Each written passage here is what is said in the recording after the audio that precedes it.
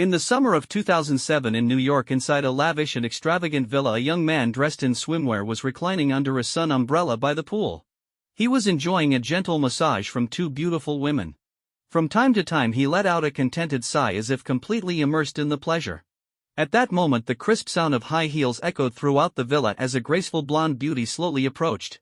She had a smile on her face, moving elegantly, and finally sat down on the lounge chair opposite him. "Wow, you really know how to enjoy yourself, my dear brother." The woman's voice was as melodious as silver bells. The young man lazily removed his sunglasses, the corners of his mouth lifting slightly. "Oh, my dear sister, long time no see." He then waved his hand. "You two head inside." The two women exchanged glances before silently walking away. The young man looked at the woman, his expression carrying a hint of anticipation. "So, have you decided to help me, or are you still going to follow father's wishes?" The woman frowned slightly, a trace of concern flashing in her eyes. "Mercer, are you sure about this? Father will be furious." A hint of determination flashed in Mercer's eyes. "Sister, I know exactly what I'm doing. Now is not the best time for me to join the organization." As he spoke, he pushed a folder on the table toward her. The woman took the folder and carefully flipped through it. "Umbrella. This umbrella-shaped logo is quite interesting. The development scope includes pharmaceuticals, military industry, energy, gaming, artificial intelligence." She looked up at Mercer, her eyes full of doubt. "Don't you think this plan is too broad? Mercer, can you really manage a company?" Whatever. Just tell me, what do you need me to do this time?" Mercer grinned playfully. "Not much this time. The initial capital accumulation phase is over. Just go talk to father for me." The woman sighed helplessly. "Ugh, I must owe you from a past life. Every time you leave the most exhausting tasks to me." Mercer took a sip from his wineglass and said, "Can't help it, sister. Father dotes on you the most." The woman fell silent for a moment before speaking softly. "Mercer, father cares about you just as much as he does about me. He's just not good at expressing it." Mercer's body stiffened slightly.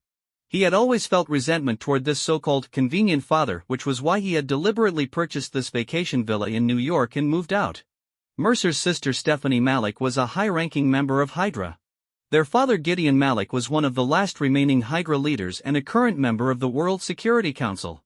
He was also a former Secretary of Homeland Security. Mercer was an illegitimate child.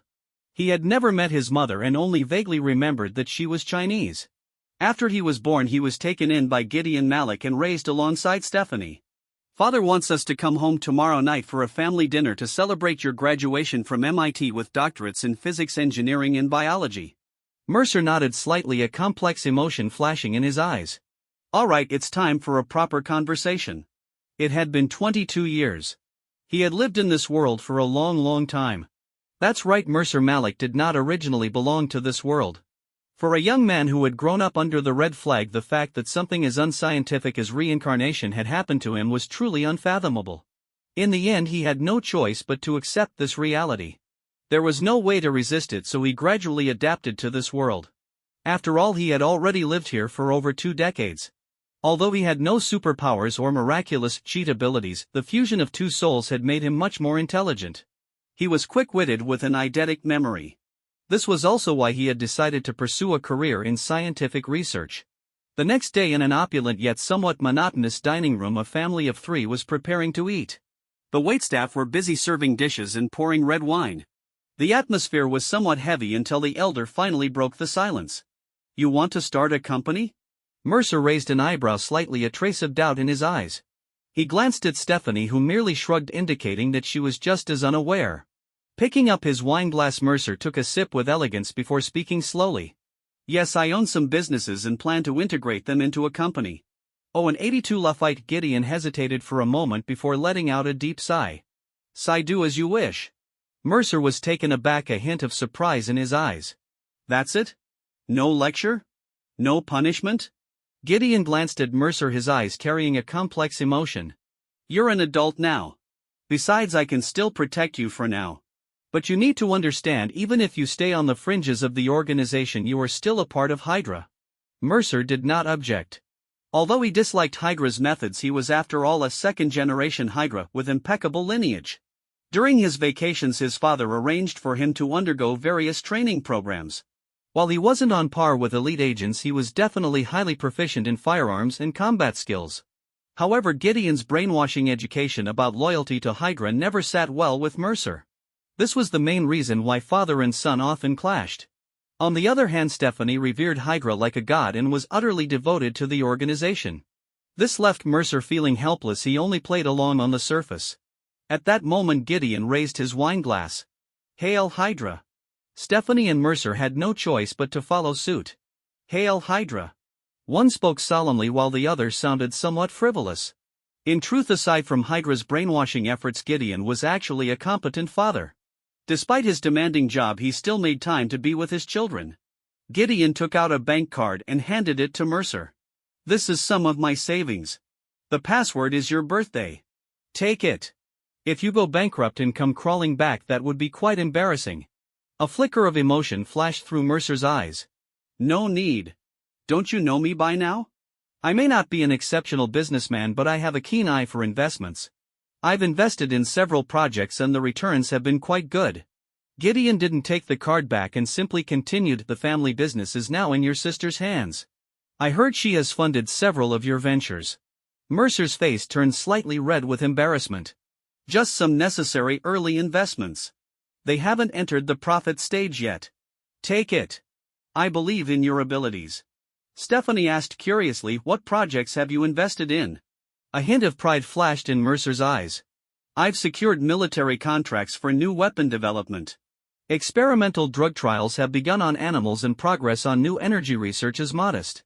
The construction of my research lab is also underway. Oh, and I've acquired shares in various companies.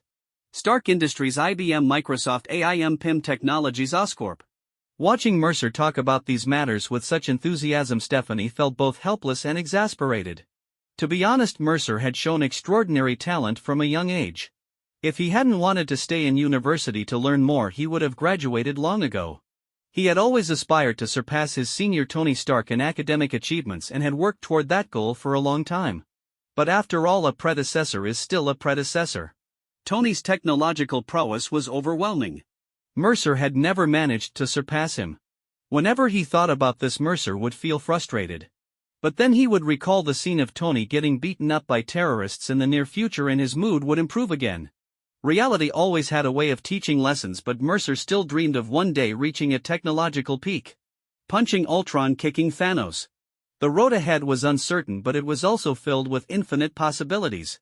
After leaving his father's house, Mercer arranged a meeting. After all, starting a company required capable assistants. Inside a high-end restaurant, Mercer was dressed in a sharp suit exuding elegance and charm, attracting many admiring glances. Women passing by boldly sized him up. In a city as open as New York, sometimes all it took was buying a woman a drink and engaging in pleasant conversation to end up spending the night together. However, Mercer ignored the admiring gazes of these women. At this moment he was lost in his own thoughts. What was the reason? Since the age of 16, Mercer had discovered a rather embarrassing secret. Whenever he found himself overwhelmed by desire in the presence of beauty, a strange cooling sensation would rise from his lower abdomen, extinguishing his lust entirely. Because of this, Mercer was still a virgin. He had once asked Gideon about it. After all, Hydra had a notorious reputation and he suspected his father might have done something to him. But aside from receiving a harsh beating, he got no answers. He had undergone medical examinations and all his bodily functions were normal. In the end, he couldn't find the cause. He had even tried to inquire about his mother, but his father remained tight-lipped. As Mercer was lost in thought, he failed to notice a beautiful woman standing beside him. "Aren't you going to invite me to sit down?" Mercer snapped back to reality. "Of course, please have a seat." Sitting across from him was an Asian woman. Though not a peerless beauty, she was undeniably attractive. Her delicate features, understated attire and intellectual charm combined with a stunning figure made her an eye-catching presence. "You didn't call me just for dinner, did you, Mercer?" the woman said with a playful smile. "Oh Yang, I invited you here because I need something from you. I need a chief steward and you're the perfect candidate. I just landed a job at Goldman Sachs. I don't get involved in small ventures," she replied casually. With that, Mercer slid a document across the table. "Take a look, maybe it'll interest you." Oh Yang took the document and began reading it carefully, her eyes occasionally flashing with surprise. Mercer meanwhile waited patiently. After a long silence, Oh Yang finally spoke. Is everything written here true? Would I lie to you? I haven't just been burying my head in books all these years. Oh Yang chuckled. Who knows? Men are never reliable. But the rumors about Mercer Malik being indifferent to women do seem to be true. I thought you'd finally come to your senses. I even bothered to put on light makeup today. Mercer smiled wryly. He knew his own situation. If he had the choice, he wouldn't be this way either. So what's your decision? I always knew you were wealthy, but I didn't realize just how wealthy. Of course the family assets wouldn't be publicly displayed, Ouyang mused as she continued skimming the document. You've spread your foundation too wide. You don't have a single finished product yet, and the only source of revenue is a military contract, which isn't nearly enough to support a company. You must have other income sources, right? Though phrased as a question, her tone was confident. You've got a keen eye. But this isn't family business, it's my personal investment. With that, Mercer handed over another folder. Ouyang took it and examined the contents carefully. These are all high-quality assets. You have a great eye for investment. With these shares backing you, there shouldn't be any issues. So does that mean you're in? Mercer asked with a smile. Ouyang grinned. Ouyang Nana. From now on, please take care of me, boss. She extended her right hand. Mercer Malik. From now on, I'll be entrusting my company to you. Their hands clasped firmly. No one could have predicted that the future powerhouse known as Umbrella Corporation would find its chief executive officer in such a simple manner. Mercer, there are many talented managers out there. Why did you choose me as your chief steward? Can you tell me? Ouyang Nana asked. Seeing the anticipation in her eyes, Mercer replied, Let's talk while we eat. He gestured to a waiter. Waiter, serve the food. As the exquisite dishes were placed on the table, Mercer began to explain.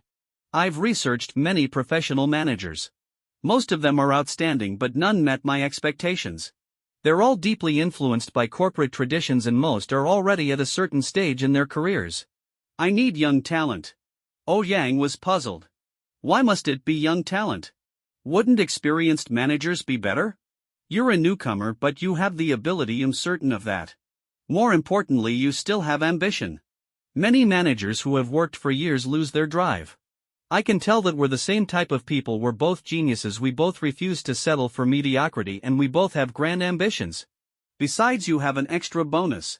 What bonus? You're beautiful. Otherwise, having to look at an old man giving me reports every day would be a real downer. Since you've investigated me, you must know my background. Do you really trust me that much? Some people just need the right opportunity. Besides, geniuses know how to recognize each other. I've been paying attention to you for a long time. Among your peers, your performance has consistently outshined the rest. The only thing you lacked was an upward path. This opportunity is too rare. Ouyang Nana sighed. I'll need detailed reports on all industries under your name, as well as a comfortable office. I'll make sure everything runs smoothly. I won't let you down. I believe in you. Cheers. Mercer raised his glass. Ouyang smiled. Cheers. Clink. Mercer established his company headquarters 8 blocks away from Stark Tower. He deliberately kept the building's height lower, partly in preparation for the Battle of New York and partly to avoid drawing too much attention in the city center. 3 days later, he held a press conference to announce the official founding of Umbrella Corporation. As CEO, Mercer Malik introduced Ouyang Nana as the company's general manager. After a grand opening ceremony, Umbrella quickly gained recognition. Mercer couldn't help but feel satisfied he had chosen the right person. Ouyang displayed an incredible ability to manage the company's affairs, organizing everything with remarkable efficiency. She was a true professional, far more competent than he was in business operations. With that, Mercer was filled with anticipation for the company's future. Ouyang, with her commanding presence and meticulous work ethic, hired staff based on their abilities, setting the company on a stable path. Now the most crucial step was to launch a flagship product and establish the company's reputation. That was Mercer's next priority. His role was to focus on research and develop cutting-edge technology. In the Marvel universe, ordinary people were the most vulnerable. At any time they could encounter a superpowered individual and perish in an instant. In such a world, superhuman abilities were the ultimate pursuit. Thanks to his connections through his father and sister, Mercer had managed to obtain extensive research data related to the super soldier serum. His next plan? Super soldier serum development. Since Captain America became the first superhuman, the development of the super soldier serum had never ceased, yet it had never truly succeeded. Steve Rogers' success was largely due to his pure heart, which allowed the serum's side effect, the good become better, the bad become worse, to work in his favor, shaping his saintly character. On the other hand, Johann Schmidt the Red Skull was a failed example of the same serum. His transformation led to World War II and caused countless deaths. Subsequent attempts such as the Hulk abomination and the Extremis virus also ended in failure. Even the Winter Soldier couldn't be considered a true success. Bucky Barnes, also known as the Winter Soldier, was Captain America's close friend. During a military operation, he was captured by Hydra and later modified by Dr. Arnim Zola, receiving a mechanical arm and undergoing human enhancement. To this day, he remained one of Hydra's secret weapons. At this moment, Mercer was inside the secret laboratory at Umbrella Corporation's New York headquarters. He was the only one with access to the lab, which was entirely controlled by Alice, an artificial intelligence housed within a reinforced concrete structure. Alice was a sub-AI designed by Mercer, inspired by Tony Stark's AI butler J.A.R.V.I.S. Though not as advanced as JARVIS, Alice significantly reduced Mercer's workload. Now Mercer was beginning the design of his own super soldier serum. His formula was primarily derived from the original serum stolen from Howard Stark by the Winter Soldier, as well as the modified serum developed by Dr. Zola for Hydra's Winter Soldier program. However, all existing formulas carried severe side effects, and improving them was no easy task. While Alice continuously ran human model simulations, Mercer finally made a breakthrough. During one of the simulations, he accidentally discovered a compound with exceptional genetic repair capabilities. This compound could repair damaged genes and enhance physical condition. Mercer named it Blue Elf simply because the solution had a brilliant blue hue. Alice, create a new project file. Name it Blue Elf. Begin preparations for animal testing. When it came to biological pharmaceuticals, theory and reality rarely aligned. Only experimental results could provide definitive conclusions. Inside a transparent glass chamber, a small white mouse scurried around, completely unaware of the fate that awaited it. Alice, convert the compound into a gaseous form. Begin the experiment. Understood, Master. With a soft electronic chime, a blue mist began to fill the chamber. The mouse appeared startled but had no escape from its predetermined fate. After some time, the mouse let out a content squeak, then began excreting impurities from its skin. Its fur became sleek and shiny. While its physical strength showed no significant change, it now appeared much healthier. Mercer let out a sigh of relief. It seems the experiment was a success. We still need long-term observation and human trials. However, finding test subjects would be a major challenge. No wonder only powerful organizations ever attempted to develop such serums. Aside from the colossal research investments required, human testing was an even bigger obstacle. People were highly sensitive to such experiments. Alice notified Ouyang to begin recruiting volunteers for drug trials. With that, Mercer returned to his research. Shortly afterward, Mercer received a call from Ouyang Nana. Mercer, did you make a breakthrough? That's right. I'll be dividing it into multiple products based on its effects. From what I can tell, it could be useful in cosmetic applications and tissue regeneration. Having completed the Blue Elf project, Mercer refocused on super soldier serum development. Unfortunately, no matter what he tried, he couldn't eliminate its severe side effects. If the mental instability couldn't be controlled, then physical enhancements would be meaningless. Mercer's approach was to balance mental stability while enhancing physical strength. This meant the enhancements would be weaker, but the soldiers would have greater long-term potential, retaining their full personality while achieving comprehensive physical upgrades. Thus he began developing a new formula, Extreme Soldier Serum. 3 months later, exhausted, Mercer emerged from his lab, acknowledging the greetings of employees as he made his way to Ouyang Nana's office. Ouyang was reviewing documents. Hearing a knock, she casually said, "Come in." After a moment of silence, she looked up. Well, a rare guest. What, you finally decided to step outside?" she teased without standing up. Mercer chuckled and walked over to the sofa, sitting down. "Can't help it, ran into some challenges.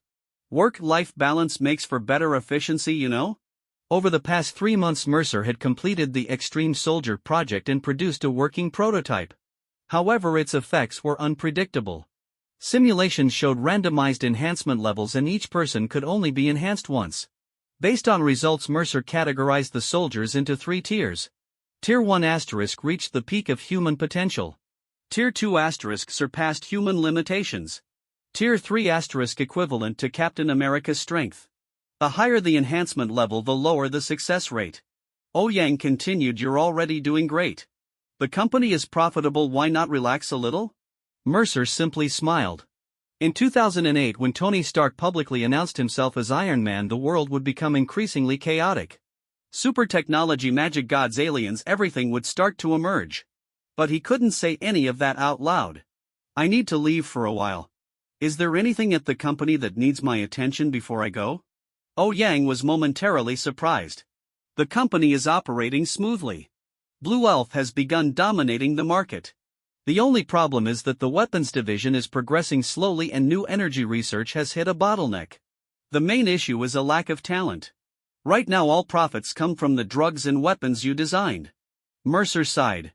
The company still lacked a strong foundation. Unlike Stark Industries, which had decades of accumulated talent and resources, Umbrella was still too young. Let me think, here are a few names. Try to recruit them if possible. Ivan Vanko, currently in Russia. Offer him financial support through the company. If he agrees to work for us, accommodate all reasonable demands. Quentin Beck, currently working for Stark Industries. He might be open to switching sides. Kurt Connors, probably at Oscorp. You should be able to find him there. For now that's all I can think of. I'll let you know if I come up with more names. Yang jotted them down before continuing to chat with Mercer. Just as he was about to leave, she suddenly spoke. Mercer, I just want to say thank you. The opportunity you gave me, it's like a shortcut to the top. Mercer smiled. Meeting you was my luck. They exchanged a knowing look before Mercer turned and left. After leaving New York, Mercer arrived in the Cayman Islands, finally meeting his ever-affectionate father Gideon Malik. In a bright and spacious living room, Gideon stood quietly by the window gazing at the scenery outside. One hand lightly swirled the wine glass he held, his thoughts seemingly drifting far away. It was unclear what he was contemplating. Suddenly he heard a familiar set of footsteps approaching from behind, prompting him to turn around slowly. Why the sudden visit? A flicker of curiosity flashed in Gideon's eyes. Mercer silently observed his father's graying temples, feeling a strange sense of surprise. After a moment he finally spoke. I've developed some very interesting products and I think you might find them quite intriguing. Gideon raised an eyebrow, his face showing a hint of confusion. You came all this way just to sell me something? That's one of the reasons. I need to conduct human trials and I thought you might be able to help me find subjects. Mercer answered seriously. A trace of surprise flashed in Gideon's eyes. He couldn't help but remark, I must say science does have a way of driving people mad. I still remember the test you took back in the day, the results weren't exactly ideal. Hearing this, Mercer's expression turned slightly helpless. In Hydra's traditions, every new recruit had to undergo a test to officially be recognized as a member. Mercer had failed this test partly because he had no desire to join Hydra and partly because he preferred to follow his own path. The test was simple but cruel: survive in the wilderness for a month with only a dog as a companion, then kill the dog at the end of the trial. Mercer successfully survived for a month, but he couldn't bring himself to kill his companion. After spending so much time together, he had long since considered the dog his closest friend. That test proves nothing, father. Right now I truly need your help. Mercer's tone was firm. Gideon studied him for a moment before finally asking, what kind of experiment? His voice carried a hint of genuine curiosity. I've designed a serum that can push the human body beyond its natural limits. I'm not entirely sure how effective it will be yet, as I don't have the right test subjects. Mercer's eyes gleamed with anticipation. Gideon's surprise deepened. He had always known Mercer was a genius, but he had never truly witnessed the extent of his brilliance. What kind of enhancements are we talking about?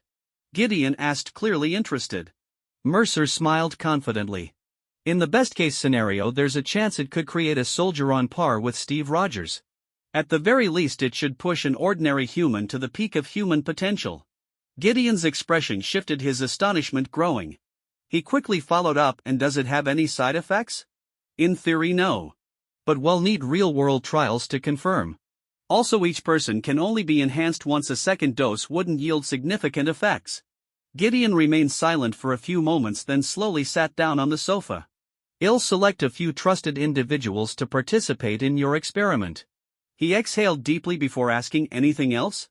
Mercer also sat down, gesturing for his assistant to bring forward a briefcase. Opening it, he revealed a vial of shimmering blue serum. Sliding the case toward Gideon, he said, ***, consider this a gift ***. It has already been tested and is completely safe. It can repair genetic decay, enhance physical condition, and potentially make you feel 10 years younger or more. For the first time in a long while, Gideon Malik was visibly moved. Despite all his ambitions, Gideon had never truly understood his own deepest desire. For centuries the Malik family had built power and influence, but power alone was no longer enough to satisfy him. Strength, true physical superiority, was what he had always craved. This was why he was so obsessed with Hydra's ideology and its ancient returned prophecy. Perhaps even he hadn't realized it until now. There's one more thing, Mercer continued. Hydra is fractured into multiple factions. Father, do you have your own forces? Gideon's expression darkened slightly, but he nodded. I have my own men, loyal and highly capable, he confirmed. Mercer sighed in relief. Then select the test subjects from among them. The risks are minimal. Also, I need you to send William and Jack back to me. I require some reliable personnel. The next day, Mercer and Gideon arrived at a secret underground facility accompanied by a group of elite guards, Gideon's most trusted men and the first test subjects. The underground space was spacious but efficient, filled with monitoring equipment to record the test data. The first test subject was a tall, muscular Caucasian man. He was securely restrained on an experiment table as a green serum was slowly injected into his bloodstream. As the serum flowed through his body, the subject let out a painful roar, his muscles convulsing violently. His expression twisted into something truly terrifying. After 10 agonizing minutes, he finally calmed down and his vital signs stabilized. Gideon, watching closely, asked, ***, why does the process look so painful, ***?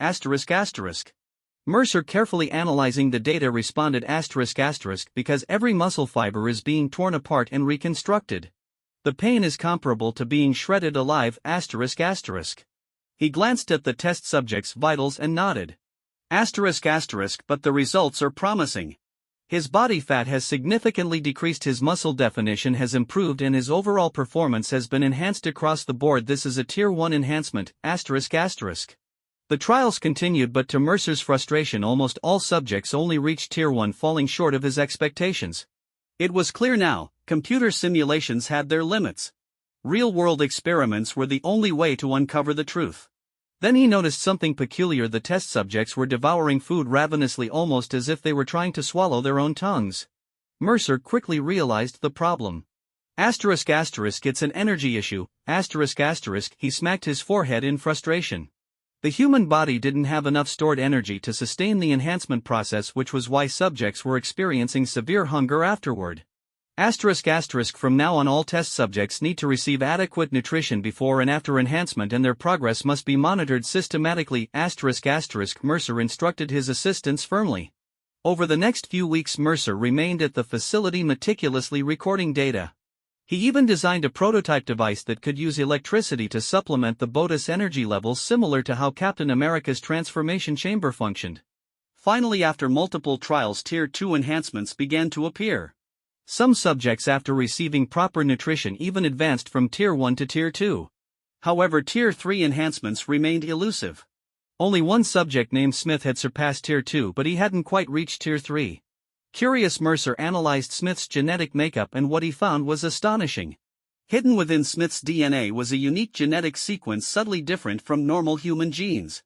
At first, Mercer almost overlooked it, but after extensive research he recognized it for what it was. It was inhuman DNA. Smith was an inhuman, a latent superpowered being who, if exposed to Terrigen Mist, would undergo genetic transformation, unlocking extraordinary abilities. As Mercer delved deeper into Smith's genetic research, Stephanie arrived with William and Jack. William and Jack had been Mercer's childhood companions, both orphans who had been adopted under Gideon's arrangement. They grew up alongside Mercer, serving as both friends and personal bodyguards. Their bond was unshakable, the kind of brotherhood forged through years of hardship and shared experiences. At Mercer's request, Gideon had arranged for them to train at S.H.I.E.L.'s Triskelion headquarters, enrolling them in the S.H.I.E.L.D. Academy for Advanced Training. Now reunited at last, the three embraced tightly. "William, Jack, it's been too long," Mercer greeted warmly.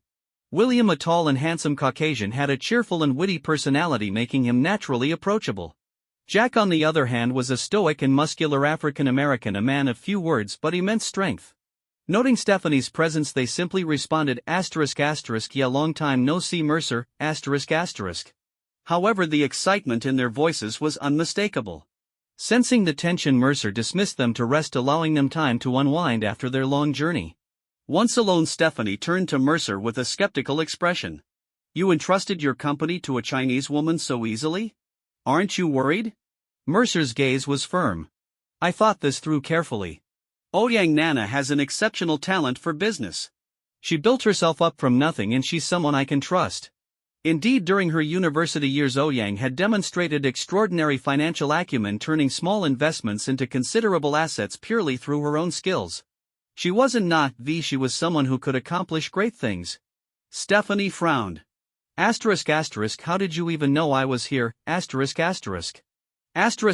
Father told me, ***, he also wanted me to tell you that he'll grant any reasonable request you make." Mercer then hesitated slightly before asking, ***, how much do you know about Hydra's internal structure right now, ***. Stephanie was taken aback by the question. She paused to think, then answered. Hydra is currently divided into several factions. The most powerful ones include former S.H.I.E.L.D. director Alexander Pierce, Baron Strucker, and Daniel Whitehall. Why do you ask? Mercer sighed, rubbing his temples. Father's faction isn't strong enough. I'm worried about our future. We need to prepare. Stephanie's expression shifted immediately to full alert. Mercer, have you discovered something? Don't hide things from me. Mercer let out a wry smile. Of course his sister would see through him. Nothing specific, just a bad feeling. Better to be prepared, right? The Malik family holds significant influence within Hydra, but our actual power base is surprisingly weak. Stephanie fell into deep thought before nodding in agreement. That's true. Our family wields great political influence, but within Hydra there are few who truly believe in our ideology. Most don't share our faith that Hydra's original founder Hive still exists. Mercer shook his head. The Malik family had spent centuries trying to bring back Hive, the first Inhuman, believing it to be Hydra's true leader. But Mercer knew the truth: Hive's return would only lead to the downfall of his family. In another timeline, this very obsession had resulted in his father's and sister's deaths. This time, however, things would be different. Stephanie, Mercer said carefully, ***, you should focus on growing our power base. We need more people loyal to our faction, ***. After a moment of contemplation, Stephanie finally agreed. All right. I'll take action. But I've only just entered Hydra's high command, I don't have much authority yet. Then she added, ***, you'll need to take some of our people with me, ***. Mercer smiled. Of course. In truth, Mercer had been subtly influencing Stephanie for years, planting seeds of ambition in her. Now those efforts were bearing fruit. Despite Gideon's strict indoctrination, Stephanie was proving to be a natural leader, far more cunning than her father. Watching her rise made Mercer feel a strange sense of accomplishment, as though he were raising a queen. Unlike Mercer, who was obsessed with science, Stephanie was passionate about power. It was probably a genetic trait, considering Gideon was the same way. Still, Mercer had a grand plan, one that would reshape the world itself, and he needed Stephanie's influence to help set the stage. Together, Mercer and Stephanie outlined their next moves for Hydra's internal power struggles. Their objectives were recruiting technical experts. Hydra had many skilled scientists who were underutilized. These individuals were critical to Mercer's plans. Strengthening military forces, they needed elite operatives trained in multiple disciplines, as well as superpowered individuals who could be truly loyal. Once they finalized the details, Stephanie left with 5 Tier 1 enhanced soldiers and 4 Tier 2 soldiers. Mercer meanwhile took Smith with him. Later, Mercer visited the training facility where the newly enhanced warriors were put through rigorous drills. The first batch of serums had been completely used up, producing 8 Tier 2 soldiers, 10 Tier 1 soldiers, and 1 anomalous case, Smith. Mercer's unique approach to enhancement was that the process didn't stop after injection. These warriors could continue improving through training and discipline, meaning their potential wasn't capped. Unlike Captain America, however, their growth wasn't exponentially accelerated. Steve Rogers wasn't just a genetic marvel, his combat instincts, experience, and leadership were equally vital to his strength. On the return trip, Mercer sat in his modified supercar deep and thought while Smith drove in silence. Now that he had William and Jack reintroduced into his operations, it was time to put them to work. William was sent to monitor Mr. Blue in New York. Jack was dispatched to Africa for another mission. At last Mercer began planning his own power augmentation. For now the enhancement serum had reached a bottleneck. Mercer could inject himself but only with a new and improved version which he had yet to develop. Thus he turned to an alternative, power armor. Initially Mercer had no interest in mimicking Tony Stark, but circumstances had forced his hand. His original plan had been to enhance himself biologically, but as a perfectionist Mercer refused to compromise with an imperfect serum. Until he could perfect biological enhancements, power armor would be his next step. Fortunately he already had several design concepts for humanoid exosuits. However, the biggest challenge lay in solving the energy core problem. Unlike Stark, Mercer didn't have access to the arc reactor's blueprints. He would have to develop his own energy source from scratch. A month after returning to New York, Mercer had spent an entire month on this round of pharmaceutical testing. Fortunately, he had successfully gathered enough data to fully prepare for the next round of improvements. Just as Mercer returned to the company and stepped into his private residence, he received a report from Alice regarding Ouyang's request for entry. Mercer then spoke Alice grant Ouyang access and allow her to enter the top 3 floors. As soon as he gave the command, it didn't take long before he heard the rhythmic sound of high heels approaching. "It's really not easy to see you, huh? I even need special access," Ouyang said in a slightly coquettish yet somewhat annoyed tone which inexplicably pleased Mercer. "What's the matter? I can't even rest after coming back? How would I dare? You're my boss. If you fire me, you'll be out of a job," Ouyang replied playfully. "So is there something wrong with the company? Can't I come to see you even if nothing's wrong?" Ouyang teased. "Of course you can. How could I not be happy when such a stunning beauty comes to see me?" Ouyang smiled in satisfaction and opened the folder she had brought with her. "The company's development is going well, but there hasn't been any substantial progress in the field of new energy." Mercer responded after hearing this. "Now that Mbakil solved this problem properly, I've recently had some new ideas." After Ouyang left, Mercer returned to his bedroom. A month of intense work had left him feeling a bit exhausted. The next day Mercer threw himself into the development of new energy with renewed passion. He had a bold idea in mind: controllable artificial nuclear fusion, essentially an artificial sun. This idea was nothing short of genius. Humanity had already created nuclear power plants and atomic bombs using nuclear fission. If Mercer could turn this concept into reality, it would undoubtedly become a significant milestone in human history. However, this kind of development was no easy task. The biggest challenge of such an ambitious project comparable to an arc reactor was the immense risk involved in conducting experiments. If it were to go out of control, the consequences would be catastrophic. But Mercer's enthusiasm for science was no less than that of Tony Stark. It was precisely this passion that drove him further down the path of scientific discovery. His first step was to upgrade Alice. Every time he made a technological breakthrough, he would enhance Alice accordingly. His ultimate goal was to one day transform Alice into a fully artificial intelligence. Current AI systems were merely programs, but true artificial intelligence would possess independent thought. Even Tony only managed to create AI with the help of Dr. Bruce Banner. With Alice's enhanced computational abilities, a significant amount of time would be saved in subsequent work. 3 months later, thanks to Alice's powerful computing capacity, Mercer continuously built models and finally completed the design and preparation for constructing an artificial sun. Now the only thing missing was the most critical component, the stabilizer. The choice of stabilizer was crucial. Many metals could fulfill this role, but Mercer's options were limited. Asgard's Uru metal was beyond his reach, Wakanda's vibranium was extremely rare, gravithium was difficult to obtain, and adamantium was unheard of in this world. After careful consideration, Mercer decided to use iridium as the stabilizer. Since Loki had used it to stabilize a portal, he believed he could use it for artificial nuclear fusion as well. Now it was time to enter the real experimental phase. Mercer planned to start by creating a mini-sun which would also serve as a preliminary test for a future armor core. After setting up and activating the device, Mercer watched as the dazzling sunlight-like glow emanated from it, filling him with a deep sense of satisfaction. However, he didn't dare to relax just yet. Only when the mini-sun stabilized could it be considered a true success. After several hours of continuous observation, Mercer finally confirmed that the mini-sun was stable. He let out a sigh of relief. He had succeeded. An overwhelming sense of accomplishment surged within him, almost bringing him to tears. "I created a sun. Ha ha ha." Looking at the fist-sized artificial sun, Mercer couldn't help but laugh out loud. Since this attempt was successful, it meant that his approach was correct and he had the capability to create an even larger artificial sun. The next phase of work would focus on refining the existing mini-sun. After all, a truly great sun must provide stable energy output. One more month of intense work followed.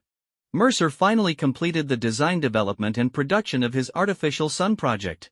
When he shared the good news with Ouyang, she was utterly incredulous and hurriedly ran upstairs. Upon seeing the glowing orb on the workstation, Ouyang's expression remained filled with disbelief.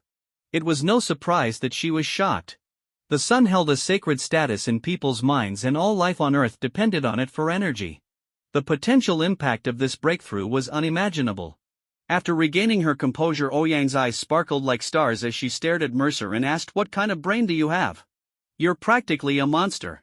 Mercer himself found it strange. Ever since he was a child he had possessed an eidetic memory and could learn things effortlessly.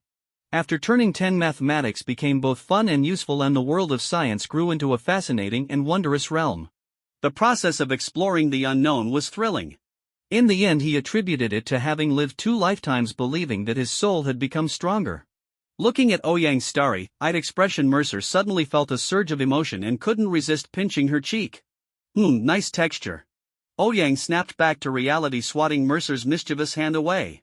A slight blush appeared on her face, but she didn't back down and continued to stare at him. Mercer chuckled somewhat guiltily and said, "I was just born this smart. I can't help it." Ouyang pouted. "You're so full of yourself. What kind of genius are you?" Mercer replied, "Tony Stark is like this too and he's my idol." "So your idol is a flamboyant playboy? I wouldn't have guessed. Speaking of which, you're so indifferent to women, don't tell me you actually like men?" Ouyang asked with a hint of mock disdain. Hearing this, Mercer was furious. How dare this little minx say such a thing about him? However, he thought to himself, "Forget it, I really don't have a way to refute her right now." With a sigh he resolved to seek out the Ancient One someday to solve this issue. Seeing Mercer fall silent with an awkward expression, Ouyang felt a pang of unease. "Wait, do you actually like men?" she asked urgently. Looking at Ouyang's eager expression, Mercer finally responded, "I like women. I'm absolutely sure of that. I just don't want to be a womanizer, that's all." His tone was firm at first but wavered toward the end. Hearing this, Ouyang let out a sigh of relief. She then softened her expression and said with concern, "Mercer, you should find some ways to relax. Being a workaholic all the time isn't good for you. You need to take care of yourself." A warmth spread through Mercer's heart at her words. "Ouyang, sometimes the pursuit of truth is a form of enjoyment in itself. You wouldn't understand its wonders," he replied earnestly. Watching Ouyang leave murmuring to herself in thought, Mercer smiled and once again immersed himself in his work. After the success of the artificial sun project, Mercer quickly shifted his focus to the development of wearable humanoid armor. He fully understood that to gain an advantage in the upcoming events he needed to possess formidable power. "Sigh, the work ahead won't be easy." Mercer couldn't help but sigh inwardly. He knew that if he wanted to befriend the superheroes he first had to possess power on par with them to qualify for entry into their circle. Mercer planned to design an armor powered by the artificial sun. He referenced Tony Stark's Mark series armor but aimed to improve upon its design. The armor would achieve full body coverage divided into sections: head, torso and limbs. He hoped to create an armor that could be worn at any time, but this was a massive challenge as he had no prior experience in this field.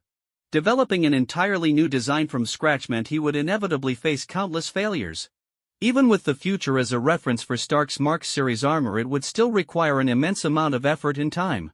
Mercer had to personally oversee the design and calibration of the new energy utilization system, the selection of armor styles, the flight system, the weapon system, and the design of each component.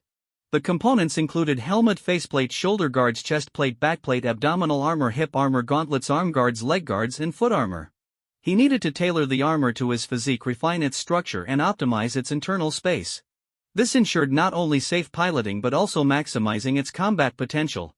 Mercer decided to incorporate a pair of wings. These wings would not only support flight but also increase the armor's weapon capacity. He designed small beam-emitting thrusters which could function as both weapons and flight accelerators. The wings had a 3-meter wingspan, with each wing composed of 3 thrusters and tipped with 3 sharp blades. This design maintained a sleek profile while exuding the lethal elegance of cold weapons. The wings could retract and fold. For short-distance flights they generated lift through a combination of flapping and thruster propulsion. For long-distance travel, the blades could retract to reduce drag, balancing both flight efficiency and offensive capability. The armor's body featured a streamlined design, primarily silver, white in color with sky blue streaks along the wings.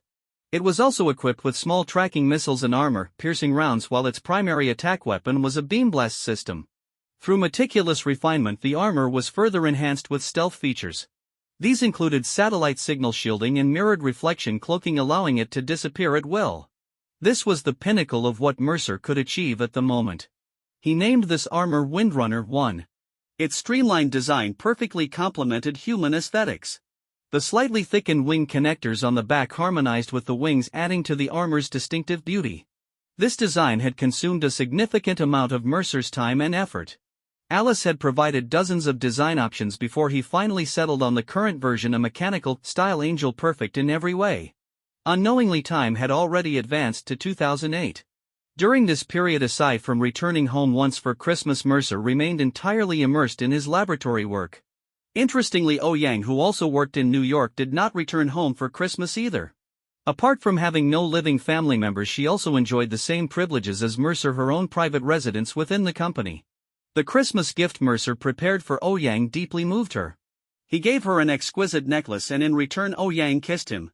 At that moment, Mercer felt immense regret. If not for his physical limitations, he truly wished to spend an intimate night with her. By the time Mercer completed the full production of his armor, summer 2008 had arrived, bringing the moment ever closer to Tony Stark's impending abduction. It was now June. Mercer felt a surge of excitement. He knew the grand stage was about to be unveiled. Sitting on the sofa with a glass of liquor in hand, he turned his gaze toward the window, looking in the direction of Stark Tower. "Alice, sell all of my Stark Industries shares," Mercer suddenly commanded.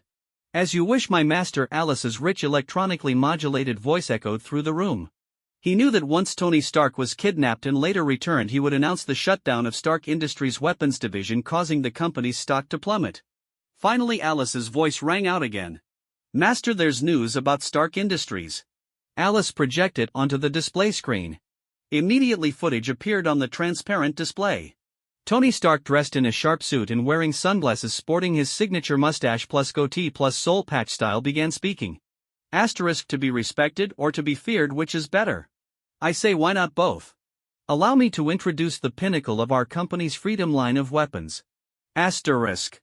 Asterisk, the first missile system integrates our proprietary rapid response technology. They say the best weapon is one you never have to use. I humbly disagree. I believe the best weapon is one you only have to fire once. For your consideration, the Jericho missile. Asterisk. As the missile launched on a screen, a thunderous barrage followed, sending shockwaves through the scene. The footage ended. Mercer knew the events that followed would mark the turning point in Tony's life. A superhero would be reborn in a cave occupied by terrorists. Deep down, Mercer contemplated whether he should rescue Tony. However, from a long-term perspective, this ordeal was a necessary experience for Tony's growth. Only by enduring such an event would Tony truly evolve into Iron Man, a hero who could stand among gods with a mortal body. He didn't abandon the idea of saving Tony, he just needed to time it correctly. The best moment would be when Tony was about to escape. A few days later, Mercer received news of Tony Stark's abduction. He immediately began actively tracking his whereabouts. Using satellite surveillance, he identified several potential locations where Tony might be held. The next step was to pinpoint the exact site. After several days of searching, he finally confirmed the location. Alice, infiltrate their network and start real-time surveillance of the area, Mercer instructed, watching as Alice generated a virtual display. At this moment, Tony Stark had already begun constructing Mark I. "Master, it appears Tony Stark is building a suit of armor," Alice reported. Mercer was slightly surprised, but quickly responded, "That's right, Alice, you're getting smarter." "Alice, notify me when Tony is close to completing it," Mercer added. Having Alice monitor the situation was far more efficient than watching it himself. With that settled, he returned to his laboratory. "Alice, reconstruct a model of the 1974 Stark Expo. I need an interactive projection display. Enlarge the globe, structure it into a pavilion-like framework forming protons and neutrons," he instructed. Through Mercer's adjustments and Alice's calculations, the results quickly emerged. "Master, you have discovered a new element," Alice announced. Mercer chuckled. "Alice, this isn't my discovery, it's the wisdom of those before me. Howard Stark was truly a remarkable man," he sighed in admiration. At that moment Mercer, who was busy synthesizing the new element, paused his work as he received a message from Alice. Master Mr. Tony Stark has completed most of his work. He is expected to begin assembling the armor tomorrow. Watching Tony hammering away on the screen, Mercer felt a surge of excitement. As expected of Tony, he managed to craft such an imposing suit of armor with these primitive materials. Alice, prepare Windrunner. I'm heading out, Mercer commanded. Alice swiftly moved into action. After a series of metallic clanking sounds, Mercer began donning the Windrunner 1 armor. Moments later, the energy core and visor of the Windrunner lit up with a vibrant orange glow. A section of the rooftop slowly opened. Alice, let's disappear. On the seemingly empty rooftop, a sudden roar echoed through the air, and in the blink of an eye Mercer vanished from sight. Inside the cool and spacious cave, Tony was anxiously assembling the mark while Ensign assisted him in putting it on. The terrorist leader, monitoring the situation via surveillance cameras, sensed that something was amiss. Just then loud explosions and gunfire erupted outside. The middle-aged, weathered terrorist leader rushed out to investigate. At that moment Mercer was engaged in an intense battle with the terrorists. Machine gun and heavy artillery rounds struck his armor, sparking bursts of light, but none could force Mercer to retreat even a single step. Right now Mercer was like an indestructible turret. Alice, activate one-hit kill mode. The Windrunner's massive wings unfurled, the thrusters on his back began to rotate, locking onto the enemies. High-energy beams shot out like lightning, striking their targets precisely. The impact beams from his gauntlets fired like laser cannons, sending terrorists flying with a single blast. Miniature homing missiles from his shoulder armor struck distant enemies with pinpoint accuracy. Those who got too close were swiftly sliced in half by a single swing of his wing. The remaining terrorists screamed in terror, "Demon! You're a demon! They fled desperately into the depths of the cave. In no time Mercer slaughtered the entire base, leaving no survivors in his wake as he strode into the cave. By this time Tony had fully suited up. Thanks to Mercer drawing away most of the terrorists' attention, Ensign had survived. Tony eliminated the terrorists, blocking their way, cautiously advancing while ensuring Ensign remained close for safety. Realizing that reinforcements had arrived, Tony no longer took reckless risks. He prioritized his and Ensign's survival. Together Mercer and Tony cornered the remaining terrorists in the cave center, eliminating them one by one. Eventually only a handful remained, and the terrorist leader and his top men surrendered, kneeling with their hands raised. Finally meeting his idol, Mercer was thrilled. He eagerly introduced himself. "Mr. Stark, hello. I am Mercer Malik, your fan." Tony was momentarily stunned. After all, a mecha angel had just appeared before him claiming to be his fan, something that was undeniably bizarre. Mercer, Tony and Ensign proceeded to secure the remaining terrorists. Once Ensign finished tying them up, Tony turned back to Mercer, now more composed. When Tony lifted his visor and locked eyes with Mercer, he was shocked. Mercer was so young. "You came alone? My God, I just got saved by a mecha angel," Tony blurted out, still trying to process the situation. Then as he examined Mercer more closely, something clicked. "Wait, you're Mercer Malik? The guy who proposed the artificial sun theory? The CEO of Umbrella?" Mercer's face lit up with pride and excitement. "Yes. And the artificial sun is no longer just a theory, it's a reality." Mercer pointed to the symbol on his chest, signifying the power source of his armor. Tony was once again shocked. Countless researchers had worked on artificial nuclear fusion, but few had achieved real success. "You're a genius," Tony exclaimed.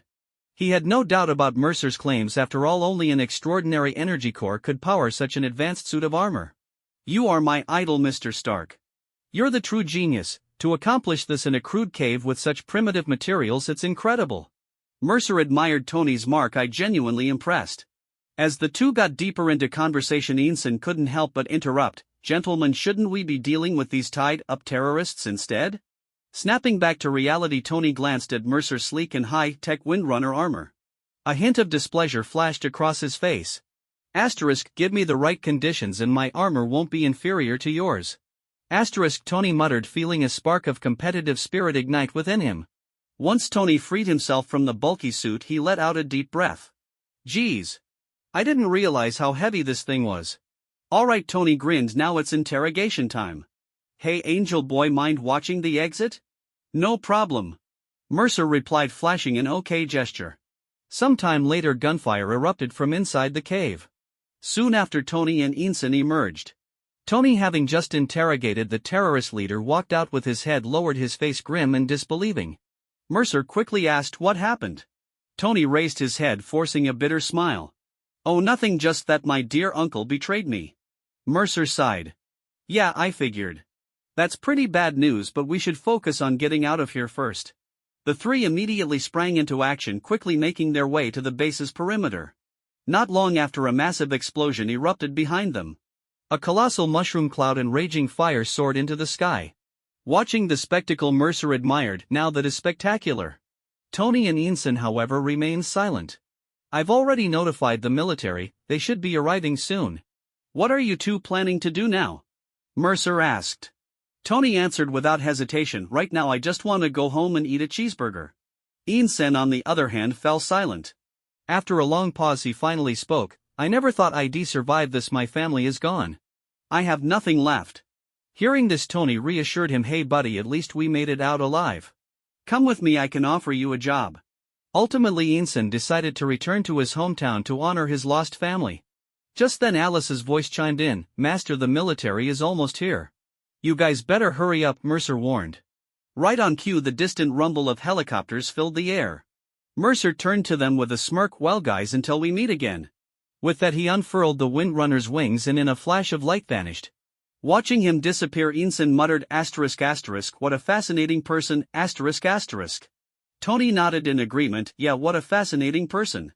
Upon returning home, Mercer removed the Windrunner armor. The Windrunner's debut was a huge success, there were no major flaws. However, that was partly because the enemies were too weak. The true test would come when he faced stronger opponents. Shortly after, news broke across the internet, Tony Stark has returned safely. At this moment, Mercer and Ouyang were both watching Tony Stark on the screen. Sitting on the ground, Tony was speaking confidently and eloquently to the reporters. Before long, Stark's statement, I have decided to shut down Stark Industries' weapons division until we find a new direction for the company. Shocked not only the journalists present but also countless viewers. The entire scene fell into stunned silence. Ouyang, equally taken aback by this sudden announcement, turned to Mercer with a look full of doubt. Is this why you sold off Stark's stocks? She asked in disbelief, then pressed further, how did you know Mercer? Ouyang had noticed Mercer's sale of Stark Industries shares some time ago and had been dissatisfied with his decision. Now she was even more confused. Mercer smiled knowingly, feeling the urge to tease Ouyang. If I told you I knew in advance, would you believe me? Without hesitation, Ouyang replied, I would. Because you said it. However, she quickly shifted her focus away from the question, eyes gleaming with an idea. But this is our opportunity. If we can take over Stark Industries' market and factories, it would be a huge advantage for us. In just a few sentences, she had redirected her thoughts back to business, contemplating the possibilities. But implementing this plan won't be easy, Ouyang muttered to herself. Seeing her deep in thought, Mercer interrupted, I think I can help you. Inside his Ocean View villa, Tony was changing out his old arc reactor with the help of pepper pots. Just then J.A.R.V.I.S. voice chimed in, Mr. Stark, there is a visitor outside who claims to be Mercer Malik and wishes to meet you. Tony raised an eyebrow. Does he have an appointment? No sir. He says he's your friend. Without hesitation, Tony said, let him in. Pepper, surprised by Tony's reaction, asked, who is he? Tony smiled. He's my savior. Moments later, the sound of approaching footsteps filled the room. A handsome, charismatic young man entered, immediately catching Pepper's attention. Hey Tony. You're looking good. Mercer greeted warmly, embracing Tony before turning to Pepper. And you must be Miss Pepper Potts. Pepper politely shook Mercer's hand before excusing herself, leaving the two men to talk. Tony, how are you feeling? Mercer asked with concern. Tony grinned. Much better. Definitely a step up from my cave days. I mean, I am Tony Stark. Mercer then got straight to the point. What's your plan for dealing with Obadiah? Tony's expression darkened, his voice tinged with frustration. Honestly, I still can't believe it. My current situation is not great. Obadiah is already rallying the board members against me and we don't have solid evidence yet. Asterisk I need time to gather proof of Obadiah's crimes and take him down in one strike. At the same time I plan to upgrade Mark I into Mark II. I guarantee it won't be any worse than your Windrunner. Asterisk Tony shot Mercer a competitive look. Mercer chuckled and proposed maybe once you get through this we can have a dual Windrunner versus Mark II.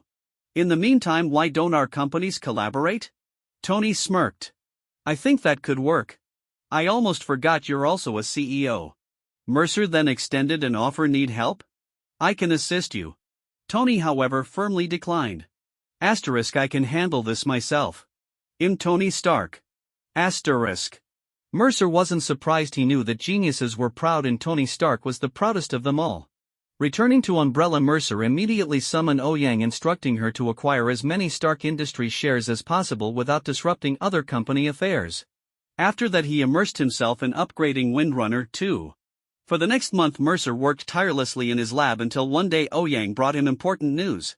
Walking into his reception hall Mercer saw Ouyang waiting for him. Asterisk what's the news? Are there updates on the recruit? Asterisk Mercer inquired. Ouyang sighed. Yes. We've received word from Ivan Vanko. His father Anton Vanko is seriously ill and needs a large sum of money for treatment. He's requesting to bring his father to the US for medical care with the costs deducted from his future salary. Mercer frowned slightly. Asterisk what illness does his father have? Asterisk. Ouyang hesitated before answering cancer. Then with a hint of concern she asked asterisk Mercer is this worth it going to such lengths to recruit him? Asterisk. Mercer met Ouyang's gaze, his tone firm. Asterisk maybe he'll become one of our greatest assets or maybe we'll get nothing from him. But if we succeed the benefits will be immense. Asterisk. Asterisk give him our response Ouyang. We accept his conditions asterisk. Not long after Mercer met Ivan Vanko in Umbrella's reception room. Dressed in tattered clothing Ivan exuded a rough rebellious aura. His black and white hair and tattooed fingers gave him a distinctly non-mainstream appearance. Upon seeing Mercer approaching Ivan's face broke into a wide grin. With open arms he moved in for a bear hug. Mercer was momentarily caught off guard by Ivan's enthusiasm but he didn't refuse and returned the embrace. This simple gesture instantly raised Ivan's opinion of Mercer. Once seated the two began their conversation. Mercer sipped his coffee while Ivan downed his vodka. With a casual tone Mercer spoke first. Asterisk rough times lately huh Ivan? Asterisk. Ivan sighed and nodded. Asterisk yeah pretty bad. My father's sick I'm out of work but at least someone finally needs me again. Asterisk he glanced at Mercer asterisk so what do you need me for? Asterisk. Mercer's answer caught him off guard. Asterisk I need you to spend time with your father. As for work we'll talk about that later. Asterisk. For a moment Ivan was speechless. He had anticipated many possibilities for this meeting but this wasn't one of them. After a long silence Ivan stared at Mercer, his eyes filled with confusion. Asterisk why? Why choose me? Asterisk. Mercer swirled his coffee then slowly explained. Asterisk I did my research on your father. He was a brilliant scientist but he tried to profit off the arc reactor and was exiled by Howard Stark. His life afterward was miserable poverty, alcoholism, despair. Asterisk. He then raised his gaze, locking eyes with Ivan. Asterisk and you Ivan Vanko, you're a physicist but you were convicted for smuggling weapons grade plutonium to Pakistan and sentenced to 15 years in prison. I don't need to say more do I? Asterisk. Mercer knew Ivan wasn't a good man but he also wasn't purely evil. His father's influence had shaped much of his life. Then Mercer made his offer clear. Asterisk I want to give you an opportunity, a fresh start. But you must be fully committed to working for me. Asterisk. Ivan paused, processing Mercer's words. Finally he let out a gruff chuckle. Asterisk over the years I've met a lot of people but you're the first to value me like this. Asterisk. Mercer smirked, having anticipated this reaction. Asterisk I've had enough of being broke all these years. Don't shortchange me boss. Asterisk Ivan grinned. A whole week had passed since the meeting with Ivan Vanko and Mercer's design and modifications for Windrunner Mark II had finally entered the final stages. These past few days the television has been continuously reporting incidents where suspected terrorists were attacked by a mysterious robot. Although the senior members of the freedom fighters who had kidnapped Tony were all captured, Obadiah seemed to have found new buyers and was secretly planning something again. Just then Mercer suddenly received a call from Tony. Hey Mercer, Pepper is in danger at the company. Obadiah discovered my plan and took the arc reactor. On the other end of the line Tony's voice was filled with urgency. I'll be there immediately, don't panic. Mercer responded without hesitation and sprang into action. Alice prepared to activate Windrunner Mark II. At the same time, under Pepper's guidance, Agent Coulson was preparing to search Sector 16. Suddenly a dazzling light flashed and a sleek humanoid armored figure appeared before them. It was Windrunner Mark II.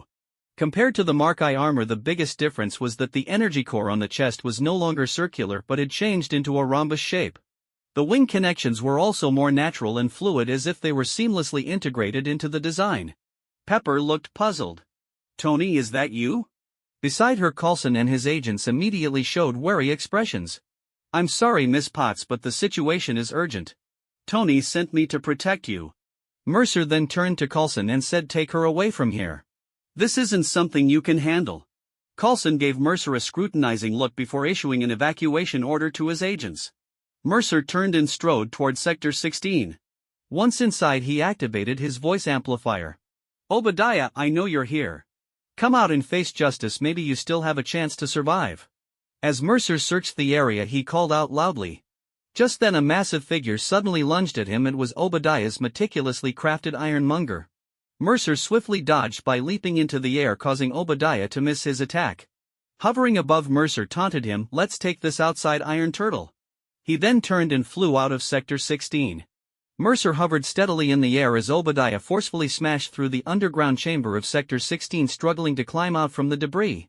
Hey big guy, are you a mole now?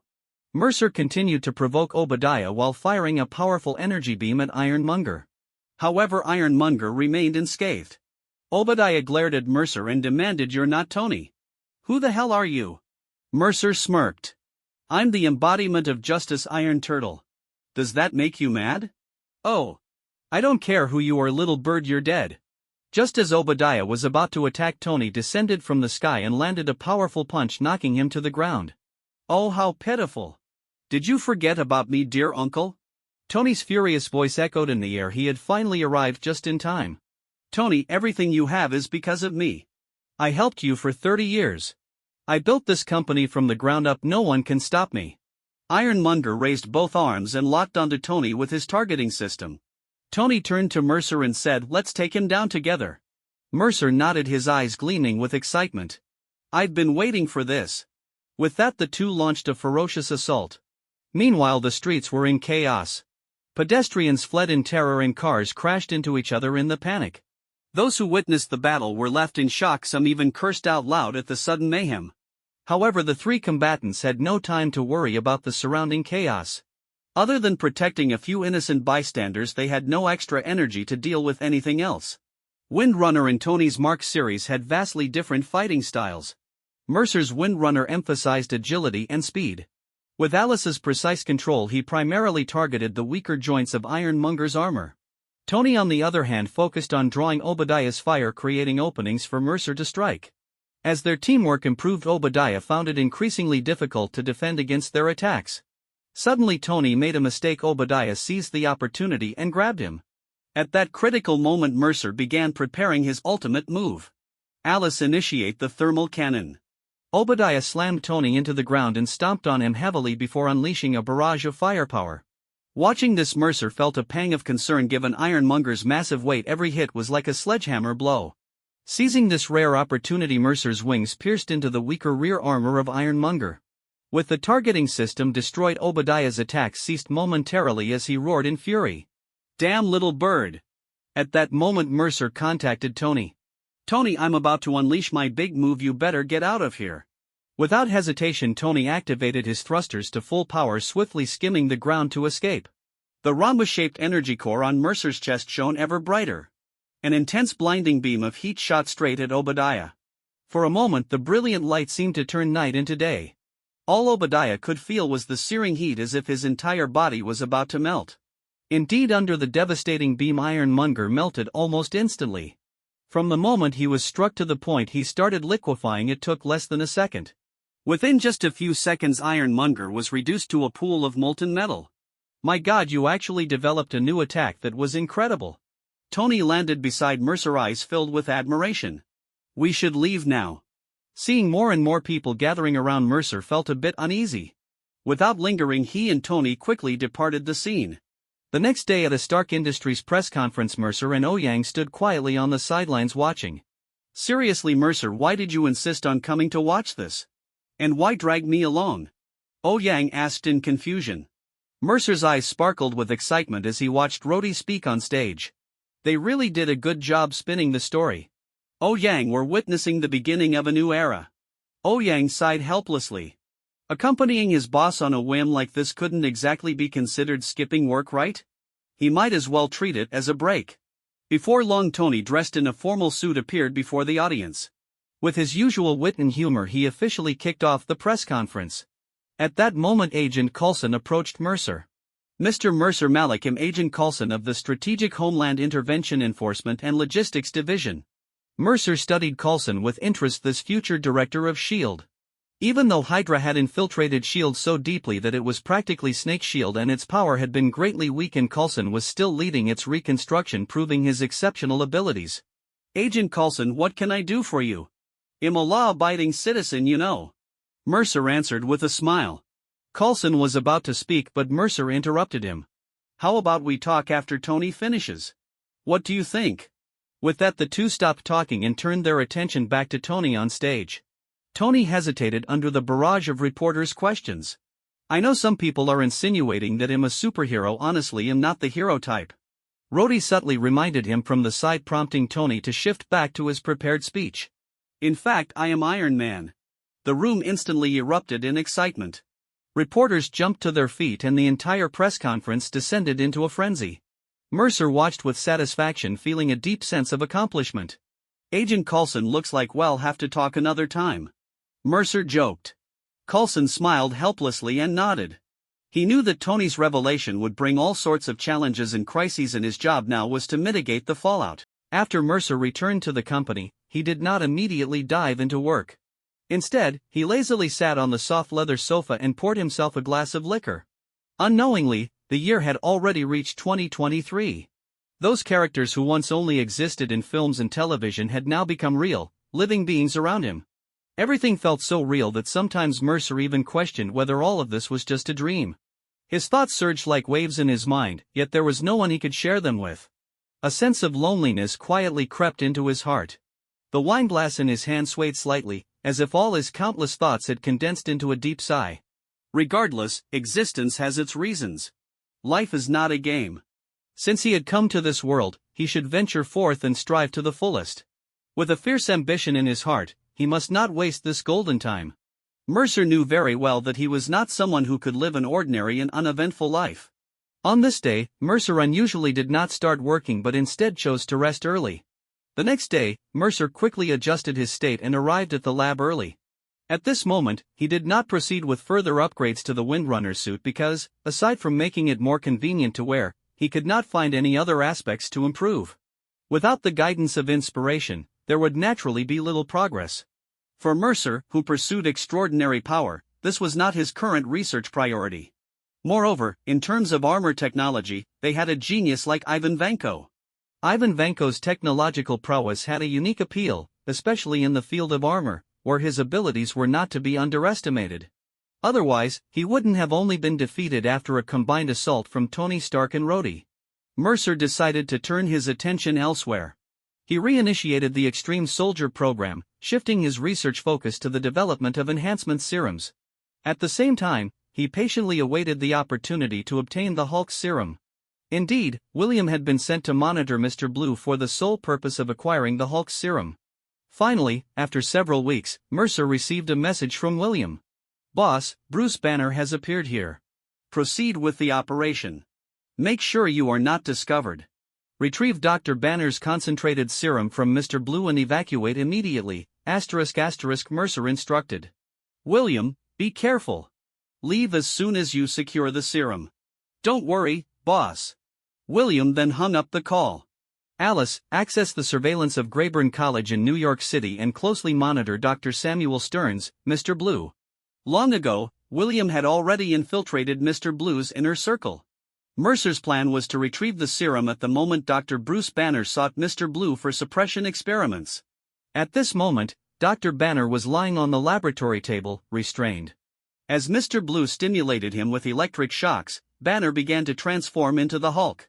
Watching the surveillance footage of the restless, power-filled Hulk, Mercer felt a strong sense of awe. Just the sight of those immense muscles was enough to convey his unparalleled strength, not to mention his unique trait of growing stronger with anger. "Boss, I have the serum." William's voice came through, and Mercer finally breathed a sigh of relief. "Leave immediately at the fastest speed." Soon, Hulk's transformation was successfully suppressed, and the footage returned to calmness. Afterward, Mr. Blue, Dr. Banner, and Betty returned to the living room. "Create a model and analyze whether the current Windrunner suit can inflict damage on Hulk." "Master, at present, only the heat cannon has a potential chance of harming Hulk. However, due to insufficient data, an accurate analysis is impossible." At that moment, Dr. Banner was ambushed, and Blonsky began pressuring Mr. Blue to inject him with the Hulk's serum. The serum slowly flowed into Blonsky's body, triggering his transformation. His back sprouted spiked protrusions, his hair became disheveled, his joints grew larger, and his body rapidly expanded toward Hulk-like proportions. Abomination was born. With a series of violent destructions, the laboratory equipment was wrecked, and the surveillance feed was lost. After careful contemplation, Mercer ultimately decided to retreat for the time being. After all, Abomination was at least on the same level as the Hulk. Given his current capabilities, if the heat cannon proved ineffective, he would have no other means to deal with him. Thinking about Hulk's terrifying strength, which allowed him to dismantle mechs barehanded, and then looking at his own relatively small frame, Mercer couldn't help but shudder. Survival was the priority. "Alice, deploy reconnaissance drones. I need to collect detailed data on Abomination." On the rooftop, a section of the ceiling bearing the iconic Umbrella Corporation logo slowly slid open, and several drones silently disappeared into the vast night sky. Mercer moved to his lounge and called Ouyang over to watch the rampaging Abomination wreak havoc. Ouyang knew that her boss was the infamous Windrunner and that Tony Stark was Iron Man, but witnessing such a bloody and violent scene still made her heart tremble. Indeed, Mercer was deliberately training Ouyang's ability to endure such events. As the chief steward of Umbrella and a core participant in his future plans, Ouyang needed to develop a fearless mindset. The footage was overwhelming for Ouyang. Even Mercer, who had mentally prepared himself, felt slightly nauseous. Abomination casually swatted 3 people into a tangled mass, making it impossible to tell them apart. Vehicles were hurled through the air, and people screamed in terror as they fled. Abomination seemed to revel in the sound of their cries, destroying with even greater enthusiasm. At that moment, Ouyang tightly gripped Mercer's hand. He did not pay attention to the softness of her touch, as his mind was filled with lingering fear. Fortunately, he had not recklessly rushed to confront Abomination head-on, otherwise, the consequences would have been unimaginable. A helicopter approached, and a figure plummeted from it, crashing into the ground and forming a deep crater. A massive green hand emerged from the pit, supporting the body as it climbed out. Hulk had arrived. Abomination noticed Hulk and charged toward him. Hulk, too, accelerated, and with a bone-rattling impact, the surrounding windows shattered from the shockwave. The 2 behemoths collided, and Hulk was sent flying. "That shouldn't be. Hulk shouldn't be this weak." "It must be the suppressants affecting him," Mercer muttered to himself. Watching Hulk use a torn-apart police car as makeshift gauntlets to pummel Abomination, Mercer silently raised Hulk's threat level by another tier. These 2 were absolute powerhouses. As the 2 monsters continued their fierce battle, Mercer became even more eager to study the Hulk serum. With the aid of Hulk's serum, the enhancement formula could reach a whole new level, perhaps even unlock something even more formidable. The titanic creatures engaged in a high-speed chase, leaping between buildings. Meanwhile, General Ross began supporting Hulk, helping him attack Abomination. There was no other choice. Abomination was simply too grotesque and ruthless. Though his raw strength was slightly inferior to Hulk's, his destructive power was even greater. As General Ross's helicopter crashed to the ground, the 2 behemoths once again engaged in a brutal melee. Ouyang and Mercer silently watched the projection of the intense battle between Hulk and Abomination. Both of them were completely engrossed, as if the entire world had come to a standstill at that moment. They were so absorbed that they failed to notice someone had quietly approached them. After returning to the company, William headed straight for the top 3 floors, where Mercer's workspace was located. Since he had access to Mercer's private area, he encountered no obstacles and quickly found him. Seeing how focused Mercer and Ouyang were, William couldn't help but be drawn in as well, curiously watching the projection. The moment he truly processed what he was looking at, he broke out in a cold sweat. "What the F?" he cursed internally. "I actually stole the serum from right under the nose of this kind of monster?" His grip on the briefcase tightened, his fingers turning slightly pale. William had never fully understood why Mercer had him monitor an ordinary biology professor. It was only now that he was beginning to grasp the reasoning behind it. When Hulk was injected with the suppressant, William had been in the adjacent blood sample storage room. He had heard the deep, beast-like growls, but at the time, he hadn't paid much attention to them. But now, everything felt eerily familiar. That sound, wasn't it precisely the same roar coming from the green behemoth on the screen? The realization of how close he had come to death sent chills down his spine. He finally understood why Mercer had been so adamant about his immediate extraction. On the screen, Abomination grabbed a nearby chain and swung it violently, roaring at General Ross. Hulk, in turn, launched a powerful counterattack, making the ground tremble with each strike. Hulk smash! With Hulk's onslaught, Abomination lost balance. The chain was flung into the air before crashing down onto him. Seizing the opportunity, Hulk wrapped the chain around Abomination, tightening it as his opponent struggled desperately. No matter how hard Abomination fought back, he was ultimately subdued. It was only then that Ouyang and Mercer snapped back to reality. Ouyang suddenly realized she had been gripping Mercer's hand the entire time and quickly let go, a hint of embarrassment flashing across her face. She then noticed William standing nearby and was slightly startled. Now fully aware of his surroundings, Mercer turned to introduce William to Ouyang. Until now, she had never met him. "This is William, my friend and bodyguard. We grew up together. And this is Ouyang, the chief steward of our company." After a brief handshake, Ouyang excused herself and left. Mercer casually asked, "Did you bring it?" Still shaken, William responded, "Mercer, I had no idea this mission was this dangerous. It's only now that I realize I was walking right past the Grim Reaper." As he spoke, he handed the briefcase to Mercer. Seeing William's rattled expression, Mercer couldn't help but chuckle. "I thought you were fearless," he teased. William forced a bitter smile. "I fear monsters. Things like that, just touching one of them could mean instant death. I always thought such creatures didn't actually exist in the real world. Now that you're back, stay put for a while. Once I perfect the enhancement serum, I'll give you a dose, ****, Mercer said. Hearing this, William's eyes lit up. "I've been waiting for this forever. Those Tier 2 enhanced soldiers, I've never been able to beat a single one of them." Then, something else came to mind. "By the way, where's Jack?" Mercer replied, "Jack is on a long-term mission. You won't see him anytime soon." William looked a little disappointed but quickly adjusted his mindset. Back in his SHIELD training days, deployments were common, this was nothing new to him. "Since I'm back, I might as well enjoy myself a little," William said, his tone turning mischievous. After some casual conversation, Mercer returned to his lab, fully immersing himself in the study of the Hulk's serum.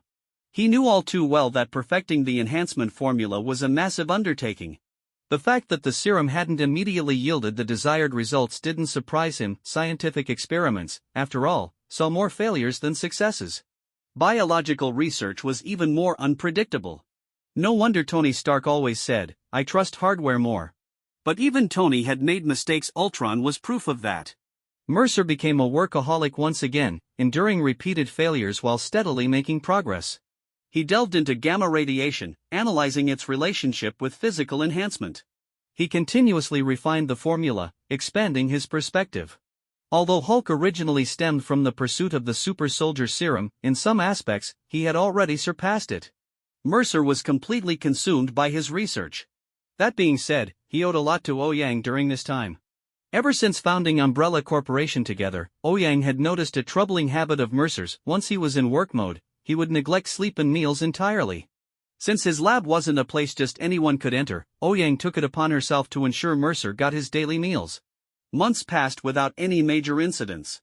One noteworthy development was that Ivan Vanko had officially started working. Thanks to the superior medical treatment available in the US, his father, Anton Vanko, had stabilized. While modern medicine couldn't completely cure Anton's cancer, Mercer's blue smurf treatment had significantly improved his condition, postponing the threat of death.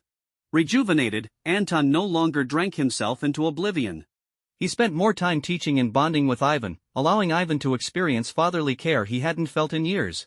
Since joining Umbrella, Ivan Vanko had undergone a noticeable change. No longer the arrogant troublemaker he used to be, he had become much more grounded. This transformation genuinely surprised Mercer.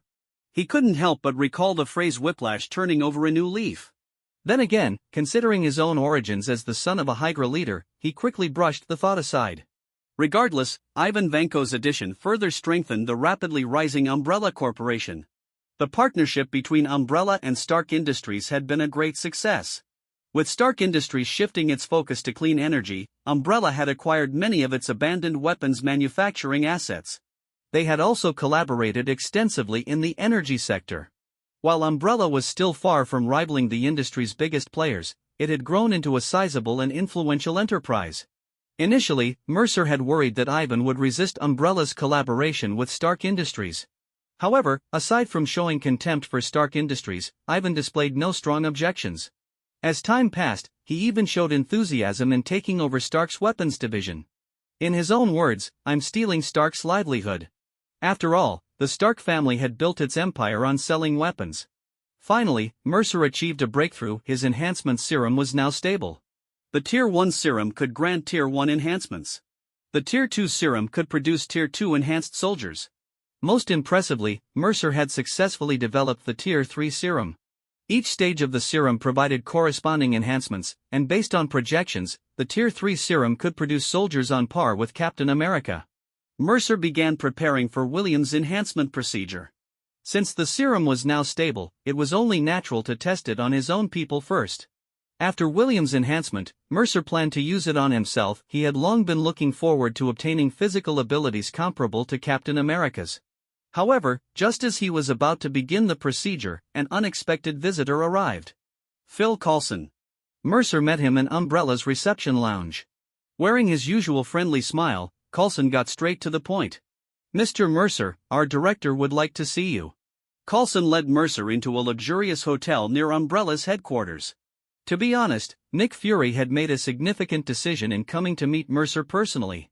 It wasn't just because Mercer was the infamous Windrunner. More importantly, he was the son of Gideon Malik, Fury's superior in the World Security Council. Nick Fury had spent a great deal of time with Captain Marvel, even embarking on interstellar journeys with her.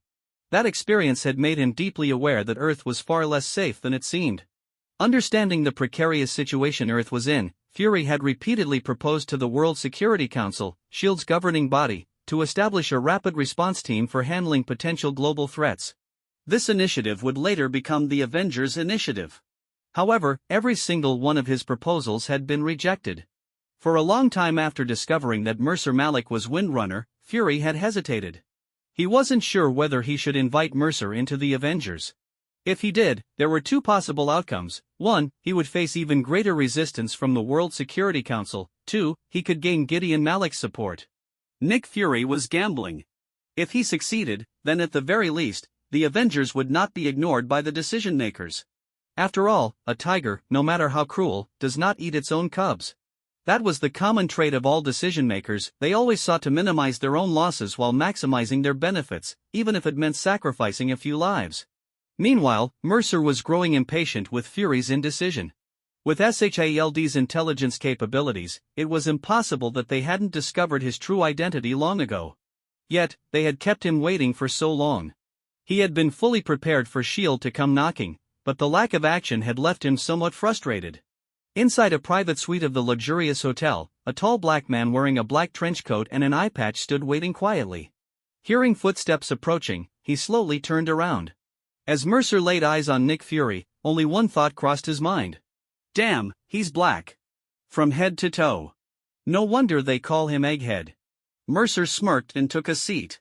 Nick Fury, I've heard a lot about you. The almighty director of S.H.I.E.L.D., what brings you to a small-time guy like me?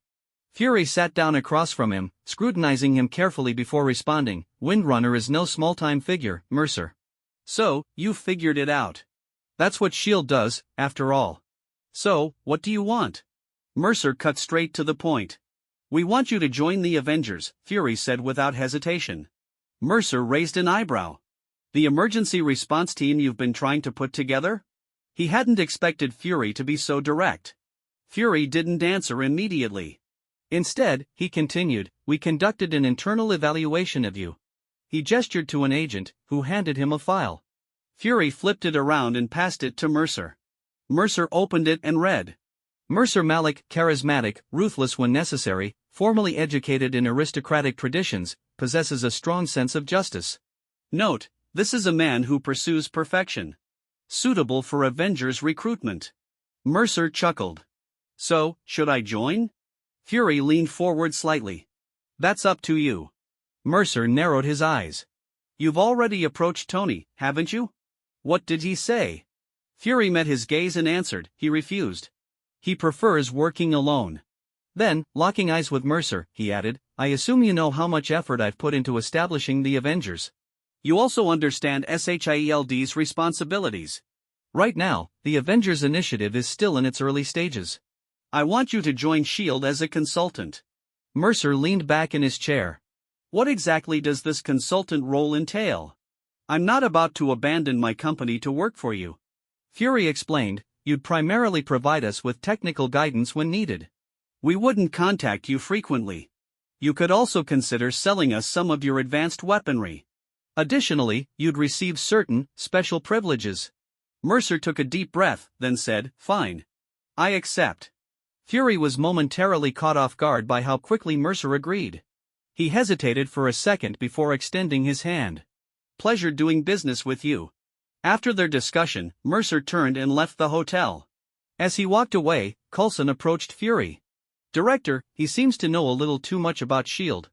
Fury remained silent for a moment, then replied, his father understands S.H.I.E.L.D.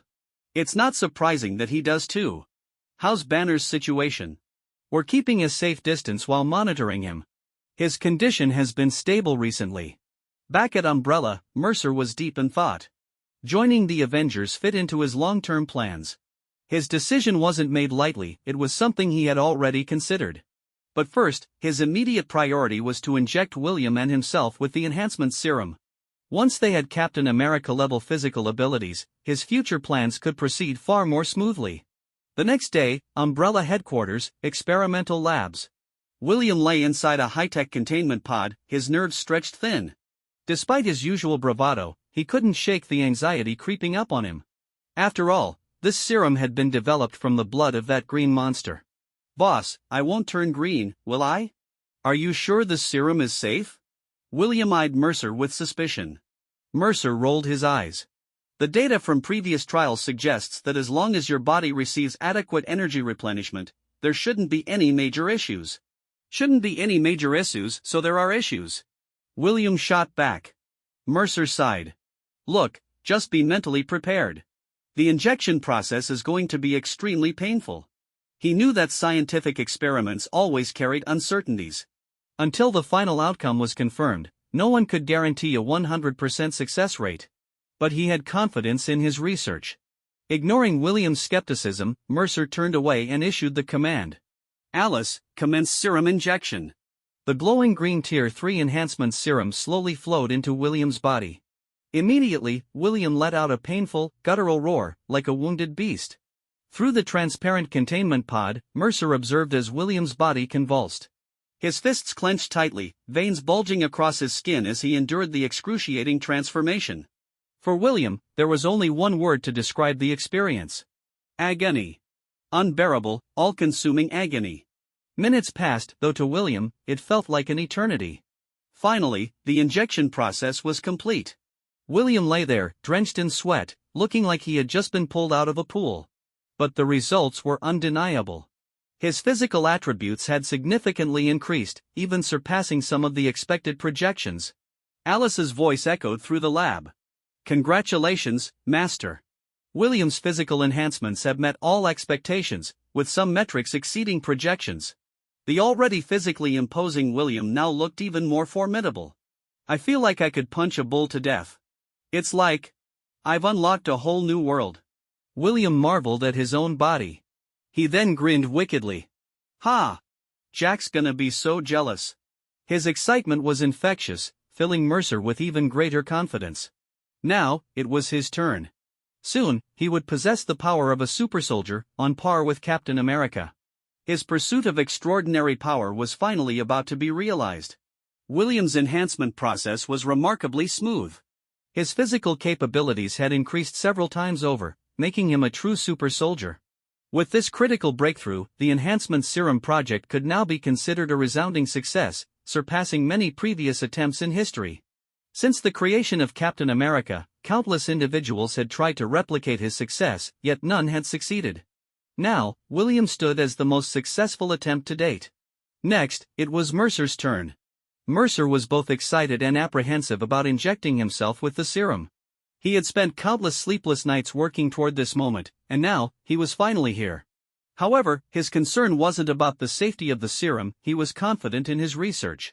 What worried him was the pain. William's screams during the procedure had been terrifying, and Mercer wasn't exactly looking forward to experiencing that firsthand. But he forced himself to remain calm.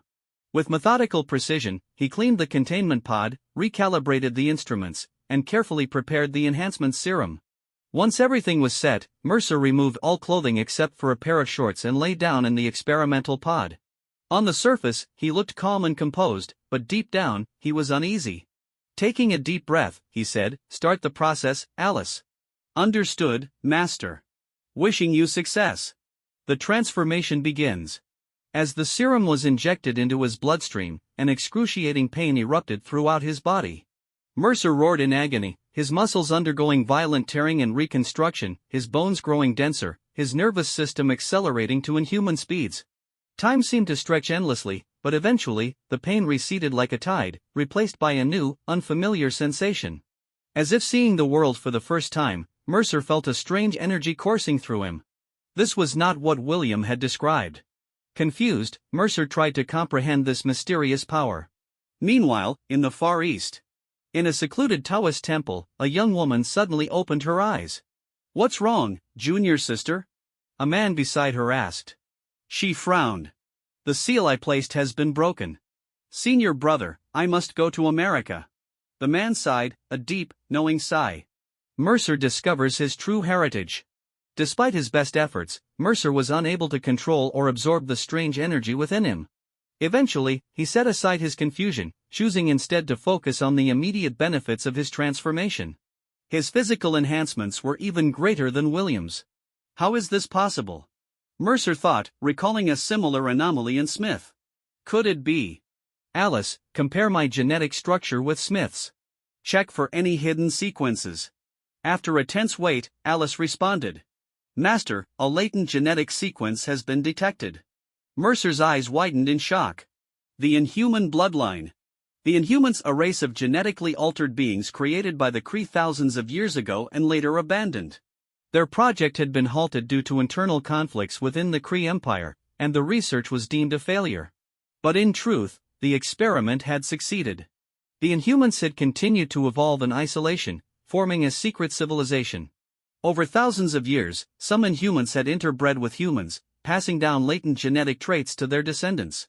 If exposed to the Terrigen mist, these dormant genes would awaken, granting them superhuman abilities. "I am an Inhuman?" Mercer muttered to himself in disbelief. He had always thought Inhumans were rare, an anomaly like Smith. He had never considered that he himself might be one of them. Mercer had no prejudice against Inhumans, but the idea that a simple crystal could grant him superpowers was unsettling. Terrigenesis was unpredictable. Some Inhumans gained extraordinary abilities, but others underwent grotesque mutations. Once exposed to the mist, the transformation was irreversible. Mercer refused to gamble his human form for the chance at power. He pushed aside his thoughts on the Inhumans for now. Without access to Terrigen crystals or a large sample of Inhuman genetics, there was no point in pursuing this further.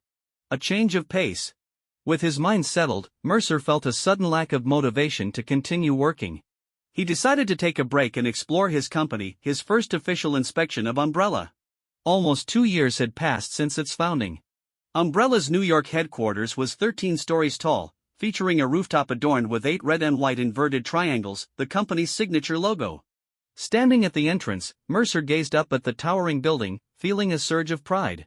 "This is my Umbrella." He walked through each floor, observing his busy employees. He saw Ivan Vanko casually chewing a toothpick while teasing a bird. The newly constructed artificial sun exhibit. Smith, standing protectively near Yang. Yang herself, working diligently. Mercer didn't notify anyone of his presence. He simply observed before quietly retreating to his private lounge. Pouring himself a glass of liquor, he savored the rare moment of peace. An unexpected invitation. Alice's voice interrupted his solitude. "Master, you have received an invitation to a U.S. Department of Defense hearing." Mercer sighed. "Display it on my desk." As he glanced through the document, one phrase caught his attention. Hearing regarding Tony Stark. So, his palladium poisoning is reaching a critical point, huh? Mercer smirked. "Alice, reply to the Defense Department. Tell them I accept." A familiar visitor. A few days later, Mercer was back to work, focusing on the Windrunner Mark III project. Then, a high-profile visitor arrived at Umbrella headquarters. Tony Stark. Alice's notification made Mercer pause. Instead of heading to the lobby, Mercer simply moved to his lounge, instructing Alice to grant Tony access. Moments later, Yang escorted Tony inside. "Hey, Mercer. How's my little fanboy doing?" Tony greeted with his usual smugness. Mercer chuckled. Well. What brings the great Tony Stark to my humble abode?" They had been too busy to meet often in recent months. Tony was searching for a replacement element, while Mercer was developing his serum. Most of their recent interactions had been purely academic discussions. After some casual banter, Tony got to the point. He was here because of his palladium poisoning. Mercer smirked. "Palladium poisoning, huh? Well, I might just have a solution." Tony helplessly confided in Mercer about his frustrations. Back in that dark cave, when I freed myself from the battery that sustained my life, I was filled with excitement. But now, the very thing keeping me alive might also be pushing me toward death. This is just too ironic. Mercer silently watched Tony, feeling deep admiration for him. He understood that sometimes, the most terrifying thing wasn't death itself, but the torment of waiting in its shadow. Yet, under such an imminent threat of death, Tony was still able to stay calm and fully devote himself to his work. This was truly remarkable. After a moment of contemplation, Mercer asked, "So, you came to me this time because?" Tony lightly played with the glass in his hand and slowly said, "I've tried every possible element combination, but I still haven't found a substitute for palladium." Mercer, "I feel like I'm dying." As he spoke, he took a sip of his drink, unwilling to accept his fate. Mercer hesitated. Should he tell Tony about the new element? For a moment, the two fell into silence. Tony didn't speak further.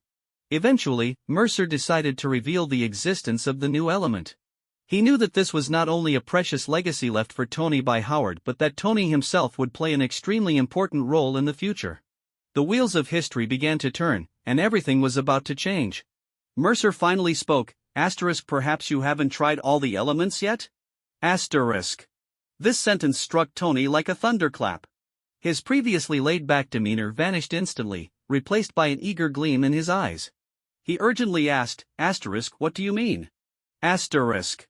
Instead of answering directly, Mercer skillfully changed the subject.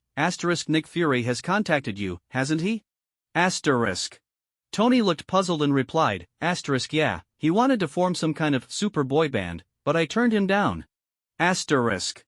Mercer continued, "I accepted his invitation, but only as a consultant. After joining S.H.I.E.L.D., I discovered some surprising information. Your father, Howard, was actually one of its founders." Tony's eyes widened in astonishment. He muttered, "When I was a kid, he never told me anything. He was always too busy with work." Mercer explained further, "I delved into your father's history. Back then, he wanted to initiate a grand energy revolution, but he was limited by the technology of his time and couldn't realize his dream." However, within S.H.I.E.L.D., there's no record of technology reaching the level your father envisioned. It wasn't until I watched the footage from the 1974 Stark Expo that I made a discovery. Tony stared intently at Mercer, full of doubt. What did you find? Mercer didn't reveal the answer immediately. Instead, he said mysteriously, "You should consider joining S.H.I.E.L.D. sometime." There might be something your father left behind for you there. Asterisk. Then, Mercer led Tony to his workshop. Asterisk Alice, pull up the synthesis records for the new element. Asterisk. Following Mercer's command, projections of his research process began appearing on the screen. Both men watched the screen in silence, not speaking until the moment the new element was fully deduced. Seeing Tony's eyes gradually well up with emotion, Mercer couldn't help but tease him. Asterisk, what's the matter? Are you jealous that I solved your father's puzzle before you did?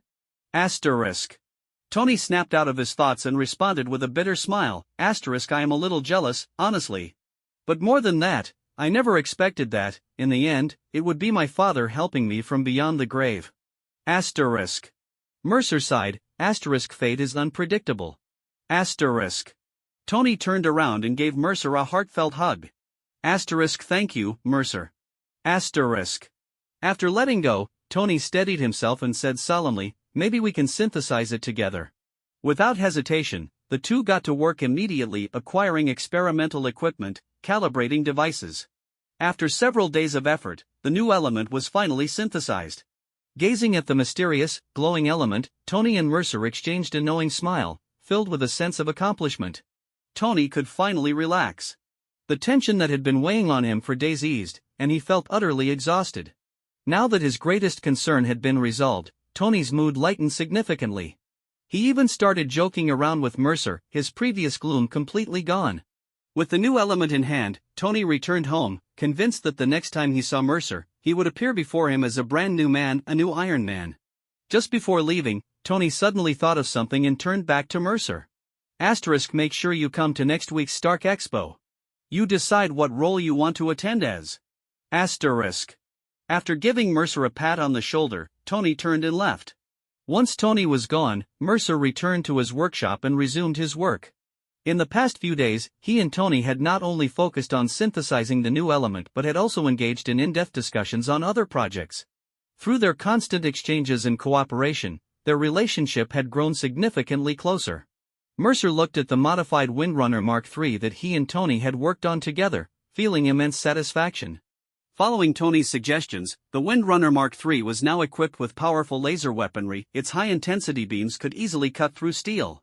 Meanwhile, Mercer's idea of a retractable, wearable design had greatly impressed Tony. Now, the Windrunner had massive laser weapons installed on its arms while still retaining the original chest-mounted heat cannon. Its overall design was both elegant and imposing, perfectly blending power and aesthetics. Tony and Mercer had agreed that the Windrunner would make an appearance at the upcoming Stark Expo in New York. However, Mercer himself would remain anonymous. This was Mercer's own decision. The Windrunner hadn't been seen by the public for a long time, and he wanted to use this opportunity to boost its reputation. After all, staying low-key forever wasn't ideal. He had put so much effort into creating this armor, it would feel incomplete without the cheers and admiration of fans. Just as Mercer was making final adjustments and improvements to the Windrunner Mark III, a young Chinese woman arrived at the Umbrella Corporation headquarters. Asterisk Master, an unidentified individual has infiltrated the building. Asterisk Alice's alarm rang out. Mercer was shocked. He looked at the footage Alice displayed and saw a young, beautiful Chinese woman casually making her way to the top floor. The security guards around her seemed oblivious to her presence. Whenever she encountered a restricted area, she passed through effortlessly, as if no obstacles existed. Seeing this, Mercer's heart tightened with anxiety. He quickly ordered, Alice, prepare to assemble the Windrunner. The woman seemed to sense Mercer's tension and smiled. Are you afraid of me? Hearing her voice, Mercer turned around in alarm only to find the woman standing right behind him. It was the same person from the footage. How had she reached him so quickly?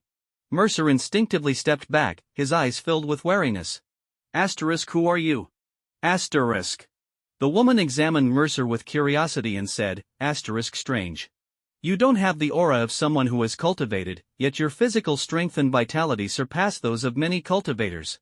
As he listened to her voice, Mercer felt an odd sense of familiarity, yet he couldn't recall where he had heard it before.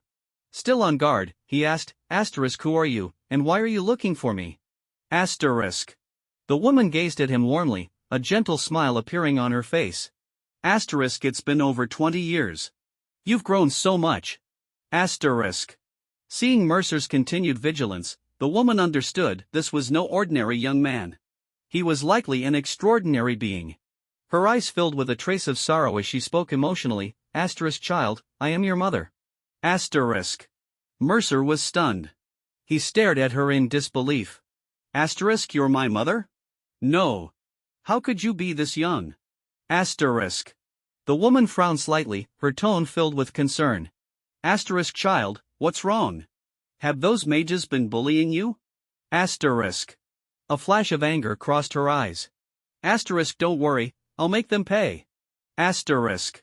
Watching her react with such fury, Mercer felt a pang of guilt. He silently questioned himself, could she really be my mother? Asterisk. Are you really my mother? But why do you look so young? Mercer asked, his face full of doubt. The beautiful woman sitting across from him looked at him with a warm smile. Hearing his question, she said, your father never mentioned me to you, did he? Asterisk. Mercer was taken aback for a moment before replying, that's true. Father never spoke about you in front of me. Asterisk. Speaking of which, what exactly happened just now? Mercer asked, still confused.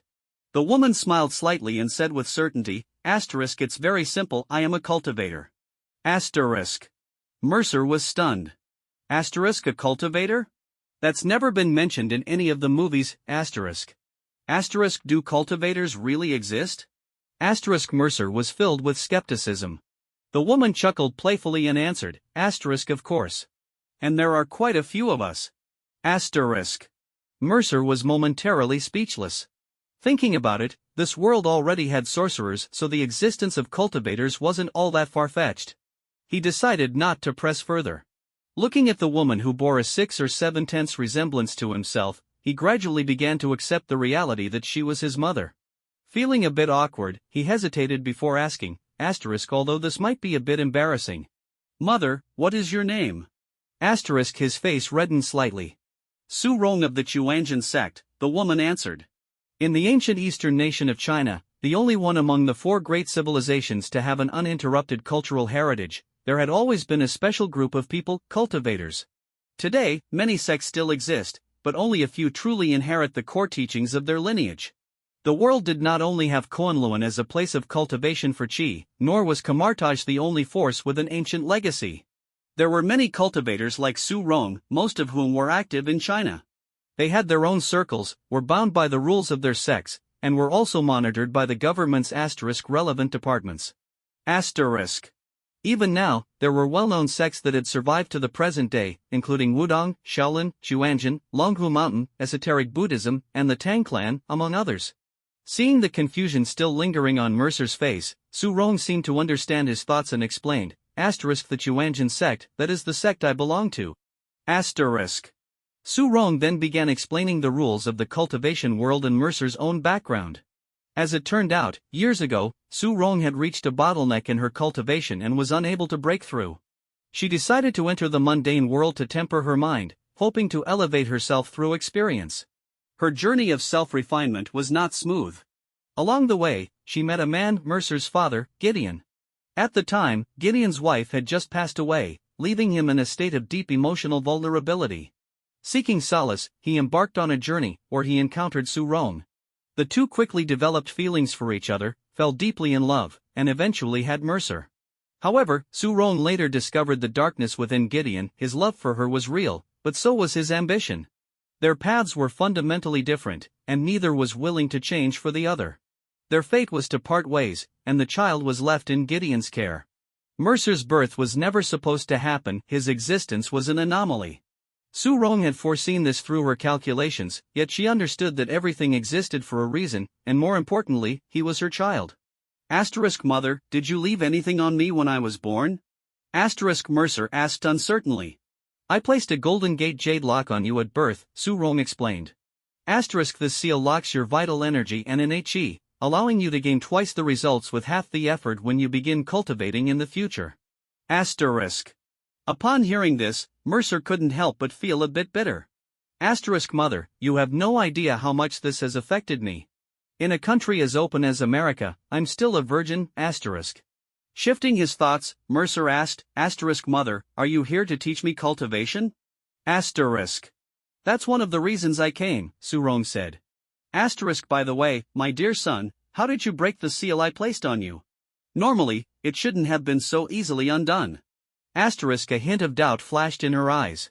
Although they had only just met, Mercer didn't feel any sense of estrangement. He didn't realize that this was due to Surong's deep cultivation, which unconsciously influenced those around her. After thinking for a moment, Mercer answered, "It was probably the effect of the enhancement serum. It's a formula I developed myself that strengthens the human body." You used this serum? Surong asked. "Yes," Mercer admitted honestly. "That serum is quite impressive," Surong praised. Hearing his mother's compliment, Mercer felt a surge of joy, and Surong patiently began instructing him in cultivation. From the moment Mercer was born, Surong had sensed something unique about him.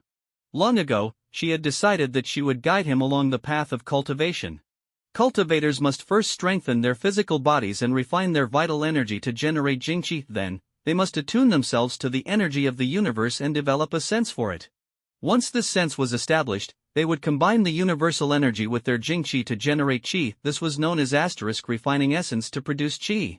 This qi could be consciously controlled and manipulated. By practicing cultivation techniques, one could accumulate more qi and refine its quality. This was the foundation of a cultivator's gongli, cultivation power, and its depth determined their overall strength. The next stage was refining qi to transform into spirit, which involved spiritual cultivation, a method known only to ancient sects with long-standing traditions. Beyond that was refining spirit to return to the void, a peak stage in cultivation, regarded as legendary. The final step, returning to the void to merge with the Tao, was said to have been achieved only by Laozi. Cultivators did not possess the godlike abilities of legends, they were still human, just with special techniques. Cultivation could extend one's lifespan and preserve youth, hence why Surong still appeared to be only in her 20s. However, longevity was not an easy feat. The path of cultivation was filled with hardships. Even achieving the initial qi sense was an insurmountable hurdle for 99% of people. The further stages were even more challenging, akin to sifting gold from sand. Mother, what level of cultivation are you at? Mercer asked curiously. The spirit transformation stage, Surong replied. At this moment, Mercer had no idea that a cultivator's strength couldn't simply be measured by their stage alone. His mother was an incredibly powerful figure. Her level of cultivation was only slightly below that of a sect leader, but she was undoubtedly among the elite. The Chuanjin sect's philosophy emphasized complete essence, complete qi, and complete spirit. Surong only taught Mercer the foundational knowledge and basic techniques of cultivation. For more advanced and profound cultivation methods, Mercer would need to visit the Chuanjin sect himself for further training, demonstrating the importance of inheritance. During these days, Surong patiently guided Mercer in his cultivation, leading Ouyang to misunderstand their relationship. She was frustrated about it for quite some time. It wasn't until Mercer explained everything to Ouyang that she finally accepted the truth. Strangely enough, women's friendships developed quickly. Before long, Surong and Ouyang became close, and upon hearing Ouyang recount Mercer's journey in building Umbrella from the ground up, Surong felt immense pride in her son. When Mercer asked if she wanted to meet Gideon, Surong declined, and Mercer did not inform his father. After all, 20 years had passed, one remained as youthful as before, while the other had aged. Meeting again would only bring sorrow and regret. During these days, Mercer put his work on hold, choosing instead to spend time with his mother and Ouyang, taking a rare opportunity to relax. They dined, shopped, and strolled together. Fortunately, Mercer had bodyguards to carry their bags, sparing him the trouble. The long-lost motherly affection made Mercer cherish these moments. Time passed quickly, and soon, the day of the Stark Expo arrived. Mercer began preparing for his appearance. On this bustling night, New York City seemed to ignite with excitement, boiling over with anticipation. The reason? Tony Stark, the dazzling Iron Man, was set to make an appearance at the Stark Expo, and alongside him, the mysterious Windrunner was also expected to debut. The news spread like wildfire, making Stark Expo tickets incredibly scarce, a highly sought-after commodity. The night sky draped over New York like ink, while dazzling fireworks shot up like radiant stars, exploding into brilliant, colorful blossoms. It was as if the city itself was celebrating, heralding the grand event about to unfold. At that very moment, high above the Stark Expo, a heavily armed transport aircraft soared steadily through the sky. Iron Man, Tony Stark and Windrunner, Mercer Malik, stood side by side, engaged in conversation. Asterisk hey, nice outfit. Asterisk Tony teased Mercer, a playful glint in his eyes. Mercer, never one for humility, responded with a smirk, asterisk of course. This is a masterpiece of design. Asterisk. Asterisk didn't you upgrade your reactor core too? Looks pretty damn cool. Asterisk Mercer remarked, eyeing Tony's new triangular arc reactor. Asterisk naturally. Another master's work of art. Asterisk Tony shot back, his eyes gleaming with confidence. Asterisk alright, time to make our entrance, little angel. Asterisk. As he spoke, the aircraft's hatch slowly opened. In a flash, Tony launched himself out, his brand new armor gleaming under the city lights, while Mercer gracefully ascended into the sky, piloting the Windrunner suit with effortless elegance. Stark Expo, the grand entrance. In the main exhibition hall, the crowd was stunned by the spectacular descent of Iron Man and Windrunner. Their dazzling entry instantly sent the atmosphere into a frenzy. The audience erupted into cheers. Asterisk Iron Man. Tony.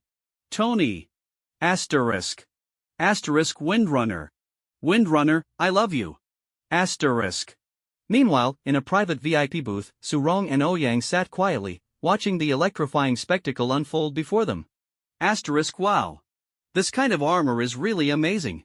Asterisk Su-rong's eyes sparkled with curiosity, completely lacking the composure of an elder. She appeared just like a young woman in her 20s, brimming with excitement. Asterisk the first time I saw Mercer's Windrunner, I was completely awestruck too, asterisk Ouyang chimed in, admiration evident in her voice. On stage, Tony and Mercer extended their arms outward, basking in the overwhelming cheers and applause from the ecstatic crowd. Finally, Tony lowered his arms slightly, signaling for the audience to quiet down. I'm sure you've all heard the news Windrunner and Iron Man asterisk are appearing together tonight, and yes, here we are. Asterisk Tony's voice boomed through the loudspeakers. I personally invited my friend Windrunner asterisk. Asterisk with a smile, Tony stepped aside, giving Mercer the center stage. Mercer confidently walked forward, his elegant and futuristic armor moving as if it were alive. Asterisk tonight, I am honored to be here, to pay tribute to Howard Stark, a scientific pioneer who changed our world. Asterisk. Asterisk and so, I have come. I am here to announce my existence. I am Windrunner, and I ride with the wind, asterisk. Asterisk this is a land of freedom, where we can live as we choose. Asterisk. As his words echoed through the venue, Mercer lifted off effortlessly, his mechanized wings fluttering as he soared into the sky, making a majestic lap above the stage before gracefully retreating into the backstage area. With Mercer's speech concluded, Tony took center stage, beginning his armor removal sequence, officially kicking off the Stark Expo. Post-show gathering. After the grand entrance, Mercer removed his Windrunner suit and made his way to Umbrella's VIP lounge. Asterisk so, ladies, how did I do? Asterisk Mercer asked smugly. Su-rong was the first to respond, her eyes filled with admiration. Asterisk my dear son, you were absolutely stunning. If you had revealed your real face, you'd be even more breathtaking. Asterisk. Ouyang, on the other hand, gave a calm and collected review, asterisk your entrance was acceptable. Asterisk. The next day, the Senate hearing. The following day, Tony Stark attended a Defense Department hearing as scheduled. Meanwhile, Mercer sat backstage, quietly watching the verbal sparring unfold between the senators and Tony. He noticed that Tony seemed to have a talent for dealing with politicians, either masterfully dodging questions or turning the tables with just a few sharp words. Asterisk, how would you describe Iron Man? Asterisk. Asterisk a high-tech prosthetic limb. Asterisk. The room fell silent for a moment. Then, the senator announced the invitation of two weapons experts to the stage asterisk Mercer Malik and Justin Hammer asterisk. Mercer finally stood up. Ever since Stark Industries withdrew from the weapons business, Umbrella Corporation and Hammer Industries had become the military's largest suppliers. Naturally, they were now rivals. So, when it came to embarrassing moments, Mercer was more than happy to let his competitor take the fall. As soon as they stepped onto the stage, Tony immediately quipped, asterisk two people just walked out, but I only see one weapons expert, Mercer Malik. Asterisk.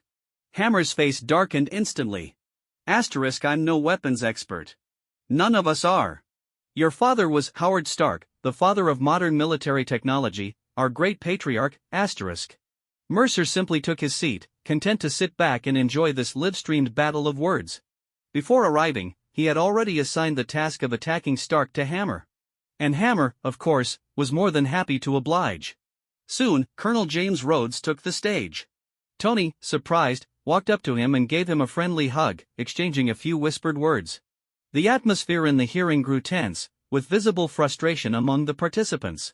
After all, they were civilized people, though Tony's blatant arrogance and disdain seemed to overwhelm even the senator's gritted-teeth diplomacy. Finally, after Rhodey's repeated defense of Tony, the furious senator demanded that they play the footage from Rhodes' report. As soon as the video started playing, Tony swiftly hacked into the system, taking control of the screen. Asterisk, that's North Korea. Asterisk. Asterisk Iran. Wait, is that Hammer? Asterisk. Hammer jumped up in panic, desperately searching for the off switch, while frantically trying to explain, asterisk, that pilot didn't die. Asterisk. Tony continued, asterisk, most countries will need 5 to 10 years to catch up. As for Hammer Industries? 20 years. Asterisk. With that, Tony stood up confidently. Asterisk, I alone can maintain world peace. Asterisk. Asterisk, what exactly do you people want from me? Asterisk. Asterisk, I tried cooperating with these clowns, asterisk. Hearing this, the senator could no longer contain himself and furiously cursed. F you. Asterisk. And just like that, the hearing ended in chaos. Unexpected visitor, Ivan Vanko. Back home, Mercer was just about to get some rest when an unexpected guest arrived, asterisk asterisk Ivan Vanko asterisk asterisk. Asterisk boss, I want to fight Stark. Asterisk Ivan's eyes burned with determination, catching Mercer off guard. Asterisk Anton Vanko was still alive, so why are you so fixated on fighting Tony? Asterisk Mercer asked, puzzled. Ivan fell silent for a moment before answering, asterisk I grew up in my father's shadow of failure. I don't blame him, and I don't blame Stark. Asterisk. Asterisk I just want to prove that I'm not inferior to Tony Stark. I want my father to see me defeat Howard's son. Asterisk. Mercer understood. This was likely the real reason Ivan sought revenge in the original timeline. Asterisk, can you promise me? No harm to innocent civilians? Asterisk Mercer asked seriously. Ivan paused briefly before replying, asterisk I promise. I have a great job in life now, why would I hurt people? Asterisk. After a moment's thought, Mercer nodded. Asterisk I'll provide you with the resources and materials. Go for it. Asterisk. Ivan's face lit up with excitement. Asterisk however, I'll set up a designated location for your one-on-one duel with Tony. Agreed? Asterisk. Asterisk deal. Asterisk Ivan answered without hesitation. In the following days, Ivan Vanko was granted special access to Mercer's private workshop. When he stepped inside and saw the uniquely designed wardrobe, he was completely stunned. Asterisk boss, you're Windrunner? Asterisk Ivan Vanko asked, his face filled with shock and disbelief. Mercer didn't deny it. Revealing his identity to Ivan was a carefully considered decision, not just an expression of trust, but also a subtle deterrent. Seeing Mercer's frankness, Ivan's loyalty deepened. He never expected his boss to be capable of creating such advanced armor, nor did he expect such trust to be placed in him. As expected of a battle-hardened Russian, once Ivan considered someone a friend, he held nothing back. Whether it was arc reactor technology, unique scientific theories, or design proposals, he shared them all without reservation. Meanwhile, Mercer reached out to Tony Stark, setting up a rather unconventional meeting at Tony's Malibu mansion. A duel proposal. Asterisk what? You came here to set up a fight? Asterisk Tony asked, his face full of confusion. Asterisk that's right, Tony. But to be honest, my employee here holds a lot of resentment toward you, asterisk Mercer explained. Asterisk so, you're here to stand up for your employee? Asterisk Tony teased, a smirk forming on his face. Mercer shook his head. Asterisk no, Tony. I'm not here for my employee, I'm here because my employee wants to teach you a lesson. Asterisk. Tony was genuinely surprised. Asterisk wow. I didn't realize I was so unpopular. Asterisk. Asterisk his name is Ivan Vanko, a very talented physicist. To be frank, I don't think you stand much of a chance. Mercer's tone was light, but in his mind, he couldn't help but recall the beating Tony took from Whiplash in the original timeline. His lips twitched slightly at the thought. Tony, he has an energy core, just like you. Tony's expression darkened. Are you saying he stole my tech? Not exactly. His technology comes from his father, Anton Vanko, a former Stark Industries employee, Mercer clarified. Anton Vanko and your father, Howard Stark, co-developed the arc reactor. But because your father believed Anton was trying to profit from the technology, he had him expelled. Tony nodded slightly, deep in thought. Yeah, he really wasn't one to care about the people around him. I know that better than anyone. Mercer sighed lightly. Not everyone is like your father, Tony, someone with both great ideals and unlimited wealth.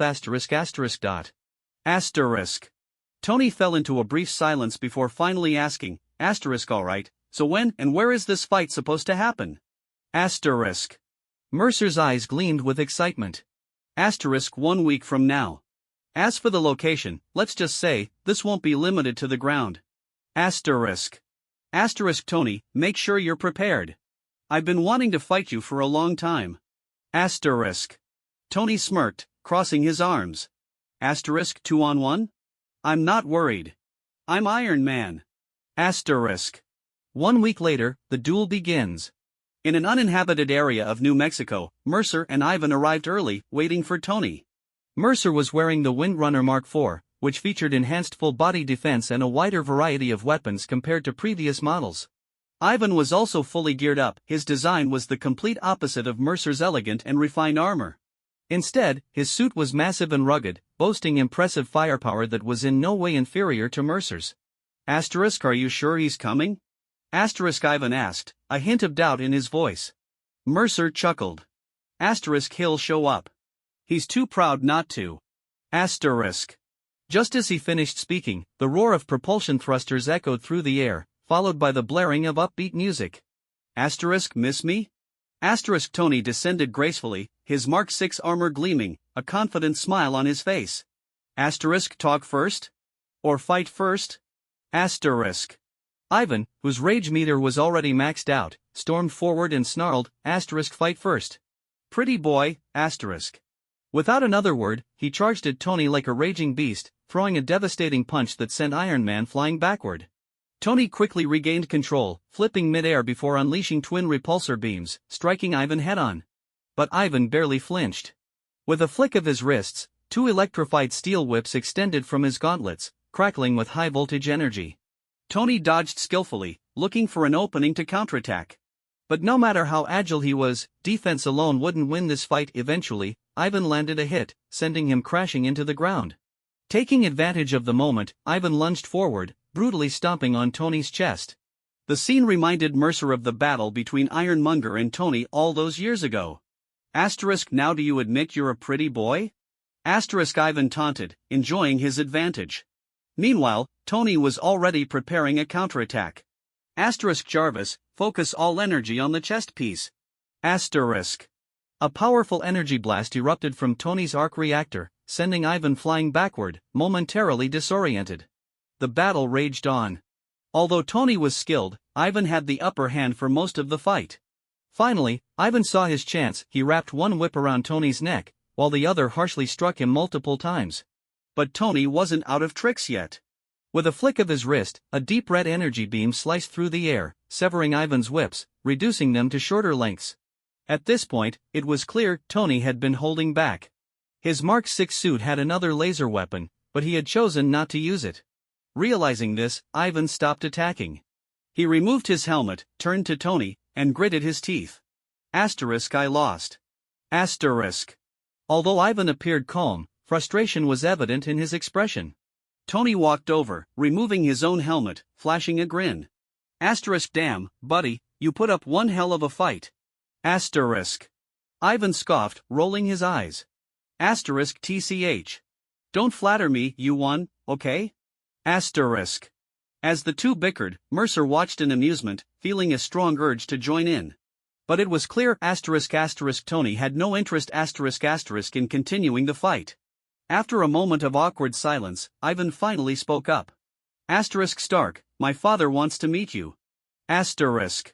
Tony hesitated for a moment, then nodded in agreement. A meeting with Anton Vanko.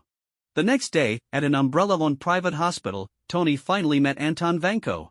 Anton, now gravely ill, had his cancer progression slowed by advanced medicine, but the damage to his cells was irreversible. Though frail and thin, his eyes lit up when he saw Tony and Ivan enter the room. Tony, you came. Anton's voice was filled with complex emotions. I never thought I'd live to see America again, let alone the son of my old friend. He turned to Ivan, his voice gentle. Did you win? Ivan hesitated, unsure how to respond. Before he could speak, Tony smirked and answered first. He won. I got my ass kicked. Hearing this, Anton smiled weakly. Your father, Tony, back then, neither of us truly understood what this technology meant for the world. I just hope my son doesn't make the same mistakes I did. The conversation didn't last long. Anton was too weak to continue. As Tony walked out of the room, he turned to Mercer, his face somber. How do you feel? Mercer asked. Tony sighed. Not great. Looks like I'm still paying for my father's debts. A few days after Tony visited Anton Vanko, the elder Vanko passed away. His funeral was a quiet affair, attended only by a handful of people Mercer, Tony, Yang, and a few others Despite their previous animosity, Tony and Ivan Vanko seemed to have set aside their differences, sharing a rare moment of mutual understanding during the ceremony. After the funeral, Ivan slowly approached Tony. Thank you, Ivan said, breaking the silence. Tony raised an eyebrow, puzzled. Thank me? For what? A flicker of gratitude flashed in Ivan's eyes as he spoke. Thank you for lying to my father. These past few days, he was genuinely happy. He spent his whole life comparing himself to Howard Stark, and when he heard that I defeated you, he passed away with peace in his heart. Tony stood silent for a moment, then simply watched as Ivan walked away, saying nothing more. Jack's returned strength enhancement. A few days later, Jack returned from Africa, covered in dust from his travels. Mercer and William greeted him with excitement. How did it go? Did you find him? Mercer asked eagerly. Jack's lips curled into a confident smirk. Found him. That little guy is quite interesting. Jack had returned at Mercer's request. Mercer had long wanted to enhance Jack's abilities, and when Jack finally underwent the enhancement procedure, he lived up to his tough guy reputation, not uttering a single sound despite the excruciating pain. After receiving the same third-tier enhancement, Jack became significantly stronger. Soon after, he and William engaged in an intense sparring session, trading blows in a closely matched battle. During this time, Su Rong remained by Mercer's side, meticulously guiding him in the art of cultivation. The path of cultivation, Su Rong's breakthrough. By now, Mercer had a deep understanding of cultivation. He had learned that in China's cultivation system, everything begins with the body, physical strength and vitality form the foundation of progress. Many aspiring cultivators fail to reach higher realms due to their weak constitutions, which is why true cultivators are rare. At Mercer's insistence, Su Rong also underwent the enhancement process. During the procedure, she remained focused, guiding the energy of heaven and earth into her body, making the process unusually smooth. After receiving third-tier enhancement, Su Rong's strength skyrocketed. She looked at her hands, stunned. I feel like my body has become several times stronger. Then, her eyes widened in realization. I might actually have a chance to form a golden core. In Xuanjin cultivation, practitioners strive for the harmonization of essence, qi, and spirit. When these three elements are perfected and unified, one can form a core. However, modern cultivators usually only manage to form impure or incomplete cores, since natural spiritual resources have become scarce. The legendary golden core was exceptionally rare in the present day. There was an old Taoist saying, swallow a single golden core, and my fate shall be mine, not heaven's. This referred to the power of golden core cultivators who could achieve an immortal-like body and prolong their lifespan indefinitely. This is my destiny, my child. My path is clear, Su Rong declared solemnly, bowing deeply to Mercer in gratitude. Training refinement. From then on, Su Rong continued her cultivation, while also sparring with Mercer, imparting her martial arts expertise. True martial arts are divided into two categories. Performance-based techniques, for show. Combat techniques, for real fights. And true combat techniques, especially ancient fist techniques, were closely guarded secrets. As time passed, Mercer steadily improved. Having been sealed since birth with the Golden Gate Jade Lock, Mercer's potential was finally unleashed. In less than a month, he successfully completed the refinement of his essence, an important milestone in cultivation. Though his progress didn't seem fast, it was because he had already accumulated over 20 years' worth of latent potential. Tony Ivan's ongoing rivalry. Meanwhile, Tony and Ivan continued their duels, their relationship gradually improving, though neither of them would ever admit it. They agreed to spar regularly, benefiting both their combat skills and armor designs. Through their constant battles, they refined their technology, pushing each other to greater heights. Fate truly worked in mysterious ways. In the original timeline, they were bitter enemies, fighting to the death. But now, they had become rivals in a much healthier way, perhaps even strange friends. Thor's arrival. Mercer's thoughts. At the same time, in New Mexico, a mysterious hammer fell from the sky. And with it, a golden-haired warrior was cast to earth. Thor, the god of thunder. There, he met his destined love, Jane Foster. Thor's journey on Earth was full of hardships.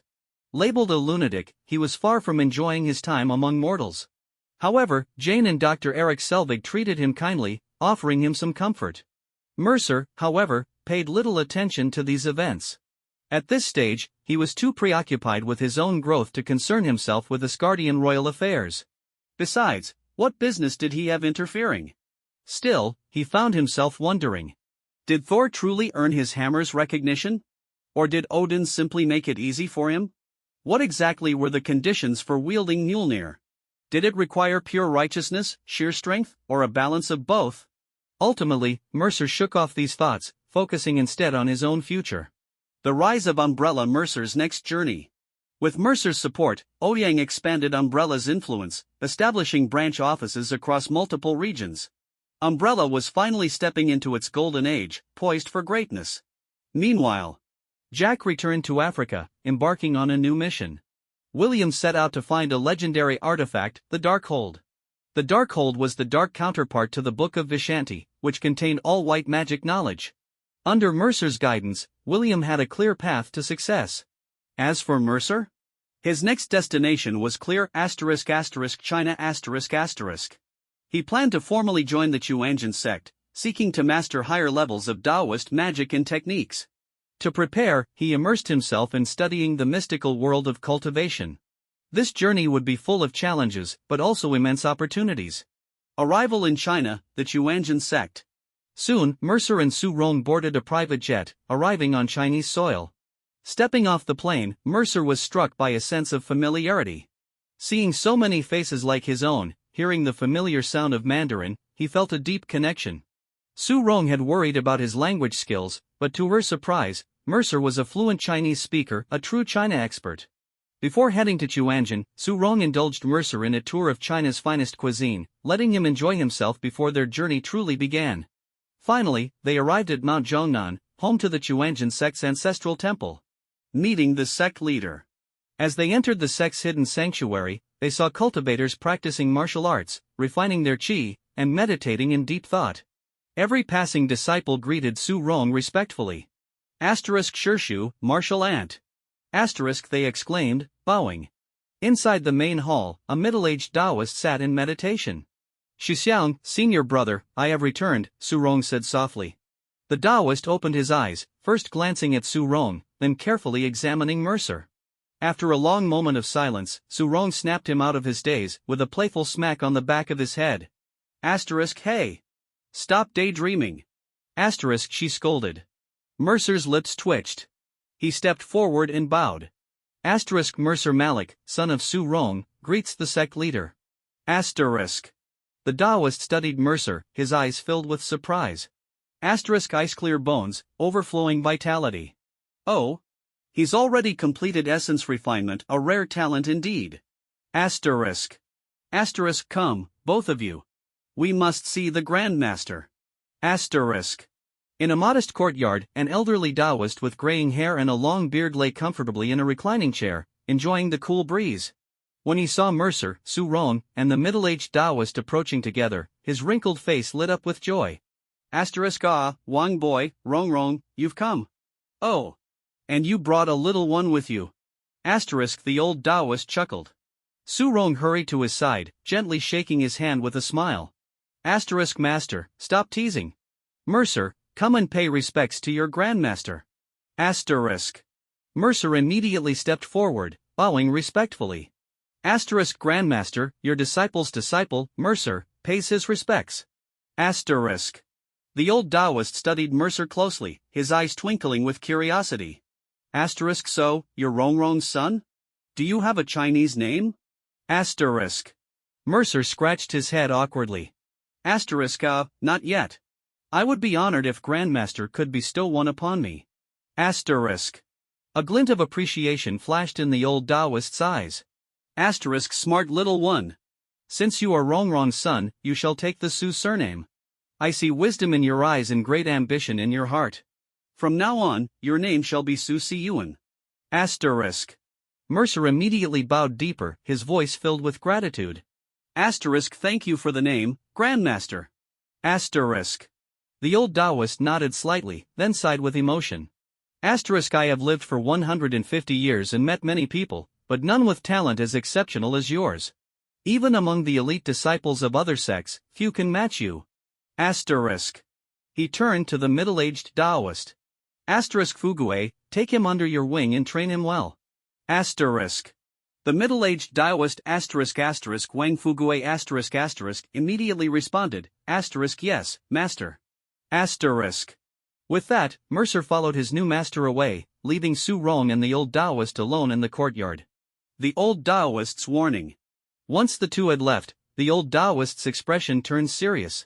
Asterisk this child, he is the reason the heavens conceal their secrets. Asterisk. Su Rong's eyes widened in alarm. Asterisk 20 years ago, the threads of fate became chaotic, making the future impossible to predict. The reason lies within him. Asterisk. Su Rong's heart tightened with worry. Asterisk master, does Siyuan face danger? Asterisk. The old Taoist sighed deeply. Asterisk do what you can, and leave the rest to fate. Asterisk. Training under Wang Fugue. From that day forward, Mercer officially became Wang Fugue's disciple. Despite his simple name and honest demeanor, Wang Fugue was an extraordinary teacher, possessing profound knowledge and masterful combat skills. Mercer was taught the secret arts of the Chuanjian sect, all of which were orthodox Taoist techniques. One of the most important was Xian Tian Gong, innate skill, a high-level internal cultivation technique. This method focused on refining qi through meditation, directing life energy into the dantian, and nourishing the spirit. It was a core technique within the Chuanjian sect, known for its difficulty and high talent requirements. Only the most gifted disciples could truly master it. Every day, Mercer followed a strict training regimen. Mornings, studying Taoist spells and incantations. Afternoons, practicing swordsmanship and martial arts with his master. Evenings, sitting in meditation, refining his qi and spirit. The 6 major disciplines of Chuanjian Longmen sect. Mercer's sect, Longmen, Dragon Gate, branch, upheld a tradition that blended 6 major disciplines. 1. Quan, martial arts. Focuses on structured forms before integrating internal energy. Discards flashy techniques, striving for natural flow. Seeks to harmonize body and Tao. 2. Xia, weapons training. Includes all types of melee weapons. Excludes hidden weapons. Aims for weapon-body unity, achieving the heartless state, a state of absolute focus. 3. Gong, internal power. Merges internal energy with martial arts. Ensures fluid control of strength. Balances self-nurturing and self-defense. 4. Dan, internal alchemy. The core of Taoist practice. Strengthens lifespan and vitality. Complements combat techniques. 5. Yao, medicine healing. Essential for wilderness survival. Focuses on herbal remedies and acupuncture. Used to heal injuries sustained in battle. 6. Shu, esoteric techniques. Includes mystical arts often dismissed as superstitions. Offers instantaneous effects in certain situations. Provides hidden advantages in combat. Mercer chose to focus on martial arts and swordsmanship, leaving medicine aside. Mastering divine abilities. One day, Mercer arrived at his master's chambers, as usual. Over the months, their bond had deepened, and Wang Fugue treated him like family. Today, I will teach you a divine ability, Wang Fugue said calmly. Mercer's eyes lit up with curiosity. Divine ability? How is that different from spells? Wang Fugue explained, a divine ability is something one can only master once or twice in a lifetime. Unlike spells, which use chi, divine abilities draw from your core essence. Core essence? Mercer asked. Wang Fugue nodded. Divine abilities consume your three treasures essence, chi, and spirit Overuse can also damage your five internal elements, heart, fire, lung, metal, kidney, water, liver, wood, and spleen, earth, So divine abilities must be extremely powerful, right? Mercer asked eagerly. Wang Fugue's expression turned serious. They are. But they must be used wisely. If you deplete your essence or disrupt your five energies, the consequences could be severe, even fatal. He then posed a choice. I have two divine abilities to teach you. Choose one. 1. Lesser 5 Thunder Technique, a Taoist lightning spell. 2. Samadhi True Fire, a legendary flame technique. Mercer hesitated. Can't I learn both? Wang Fugue eyed him sternly. You can, but you must be extremely cautious. Realizing he had pushed his luck, Mercer nodded obediently. In addition, I will teach you a movement technique Shin Kong Escape This is one of our sect's most treasured secrets. Mercer immediately thought of the time when his mother appeared behind him without warning. So that's how she did it, he murmured. 2 years of training departure. For the next 2 years, Mercer devoted himself entirely to his training. He studied not just martial arts, but also array formations and artifact refinement. Though the sect had no official inheritance in these fields, its archives were extensive, providing valuable insights. By the time he completed his training, Mercer had undergone a staggering transformation. Though he had not yet mastered everything, he had officially stepped onto the path of cultivation. A master can only lead you to the door. From here, your journey is your own, Wang Fugue told him. A final gift to the sect. Before leaving, Mercer decided to offer his sect a great gift enhancement serums Having personally experienced their benefits, he fully understood why his mother had been so grateful. For a cultivator, enhancement serums were revolutionary, reshaping their very foundation. That day, a foreign visitor arrived at the sect's gates William He had successfully retrieved the legendary Darkhold and delivered it to Umbrella's New York branch. Carrying a gift box, William ascended the mountain, eager to present Mercer with his prized reward. The enhancement serums Mercer gifted to his sect consisted of 2 components. 1. Strengthening serum, to enhance the body's constitution. 2. High concentration nutrient serum, to support the body during the process. There were 8 doses in total, divided into 4 sets of third-tier enhancement serums. Mercer stood silently to the side, watching as his master, Wang Fugue, injected the third-tier enhancement serum into his body. As the potent liquid coursed through him, his forehead veins bulged, but he remained completely composed, showing no signs of pain despite the intense transformation occurring within him. After half an hour, the process was finally complete. Wang Fugue's Taoist robe was soaked in sweat, yet he still radiated energy. His once refined features now appeared even more youthful and sharp. He stood up with a deep sigh of amazement. This serum is truly a blessing for cultivators. I feel as if I am even closer to the Golden Core realm. Then, with great solemnity, he turned to Mercer and bowed deeply. My dear disciple, I owe you greatly for this. Mercer returned the bow, though inwardly, he couldn't help but grumble to himself. Just a moment ago, I was the rebellious disciple and now I'm suddenly the good disciple Pi_Pi, A farewell to the sect. Afterward, Mercer spoke up. Master, I have come to bid you farewell. Wang Fugue did not say much. He simply turned away and left, tossing out a single sentence. Go find your mother. I'll be waiting for you at your grandmaster's courtyard. A short while later, Mercer and Su Rong arrived at the small courtyard where Grandmaster Yang resided. As always, the elderly Taoist lay reclining on his chair, eyes half closed in meditation. Upon seeing Mercer and Su Rong, he slowly opened his eyes. You've come. Wang boy already told me everything. His gaze lingered on Mercer, before he sighed lightly. I know about the gift you brought. Such a shame. If I had received such an opportunity decades ago, I might have already broken through to the next realm.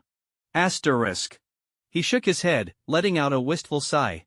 But my cultivation journey is nearing its final stretch. I suppose I have about 2 more centuries left to live.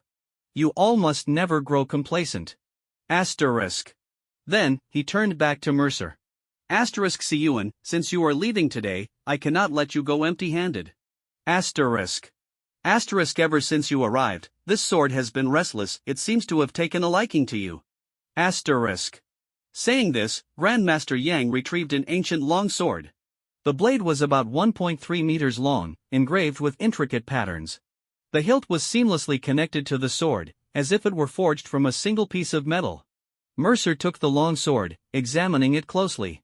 The moment he held it, he felt an overwhelming sense of connection. The sharp aura and the chilling energy it emitted made it impossible to part with. What is its name? Mercer asked. Grandmaster Yang smiled. Since it is yours now, you should name it yourself. Mercer pondered for a moment before declaring. I shall name it Hangguang. As soon as the words left his lips, the sword trembled slightly, as if acknowledging its new name.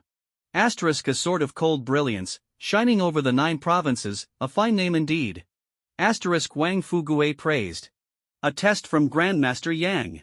At this moment, Grandmaster Yang's expression turned serious. Siyuan, before you leave, I must personally assess your progress. Mercer was taken aback. Wait. Grandmaster, you're going to fight me? This was no joke. Although Grandmaster Yang rarely displayed his power, everyone in the sect knew he was the strongest cultivator in Xuanzhen. Mercer quickly bowed in respect. Please guide me, Grandmaster.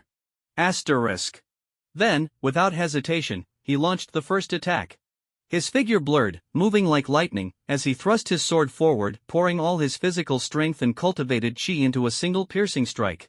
To his shock, Grandmaster Yang did not even move.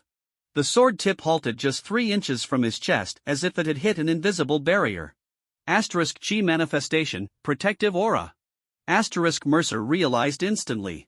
This was a defensive technique that only high-level inner cultivators could master. Without solid internal cultivation, it was impossible to maintain such a powerful protective field. Grandmaster Yang simply raised a hand, delivering a gentle palm strike. But before the strike even landed, Mercer felt an inescapable pressure, as if the very air around him had frozen. No way to dodge. Then I won't dodge. Mercer twisted his body, gathering power into his right palm. Electric arcs crackled, and a faint red fire flickered. He had simultaneously activated Samadhi True Fire and Lesser 5 Thunder technique. The moment their palms collided, Mercer was sent flying backward. A battle of skill. Grandmaster Yang frowned slightly. Merging divine abilities, your 3 treasures are exceptionally strong, no wonder you dare to use them so recklessly. He shook his head, clearly exasperated. Suboy, again. This time, Grandmaster Yang began moving. His speed was just slightly faster than Mercer's, always staying a step ahead, making him impossible to hit. Mercer flicked his sword, and lightning and fire surged along the blade. Activating Xian Kong Escape, he moved like a phantom, striking at Grandmaster Yang's weak points. Yet, none of his attacks connected. Instead, his sword aura split a stone formation in half. After several rounds, Mercer finally paused, sheathing his sword. Grandmaster Yang smirked. Giving up already, Suboy? Mercer grinned. Asterisk, of course not. The real fight is just beginning. Asterisk. The final clash, science meets cultivation. Mercer assumed a claw stance, gathering lightning into a sphere. Let's see how you handle this ball lightning asterisk asterisk. Asterisk. He had studied natural phenomena, replicating the elusive spherical lightning using his own chi and divine abilities. A basketball-sized orb of electricity crackled toward Grandmaster Yang. Grandmaster Yang's expression changed slightly. Asterisk, interesting. Asterisk. He raised his hand, summoning a blazing golden flame asterisk asterisk samadhi true fire asterisk asterisk. The moment lightning met fire, a massive explosion shook the courtyard. Both fighters were sent staggering backward. Grandmaster Yang's protective aura absorbed the blast, leaving him mostly unharmed. Mercer, however, was left covered in soot, his hair frizzed from the shockwave. Su Rong rushed over. Asterisk, are you hurt? Asterisk. Mercer forced a grin. Asterisk, just a few scratches, nothing serious. Asterisk. A bittersweet farewell. Later that day, Mercer stood before his master, grandmaster, and mother. Asterisk, master, grandmaster, mother. I have come to bid you farewell. Asterisk. A long silence followed. Then, Grandmaster Yang spoke. Asterisk, we knew this day would come. Your destiny does not lie here, your path is elsewhere. Asterisk. Asterisk, go, Siyuan. The gates of Chuanjin will always be open to you. If you ever miss this place, you are always welcome home. Asterisk. Under their watchful gazes, Mercer turned and descended the mountain, stepping into his next adventure. Return to Umbrella, the company's growth. Arriving at Umbrella's New York headquarters, Mercer and William immediately noticed the remarkable progress the company had made in the past 2 years.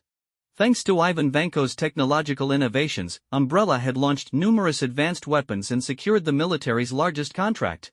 Upon returning, Mercer headed straight to the CEO's office. But after 2 years of absence, it was clear that Ouyang had not yet forgiven him. A long overdue reunion. Asterisk, Miss Ouyang, look who's back.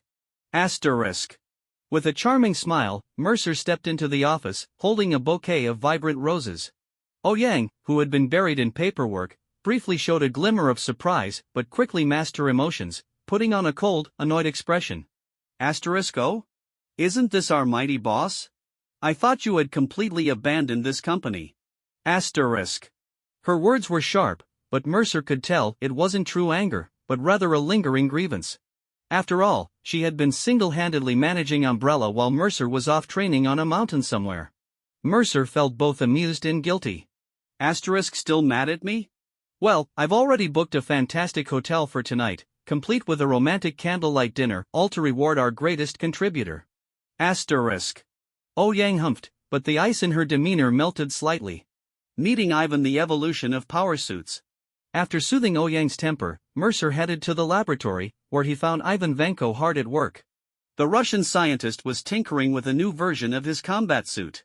Compared to his original whiplash armor, the new version was far more advanced, boasting rapid deployment mechanisms and significantly upgraded weaponry.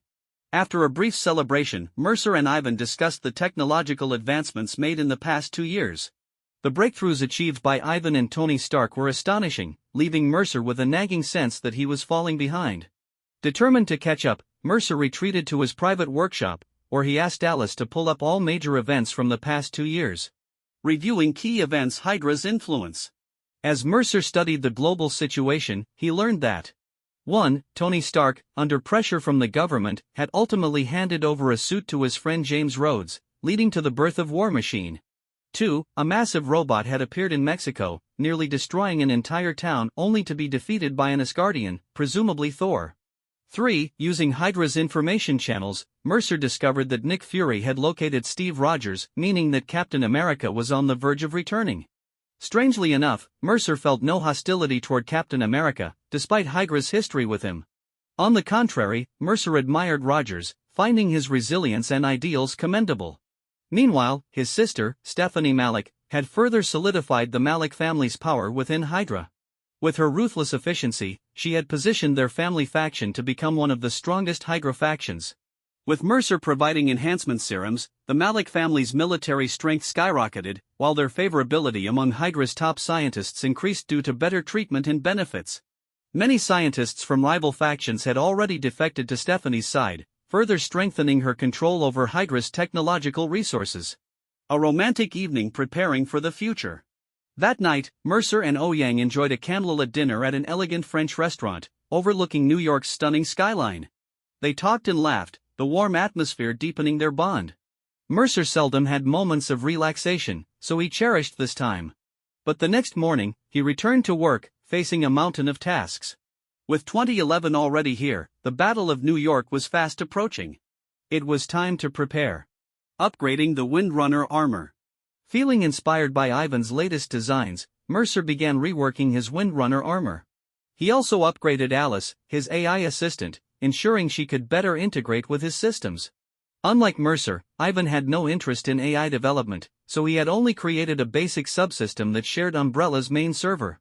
For his new Windrunner suit, Mercer implemented 1. Modular armor design, for quick and easy deployment. 2. Integrated formation arrays, using energy sources as focal points. 3. Defensive shields, activated via embedded runes. 4. Wing acceleration runes, enhancing speed and agility. 5. Flaming blade edges, inscribed with fire and sharpness runes, capable of slicing through steel instantly. With these modifications, the Windrunner suit was now on par with, if not surpassing, Stark's Iron Man suits. Excited to test his new armor, Mercer called Tony Stark. Setting up a duel with Tony Stark. Mercer? When did you get back? Tony's playful voice came through the phone. I heard from Ivan that you went to China on some family quest. I thought you weren't coming back. Hearing Tony's familiar banter, Mercer felt an unexpected sense of camaraderie. Got caught up in some things. But I'm back now, and I've upgraded my armor. I think I can easily kick your ass now. Oh? That's bold talk, my friend. Tony laughed. Same place, tomorrow night. Let's settle this. Sounds perfect. Mercer grinned. Oh, and I heard you gave Rhodey a suit. Why don't we make this a real event, a mech battle? Ha. Sounds like a blast. I'll bring Rhodey, you bring Ivan. Deal. The Darkhold, a glimpse into forbidden knowledge. After finishing his preparations, Mercer entered a secret chamber. Unlike the rest of the facility, this room was empty, with only a single object placed on a pedestal. A black book. The Darkhold. Also known as the Book of the Damned. The Book of Sins. The Scrolls of Thon. It was one of the most infamous grimoires in the Marvel Universe. Containing forbidden knowledge, it was said to be the origin of all dark magic. It could corrupt those who used it, binding their souls to Thon. In many ways, it was the antithesis of the Book of Vishanti. Mercer slowly opened the pages, and to his surprise, the text appeared in Chinese. What a fascinating artifact, he murmured. As he read through the ancient writings, he felt as if he were peering into a new reality. The book contained not only dark sorcery, but also arcane sciences, practically alien technology disguised as magic. The end of science is theology. The more he read, the more he realized this book was a treasure trove of knowledge. But after 10 minutes, his head throbbed, forcing him to close the book. Too much, too fast. Even for someone like Mercer, the Darkhold's knowledge was dangerous. It wasn't just information, it was an entity, watching, whispering, waiting. But Mercer wasn't afraid. He was intrigued. And he knew this was just the beginning. The next day, Mercer and Ivan arrived at the agreed location early, eagerly anticipating Tony's arrival. Boss, I told you that guy would never be on time, Ivan couldn't help but complain in a low voice, his tone carrying a hint of dissatisfaction. In truth, Mercer was also feeling a bit impatient. He was eager to showcase the impressive power of the Windrunner Mark V armor, which had achieved a significant leap in performance based on its specifications. This area in Mexico had long been purchased by the wealthy Tony Stark, allowing them to conduct their destructive experiments without any concerns. Mercer couldn't help but reflect on how he had never experienced such reckless extravagance before. Ever since he began his Hydra reformation plan, he had been occupied with various affairs, rarely having the opportunity to participate in public events. Just as Mercer was internally lamenting his busy schedule, two dazzling beams of light streaked across the sky, approaching rapidly. It was the quintessential superhero entrance, a brand new suit from the Mark series, painted in the iconic red and gold. Tony Stark had arrived right on time. In contrast, Rhodey's entrance appeared much less flashy. He simply landed in a straightforward manner, his military-modified armor looking imposing, though in reality, he was the weakest in terms of combat power among the four of them. Striding forward, Tony opened his helmet and embraced Mercer enthusiastically. Their armored bodies collided with a crisp sound before Tony spoke first. "I missed you, Mercer. Where the hell have you been? Took you long enough to get back." Then, turning to introduce Mercer, Tony continued, "This is Colonel Rhodey, my friend." "You two have met before, right?" Mercer extended his hand and shook Rhodey's warmly, smiling as he said, "It's great to see you again, Colonel Rhodey. "We didn't get a chance to chat much after the hearing last time." Rhodey, showing some respect, responded, "The pleasure is mine. I had no idea the big boss of Umbrella was actually the Windrunner. That really caught me off guard." After a brief exchange of pleasantries, the group split into two teams for their battle exercise. The self-proclaimed strongest Windrunner teamed up with the imposing War Machine, while the ever-bickering Tony and Ivan formed the opposing team. Notably, this was War Machine's first live combat test. Rhodey was brimming with confidence, as his suit had been meticulously modified by top military weapons experts. Tony and Ivan made the first move, lunging at Mercer like ferocious leopards. Though they constantly belittled him with words, they both took this fight very seriously because they knew Mercer was not one to boast without backing it up. Mercer's figure flickered and vanished like a ghost, moving with such speed that both Tony and Ivan were visibly shocked. Rhodey, unable to react in time, was sent flying by a powerful punch from Ivan. "How is he this fast?" Both Tony and Ivan were simultaneously struck by a wave of surprise. They could achieve high-speed flight themselves, but they had never encountered someone who moved so quickly that even tracking him was a challenge. Watching the three armored monsters chasing each other across the battlefield, Rhodey was in awe. This was his first time witnessing such a spectacle. Seeing the three of them clash without restraint, he silently assigned himself the role of support, preparing to assist when necessary. With Rhodey's support, Mercer became even more formidable, his weapon systems enhanced significantly. Tony and Ivan soon found themselves overwhelmed by concentrated fire. Iron Man and Whiplash decided to go all out. Ivan unleashed his electrified whips, crackling with high-voltage arcs, while Tony activated his laser weapons, firing at full power. The two of them attacked Mercer in tandem. Mercer swiftly deployed an energy shield to withstand their combined assault. "Energy defense?" Tony and Ivan exclaimed in unison. They had never seen such an advanced defensive system before. The laser weapons barely made a dent in the semi-transparent barrier. Tony had no choice but to cease fire, and Mercer deactivated the shield as well. Seizing the opportunity, Ivan lashed out with his whip, wrapping it around one of Mercer's legs, attempting to immobilize him. However, Mercer remained unfazed. The blade-like edges of his wings heated up rapidly, glowing like searing hot knives. With a single wing strike, he severed Ivan's whip instantly. Seeing this, Rhodey, who had been playing a support role, decided to step back entirely, watching in stunned silence as the three warriors engaged in their god-tier battle. In truth, War Machine lacked the kind of overwhelming firepower needed to threaten Tony or Ivan. Its primary advantage lay in defense. The fight quickly turned into a 2-on-1 scenario, with Mercer pitted against both Tony and Ivan. Ivan's expression was one of shock. His improved whips, capable of delivering lethal electric strikes and withstanding Tony's lasers, had just been effortlessly cut apart. Tony and Ivan continued their coordinated assault. Having fought together before, they had developed an intuitive understanding of each other's moves. Mercer was forced to utilize every weapon in his arsenal except for the incendiary cannon. Its destructive power was simply too great. After using it once against Ironmonger, he had never dared deploy it recklessly again. The 2-on-1 situation pushed Mercer to his limits. Tony and Ivan's relentless attacks kept him on the defensive. However, Mercer capitalized on his superior speed, evading their strikes while searching for openings to counterattack. "Stop running and fight like a man, Mercer," Tony taunted, trying to break his rhythm.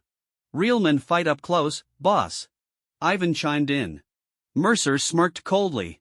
He had been testing the limits of his armor, and now he decided to play along. "As you wish," he said.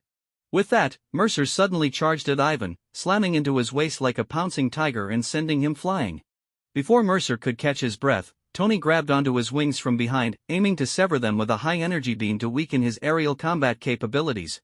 Feeling the intense heat from his back, Mercer's heart tightened. He immediately launched homing missiles at Tony, blasting him away. Despite this, Mercer's wing balance had been severely compromised. He was forced to land, transitioning into close-quarters combat. Ivan rushed in, throwing a powerful punch at Mercer. Undeterred, Mercer turned and met him head-on, their fists colliding with a thunderous impact. The resulting shockwave sent Mercer flying backward, crashing hard onto the ground. Tony seized the opportunity to attack Mercer again. The three of them were soon locked in a chaotic melee. Perhaps due to imbalanced energy distribution, the lines between ally and enemy blurred, and the fight devolved into sheer pandemonium.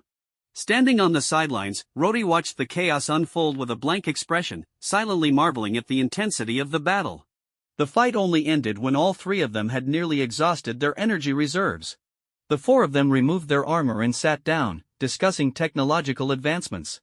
Meanwhile, Rhodey casually munched on pizza that Tony had pre-ordered, as if the earlier battle had nothing to do with him. Mercer, what kind of new tech did you use in your suit? How did you manage to create an energy shield? Tony was the first to ask, his eyes gleaming with curiosity. Hey. If anyone gets to know first, it should be me. That's company secrets, you get it? Ivan interjected mischievously. Mercer's lips curled into a slight smirk. Keeping his tone as neutral as possible, he replied, picked up a few tricks from my mother, but the smug look on his face was impossible to hide. The three of them enthusiastically discussed the applications of runes, leaving Rhodey completely out of the conversation.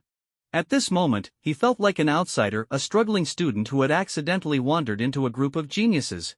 With no other choice, he focused on his pizza, secretly envying their technical exchanges. After a long discussion, they finally wrapped up their conversation and exchanged some final pleasantries.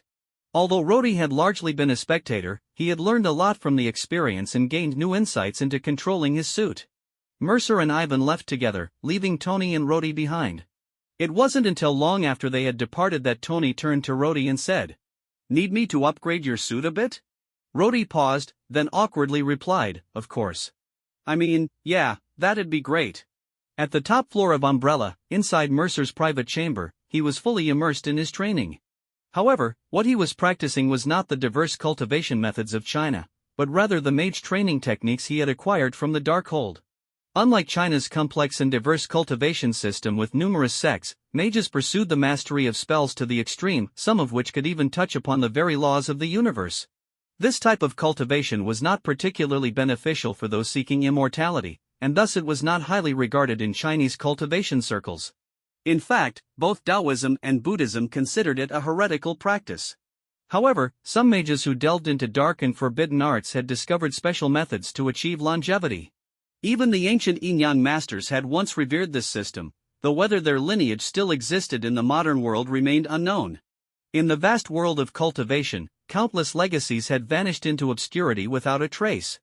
Mercer had stumbled upon the mage cultivation method within the Darkhold and was now fully dedicated to exploring its possibilities.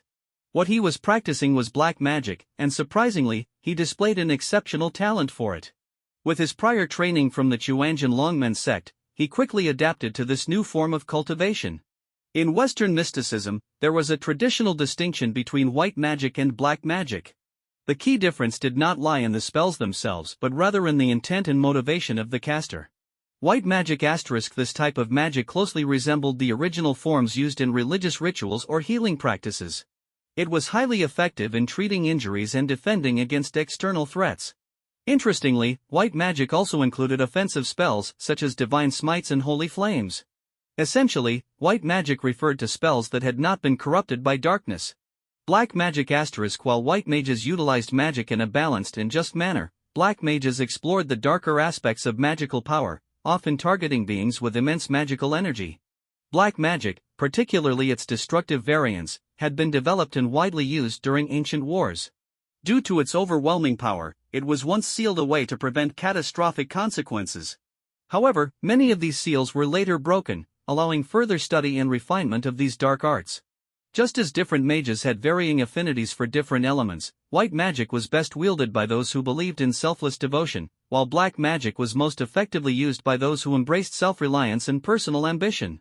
Some elemental spells also leaned toward order or chaos, such as Inferno, which suited those who believed in their own power, while Lightning Strike was more attuned to those with faith in higher forces. However, magic itself functioned best when balanced between self-reliance and devotion, which was why most elemental mages remained relatively neutral. There were also legends that those who worshipped gods of light wielded divine magic, which allowed them to channel divine power freely, as long as they did not act against their deity's will. Conversely, those who followed dark gods used arcane magic, governed by strict rules and constraints set by their dark patrons, hence the need for incantations, hand signs, and magic circles. Ultimately, the distinction between white and black magic lay in the heart of the wielder. Power itself was neither good nor evil, it all depended on how it was used. The sorcerers of Kamartaj strongly opposed the practice of black magic and harbored deep hostility toward its practitioners. However, the Ancient One, the Sorcerer Supreme who had lived for centuries, was notably more open-minded. She had secretly drawn power from Dormammu, the ruler of the Dark Dimension, to extend her own lifespan, one of the key reasons she had survived for so long. Mages primarily focused on spellcasting, which allowed those with talent to quickly gain supernatural abilities. However, this method had inherent flaws in the long run, particularly in terms of controlling power at higher levels. Thus, mages also had their own unique methods for refining their mind and soul. Despite Mercer's progress in studying magic and deciphering the Darkhold, his overall advancement remained slow. This was expected, as even the demon lords of hell coveted the secrets within the Darkhold. Beyond his magical studies, Mercer had also begun developing a new type of drone, integrating advanced knowledge from the Darkhold with his own technological expertise. These drones were equipped with miniature arc reactors, allowing for high-speed flight. Their sleek bodies were reinforced with intricate defensive enchantments. In terms of weaponry, these drones carry 25mm high-caliber sniper rounds and beam cannons. However, their most devastating feature was a single incendiary cannon, capable of unleashing temperatures exceeding 1,000,000,000 degrees, hot enough to melt steel instantly. Even a Leviathan-class beast would be reduced to a pool of molten metal upon impact. Mercer instructed Alice to accelerate the production of these new drones, starting with a batch of 300 units. "Understood, Master." Alice's voice echoed within the room. Mercer's decision to limit production was not due to a lack of desire but rather out of necessity. If he prepared too extensively, it would inevitably draw suspicion. The last thing he wanted was to attract the attention of S.H.I.E.L.D, especially not Nick Fury, the infamous spymaster. Fooling the director of S.H.I.E.L.D was no easy task. While Mercer was busy designing his drones, Tony Stark was also occupied attempting to decipher the mysteries of runic magic. At the same time, Mercer had begun forging a special artifact. While studying the Darkhold, he had come across a highly complex portable space magic, a spell that, if mastered, would allow him to create his own personal dimensional storage space. However, Mercer was not yet capable of casting this spell, not due to a lack of magical power, but because his understanding of the spell's intricate mechanics was still incomplete. Instead, he decided to take an alternative approach, using Chuanjinsek's secret artifact crafting techniques. He planned to engrave the magic array for spatial storage directly into a physical object. By combining this with his knowledge of runes and formation arrays, he was confident that he could create a functioning storage artifact. In fact, storage artifacts did exist within China's cultivation world, but they were exceedingly rare. Many ancient artifact forging techniques had been lost to time. Moreover, Mercer's sect was not particularly skilled in artifact refinement, meaning he had to rely on the handwritten notes of his predecessors to piece together the necessary knowledge. Forging artifacts was no simple task. First, the materials had to meet strict durability standards. Additionally, the process required significant magical energy, as the engraving of magical arrays and runes demanded a stable flow of power. The forging flames also needed to be extraordinarily potent. Fortunately, Mercer had both Samadhi True Fire and his artificial sun technology, both of which met these stringent requirements. Through countless experiments and failures, Mercer finally mastered the method for crafting storage artifacts. However, as he was just beginning, his first creations were relatively small in capacity. Still, with continued refinement and deeper comprehension of storage magic, he was confident that he could eventually create artifacts with vast dimensional space. The night was as dark as ink, like a heavy curtain silently draping over the land. While most people had retired to their dreams after a long day, the Joint Dark Energy Mission Facility was still bustling with activity. Staff members were urgently evacuating personnel and transporting supplies, carrying out an emergency withdrawal. A helicopter descended slowly onto the ground. Agent Maria Hill was the first to step out, followed closely by a tall, imposing black man clad in a black leather trench coat and an eye patch ***. Nick Fury ***. The director of S.H.I.L.D. waiting to receive them was Agent Phil Coulson, his face filled with concern. Nick Fury's expression was grim as he asked, "How bad is it?" Coulson frowned and sighed helplessly. "Director, the worst part is, we don't even know exactly what's going on." Wasting no time, the three of them quickly boarded an elevator leading to the underground base. They knew that time was of the essence. During the short elevator ride, Coulson issued orders for his men to speed up the evacuation of personnel and resources. Meanwhile, Hill hurried off to another sector, ensuring that the Phase 2 prototype could be safely relocated. These well-trained agents always demonstrated remarkable efficiency in moments of crisis. At that moment, deep within a classified SHIELD facility, a team of researchers led by Dr. Eric Selvig was working alongside SHIELD operatives. They were conducting an in-depth study on a glowing blue cube, the Tesseract, which housed the Space Stone, one of the 6 Infinity Stones. Nick Fury wasted no time questioning Dr. Selvig about the Tesseract's status. "Doctor, this thing isn't just active, it's behaving unpredictably, as if it has a mind of its own." Fury frowned. "Did you try unplugging it?" Selvig shook his head in exasperation. "It's an energy source in itself. Even if we shut down its external power supply, it will simply reactivate on *its own. If we can push it to its energy peak." Before Fury could ask further, he suddenly remembered something important ***. Where was Agent Clint Barton ***. Both Hawkeye and Natasha Romanoff were among his most trusted agents. "If there's a problem," Barton interjected, "then maybe it's not coming from our side." Fury narrowed his eyes. "Our side?" Dr. Selvig explained, "The Tesseract is like a doorway to the universe, right? And doors can be opened from both sides." Just as Fury was speaking with Barton, the Tesseract began to react once more. It emitted a powerful energy pulse, rapidly gathering energy before firing a concentrated beam, opening a dimensional portal a short distance away. However, the portal did not remain stable for long. The energy from the Tesseract dispersed outward, causing the gateway to collapse. As the dust settled, a lone figure emerged from the dissipating shockwave. If Thor had been present, he would have immediately recognized this person ***Loki ***, the second princess of Asgard. Armed guards swiftly surrounded Loki, their weapons trained on him. Fury stepped forward and spoke sternly, "Sir, put down the staff." Loki glanced at the scepter in his hand, his eyes flashing with a mischievous glint. In a sudden motion, he fired a beam of energy at Fury, then swiftly leaped toward the surrounding guards, taking them down with ease. Within moments, Loki used the Scepter of Mind, a gift from Thanos, to enslave Hawkeye and Dr. Selvig, forcing them under his control. Effortlessly, he seized the Tesseract and its containment case. After a fierce pursuit, Fury suffered heavy losses, many elite agents were down, and the underground facility had sustained severe damage, beginning to collapse. His helicopter was also shot down, crashing into the wreckage. Watching Loki and his newfound allies escape, Fury quickly issued urgent orders. "Hill, issue an emergency directive. Gather all available personnel not involved in rescue efforts. I want that case found immediately." Turning to Coulson, Fury added, "Return to HQ and initiate Level 7 alert. From what I can see, this is the start of a war." Coulson, visibly concerned, asked, "What's our next move?" Meanwhile, Natasha Romanoff was in the middle of an interrogation, using her signature deceptive tactics on her target when her phone rang unexpectedly. The abrupt interruption caught her off guard. A white-haired general in a military uniform picked up the phone from one of his subordinates, assuming it to be an ordinary call. However, upon hearing Coulson's voice, he immediately understood the urgency of the situation.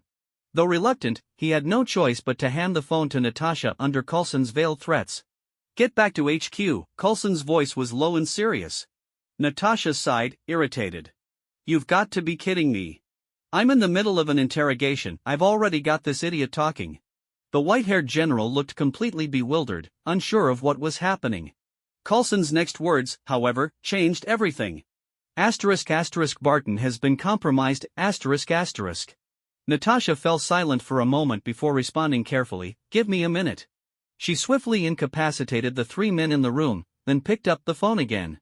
In a darkened conference room, Nick Fury was engaged in an emergency video call with the World Security Council, his superiors. Gideon Malik was the first to lash out. You're playing with fire, director. This is beyond your control. Fury's eyes hardened. Ever fought in a war, councilman? In a real fight, do you want someone else pulling the strings? Malik pressed further. Are you saying Asgard has declared war on Earth? Fury shook his head slightly. Not Asgard Loki . A female council member interjected, he won't be acting alone. What about his brother? Fury let out a frustrated sigh. Our intel suggests that Thor has no hostile intent. But he's not here, he's on the other side of the universe. We can't count on him to save us. We have to handle this ourselves. Malik remained skeptical. We've reviewed the Avengers Initiative roster. Are you sure this will work? Fury's response was firm. They might be reckless. They might be unpredictable. But if we use them correctly, they are exactly what we need right now. Another council member cautioned, you can't fight a war based on gut instinct, director. Fury nodded. No, we fight wars with soldiers. At that moment, Mercer sat calmly within Umbrella's New York headquarters, waiting. His mind was filled with curiosity, ***, who would S.H.I.E.L.D. send to recruit him, ***. Would it be Nick Fury, personally inviting Captain America? Would Coulson go after Stark? Or maybe Black Widow would be sent to track down the big green monster? The thought of it intrigued him. Just then, Alice's voice echoed in his ear. Master, S.H.I.E.L.D. has sent someone to see you. Mercer thought for a moment before giving his command. Let William bring them in. Soon, a tall, well-built black-haired woman in a tactical suit entered the meeting room. Mr. Mercer, I am Agent Maria Hill from S.H.I.E.L.D. We need your help. Her expression was serious. Mercer raised an eyebrow. S.H.I.E.L.D. is in trouble? Hill handed him a file, saying, we've been attacked by an extraterrestrial visitor. Mercer opened the dossier, scanning through the details on the Tesseract and Loki's profile. Smirking slightly, he thought to himself, ***, looks like I'm about to get busy, ***. Nodding, he replied, tell Nick Fury, I'll be there. As Hill departed, Mercer sat in deep thought. He already knew Loki's plans inside and out. The real challenge now was playing his role convincingly in this unfolding drama. He needed this war. He needed it to strengthen his ties with the Avengers. He needed it to show Hydra the true power of the Malik family. And more importantly, ***, Earth needed this war ***. Earth needed Chitauri technology to push its advancements forward. And humanity needed to understand. They were not alone in the universe. At this moment, Mercer was fully focused on contemplating the many details of the upcoming battle. His thoughts churned rapidly like a tangled web, but this brief moment of tranquility was abruptly interrupted by an unexpected phone call. Master, it's your father, Mr. Gideon Malik, Alice's voice echoed in Mercer's ears. A trace of hesitation flickered in Mercer's heart, but he ultimately responded firmly, Alice, put him through. As the call connected, Gideon's figure gradually appeared on the screen. His gaze was fixed on Mercer, with a hint of doubt in his tone. I've seen the Avengers roster. You're going to take part in this battle? Mercer did not deny it. He quietly observed his father on the screen and slowly replied, Father, I must go this time.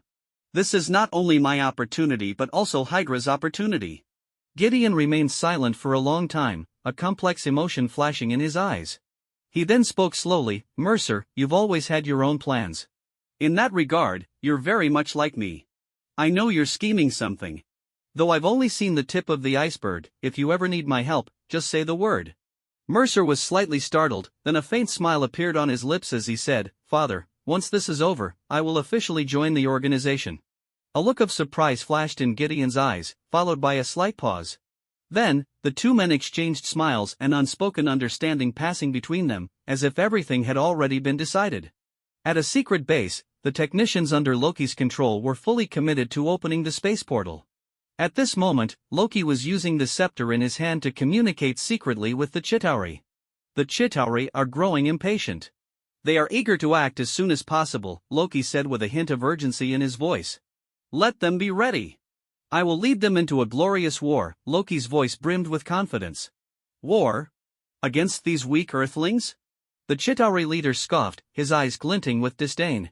This will be a glorious war, but it won't last long, provided that your army is as powerful as you claim, Loki replied with a subtle note of provocation. You dare question us? Question the one who placed the scepter in your hands? He has granted you ancient knowledge and a new purpose, yet you were defeated before, the Chitauri leader said with displeasure, a flicker of anger in his eyes. I am the king, the absolute ruler of Asgard. I was betrayed. Until I open that portal and lead your army, all your promises are nothing but empty words. Loki's voice was filled with fury and resentment. Then go to war, Asgardian. But if you fail, if the Tesseract does not fall into our hands, do not expect to have a kingdom. Do not expect a place to hide. No matter where you flee, he will find you. He will make you wail in agony, and you will understand true suffering. The Chitauri leader let out a sinister laugh. Aboard a massive helicarrier, Mercer finally met Dr. Banner. At that moment, Banner appeared somewhat nervous, glancing around uneasily as if wary of this unfamiliar environment. Hello, Dr. Banner. I've admired you for a long time, Mercer greeted with a smile, approaching Banner proactively. Mercer had arrived early. After receiving the coordinates of S.H.I.E.L.D.'s headquarters, he had swiftly piloted his latest Windrunner 6 prototype to the location. Now, dressed in a neatly tailored suit, his handsome appearance complemented by his refined attire made a favorable first impression. Banner turned around awkwardly and, upon seeing Mercer, forced a small smile. Mercer Malik? The brilliant scientist who's been making waves. A flicker of surprise flashed in Mercer's eyes before he chuckled. It seems you're well informed. Banner sighed helplessly and said, they briefed me on who would be here. Haven't you heard anything else about me? Like, certain things? Mercer smiled slightly. Of course, I know about you. The last time you transformed, I was in New York. A trace of embarrassment appeared on Banner's face. His years as a fugitive had made him particularly sensitive and on edge. He murmured softly, oh, my apologies. Just then, a Quinjet slowly descended. Coulson and Captain Rogers stepped off the aircraft, followed closely by Agent Natasha Romanoff, dressed in casual attire. Upon learning from Natasha that they had tracked Loki's whereabouts, Coulson immediately turned away to handle the situation, while Natasha began guiding Rogers around the helicarrier. As they approached Mercer and Banner, Natasha greeted them with a smile, Dr. Banner. Mr. Mercer. Mercer, who had been conversing with Banner, quickly responded with a smile. Just call me Mercer, Captain. Rogers nodded slightly. I heard you can locate the Tesseract? Mercer paused briefly before chuckling. Is that all you heard? Rogers replied seriously, that's all I care about, finding the Tesseract and saving the world. A glimmer of amusement flickered in Mercer's eyes. Captain, feeling familiar with this world yet? Rogers nodded slightly. Well, it's not too bad. Some things feel familiar. At this moment, Natasha stepped forward and said, gentlemen, you should probably head indoors now. The environment outside will soon become quite hostile, breathing won't be easy. Mercer feigned ignorance. Clearly not a diving operation. Are we heading into the sky? Natasha rolled her eyes at him. Yes, Mercer. Rogers and Banner curiously approached the edge of the deck, watching as the helicarrier's massive turbines slowly activated, preparing for a mysterious journey. Following Natasha's lead, the three entered the helicarrier's control room.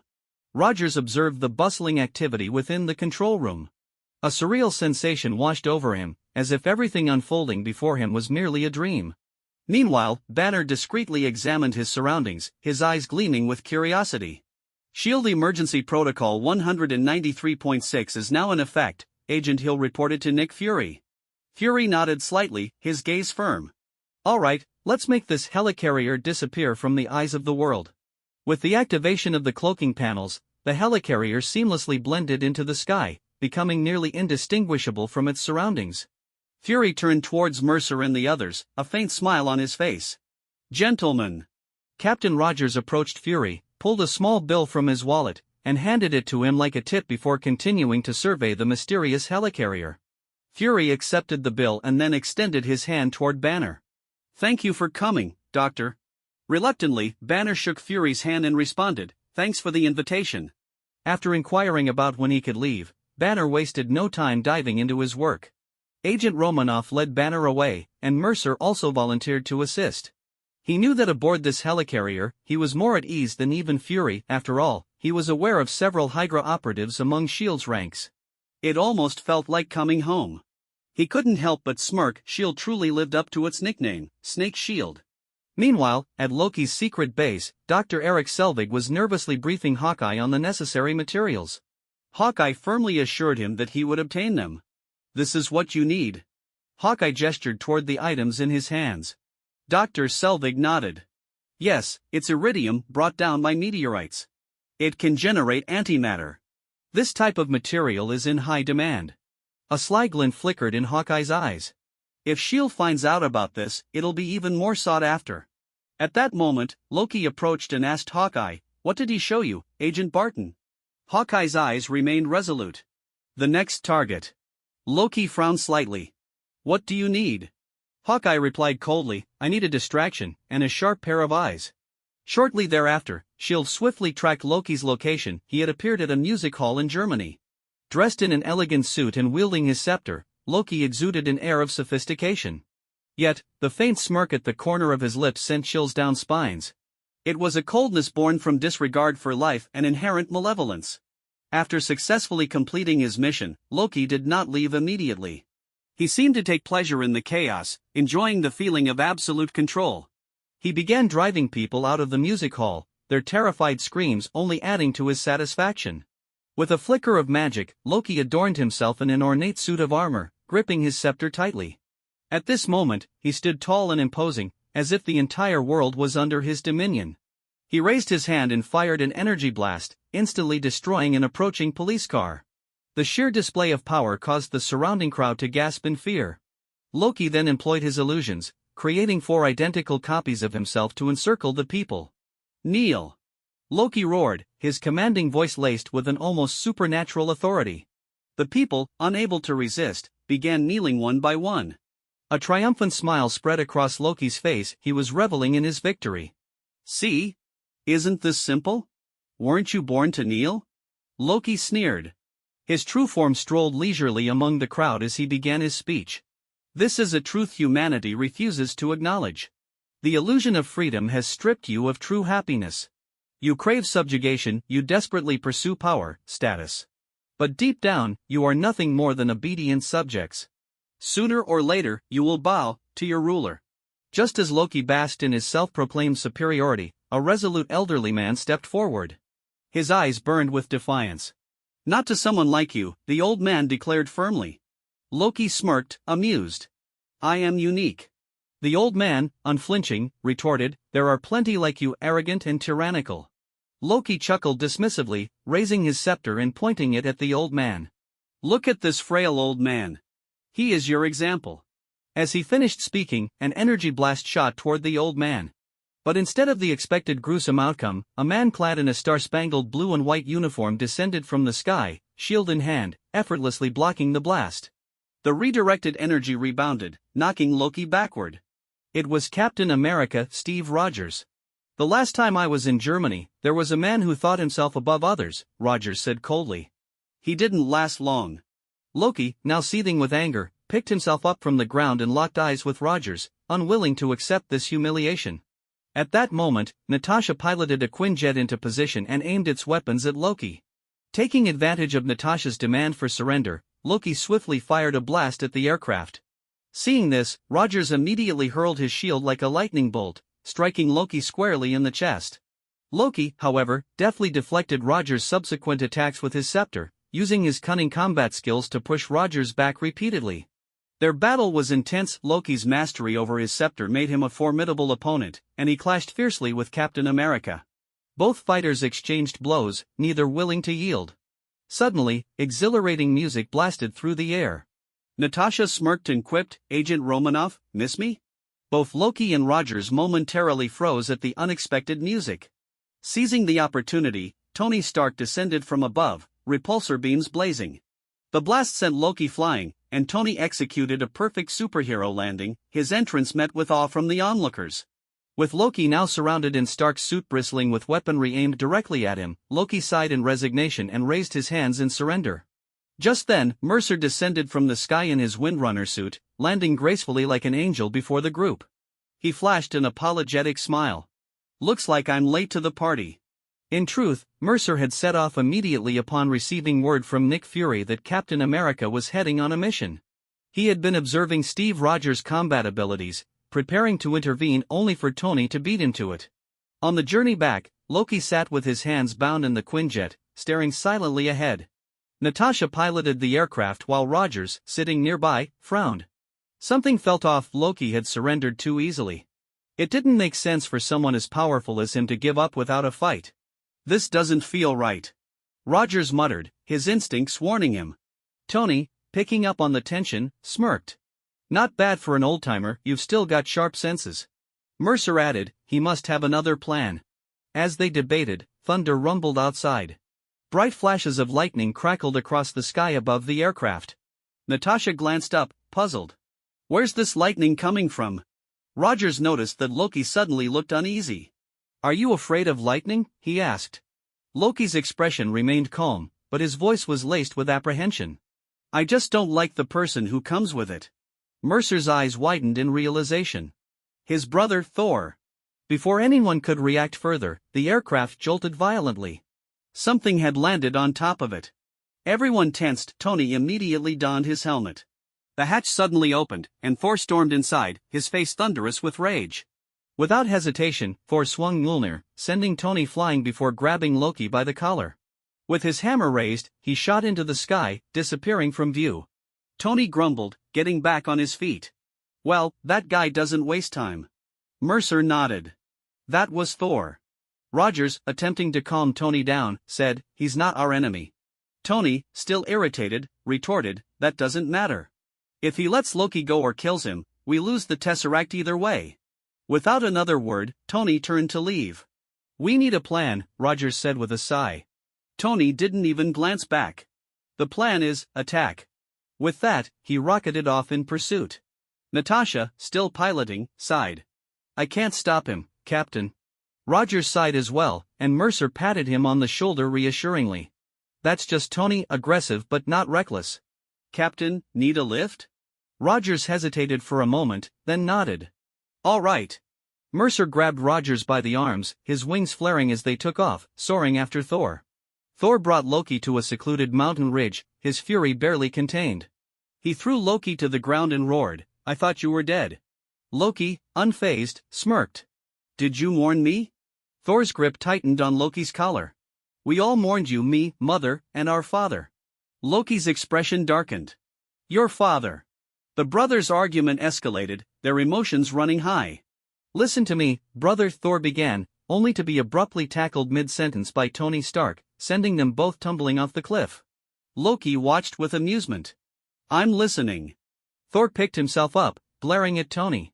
"Touch me again." Tony, undeterred, shot back, "Then don't steal my stuff." Thor scoffed. "Do you even know who you're talking to?" Tony smirked. "Oh, let me guess, you're a stage actor? Does your mom know you stole her cape?" After a few more heated exchanges, Thor finally snapped. He hurled Mjolnir at Tony, sending him flying. But Tony retaliated, blasting Thor with a repulsor beam and launching himself into a knee strike, knocking Thor back. Thor, now enraged, summoned lightning, striking Tony with a powerful bolt. As the energy surged through Tony's suit, JARVIS reported, power levels at 400%. Tony, momentarily stunned, muttered, "How does that work?" Realizing his unexpected power boost, Tony fired 3 energy blasts at Thor, sending him flying. The two combatants clashed, soaring into the air and grappling mid-flight. They slammed into the ground, exchanging fierce blows. Just then, a shield shot through the air, striking Thor before bouncing off and hitting Tony, before finally returning to its wielder, Steve Rogers. Mercer and Rogers had arrived just in time to break up the fight. Rogers' expert use of his shield left even Mercer impressed. It was truly a display of unparalleled skill. Thor and Tony turned their gazes toward Captain America, who had just intervened. Standing atop a fallen tree, Rogers leaped down with the agility of a predator, landing steadily before fixing his stern gaze on Thor. "Enough! Stop this!" Rogers commanded firmly. He then looked directly at Thor and asked, "What is your purpose here?" Thor, unwavering in his stance, responded, "I am here to stop Loki's schemes." Rogers did not back down. "Then prove it to us. Put down your hammer." Thor shook his head in exasperation. "Oh no, that's a terrible idea." "He loves his hammer," Tony quipped. Before anyone could react, Thor swung Mjolnir, sending Stark flying. Thor's frustration boiled over. In Asgard, dropping one's weapon was a sign of surrender. Furious, he growled, "You want me to put down my hammer?" With that, he leaped into the air and brought his hammer down on Captain America with full force. Rogers, undaunted, raised his indestructible vibranium shield to meet the blow. Meanwhile, Mercer silently ascended into the sky, observing the scene below with keen interest. A deafening clang rang out as Mjolnir struck the vibranium shield. The resulting shockwave rippled outward like a tidal wave, toppling trees in every direction. Within moments, the forest clearing had transformed into a vast, circular impact zone, as though an unseen storm had swept through. After a brief silence, Mercer slowly descended, his eyes glinting with contemplation. He glanced at the three men and asked softly, "Gentlemen, have we calmed down now?" Thor, Tony, and Rogers exchanged looks before taking in the devastation around them. With silent acknowledgement, they all lowered their weapons. Loki was escorted to the lowest level of the helicarrier. As he passed by Dr. Banner's lab, he cast a sly, knowing smile at Banner, a smile that hinted at a hidden scheme. Elsewhere, Mercer and the others watched as Nick Fury interrogated Loki. Loki, aware of the surveillance cameras, carefully laced his words with subtle provocations aimed at Banner. The others in the room exchanged uneasy glances, concern flashing in their eyes. Mercer, however, was absent from the scene. He and Tony were preoccupied with preparing their suits. In truth, Mercer had already deciphered Loki's plan. Loki wanted to provoke Banner into transforming into the Hulk, creating chaos among the Avengers. His goal was to exploit their internal distrust, breaking them apart from within before striking them down one by one. Meanwhile, Thor frowned and asked, "What exactly is Loki planning?" Thor sighed deeply before answering, "He has an army not of Asgard, nor of any known world. He seeks to unleash them upon Earth, and in return, he offers them the Tesseract." A heavy silence fell over the group. The weight of the revelation was palpable. Natasha spoke up, "Dr. Selvig is my friend." Thor's expression darkened with grief. "Loki has placed him under a spell. And another of our allies as well." Banner, arms crossed, murmured, "I think we're focusing too much on Loki. He's unpredictable, completely insane." Thor's eyes narrowed. "Watch your words. Loki may be reckless, but he is still Asgardian. He is still my brother." Natasha interjected, "He killed 80 people in 2 days." Thor hesitated before awkwardly amending, "Adopted brother." At that moment, Mercer, Tony, and Coulson entered the room. Tony and Mercer were casually chatting with Coulson, teasing him about his personal life, entirely unfazed by the tense atmosphere. Coulson, relieved to escape the relentless questioning, quickly found an excuse to leave. Mercer glanced at the group and asked curiously, "Why do they need iridium?" Tony and Mercer spoke in unison, "As a catalyst." The two exchanged amused glances, an unspoken understanding passing between them. Tony smirked. "Wow, someone actually gets me. Glad I'm not the only one who did their homework." Mercer gestured for Tony to continue, and Tony did so with a satisfied nod. "This way, the new portal won't collapse like SHIELD's version," Tony explained. As he passed Thor, Tony patted his arm. "Not bad, big guy. Your hammer packs a punch." Thor blinked in surprise before allowing a small smile. Tony continued, "Also, based on Loki's setup, the portal can be made larger and last longer." He then leaned back, radiating confidence. "He thinks he's playing a game, but I caught on." The group listened intently, contemplating their next move. Natasha asked, "Do they need anything else?" Tony nodded. "Barton should have no trouble acquiring it. They still need a high-density energy source to activate the Tesseract." Maria Hill, skeptical, asked, "Since when are you a nuclear astrophysicist?" Tony grinned. "Since last night. Coulson's reports, Selvig's notes, extraction theory papers, I went through them all." The group exchanged glances, a flicker of surprise in their eyes. Mercer, sensing an opportunity, added, "So, does Loki need a specific energy source?" Banner nodded. "He'll need to heat the Tesseract to at least 100 million degrees." At this, Mercer and Tony simultaneously raised their eyebrows in realization. They exchanged another glance, as if silently agreeing, "Now we're getting somewhere." Tony stepped forward and clapped Mercer and Banner on the shoulders. "Finally, some people who actually get it." Captain America, meanwhile, looked completely lost. "What just happened?" Tony smirked. "Nice to meet you, Dr. Banner. Your work on positron collision theory is unparalleled. I'm a big fan, especially of how you turn into a giant green rage monster when you're upset." Banner shifted uncomfortably but managed a polite, thanks. Nick Fury entered the room. Dr. Banner is here to track the Tesseract. I trust you'll assist him. Banner nodded. I'll start by examining Loki's scepter. Captain America, eager to contribute, said, that thing might actually have magic, like Hydra's weapons. Fury countered, I wouldn't be so sure, but it draws power from the Tesseract. I need to understand how Loki used it to turn two of my best agents into his pawns. Thor, confused, asked, pawns? What does that mean? Captain America, sensing an opportunity, chimed in, I got this one. Tony sighed, feeling the conversation had taken a turn for the worse. Shaking his head, he motioned for Mercer and Banner to follow him. As they left, some of the S.H.I.E.L.D. staff, who had been playing games earlier, quickly resumed their activities. Inside the lab, Mercer finally relaxed. He looked at Tony and remarked, that was quite a performance back there. Tony raised an eyebrow. Was it? Mercer smirked. Wasn't it? Then, realization struck. Tony hadn't been acting, he had just been himself. Amused, Mercer chuckled. Meanwhile, Tony had discreetly planted a small device on Fury's console. Through this, JRVIS could now access SHIELD's classified files. Banner, puzzled, asked, what are you two talking about? Mercer and Tony exchanged another knowing glance but chose not to explain. Some things were better left a mystery. These pills had been given to Mercer by his mother during their last meeting. Until now, he had never used them and still had quite a few left. Is this some kind of magic trick? Banner took the pill Mercer handed him and brought it close to his nose, inhaling deeply. A delicate fragrance spread instantly, making his whole body feel lighter. You should try it and see if it works for you, Mercer said with a smile. A trace of hesitation flashed across Banner's face, but in the end, he placed the pill in his mouth.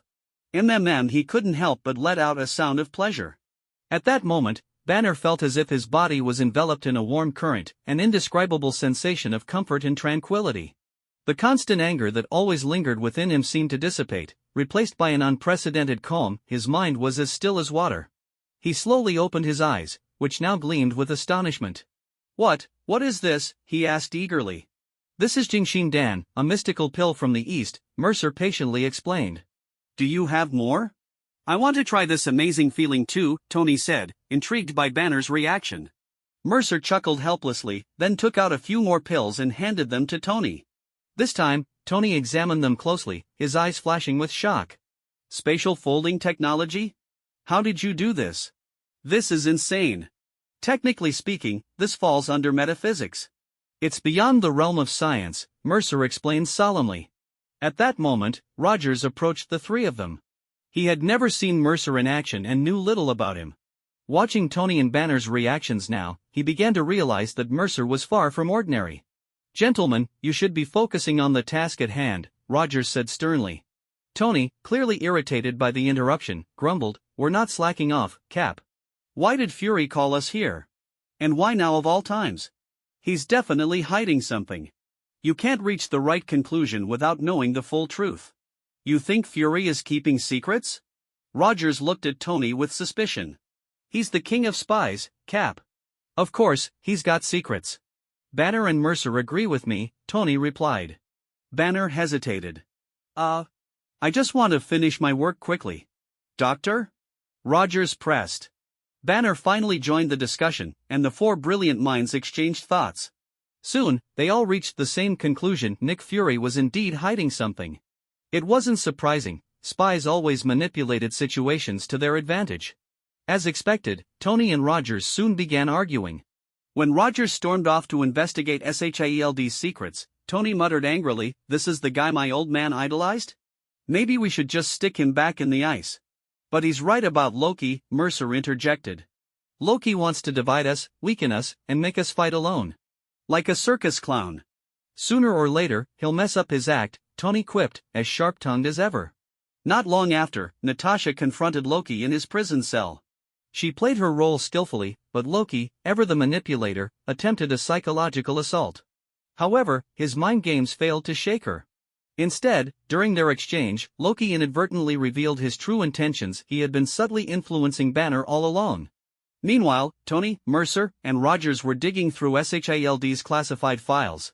Rogers eventually stumbled upon Fury's prototype energy weapons. Fury entered the lab where the three were working, his expression grave.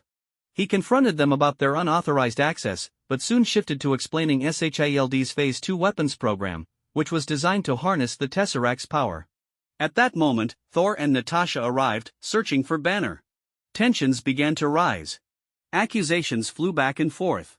Mercer, however, was entirely focused on the Mind Stone embedded in Loki's scepter. He noticed a faint glow pulsing from the gem, proof that Loki was indeed connected to it. Under Loki's influence, the scepter was transmitting coordinates to Hawkeye, guiding the impending attack. Moreover, the Mind Stone's energy was subtly affecting everyone's emotions. Even though Mercer was consciously resisting, a strange irritation still crept into his heart. He couldn't understand why Rogers and Tony were always at each other's throats. Maybe it was just Tony's natural ability to provoke people even when he wasn't trying. Sensing the escalating hostility, Mercer quickly stepped in. "Guys, wake up. The scepter is messing with your emotions." Hearing Mercer's warning, everyone gradually regained their composure, and the room fell into silence. Fury broke the tension. "Agent Romanoff, take Dr. Banner to his quarters." Banner tensed at those words. His voice rose as he snapped, "My quarters? You mean the one you gave to Loki? I know you want me gone." "I tried, but the other guy just spat the bullet back out." His agitation grew, his anger bubbling beneath the surface. Unconsciously, he reached for the scepter. Everyone immediately went on high alert. "Doctor, put down the scepter," Fury ordered, his voice tense. Banner, eyes blazing, slowly lowered the scepter and took deep breaths, struggling to calm himself.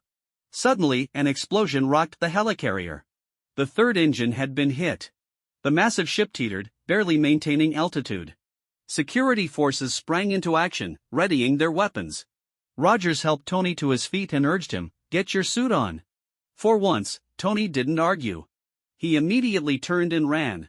"The third engine is offline. It has to be repaired externally," Agent Hill reported urgently. "Stark, did you hear that?" Fury asked without hesitation. "I'm on it," Tony responded firmly. The Avengers and S.H.I.E.L.D. operatives quickly mobilized, each taking on their respective tasks. On the deck, Hawkeye led a team of highly trained agents in an assault on the helicarrier. Below, Banner and Natasha had been thrown to a lower level during the explosion. Natasha's leg was pinned under debris. As she struggled to free herself, she saw Banner's breathing grow erratic. "Bruce, stay calm," she urged. But it was too late. The pain and stress triggered Banner's transformation. His body convulsed, muscles expanding violently. His clothes tore apart, leaving only his pants intact. The Hulk had emerged. Natasha, finally freeing herself, ran for her life. Behind her, the Hulk roared and charged forward, tearing through everything in his path. In his containment cell, Loki heard the Hulk's furious roar and smirked. His plan was falling into place. Because Mercer was present, he and Tony remained focused on repairing the engine, leaving Rogers to handle the infiltrators. The responsibility of helping Natasha fell to Thor. Just in time, Thor intercepted the Hulk, preventing him from crushing Natasha. Now, the battle between the two titans began. As a skilled warrior, Thor held his own against the Hulk. But while Thor had technique, the Hulk had raw, escalating power. As time passed, Thor began to falter, his strength waning while the Hulk's only grew. Eventually, the Hulk overpowered Thor, pummeling him mercilessly. Fury quickly dispatched a jet to distract the Hulk. The enraged creature turned his attention to the aircraft, leaping onto it. "Target is insane. Target is insane," the terrified pilot screamed. The Hulk began ripping the jet apart. The pilot ejected, narrowly escaping with his parachute. The jet plummeted, taking the Hulk with it. For now, at least, he was out of the fight. Meanwhile, Mercer and Tony continued their repairs, but enemy agents attacked them.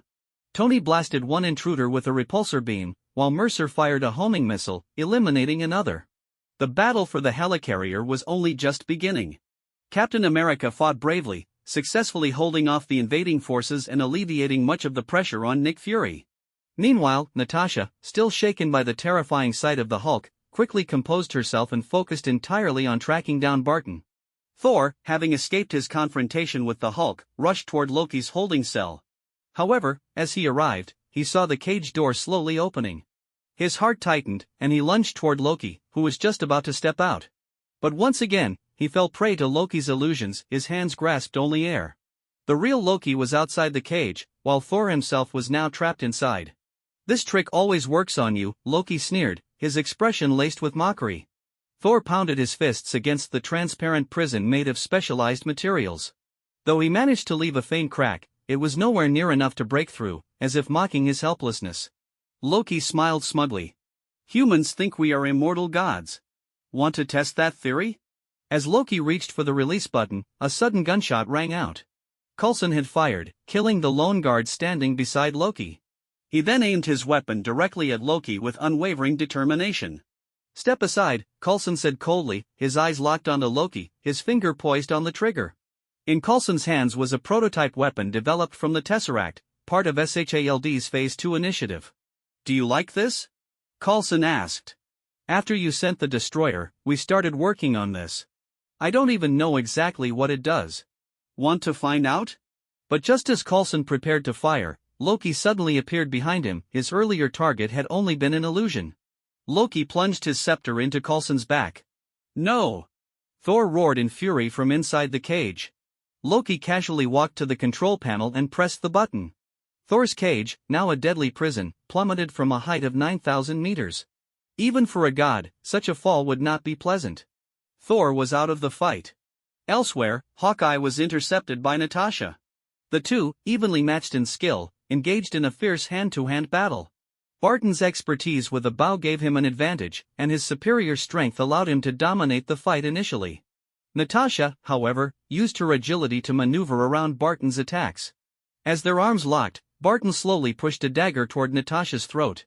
Seizing an opportunity, Natasha bit down hard on Barton's arm, using his own strength to flip him over and slam his head against a railing. Dazed, Barton was unable to stay on his feet. Natasha followed up with a brutal punch, knocking him unconscious. Barton was out. Meanwhile, Loki turned to leave but was stopped by a weak voice. "You've lost, it's inevitable," Coulson rasped. Loki turned back, amused. "Your so-called heroes are scattered. Your fortress is falling from the sky. What do I have to worry about?" "You lack conviction," Coulson muttered. "Well, I don't see." Before Loki could finish, Coulson fired, blasting Loki across the room. Loki had unknowingly stepped into Coulson's trap. "So that's what this thing does," Coulson murmured weakly. But it was too late. Loki had succeeded in escaping. With the helicarrier now stabilized, the remaining Avengers regrouped. However, the battle had come at a heavy cost. "Agent Coulson is deceased," came the solemn report over the comms. The room fell into a deep silence. When the team gathered in the hall, everyone was weighed down by grief. Nick Fury entered, holding a set of bloodstained vintage Captain America trading cards. Steve's face darkened as he saw them. "These were found in Coulson's jacket. He never got the chance to ask for your autograph," Fury said gravely. "Our communications are down. Thor and Banner are missing." Mercer knew that Coulson's death was not the end for him. He would later be revived under horrific circumstances. Fury's willingness to subject Coulson to such extreme measures just to bring him back into service was nothing short of ruthless. "I lost my best man," Fury continued. "Maybe this is my fault. I wanted to use the Tesseract to make weapons, but I didn't put all my bets on that. Instead, I chose a more dangerous gamble. Stark probably knows what we called it, the Avengers Initiative." Fury's speech, though not particularly eloquent, carried a powerful weight. It was exactly what the team needed to hear. This was the perfect moment to unite the Avengers, and Mercer silently admired Fury's manipulation. After all, Coulson hadn't actually been carrying those cards. Fury had placed them there to fuel the team's resolve. But who would question it now? Spies would go to any lengths to achieve their goals. Coulson's death, tragic as it was, would serve as the catalyst to unite the Avengers. Feeling somewhat out of place in this grim atmosphere, knowing full well Coulson would be revived, Mercer finally broke the silence. "Loki always craves an audience," he remarked. Fury frowned. "What?" The others turned to look at Mercer, puzzled. "He's the Norse god of mischief," Mercer explained. "Which means he has an insatiable need for attention." Tony's eyes suddenly lit up with realization. Oh. He wants a stage. A grand, iconic building where people can worship him." Mercer nodded. "And he also needs a strong energy source, something like." He pointed at Tony's chest. Stark Tower, Natasha and Steve said in unison. "Oh, that son of a," Tony muttered, immediately dialing Pepper to warn her to evacuate. Without wasting another second, he took off toward Stark Tower. The team sprang into action. Natasha checked on Barton's condition, while Steve and Mercer prepared for battle. Fury ordered every effort be made to restore communications and discreetly contacted SHIELD's agents in New York to begin evacuations. The mayor's office was also informed of the impending crisis. When Tony arrived at Stark Tower, Dr. Selvig had already activated the Tesseract. "Shut it down, Selvig," Tony ordered. "It's too late," Selvig replied, almost in a trance. "It can't be stopped. It's going to show us a whole new universe." "All right then," Tony sighed. He raised his hands and fired repulsor blasts at the Tesseract, only to be met with an overwhelming surge of energy that sent him flying backward. Meanwhile, Mercer was speeding toward Stark Tower in his Windrunner 6. As he flew, he activated his comms and contacted Ivan. "What is it, boss?" Ivan's lazy voice came through. "Suit up. A war is about to hit New York." Mercer's tone was sharp. "Keep any invaders on your side from getting through." "Understood, boss."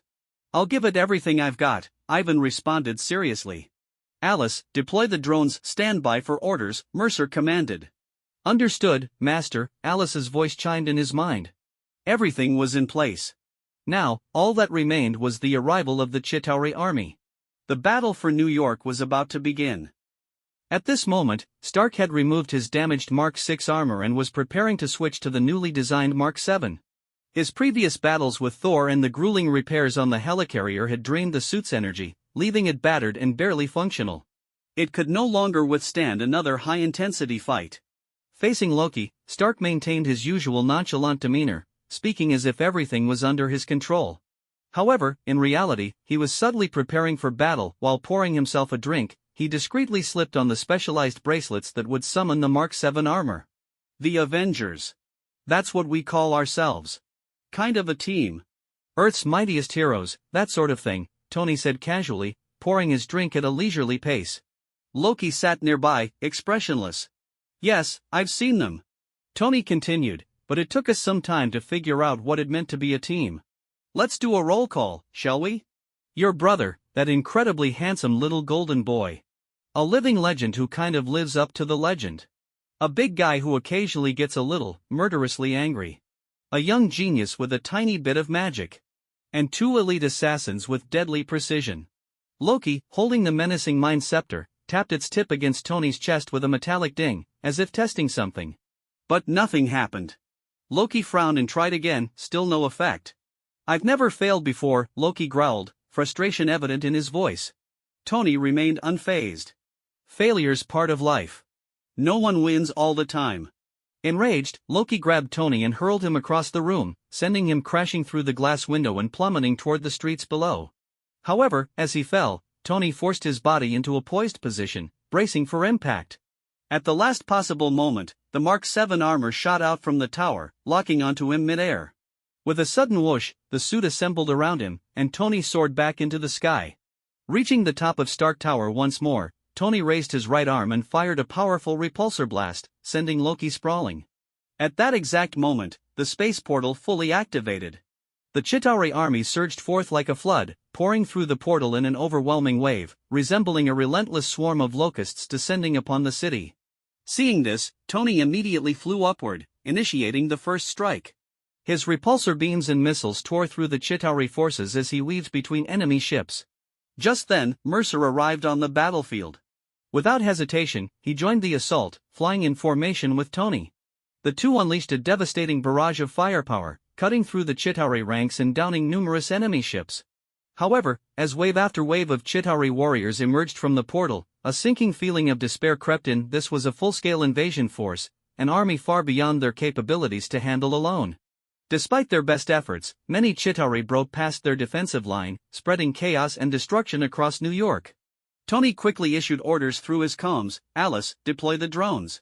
Prioritize their survival and maximize their kill efficiency. We need to thin the herd."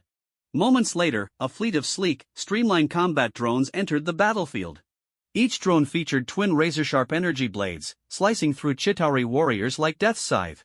With satellite assistance, Alice established a precise model of New York, directing the drones in near-perfect formations to optimize their lethality against the invaders.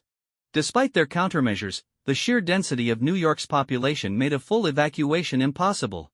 Civilians screamed and fled as the Chitauri unleashed indiscriminate attacks, leaving devastation in their wake. Meanwhile, atop Stark Tower, Loki had donned his ornate battle armor, standing triumphantly on the armor deployment platform. A smug smile spread across his face as he watched the carnage unfold. Then, like a god of thunder descending from the heavens, Thor crashed onto the platform. Loki! Shut down the Tesseract, or I'll destroy it! Thor bellowed. Loki sneered, pointing his scepter at his brother. You can't stop this. It's too late. Now, there is only war. With that, he leapt from the tower and clashed with Thor in midair, the two engaging in a ferocious battle. Elsewhere, Natasha piloted a Quinjet carrying Captain America and Hawkeye into the war zone. "We're on your right, Stark," she reported through comms. Tony, despite the situation, quipped, "What, did you guys take a cab? Get to Park Avenue, I'll lead some of these guys your way." With that, Tony baited a squad of Chitauri warriors, leading them straight to the ambush point. As the Quinjet reached Stark Tower, Thor and Loki were still locked in fierce combat. Loki managed to knock Thor back before turning his scepter toward the attacking aircraft. A blast of energy struck the Quinjet, sending it spiraling out of control. Black smoke poured from its engines as it plummeted toward the tower. Thor seized the opportunity, lunging at Loki with renewed fury. He grabbed Loki and delivered a relentless series of punishing blows. Meanwhile, Natasha struggled to regain control of the Quinjet. At the last moment, she managed to stabilize the aircraft and bring it down for a rough landing. Captain America, Hawkeye, and Black Widow disembarked, surveying the swirling space portal above them. Then, from the dark void, a monstrous leviathan emerged, a colossal, metallic behemoth resembling a massive armored whale. This was a Chitauri leviathan. As it glided through the sky, squads of Chitauri soldiers leaped from its underbelly, forming an unstoppable wave of destruction. For a moment, the three heroes stood in stunned silence. Doubt crept into their minds. Could they really win this fight? "Mercer, do you see that?" Tony's voice crackled through the comms. Mercer, mid-flight, sliced two Chitauri warriors in half with his wings. He quickly eliminated another enemy before turning his gaze toward the monstrous leviathan. "I see it. Where's Banner?" Mercer asked. "No sign of him yet," Captain America responded. Tony didn't hesitate. "Try the heat cannon." Without wasting any time, Mercer rocketed toward the leviathan. Meanwhile, Thor and Loki continued their grueling duel. With his enchanted scepter, Loki was proving to be a formidable opponent, nearly matching Thor blow for blow. As the battle raged on, Thor cast a furious glance at the destruction unfolding around them. "Look at this, Loki. Look at what's happening. Do you really think this will end with your rule?" Thor shouted, his voice filled with anger and desperation. Loki hesitated for a brief moment, his eyes reflecting the chaos around him. A flicker of regret passed through his expression. "It's too late," Loki murmured, his voice tinged with sorrow. It's too late to stop him. Trusting his brother's hesitation, Thor let down his guard slightly. But Loki seized the moment. With a swift motion, he pulled a dagger from his belt and plunged it into Thor's side. Thor staggered, dropping to one knee. Loki smirked. Sentiment. Enraged, Thor roared and tackled Loki, hurling him to the ground. He lifted Loki high above his head before slamming him down with bone-crushing force. Loki, dazed, tumbled off the platform, landing atop a passing Chitauri glider. Breathing heavily, Thor pulled the dagger from his wound and tossed it aside. At that moment, Mercer arrived above the Leviathan. Activating his heat cannon, he unleashed a golden beam of searing energy from his chest. A blinding flash erupted as the beam tore through the Leviathan's head, reducing its metal plating to molten slag. With a deafening boom, the Leviathan crashed onto the streets below. "Whoa! That was awesome!"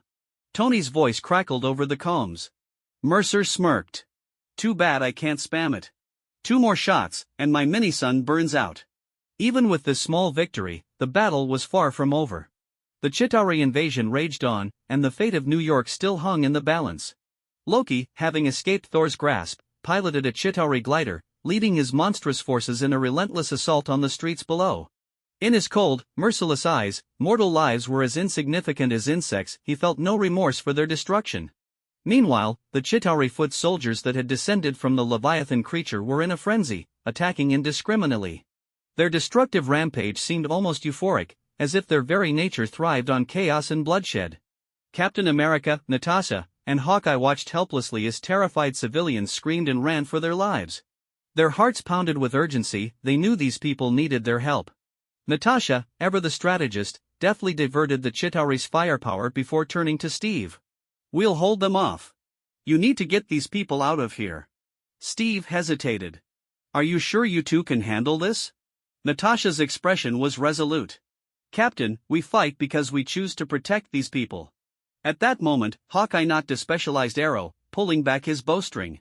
He released the shot, and the arrowhead suddenly exploded, unleashing a hail of microbullets that tore through the surrounding Chitauri soldiers.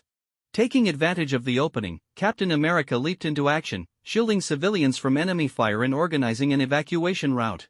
Natasha and Hawkeye continued covering him, eliminating threats wherever possible. At last, the NYPD arrived on the scene. Officers bravely drew their sidearms, attempting to push back the alien forces.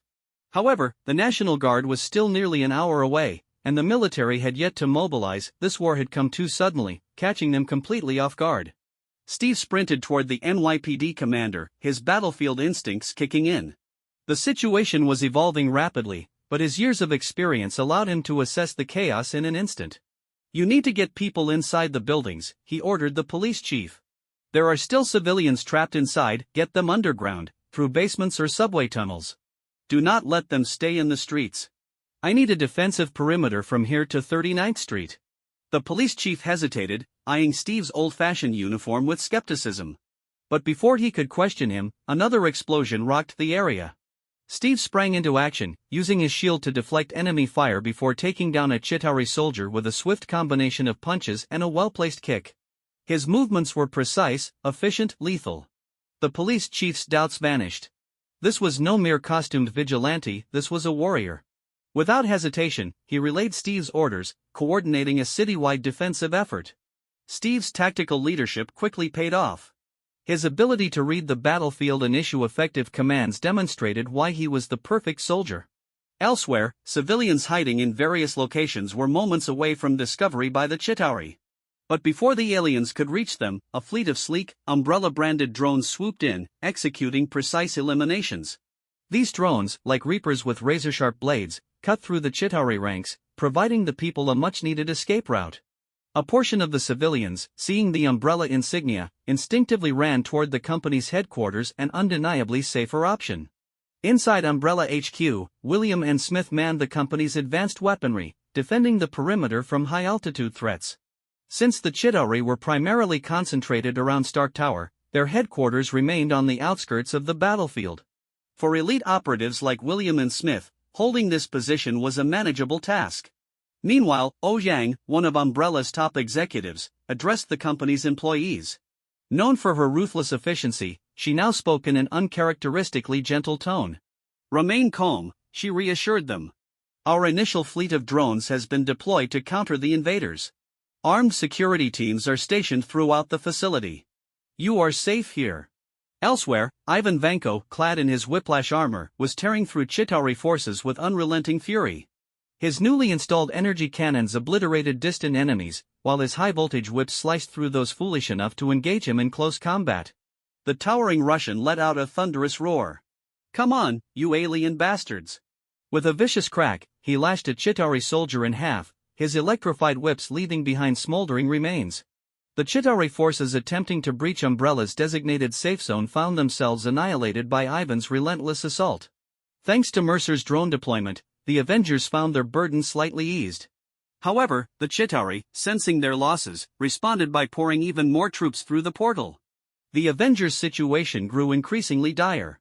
Having regrouped, Captain America rejoined Natasha and Hawkeye, providing cover as they continued their counteroffensive. Then, a crackling bolt of lightning split the sky. Thor had arrived. Summoning the fury of the storm, the god of thunder unleashed a barrage of lightning, incinerating dozens of Chitauri warriors. With a battle cry, he charged into the fray, his hammer Mjolnir wreaking havoc upon the invading forces. Tony and Mercer also soared into the battlefield, the two aerial specialists providing crucial support. As the team momentarily caught their breath, Mercer voiced his concern. We need to close that portal. If we don't, they'll overwhelm us. Tony shook his head. That's the problem, we can't break through the Tesseract's energy field. Mercer fell silent, lost in thought. Thor clenched his fists. I still have unfinished business with Loki. Hawkeye, adjusting his quiver, smirked. Get in line. Steve, ever the strategist, cut in. Focus. Loki will throw everything he's got at us. If we take him down, his army will crumble. At that moment, the distant roar of an approaching engine interrupted their discussion. A beat-up motorcycle skidded to a stop. Bruce Banner dismounted, rubbing the back of his head sheepishly. So, looks like things are bad. Natasha, unimpressed, quipped, I've seen worse. Sorry I'm late, Bruce muttered. Steve placed a reassuring hand on his shoulder. Doesn't matter. We've got bigger problems now. As if on cue, Loki's forces began encircling them. The Chitauri let out guttural roars, tightening their formation. Bruce exhaled sharply. The tension, the chaos, it was all too much.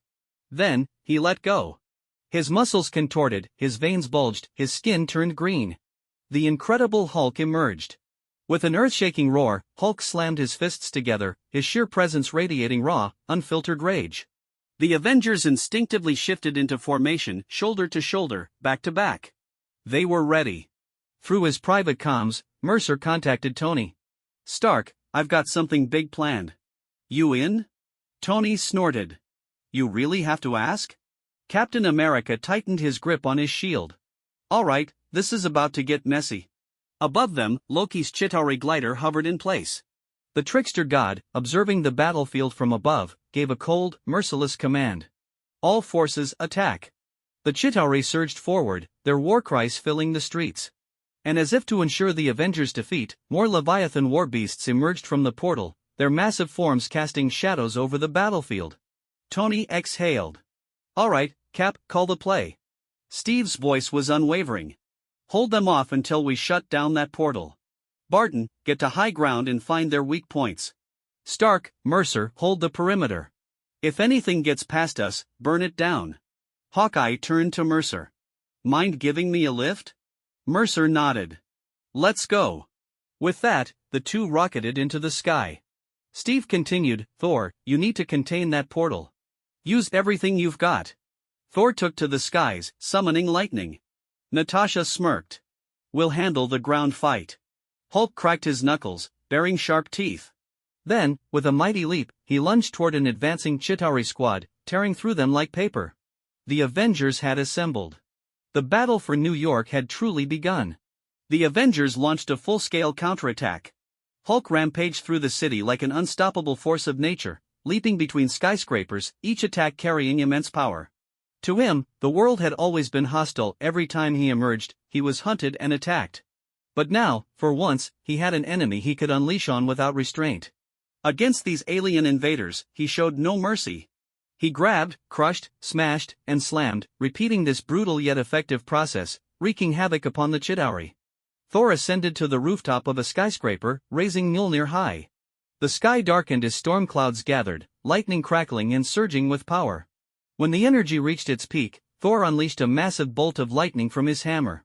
The thunderous blast tore through the air, striking Chitauri warriors mid-flight, sending them plummeting like burnt leaves caught in a tempest. A colossal leviathan emerging from the portal was also caught in the storm, detonating in a fiery explosion, its remains scattering across the battlefield. They turn like garbage trucks, find a tight corner, Hawkeye observed from his high vantage point, sniping Chitauri soldiers with deadly precision. Tony, relying on his exceptional flight skills, executed a series of sharp turns, forcing the pursuing Chitauri to follow. Their sluggish maneuverability proved fatal. Unable to adjust in time, they crashed into buildings, exploding in brilliant bursts of fire. This coordinated effort between the Avengers inflicted devastating losses on the Chitauri forces. Meanwhile, the military finally arrived, joining the battle to help contain the invasion. Elsewhere, the World Security Council was locked in a heated debate over whether to deploy a nuclear strike on New York. To them, sacrificing one city was a calculated risk to prevent the entire planet from being overrun. They doubted that the Avengers could hold the line. Gideon, you know this is the only surefire option, one council member pressed. Gideon Malik, however, stood firm. I know. But this time, I choose to trust the Avengers. You have no idea what these people are capable of. You underestimate them. His unusually defiant stance carried weight. After all, he knew the truth about Mercer. Nick Fury had deliberately removed Mercer's name from the Avengers Initiative files shared with the Council. Only Gideon's personal copy contained information on the mysterious Windrunner. As Mercer's father, Gideon held significant influence within the Council, and his strong opposition made the others hesitate. This was precisely what Fury had anticipated. He knew how these politicians operated. Back on the battlefield, Natasha piloted a captured Chitauri glider, skillfully weaving through the chaos when Loki locked onto her. "Clint, a little help," she radioed. "I got him," Hawkeye responded. He loosed an arrow. Loki, with his sharp reflexes, caught it midair only to realize too late that the arrowhead was rigged with explosives. Boom! The explosion sent Loki hurtling through the sky, crashing onto Stark Tower. His fury boiled. He had been tricked. Before he could recover, Hulk charged at him. The enraged god barely had time to react before Hulk grabbed him and slammed him into the floor. Then again. And again. And again. The ground cracked under the sheer force of the repeated impacts. Loki, wide-eyed, his face a mix of shock and pain, lay motionless in the crater Hulk had created. Hulk snorted. "Puny god." Turning away, he stomped off to rejoin the fight. Meanwhile, Natasha reached Dr. Selvig, pressing him for a way to shut down the portal. At the same time, Mercer had gathered all available drones beneath the portal. He swiftly contacted Tony. This plan could not be interrupted. "Tony, all remaining drones are positioned under the portal," Mercer reported. "What do you need?" Tony responded immediately. "Clear the area." "On it." Tony quickly dispatched nearby Chitauri forces and then flew toward the portal's underside. Mercer hovered beneath the swirling rift, surrounded by 179 drones. The once scattered fleet now formed a tight, circular formation. All drone cannons locked onto a single point in the sky, their barrels glowing as they charged. Mercer's own chest reactor began to burn brightly, radiating intense heat. Seconds later. Boom! A blinding golden beam erupted skyward. A barrage of 180 heat cannons converged into a single colossal energy blast, thick as a water tower, surging straight into space. Mercer's advanced fusion core sustained the onslaught, generating heat akin to the sun itself. The sheer intensity made it nearly impossible for anything to withstand. The energy beam struck the Chitauri mothership. For a brief moment, nothing happened. Then, a massive explosion ripped through the alien vessel. Flames and debris scattered in all directions. On the battlefield, the Chitauri warriors and Leviathans suddenly collapsed, their bodies falling limp as if their life force had been severed. The invasion was over. The Avengers stood in stunned silence, watching as their enemies fell lifelessly to the ground. The war had ended. However, Mercer's energy reserves were nearly depleted. His flight system faltered, and he began to plummet. Tony, ever the reliable ally, swooped in and caught him just in time. "Nice work, buddy." Tony grinned. "We won." Mercer, exhausted but relieved, managed a small smile. "Yeah. We did." Only those who had fought in this battle could truly understand the immense pressure they had endured. Natasha, having secured Loki's scepter, reported, "I'm ready to shut the portal." "Then do it," Steve urged. "It's over." "Great job, everyone." "But we're not done yet," Thor cautioned, ever the seasoned warrior. He knew from experience, never lower your guard too soon. The 7 original Avengers regrouped on Stark Tower, where they found Loki, battered and barely able to stand, crawling out of the crater Hulk had created. As he tried to sit up, he found himself surrounded. With a weary sigh, Loki raised his hands in surrender. "If it's all the same to you. I'd like that drink now." But the drink Tony had once offered was no longer waiting for him. The fires of war had engulfed New York, but the Avengers had extinguished them. In the aftermath, public opinion was divided. Some hailed the Avengers as saviors, while others questioned the destruction left in their wake. Politicians were already demanding they take responsibility for the damage. As Thor prepared to take Loki back to Asgard, Mercer watched in silence. A deep exhaustion settled over him. For now, he thought, he deserved a break. Finally, he could rest. However, an unexpected complication arose. Mercer's identity had been exposed. When he first saw the umbrella insignia appearing on the drones, he had already anticipated this day would come. In truth, this revelation was inevitable. Whether it was for the impending war between S.H.I.E.L.D. and Hydra or to expand Hydra's influence, exposing Mercer's existence carried immense strategic significance. Besides, Mercer didn't mind basking in the attention for a while. At the moment, he was leisurely resting at Umbrella's headquarters. The aftermath of the Battle of New York was still unfolding, but for now, he allowed himself to relax. He wasn't alone.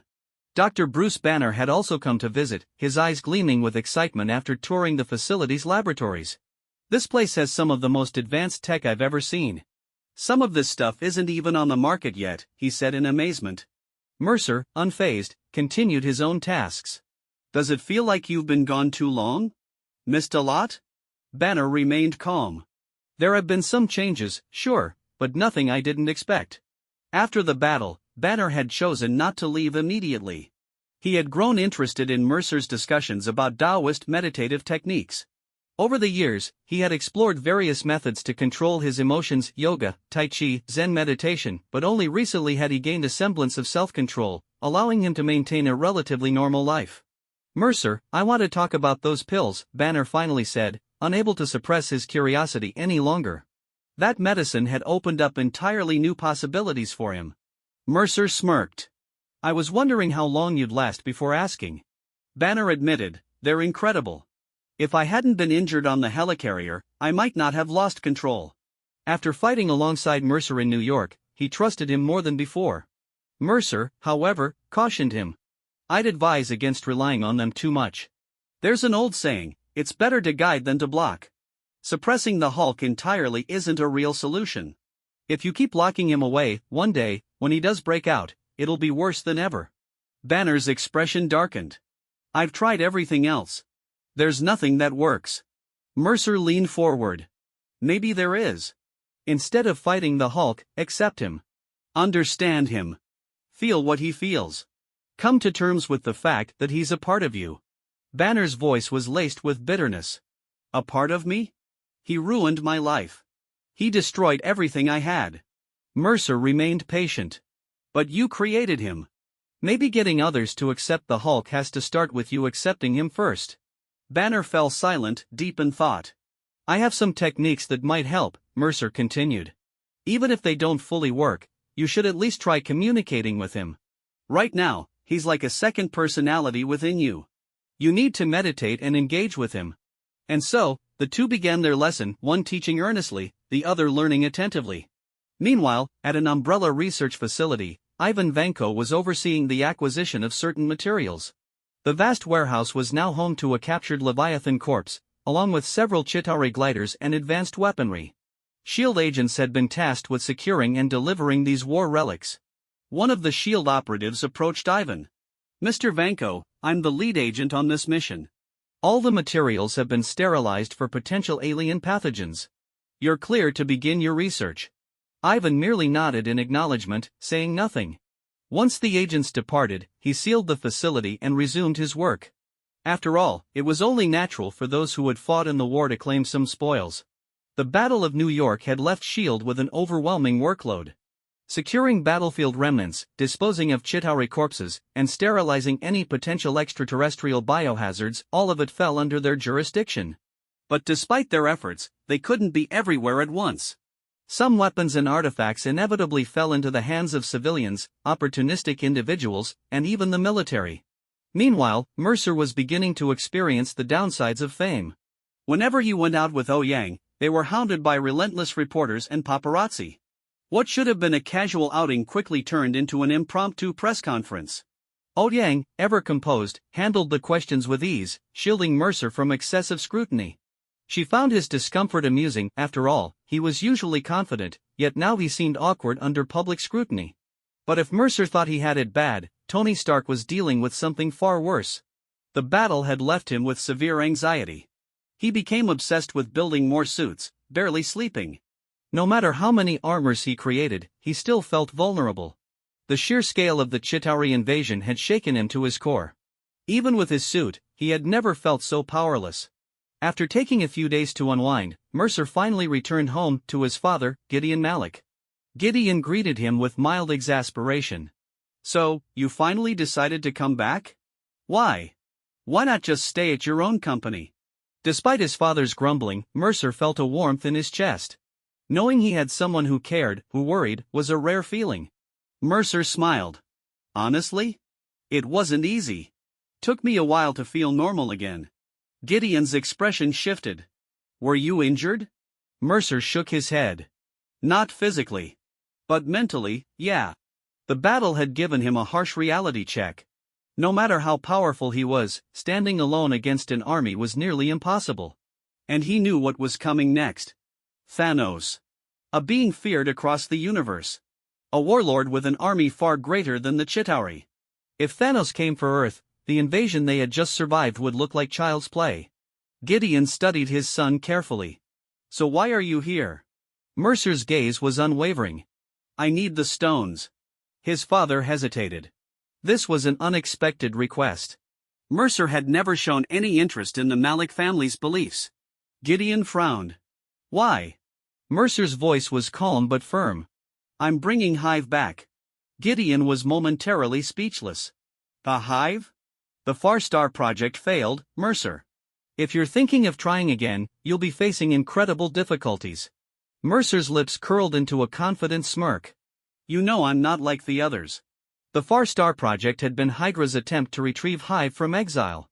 It had ended in failure. Hive was the first Inhuman, a being of immense power who had once ruled Earth with an iron grip. He had founded Hydra, and for centuries, the Malik family had worshipped him, believing that whoever successfully brought him back would be richly rewarded. But Hive had been banished, cast into the depths of space by the Inhumans and humanity alike. The stones Mercer referred to were the keys required to open a portal to Hive's location. Gideon let out a long sigh. All right. You have my support. The game was about to change. In a prestigious medical school in Cincinnati, Mercer sat quietly, waiting. Before long, the school bell rang, signaling the end of a lecture. He rose from the public bench where he had been seated, adjusting his sunglasses. Though his attire was understated, it still carried an air of luxury, a subtle yet undeniable presence. His gaze locked onto a young man, Lincoln, an Inhuman. Mercer knew that when it came to the history and knowledge of the Inhumans, there was no better source than the Inhumans themselves.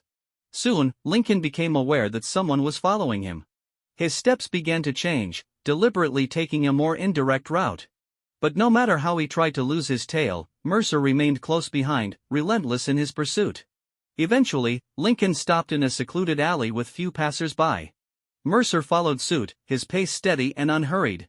When Lincoln turned to face him, his eyes were filled with suspicion and wariness. Who are you? Why are you following me? Lincoln demanded, his voice carrying a hint of unease.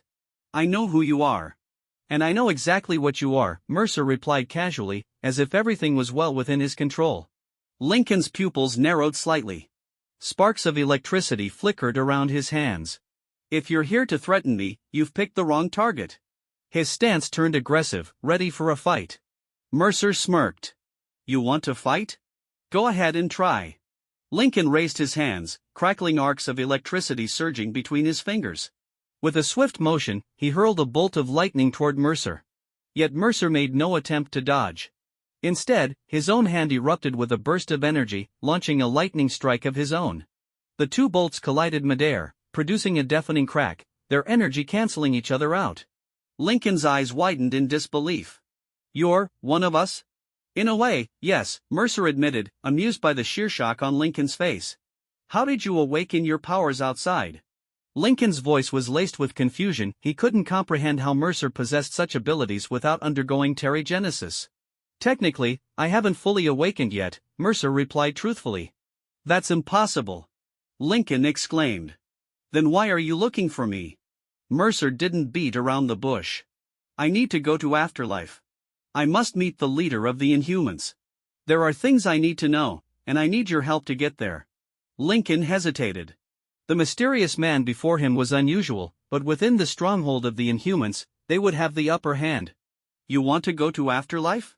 Lincoln repeated, considering the proposal. Finally, he relented. All right. Follow me. Then, he called out softly, Gordon, I need you. A ripple of strange energy spread through the air. Suddenly, a man with no eyes materialized before them. Gordon, the Inhuman with teleportation abilities. Gordon's expression was wary. Who is this? He claims to be one of us. He wants to go to afterlife, Lincoln explained. Gordon hesitated but ultimately decided to take Mercer with them. The Inhumans had always been cautious about outsiders, especially those claiming to be one of their own. A flash of light enveloped them, and in an instant, they arrived in a breathtaking sanctuary. The land was picturesque, snow-capped mountains in the distance, vibrant flowers and lush greenery cultivated with care. The architecture blended seamlessly with nature, embodying the philosophy of harmony between man and the environment. Beautiful, Mercer murmured, genuinely impressed by the serene landscape. Gordon led Mercer to a room. Wait here. She will meet you shortly. Lincoln, stay with him. A guest? That's a nice touch, Mercer chuckled, taking in his surroundings with mild amusement. Lincoln poured him a glass of water, which he accepted but did not immediately drink. Instead, they engaged in a seemingly casual conversation. After a short wait, a young Chinese woman entered the room. Lincoln gave her a small nod before excusing himself. You must be the leader of the Inhumans, Mercer said, though his tone suggested he already knew the answer. My name is Jiaying. I'll be handling this discussion, she replied, seating herself across from him. Mercer noted the numerous scars covering her body. He knew exactly where they came from. Daniel Whitehall, a high-ranking Hydra operative. Whitehall had been captured by the Strategic Scientific Reserve in 1945, with Peggy Carter ensuring that he would never see the light of day as long as she had authority. Unlike other Nazi scientists who had been absorbed into American research programs, Whitehall had been deemed too dangerous to be repurposed. It wasn't until the late 1980s that Alexander Pierce reactivated him, securing his release under the guise of medical parole. Whitehall, a ruthless and obsessive scientist, dedicated his life to human experimentation. He had no morality, no empathy, only an insatiable hunger for knowledge and power. His research into inhuman physiology led him to capture and dissect Jiaying, using her unique biology to restore his own youth. He also experimented on Inhumans, creating the centipede serum to enhance Hydra's soldiers. Ultimately, he met his end at the hands of Phil Coulson. But the scars he left behind remained. Jiaying's voice was calm but wary. You found Lincoln yourself? What exactly is your purpose here? Mercer leaned forward slightly. I have information you'll find very interesting. And I need your help. Jiaying's expression remained unreadable. What information? *hive*, Mercer said flatly.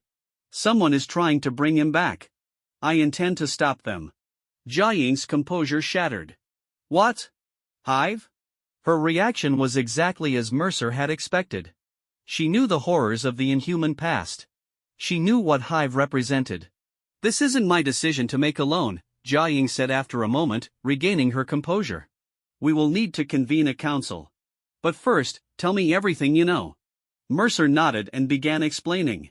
He detailed the Malik family's traditions, their unwavering loyalty to Hive, and his own determination to end that tradition. Jiaying's eyes widened. You're a Malik? Yes, Mercer admitted. And because of that, my family won't abandon this path. But I intend to finish it. The Malik family's influence within Hydra stemmed from their deep-rooted connection to Hive. It was why the other Hydra leaders respected them. They were the most devout believers. Jiaying studied him carefully, then asked, "And what do you offer in return for our help?" Mercer's voice was steady. Revenge. Jiaying's expression darkened. Daniel Whitehall, Mercer continued. I can bring him to you. Alive. The air in the room grew heavy. Jiaying's hatred for Whitehall was absolute. He had butchered her, stolen her life force, and destroyed her family. During World War II, Whitehall had discovered a village in China where Inhumans lived. He ordered their capture, conducting horrific experiments on them. That village later became Afterlife, a sanctuary for Inhumans. Jiaying's gaze bore into Mercer, filled with conflict. How do you know all this? She asked. Are you one of them? Mercer smirked. Whitehall was reckless. Not everyone in Hydra agreed with his methods. Who's to say I wasn't one of his opponents? You're all the same, she spat, but she couldn't deny that Mercer was offering her an opportunity she had long dreamed of. Mercer leaned back. I can help you achieve your goals. And I can help prevent disaster for your people. Silence stretched between them. Finally, Jiaying made her decision. I accept.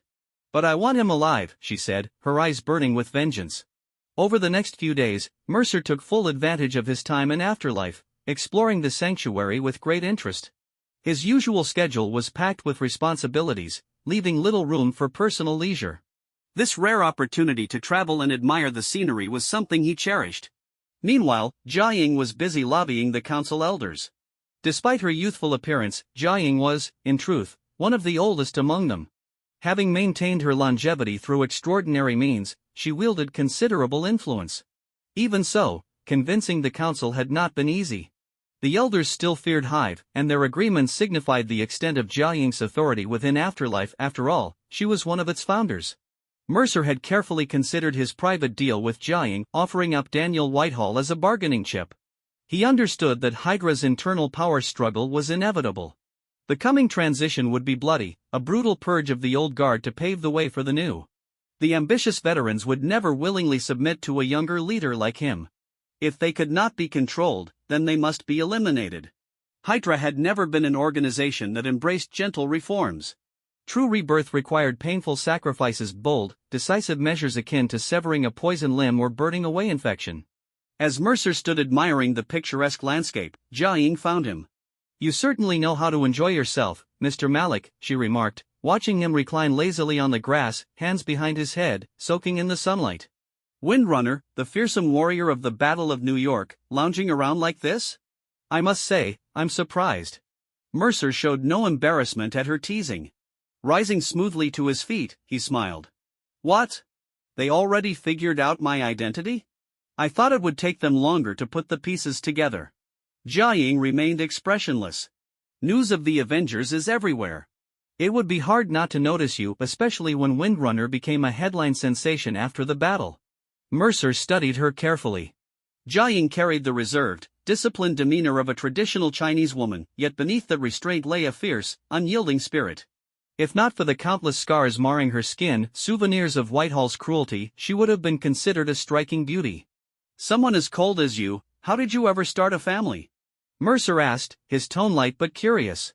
Jiaying's body stiffened slightly. A flicker of emotion passed through her eyes, though she quickly masked it. "I wasn't always like this," she said quietly. Then, eyeing Mercer sharply, she added, "You seem to know a lot about me. First Whitehall, and now this." Mercer remained unfazed. "I did my research. Whitehall was a necessary part of the equation, but I never expected you to have this much sway in Afterlife." Jiaying's voice was calm. "Live long enough, and people respect you." Mercer's smile returned. "So, they agreed, didn't they?" Jiaying hesitated before answering. "You underestimate how much the Inhumans fear Hive. Once he takes control of you, you lose yourself. Your thoughts remain intact, but your will is no longer your own. And the worst part? You won't even mind. His victims feel satisfaction in their servitude. They welcome it." Mercer fell silent, processing her words. "Our family records on Hive are incomplete," he admitted. "I don't know enough about him. I need more information." Jiaying didn't agree immediately. Instead, she asked, "What's your plan? If you don't have a clear strategy, we won't support you." "My plan?" Mercer exhaled. "I need to understand Hive before I can formulate a strategy. And before I do anything reckless, I also need to witness a few Terrigenesis awakenings." He gestured toward himself. "I haven't undergone my own awakening yet.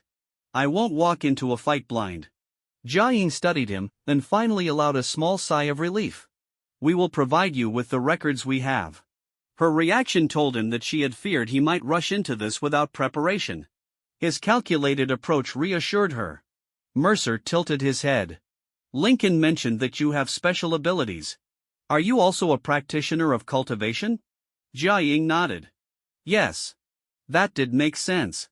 Given the Inhumans' long history, it wasn't surprising that they had knowledge of ancient cultivation techniques." Shortly afterward, Jiaying led Mercer to a spacious library. "Everything you need is here," she said. "Take your time. If you need anything, Lincoln will assist you. You're both young, you should have plenty to talk about." Mercer raised an eyebrow at the subtle implication. Were they trying to befriend him? Shaking his head, he dismissed the thought. It didn't matter if they wanted to establish goodwill, that only worked in his favor. From the Inhumans' perspective, Mercer was an ideal ally. He was the CEO of Umbrella Corporation, a recognized member of the Avengers, and a verified descendant of the Inhuman bloodline.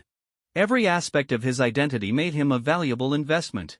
The Inhumans had strict control over their awakenings. Terrigenesis was a regulated process, managed meticulously to prevent uncontrolled mutations. Over the centuries, some Inhumans had suffered horrifying transformations due to unchecked exposure to terrigen mist. To counteract these risks, strict eugenics and population control measures had been implemented. Awakening could drastically alter one's physical form, which was why many hesitated to undergo it. Such precautions were necessary. History had already proven the dangers of uncontrolled terrigen exposure.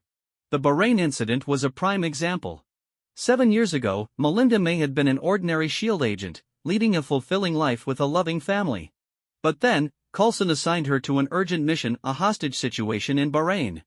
A Russian Inhuman named Eva had taken a young girl hostage. Several SHIELD teams had already gone in but never returned. When May entered the building, she quickly realized that Eva's ability was mind control. Every agent had fallen under her influence. May fought her way through the controlled operatives and confronted Eva in a brutal battle. She emerged victorious, but just as she was about to rescue the hostage, she made a horrifying discovery. The real threat wasn't Eva. It was the child. The girl had inherited a terrifying version of her mother's power, capable of exerting absolute dominance over others. Faced with an impossible choice, May had to act. For the safety of the entire building and herself, she killed the child. The experience shattered her. Though she survived, she was never the same again. From that day forward, she was no longer just an agent, she became the cavalry, a legend within SHIELD. The Bahrain incident remained a painful lesson, one that justified the Inhumans' strict control over awakenings. And now, Mercer was stepping into their world. His awakening was inevitable. But before that, he would learn everything he needed to know. What? Jia Ying's faction of Inhumans were actually the abandoned, those left behind on Earth? As Mercer read through the ancient texts, a wave of shock washed over him. But after a moment of contemplation, it all made sense. Truthfully, Jia Ying's group never seemed to possess the overwhelming strength one would expect from the legendary Inhumans. If their species was truly as powerful as their reputation suggested, they should have rivaled the X-gene mutants. Their apparent decline had always been a lingering question in Mercer's mind until now. Roughly 7,000 years ago, the Inhumans had chosen to separate themselves from humanity, constructing their own city in isolation. Under the leadership of King Myron, they built the great city of Attilan on an island far from Iceland, a feat that took several decades to complete. For millennia, the Inhumans lived in seclusion, maintaining strict separation from human civilization. But in the mid-19th century, as human technological advancements accelerated, the Inhumans grew increasingly concerned about the potential discovery of Attilan. The breaking point came when one of their own was captured by humans. This event solidified the resolve of Black Bolt, the current king, to relocate the city to a safer location. Thus, using their advanced anti-gravity technology, the Inhumans moved Attilan to the blue area of the moon. This was a region once inhabited by the Kree, an ancient alien civilization. The remnants of Kree technology provided Attilan with a stable atmosphere, allowing the Inhumans to survive on the moon. The defensive systems of Attilan were formidable. Its shields could withstand atmospheric re-entry, repel artillery fire, and even absorb energy-based attacks. The stronger the assault, the stronger the barrier became. The caste system of Attilan. Despite their advanced civilization, the Inhumans still adhered to an archaic and rigid caste system. First caste, Brahmins * the royal family, who were exposed to terrigen mist at birth, often developing exceptionally powerful abilities. Second caste, Kshatriyas * the warrior class, responsible for protecting the royal family and serving as Attilan's elite guards. This included strong non-royal Inhumans. Third caste, Vaishyas * the commoners, whose abilities were weaker and not suited for combat. Fourth caste, Shudras * the laborers, who failed to awaken any powers. They had virtually no rights and were forced to work in the mines, supplying Attilan with resources. A fragile society. Mercer was astonished by what he read. Attilan had a population of about 1 million, yet only 100,000 had successfully undergone terrigenesis. Of those, fewer than 20,000 possessed combat-worthy abilities, and the royal family made up an insignificant fraction of the total population. This unstable pyramid structure should have collapsed long ago.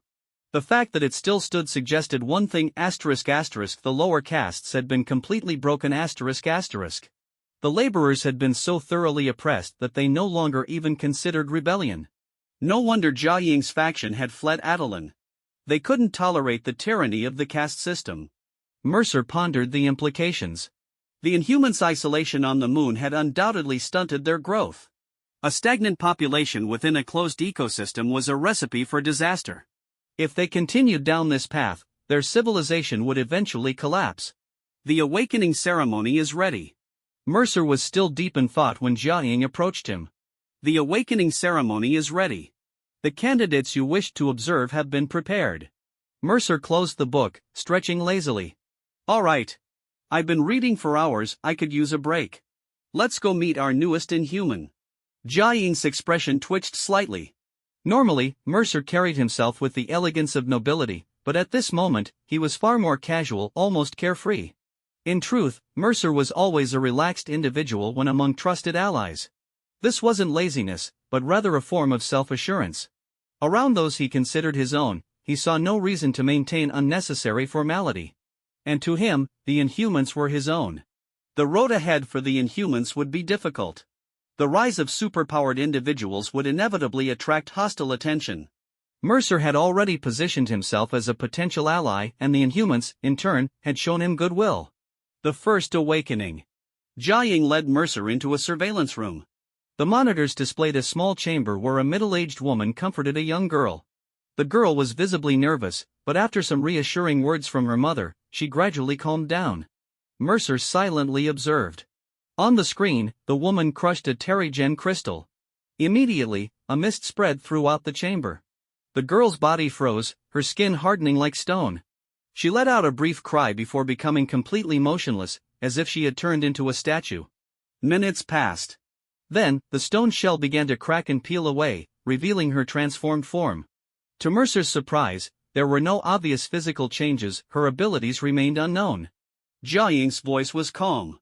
Her powers will take time to manifest. Mercer nodded. I'll keep an eye on her progress. The Second Awakening. A few days later, Jia Ying arranged another ceremony. This time, the candidate was a young black man. As the mist engulfed him, the transformation was immediate. His skin hardened into stone, and two massive wings sprouted from his back. The youth was clearly shaken by the change. But as far as awakenings went, this was not the worst Mercer had seen. Some Inhumans had undergone far more terrifying mutations. A successful visit. Mercer had gained immense knowledge from his time in Afterlife. He had studied the history of the Inhumans. He had witnessed the awakening process firsthand. He had obtained several Terrigen crystals. With consent, he had collected blood samples from awakened Inhumans for further research. What surprised him the most, however, was the warm reception he received. Many Inhumans felt pride when they learned that the legendary Windrunner was one of their own. To them, Mercer's status was a source of hope. And Mercer, in turn, had invested in their future, donating funds to help improve their living conditions. The alliance between Mercer and the Inhumans had officially begun. After successfully obtaining everything he needed from Afterlife, Mercer decided it was time to leave. Despite the warmth and hospitality he had received from the Inhumans, he found it somewhat overwhelming. He preferred to keep a certain distance, though he still held deep respect and appreciation for their sanctuary. The friendships he had formed during his stay, especially with Lincoln, had been a pleasant surprise. However, the one who had borne the most pressure throughout this ordeal was Jia Ying. She had staked her reputation by vouching for Mercer, but there was a reason why the Inhumans had chosen to trust him so quickly. One of their elders had used his abilities to verify Mercer's claims. Not only did the elder confirm that Mercer had spoken nothing but the truth, but upon using his power, he seemingly glimpsed a future where the Inhumans thrived and became stronger than ever. This revelation all but ensured that Jia Ying's deal with Mercer was accepted without much resistance. Mercer's departure did not cause much of a stir in Afterlife, but after news of his leaving spread, the once vibrant atmosphere noticeably dampened. His presence had, unknowingly, brought a certain hope to the Inhumans. As a show of sincerity, Mercer was personally escorted out by Gordon. In Afterlife, Jia Ying Gordon's conversation. Back in Afterlife, Gordon appeared beside Jia Ying. He's gone? Jia Ying asked softly. Yes, Gordon confirmed. But there was hesitation in his voice, as if there was more he wanted to say. Jiaying immediately noticed. What is it? Gordon hesitated for a moment before speaking. Can he truly help us?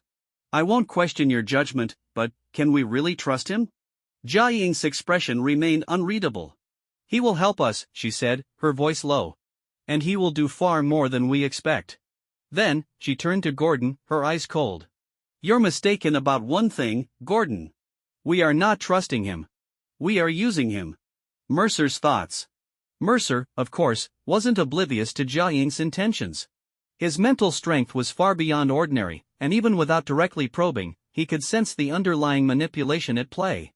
Jiaying had been hardened by Whitehall's torment. She no longer cared about the Inhumans as a people, her sole focus was revenge. But Mercer? He didn't care about Jiaying's vendetta. He didn't want to simply destroy Hive. He wanted to become Hive. If Jiaying wanted to use him to strengthen the Inhumans, or to further her revenge, so be it. It didn't affect his true goals. Jiaying hated S.H.I.E.L.D. and Whitehall. And Whitehall? Well, Hydra had long since woven itself into S.H.I.E.L.D., using its name as a convenient mask. The Inhumans thought they were playing a game of strategy. But in reality, they were simply moving into position for Mercer's play. Leaving Afterlife, Mercer returns to New York. As Mercer left Afterlife, he retrieved his Windrunner suit from his storage ring. He had come prepared, after all. Stepping into unknown territory without precautions would have been reckless. Donning his suit, he launched into the sky, swiftly making his way back to New York. While his speed was efficient, he had still lost precious time during his journey. It seemed he would need to make a visit to the Ancient One soon. The Darkhold contained teleportation spells, but they were far less convenient than the methods used by the masters of the mystic arts. The ability to conjure portals with a sling ring was simply more practical unless one was setting up a permanent teleportation array. Arrival at Umbrella Headquarters. As Mercer descended upon Umbrella Headquarters, a sharp sound cut through the air. People turned their heads skyward. Mom! Look!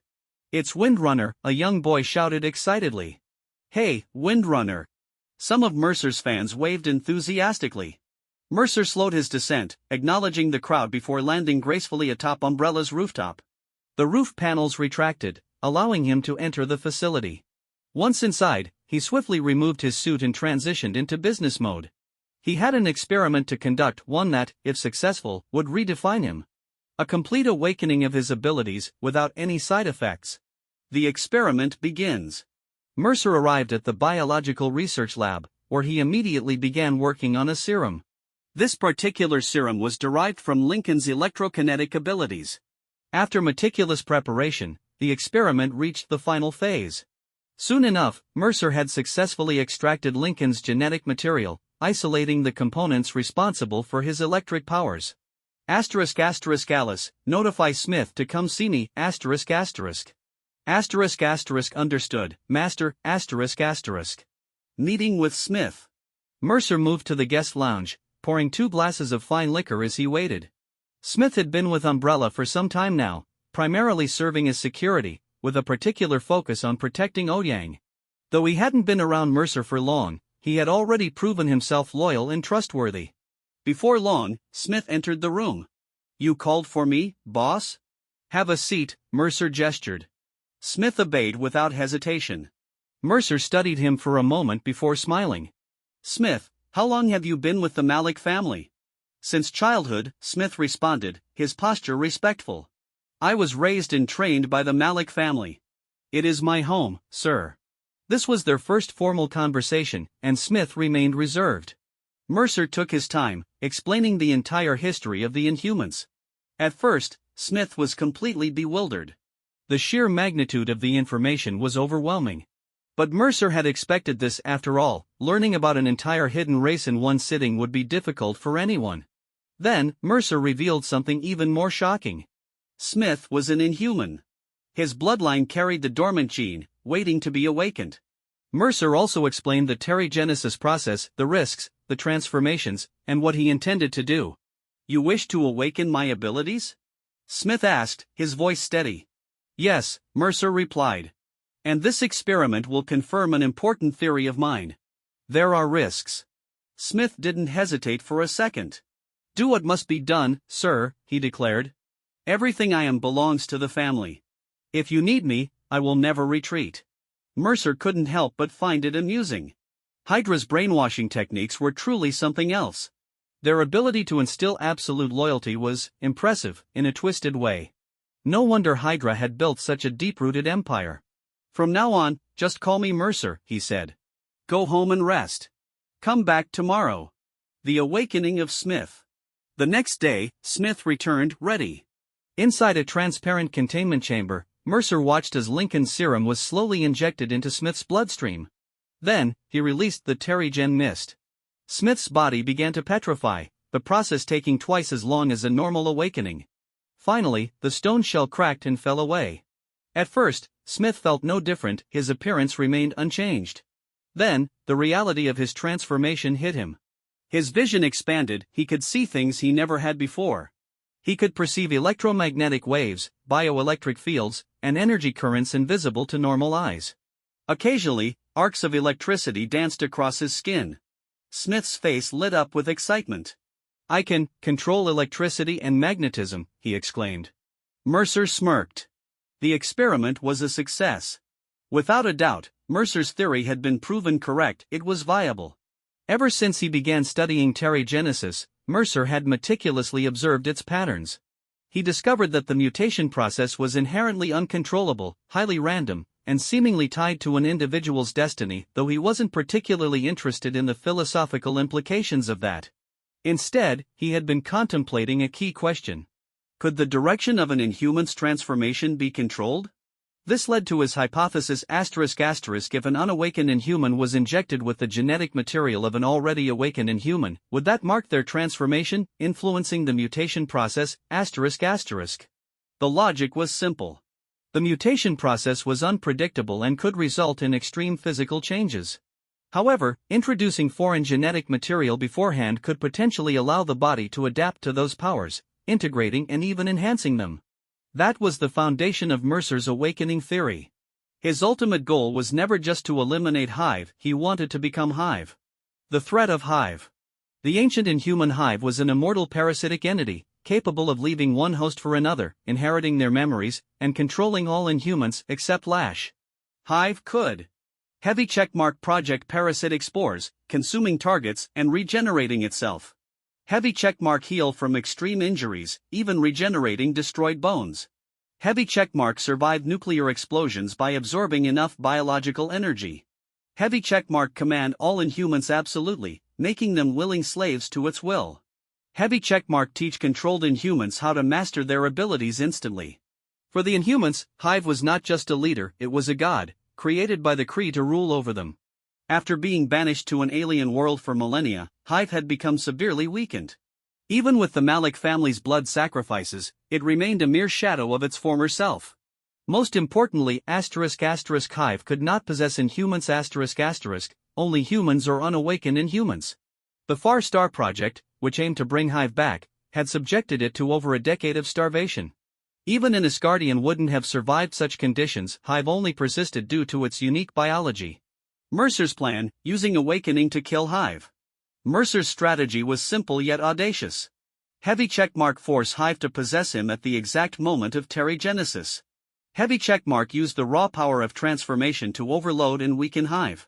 Heavy checkmark if that failed, he would absorb Hive instead, taking its place. Even if the worst happened, Mercer had contingencies. His mastery of Samadhi true fire and thunder arts made him immune to evil forces, Hive's parasitic nature would struggle against him. In the meantime, he had already begun mental cultivation, training his spiritual energy. Though his chi refinement wasn't perfected, his exposure to sorcery and mysticism had allowed him to start divine soul cultivation. Smith's successful electric-based awakening using Lincoln's DNA further validated Mercer's hypothesis he could assimilate Hive just as easily Now, all that remained was finalizing the details, how to stage this elaborate performance. The failsafe, a contingency plan. If everything went wrong, Mercer needed a backup plan, a way to kill Hive outright. If Hive escaped containment, the entire world would be at risk. Thus, Mercer began preparing for his interstellar mission. Windrunner Mark 7, the anti-Hive armor. Mercer designed the Windrunner 7, a specialized combat exosuit built explicitly for the Hive confrontation. Key features included: heavy checkmark, no conventional firearms. Hive was resistant to standard weapons. Heavy checkmark, sonic weaponry, capable of dealing cellular-level damage to Hive's parasites. Heavy checkmark, high-intensity flames, hot enough to melt steel, ensuring no parasite survived. Heavy checkmark, internal sterilization system, instant decontamination to expel any foreign substances. Heavy checkmark, life support functions, oxygen supply and thermal regulation for alien environments. This is basically anti-Hive armor, Mercer mused, laughing at the irony. Additionally, he prepared various scanning devices to analyze the alien planet. This wasn't just about Hive. If the world Hive had been imprisoned on contained valuable resources, Mercer intended to claim them. Mastering the portal stones. The portal stones were stored in transparent glass containers, shifting between solid and liquid states sporadically. Mercer discovered that their transformation was tied to frequency. Specific vibrations could stabilize them in a fluid state, allowing the portal to remain open. With Windrunner VII sensors linked to Alice's signal, Mercer could establish a stable portal, a crucial safeguard for his return. The gamble, high risk, high reward. Mercer knew this would be one of his most dangerous missions. If something went wrong, he would be trapped on a hostile alien world, facing a godlike parasite. Even in its weakened state, Hive was still a monstrous entity. But the potential reward was immeasurable. By becoming Hive, Mercer could seize control of Hydra instantly, rather than working his way up from the shadows. The only concern left was, would his awakening alter his appearance? Mercer was undeniably handsome, a perfect blend of his parents' best genes. If his transformation made him hideous, it would be annoying, not a deal-breaker, but definitely an inconvenience. Shrugging off the thought, he refocused on his preparations. Finalizing the team, contacting Ivan. With everything set, Mercer needed someone to back him up from the other side of the portal. Heavy checkmark Bruce Banner was still immersed in his meditative training, so Mercer didn't want to disturb him. Heavy checkmark Ivan Vanko, however, was available. After the Battle of New York, Ivan had avoided the public eye, letting S.H.I.E.L.D. handle media suppression. Unlike some, Ivan had no interest in being a hero. I don't want to be a hero. I'm not a hero. These days, being a hero is a pain in the ass, he had once told Mercer. Instead, he had focused his energy on studying Chitauri technology, fully engrossed in his research. That research was about to be interrupted. Mercer picked up the phone, dialing Ivan's number. Hey, Ivan.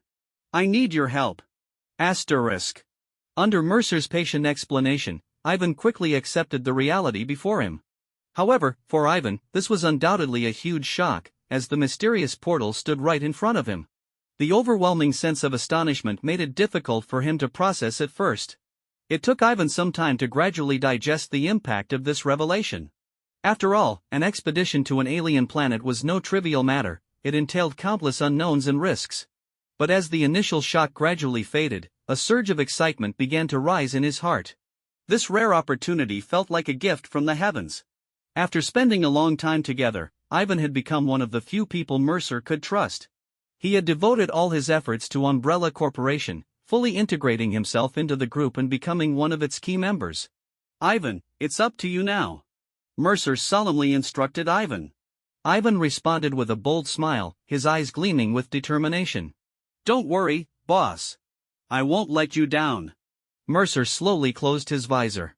Clad in the newly completed Windrunner 7 combat suit, his figure flickered and vanished from sight. When he reappeared, he was standing in a place ravaged by fierce winds, where the land had turned into a vast desert. Dressed in his battlesuit, he silently observed this unfamiliar planet, his eyes filled with contemplation. This was a desert world that had not seen sunlight for ages. There were no signs of significant flora or fauna activities around him, making the place feel like a lifeless wasteland. He lifted his head to gaze at the enormous planet looming in the dark sky, confirming in his heart that this was definitely not Earth, it was a distant solar system. The massive planet, visible to the naked eye, indicated a planetary orbit entirely different from Earth's. The air was breathable, with sufficient oxygen levels, but the terrain was barren, resembling a desert. Despite appearing suitable for terrestrial flora and fauna, there were no visible signs of life, no plants, no water sources. Mercer couldn't help but ponder, if the outsiders had not expelled the Hive, would Earth have ended up like this? There was no clear answer to this question. After all, the hive was not a benevolent entity, its existence posed a tremendous threat to the entire universe. Braving the overwhelming storm, Mercer began searching for signs of life on this planet. Master, organic life detected, mostly fungi and aquatic ephemeral organisms, with a small presence of aquatic plants. Alice's voice echoed in Mercer's ear, reporting the findings from her survey of the region's water and surface conditions. On a barren plain, Mercer discovered a heavily weathered human skeleton. The remaining bones appeared to have been gnawed by insects, showing severe porosity, so fragile that they crumbled at a mere touch. Beside the remains lay a Western-style sword in tattered ancient clothing, silently telling the tale of someone who had arrived here long ago. Mercer knew all too well, this was the work of the hive. The hive had killed every person who had set foot here for centuries. This thought unsettled him, a deep sense of doubt crept into his mind. He began to question whether his plan could truly succeed. After all, even a single mistake could spell disaster for Earth. Once the hive had consumed enough blood, it would become nearly immortal, making it almost impossible to eradicate completely. Mercer pressed on in his search for traces of the hive. His efforts soon bore fruit. Master, a humanoid organic lifeform detected underground. It appears to be a human. Alice's voice rang out once more, making Mercer pause in surprise. A human? How was that possible? How could someone survive in such a harsh environment? Alice, scan the geological structure, Mercer swiftly ordered. Moments later, his display screen presented a cross-section of the terrain. It revealed a hollowed-out underground cavern, where a humanoid figure lay asleep on a metal-framed bed. Mercer located the entrance. It was small and concealed beneath a round metal cover resembling an oversized iron pot. At a glance, it could easily be mistaken for discarded junk, making it almost imperceptible as an entryway. Without hesitation, Mercer activated his battlesuit and effortlessly slipped inside. Once inside, he retracted his suit into his ring and continued deeper into the cave. The interior was not as cramped as expected. In fact, it was quite spacious. Mercer climbed down using ladders and ropes, carefully exploring his surroundings. Eventually, he found his target, a fully grown Caucasian man, sleeping soundly. Mercer did not wake him immediately but instead took a look around the cave. The cavern was dry and contained some old aerospace equipment and essential supplies, all of which were severely worn out. It was evident that they were either brought here initially or scavenged later. It was hard to imagine how this man had survived on this planet with such rudimentary equipment. Looking at these outdated tools, Mercer couldn't help but recall the Far Star project that his father had mentioned before. The Far Star project was a special mission orchestrated by Gideon, aimed at sending astronauts to survey this planet and relay its data back to Earth. If the mission had succeeded, it would have confirmed the feasibility of retrieving the hive. However, it was clear that the mission had failed, and Hydra's ambitions had been thwarted. In a corner of the cave, a faint glow caught Mercer's attention. Peering through a crack in the ground, he discovered an underground magma vein. Thanks to the geothermal warmth, moss had taken root here. Mercer speculated that this must have been one of the man's scarce food sources, truly a miserable existence. Mercer's gaze was drawn to a map lying on the table. It was meticulously marked with explored locations, detailing the nearby terrain. Some areas were even circled for unknown reasons. If I were you, I wouldn't do that, Mercer remarked, sensing movement behind him. He turned to see a rugged Caucasian man in tattered clothing, gripping a wooden stick as if preparing to attack. Who are you? Honestly, I can't tell if you're real or just another hallucination, the man said warily, his eyes full of suspicion. I'm real, more real than anyone you've ever seen. Now, could you put down the stick? Mercer raised his hands, signaling that he meant no harm. Will gradually calmed down and slowly lowered the stick. He stared at Mercer, his eyes filled with doubt. What year is it now? 2012, Mercer answered, sensing Will's tension ease. Upon hearing this, Will fell silent for a moment before slumping into a chair, his expression tinged with sorrow. My name is Mercer. What's yours? Mercer asked. At first, Will hesitated. After all, he had lived here alone for 11 years and had grown accustomed to solitude. But in the end, he couldn't resist the longing for human interaction. Whether you're real or just a hallucination, it's good to talk to someone. I haven't seen another human in 11 years. My name is Will, I'm an astronaut. The conversation flowed smoothly, and Mercer soon learned about Will's experiences over the past 11 years. Originally, there were 4 of them on this mission, but they had encountered the hive. Austin had jumped off a cliff, Brubaker had immolated himself, Tyler had gone mad, destroyed their equipment, and tried to kill Will only to be killed by him in self-defense. Having been on this planet for over 10 hours, Mercer started to feel hungry. He sat down at the table, pulled over another chair, and retrieved food and water from his storage ring.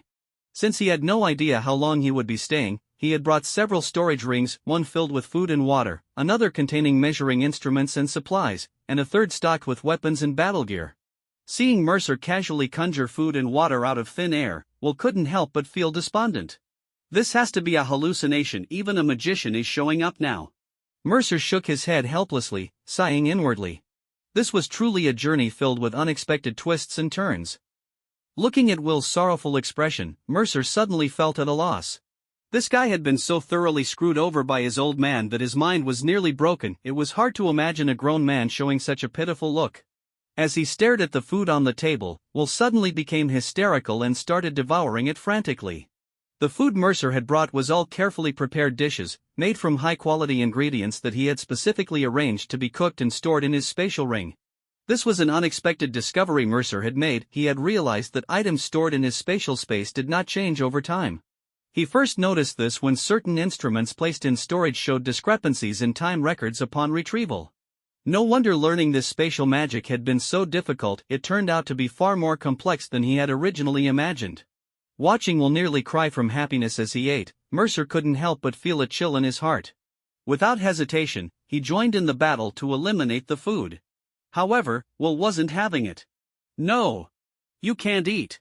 Even in my hallucination, I won't let you bully me. This is all mine." Will growled fiercely in warning.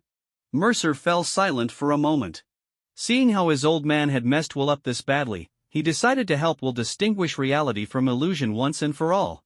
10 minutes later, the two sat back down to continue their meal. Only this time, Will, now sporting a bruised and swollen face, had fully come to terms with reality and no longer tried to fight Mercer over food. "Are you sure this isn't a hallucination now?" Mercer asked in a calm tone. Yes, I'm sure." Will, having been thoroughly educated by reality, responded rapidly. This experience had left a deep impression on him, forcing him to accept the truth. After a satisfying meal, Mercer once again retrieved a sleeping bag and an inflatable mattress from his ring. Since they now had Will's cave as a shelter, there was no need for a tent. Watching Mercer's smooth and practiced movements, Will was left in shock, secretly wondering, has Earth's technology already advanced this far? But fearing Mercer's earlier violence, he dared not ask. Thus, a rather eventful day came to an end, and Will gradually drifted into sleep. Unlike before, Mercer's arrival filled him with hope for the future. That night, he had a beautiful dream, one where he returned to Earth and reunited with his long-lost parents. The next morning. Early in the morning, Mercer stepped outside the cave. The world outside remained shrouded in darkness, yet he could still see clearly. Through his conversations with Will, he had learned that this planet had no distinction between day and night. It was always like this, with occasional sandstorms raging across the land. Mercer took out his surveying instruments and began calculating an important variable. From his discussions with Will, he realized that the location where Will had first arrived and the location where he had appeared were not the same. He knew that the 5 square cross-section stone pillars in the hands of the Malik family were fragments cut from the original monolith portal. The true monolith portal itself was in S.H.I.E.L.D.'s possession. The monolith had the ability to create a wormhole, directly linking a specific location on Earth to a fixed point on this planet. Likewise, the 5 stones he held possessed the same function. While it seemed like the portal was moving, in reality, this planet was rotating on its axis, while the portal itself remained stationary. By determining the exact time and locations where both he and Will had arrived, Mercer could accurately calculate the planet's rotational period and predict when and where the portal would appear next. In truth, Mercer didn't need to go through all this trouble. He had already arranged with Ivan to activate the stone at a specific frequency every 2 days to open the portal, which would also send him a signal. However, by performing these calculations and measurements, he could pinpoint the portal's location and timing with greater accuracy, making his return journey much more convenient. There was no doubt the Kree's technology far surpassed Earth's. And this was technology from thousands of years ago. Their advancements now must be even more astonishing. Earth still had a long way to go before catching up with the Kree in terms of technology. The search for Hive. Next, Mercer needed to find Hive. He planned to start his search in the restricted zone Will had mentioned. From Will's careful explanations, Mercer learned that Hive was frequently encountered in that area. This was a pattern Will had discovered through 12 years of observation. However, when Mercer announced his decision to go after Hive, Will strongly opposed it. From Will's perspective, Mercer was walking straight to his death. How could he possibly agree to that? Mercer was his only hope of returning home. Will, the monster you've been talking about is precisely the reason I came here. My mission is to destroy it, Mercer explained patiently. He felt a sense of warmth in his heart, seeing how much this recently met fellow countryman was concerned for him. But it's really dangerous. People die there. All my comrades went there before they died. When they came back, they had lost their minds. Will's anxiety grew upon hearing Mercer's explanation. It's fine. Just wait for me here. Once I return, I'll take you back to Earth. Seeing Mercer's unwavering determination, Will hesitated. You have to come back. I want to go home. The hopeful look in Will's eyes made Mercer feel a pang of guilt, further fueling his resentment toward his old man. In truth, Will didn't resent the people who had sent him on this mission. He had volunteered, fully aware of the risks. But as a young man, he had once yearned for success and adventure. Mercer retrieved his Windrunner suit. As the suit swiftly expanded and wrapped around him, Will stood off to the side, completely dumbfounded. Unable to hold back, he asked, "Are you sure you're from Earth? You're not an alien?" Mercer was about to answer but then reconsidered, recalling the origins of the Inhumans. Changing his response, he said, "Mostly Earth bloodline, I suppose."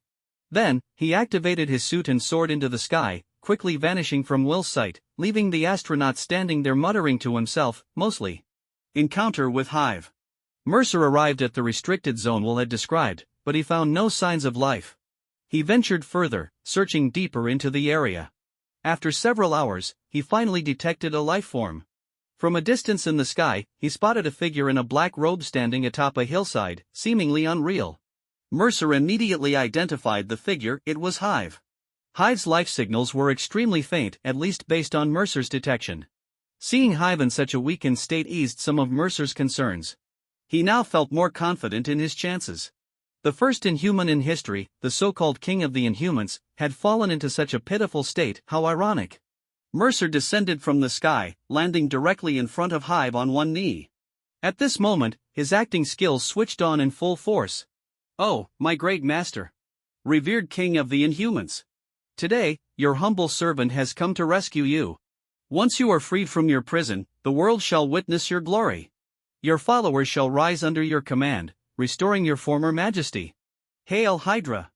Hive, who had been observing Mercer in confusion, now found itself even more dumbfounded. Asterisk, where did this clanking pile of metal come from?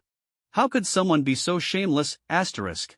However, upon hearing Mercer's final words, Hive immediately understood. Over the years, it had devoured many individuals, and through their memories, it had learned about an Earth organization that worshipped it. At this moment, Mercer slowly knelt on one knee, his face displaying utmost reverence. He deeply understood the principle that flattery always works, so he first showered Hive with a barrage of praise and devotion, secretly anticipating its reaction. Hive silently observed Mercer, clad in his Windrunner suit, keenly sensing that this man was different from the sacrificial offerings it had encountered before. Upon hearing Mercer's words, it realized that this person was actually one of its followers and that he had come with the intention of taking it away from this desolate planet. An uncontrollable excitement surged within Hive. "You have a way." The raspy voice, as if it hadn't spoken in ages, carried a hoarse and low tone. Mercer knew that this was the crucial moment in his plan and didn't hesitate to continue. "Your humble servant has spent years traveling across the world, doing everything possible to bring you back to Earth. At last, I have found a way to free you from this place." "What way?" Hive's decayed body trembled slightly, its hollow eyes nearly overflowing with excitement. To Hive, this place of exile was an endless torment. It longed for revenge, to unleash its fury upon those who had once banished it, both humans and Inhumans alike. Mercer passionately expressed his devotion, his voice filled with fervor. "My lord, I am willing to serve you for eternity. All my knowledge and abilities are yours to command. Your will is my life's mission," Mercer declared with a face full of devout sincerity, as if swearing an oath of loyalty. "What do you want?" Hive was clearly moved by Mercer's declaration. As the king of the Inhumans, it was not surprised that someone would pledge allegiance to it. In its view, it was the natural ruler, destined to be served. Back on Earth, people had once vied for the honor of serving it. Now, after centuries of exile, someone had once again sworn fealty. Hive had already made up its mind, once it returned to Earth, it would grant Mercer whatever he desired. My lord, I am well aware of your immense power. You now require a new body. For a devoted follower like me, the greatest honor is to be with you. I am willing to offer myself to you, so that you may descend upon the world in my form, Mercer said as he stood up, stepping out of his battlesuit. He slowly walked toward the black-robed Hive and knelt once more, his eyes seemingly ablaze with fervent devotion. Yet in truth, Mercer was internally panicking, the flames in his eyes were actually his protective samadhi true fire. Hive was momentarily taken aback, falling silent for a while before speaking slowly, for thousands of years, you are my most devout follower. You should have a greater purpose. Now, tell me your name. Mercer felt a pang of frustration, he had overdone it. He had gotten carried away, pushing his performance a bit too far. He silently regretted it. The script was simply too good, he had rehearsed it hundreds of times in his mind, yet now, standing in the moment, he found himself flustered. But the show had to go on. He composed himself, maintaining a solemn expression. Damn, I got too into character. With a sorrowful face, as if mourning his lost chance to become the vessel for his god, Mercer replied, My name is Mercer Malik. Just as Mercer was trying to calm his mind and prepare to strike, Hive's voice echoed once more. I have changed my mind.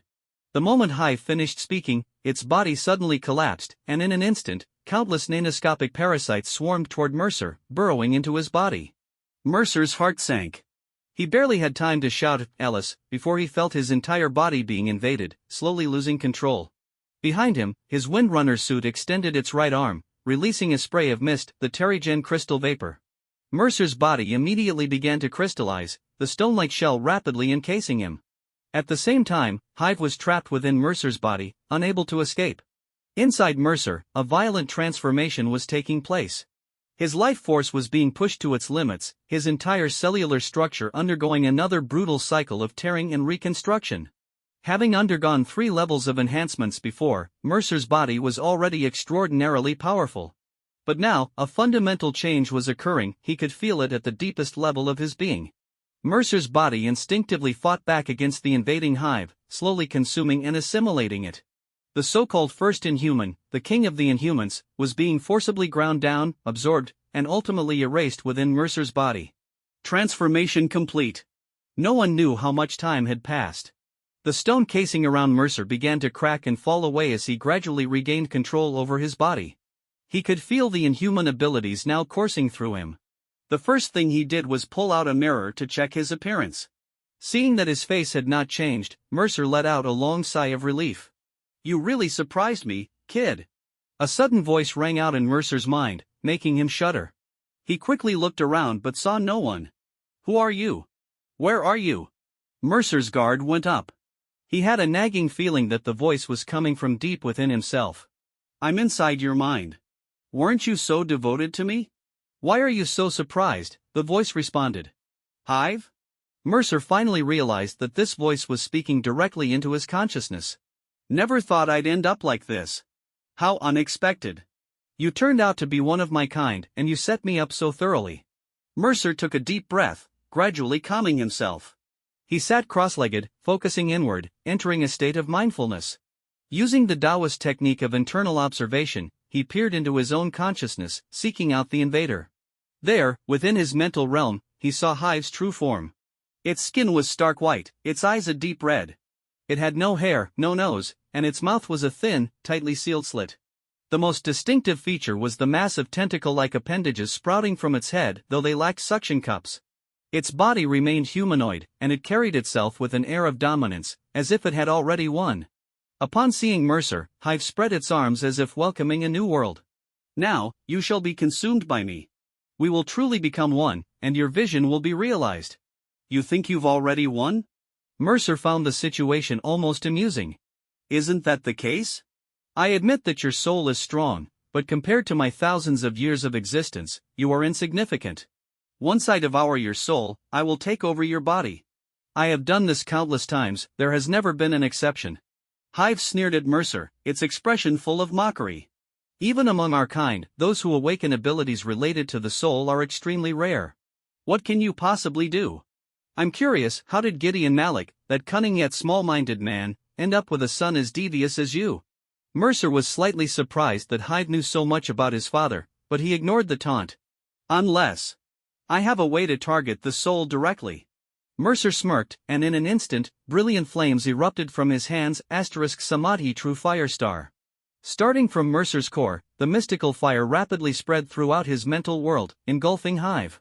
At first, Hive remained unfazed. However, as the flames continued to burn, its confidence began to waver.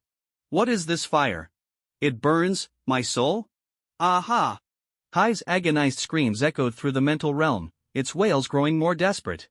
With a cold smile, Mercer declared, "This is true Taoist power Samadhi True Fire Under the scorching flames of Samadhi True Fire, Hive's consciousness melted away like snow under the blazing sun, leaving behind only the purest essence of its soul energy. Mercer fully immersed himself in absorbing this formidable power, the sensation of his soul being nourished nothing short of euphoric, like a grand feast in his spiritual world. This immense soul energy was a true manifestation of the Shin, spirit, in Taoist teachings of Jing, Qi, and Shen.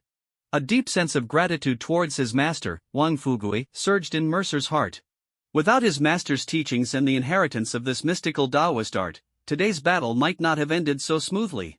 As he finished absorbing the soul energy, Mercer gradually understood why Hive had suddenly changed its mind. The root of it all still traced back to his father. The truth behind Hive's betrayal. In 1970, after Gideon Malik's father passed away, the Malik family's traditional ritual was set to commence. At that time, Gideon and his twin brother, Nathaniel Malik, received an invitation to meet with Daniel Whitehall. At the time, Whitehall was serving a life sentence, having been imprisoned by Agent Peggy Carter. Every generation of the Malik family held a sacred ritual, selecting the most devout follower as a sacrifice to their god. Both Gideon and Nathaniel were among these devout believers. Mercer mockingly referred to this ceremony as the Pebble Ritual. The process was simple. The Malik family presided over the event, where a group of followers drew stones from a bag. Whoever picked the white stone would become the sacrificial traveler, offered to the liquid monolith. According to their beliefs, being chosen was the highest honor. Whitehall revealed a long-hidden secret: why Gideon's father had never been selected in the ritual. It turned out that he had been cheating all along, using a marked white stone hidden in a copy of Paradise Lost, ensuring that he would never be chosen. Initially, both Gideon and Nathaniel agreed not to use this stone in the ceremony. However, Gideon secretly kept it to himself, leading to Nathaniel being chosen as the sacrifice instead. Hive, having absorbed the minds of every person it had consumed, could clearly feel Nathaniel's agony at that moment. It was because of this betrayal that Hive had decided to possess Mercer as a form of retribution against Gideon. The awakening of Mercer's abilities. Mercer could now vividly perceive Hive's memories and the experiences of every individual it had devoured. After sorting through these memories and regaining full clarity, Mercer began testing his newly acquired abilities. His powers now included 1. Devour and evolve. He could consume various lifeforms, integrating their genetic material to enhance his own evolution. Additionally, he inherited the memories of those he devoured, allowing him to perfectly mimic any genetic template he had assimilated. His ability surpassed Hive's, achieving complete absorption * nothing left behind star. 2. Immortality. He could sense and control every part of his body at an extreme level. His body had no fatal weaknesses, capable of splitting into nanoscopic subunits that could parasitize and control other organisms. As long as he had access to blood and energy, his regenerative abilities were nearly limitless. 3. Nanoswarm. Mercer could generate and manipulate nanoscopic flying parasites. These insects could devour lifeforms, rapidly multiply, and even convert biomass into nutrients for Mercer's main body. More crucially, the nanoswarm could merge with his subunits, granting him absolute control over any lifeform they infected. This awakening was an overwhelming success. By consuming Hive, Mercer had not only inherited its strengths but had also evolved beyond it. However, while he was intoxicated by the sheer power at his disposal, he couldn't shake the feeling that he was straying further and further from the path of righteousness. The road to redemption is going to be long. Returning to Will. Turning around, Mercer saw his Windrunner suit standing faithfully by his side. Under Alice's control, the suit had already learned to execute basic commands autonomously. Though Alice's intelligence had advanced significantly, it had yet to reach true AI status. A true artificial intelligence would possess independent thought, problem-solving abilities, and self-awareness. Alice was not quite there yet. Slipping back into his windrunner suit, Mercer took off and swiftly returned to Will's underground shelter. Seeing Mercer return, Will's face lit up with joy. Mercer! You've been gone forever. I was starting to think you got yourself killed out there. Thank God you're back. I really don't want to spend the rest of my life on this godforsaken rock. Mercer frowned slightly in confusion. Will, was I really gone that long? You kidding? You were gone for ages, Will confirmed. Mercer turned to his AI companion. Alice, how long was I out during my awakening?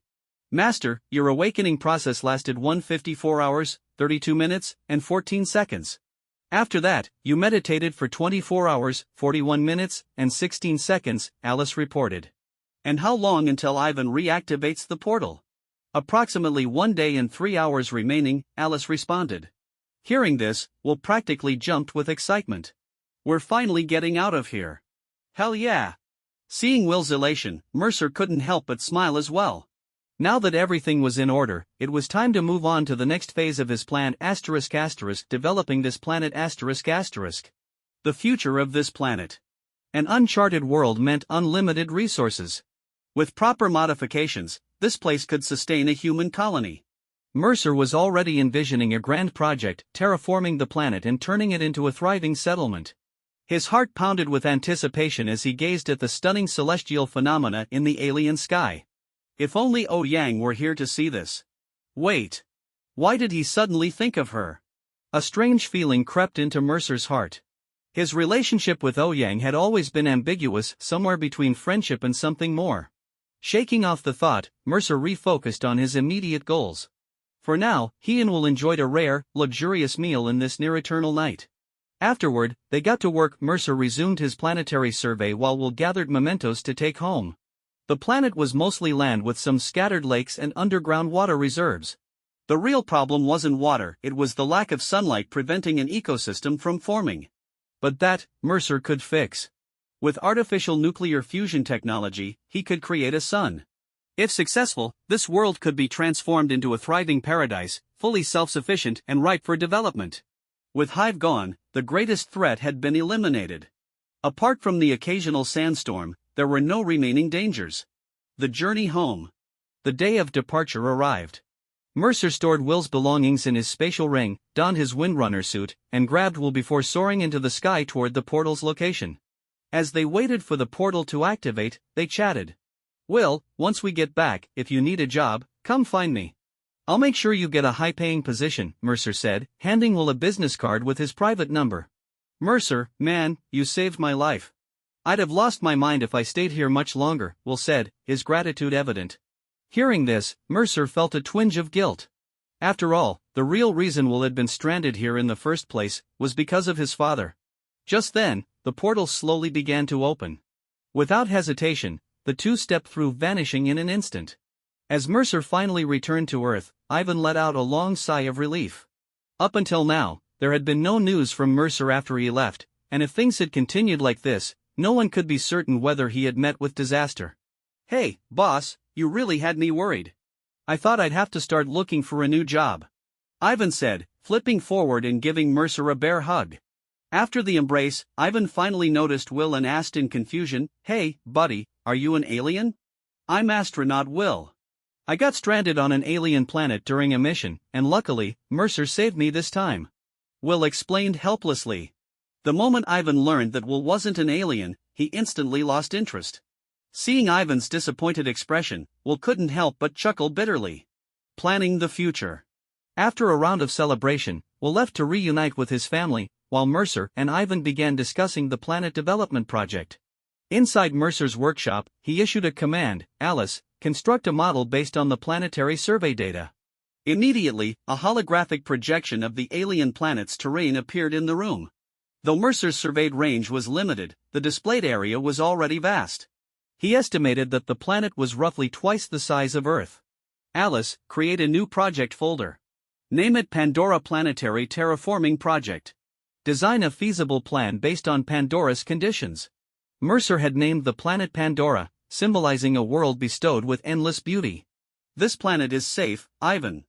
You're going to be busy from now on. To terraforming a planet is way more fun than researching alien weapons, Mercer remarked. I hate having nothing to do. Even Stark hasn't attempted something this crazy. Ha ha ha. Ivan laughed heartily. Speaking of which, Mercer suddenly remembered Tony and asked, by the way, have you and Tony had any fights lately? Did you beat him up real bad? At this, Ivan's expression turned a little strange. That bastard Stark has been acting weird. Ever since the Battle of New York, he's been all jittery. After the last time I gave him a thorough beating, we haven't met again. He seems to be in really bad shape. Tony Stark's anxiety. Mercer thought to himself, asterisk, could Tony still be suffering from anxiety? That doesn't make sense, asterisk. This time, Tony hadn't entered the wormhole or experienced a near-death moment, so why would he still develop anxiety? In truth, Mercer's assumption was incorrect. Tony's anxiety wasn't caused by personal trauma but by his fear of another advanced civilization invading Earth. The Battle of New York had been won, but for a low-tier civilization, defeating a superior force wasn't necessarily a good thing. The mastermind behind the invasion was bound to return. As history would prove, Tony's fears were justified. This obsession led him to his infamous goal, asterisk, putting a suit of armor around the world. Asterisk. Yet, despite his efforts, things still went wrong, asterisk asterisk. The Civil War erupted, the Avengers fractured, and in the end, Thanos picked them off one by one, asterisk asterisk. Hydra's impending exposure. Mercer wasn't as worried about Tony as he was about Hydra potentially being exposed. Nick Fury had likely already sensed that something was amiss. The man was a master spy, capable of detecting even the faintest clue. The moment he caught a whiff of Hydra's presence, he would act. Meeting with Gideon Malik. The next day, Mercer visited his father's office once again. However, this time, Gideon wasn't as composed as before. Upon hearing that Mercer was coming, he seemed visibly anxious. Gideon trusted his son, but Mercer had gone up against Hive. For generations, the Malik family had upheld absolute loyalty to Hydra. When Mercer requested access to the portal, Gideon immediately realized that Mercer must have set his sights on Hive. Gideon knew that he couldn't stop Mercer. His son had always been decisive, asterisk asterisk, either do nothing or go all the way, asterisk asterisk. That was Mercer's style. Since childhood, Mercer had followed his own path. Even though Gideon had tried to mold him in his own image, he knew it had only been an illusion. Mercer had never truly changed because of him. As a father, Gideon only wished for Mercer's safe return. Even if it meant gaining power over the world, it was still not as important as his son's life. Soon, Mercer entered the room. Gideon stared at him intently, his expression unreadable. Mercer, however, quickly noticed the tension and raised an eyebrow. What's the matter? You look nervous. Casually, he sat down across from Gideon, just as he always did. Are you really Mercer? Gideon asked, still unsure. Understanding his father's concerns, Mercer stood up, walked over to the liquor cabinet, and poured 2 glasses of whiskey. Handing one to Gideon, he sat back down. Father. I won. Hearing these words, Gideon finally let out a sigh of relief. After all, Hive was a being of immense pride. If it had taken over Mercer's body, it would never call him father. Gideon didn't know the exact details of Mercer's plan, but he did know one thing, asterisk asterisk, his son had never failed him before, asterisk asterisk. How did you do it? Gideon asked, finally relaxing and taking a sip of his drink. A lot happened. Hive wasn't easy to deal with. Even with all my preparations, I almost failed, Mercer said, recounting his plan and experiences. Some of the technical aspects were beyond Gideon's understanding, but he still listened intently. Will survived? Gideon was surprised. He had personally overseen the Far Star project over a decade ago, and Will was the only survivor in centuries. Father, I've decided I'm joining the organization, Mercer said firmly. Gideon raised an eyebrow. What position do you want? Why don't you help your sister? She's been doing exceptionally well. The entire Hydra network is saying that the Malik family is rising again. Speaking of Stephanie, Gideon couldn't help but smile proudly. Mercer, however, smirked. In the name of the king, but you got one thing wrong. Suddenly, Mercer transformed before Gideon's eyes. His hair vanished, his head sprouted tentacle-like appendages, and his eyes turned a deep crimson. It's Hydra that is rising. Seeing Mercer take on the mythical form of Hydra, Gideon lost his composure. He stood up in shock. Father, my plan was never to kill Hive. My plan was to replace it. Mercer's form shifted back to his usual handsome appearance. Relax, father, this is just my ability. Gideon, still reeling from the shock, urgently asked, do you remember Nathaniel? I remember every single person I've ever consumed, along with their memories, Mercer said, his voice turning solemn. For example, we promised to walk this path together, brother. This was the final promise Nathaniel had made to Gideon. Gideon sat back down, the weight of the past crashing down on him. The atmosphere turned heavy. Was it painful for him at the end? Gideon asked quietly. Yes. He suffered greatly, Mercer said bluntly.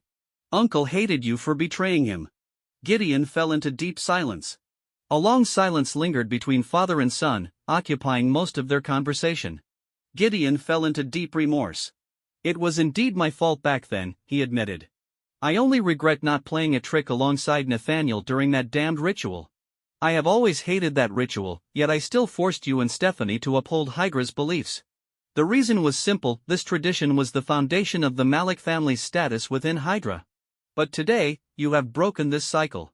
From now on, there will be no more blood sacrifices in the Malik family. Mercer listened quietly. He knew that these words were not only meant for him but also for the deeply repressed part of Gideon himself. For years, Gideon had kept these thoughts buried, and now, he was finally letting them out. The weight of such guilt could easily crush a man's spirit, and it was clear that Gideon's life had not been as smooth as he appeared to the outside world. After a long pause, Gideon composed himself, and he and Mercer began discussing the next steps. Now that Mercer had claimed the mantle of Hydra's god, the heads of Hydra would soon come to pledge their loyalty. But within such a vast and fractured organization, there were bound to be traitors and power-hungry dissenters. This meeting was destined to be anything but peaceful. The gathering of Hydra's leaders. Across the world, Hydra's top leaders received an invitation from the Malik family. The invitation, sent under Gideon Malik's name, stated that the meeting's purpose was to discuss the future of Hydra. Most members would attend, after all, as one of Hydra's leading figures, Gideon commanded significant respect. A similar meeting had been held when Schmidt, the Red Skull, betrayed Hydra. However, the invitation made no mention of Hydra's god returning. If the Hydra leadership learned that Hydra had returned in physical form, these cunning individuals would certainly be skeptical and wary. Hydra's ranks were filled with ambitious minds, none of them would easily accept a new supreme leader without question. The meeting was scheduled for 1 week later, giving Mercer time to prepare. Meeting Stephanie Malik. Before the gathering, Mercer met with his sister, Stephanie Malik. She had grown into a true queen, now fully in control of the Malik faction within Hydra. With power in her hands, she exuded the air of a ruler. You finally found time to visit your big sister, huh, brat? Stephanie greeted him, causing Mercer's smile to freeze for a moment. Due to his busy schedule, the siblings rarely had time to meet, and Stephanie had clearly been holding on to some resentment. Dear sister, I came with good news, Mercer said, sitting down across from her without a hint of guilt. Oh? What kind of news warrants a personal visit? Don't tell me you're getting married. She started off serious, but quickly switched to teasing. Do you know that I took the monolith fragments? Monolith fragments? You mean the portal stones? Stephanie immediately became serious. I have fulfilled the Malik family's long-standing mission, Mercer declared. And we have received a great reward for it. Stephanie's eyes widened in surprise. What reward? Mercer smiled. He knew that Stephanie truly believed in Hydra's faith. Unlike him, she held genuine devotion to the cause. Hydra has chosen me. It has granted me its power. This was the narrative that Gideon and Mercer had agreed upon. Stephanie would never know the truth, and she didn't want to. Unlike Mercer, Stephanie was a true believer. To her, Gideon Malik was a courageous and devoted leader. And so, Gideon's brave and loyal image would remain forever intact in Stephanie's heart. The meeting of Hydra's greatest leaders. 1 week later, in a lavish conference hall, Hydra's most powerful figures gathered. Each person seated at the long, rectangular table was a high-ranking elite within the organization. At the head of the table, the seat of power remained empty. Gideon sat at the first seat on the left, directly across from Alexander Pierce, the former director of S.H.I.E.L.D. and Hydra's infiltration mastermind. Next to Pierce sat Daniel Whitehall, the scientist overseeing Hydra's human experimentation programs. Beside Gideon sat the infamous Wolfgang von Strucker, Baron Strucker, a Nazi-era Hydra leader and one of the organization's most influential figures. Strucker had once controlled all of Hydra during the Nazi era, when the organization was at the height of its power. He had worked directly with Hitler, making him one of Hydra's oldest and most revered leaders. Alexander Pierce, meanwhile, was responsible for Hydra's infiltration of S.H.I.E.L.D, overseeing the Winter Soldier program and orchestrating Project Insight, a plan to use helicarriers for mass assassinations based on Zola's algorithm. Seated further down were Brock Rumlow, Crossbones, Agent Sitwell, General Hale, and other Hydra enforcers and strategists. The announcement of Hydra's God. Once everyone was seated, Gideon began the meeting. As the host of today's gathering, I am honored to welcome each of you here, he announced. For thousands of years, the Malik family has upheld an ancient tradition. And today, we are here because of that tradition. Hearing this, Daniel Whitehall frowned in irritation. Gideon, you didn't call us here just to talk about your family's ridiculous blood sacrifice rituals, did you? If that's the case, this is an absolute waste of time. Ignoring Whitehall's scoffing, Gideon continued as if unfazed. Hydra's origins date back thousands of years. For centuries, the Malik family has been devoted to bringing back the one we worship. And now, our efforts have finally borne fruit. Hydra has returned. The room fell silent. At that moment, Mercer entered the chamber, walking straight to the head seat and sitting down. The gathered Hydra leaders exchanged confused glances, their faces a mix of curiosity and skepticism. Strucker's gaze turned sharp. You are Mercer Malik, the so-called Windrunner. Even if you're an Avenger, you cannot mock us like this. The Malik family cannot afford the consequences of angering us. Mercer remained calm. He swept his gaze across the room, examining each Hydra leader in turn before finally speaking. Yes, I am Mercer Malik. I am one of the many who have given me life. And as was once promised, all the travelers, those brave souls who sacrificed themselves, have finally returned. And for that, we owe our thanks to the Malik family. You will all receive what you are owed, Mercer continued. For those who still have doubts, see for yourselves. The moment he finished speaking, Mercer's form shifted. His hair vanished. His head sprouted tentacle-like appendages. His eyes turned a deep crimson. He had become Hydra's ancient god. After the initial shock, the Hydra leaders erupted into excitement. Hydra had been founded on the belief in Hive's return. They knew the legends. They had waited centuries for this moment. And now, it was real. One by one, they rose to their feet, raising their fists in unison. With fanatical fervor, they roared. Hail Hydra! Hail Hydra! Hail Hydra! As the Hydra leaders gradually calmed down, Mercer fully stepped into his role as their supreme leader, issuing his first orders. For thousands of years, Hydra has been fractured, each branch acting independently, Mercer declared, his tone resolute. Now, the time has come to unite them all. I need each of you to carry out a mission of utmost importance. Hydra's new mission, the Pandora Project. What mission? Alexander Pierce asked, a flicker of doubt in his eyes. For centuries, I was stranded on an alien planet, a barren world, yet habitable for humanity. I have named it Pandora. Now, Pandora must be developed, and I need all of you to dedicate yourselves to this endeavor. His voice carried unwavering determination, and as he spoke, his hands subtly moved, releasing nanoswarms, microscopic biomachines that spread like shadows across the Hydra leaders and their subordinates. Without anyone realizing it, Mercer had seized absolute control over Hydra's leadership in a single moment. His control was flawless, those under his influence would obey his every command without resistance. For Inhumans, losing this connection would result in an agonizing emptiness, a withdrawal so intense that even the strongest minds could not endure it.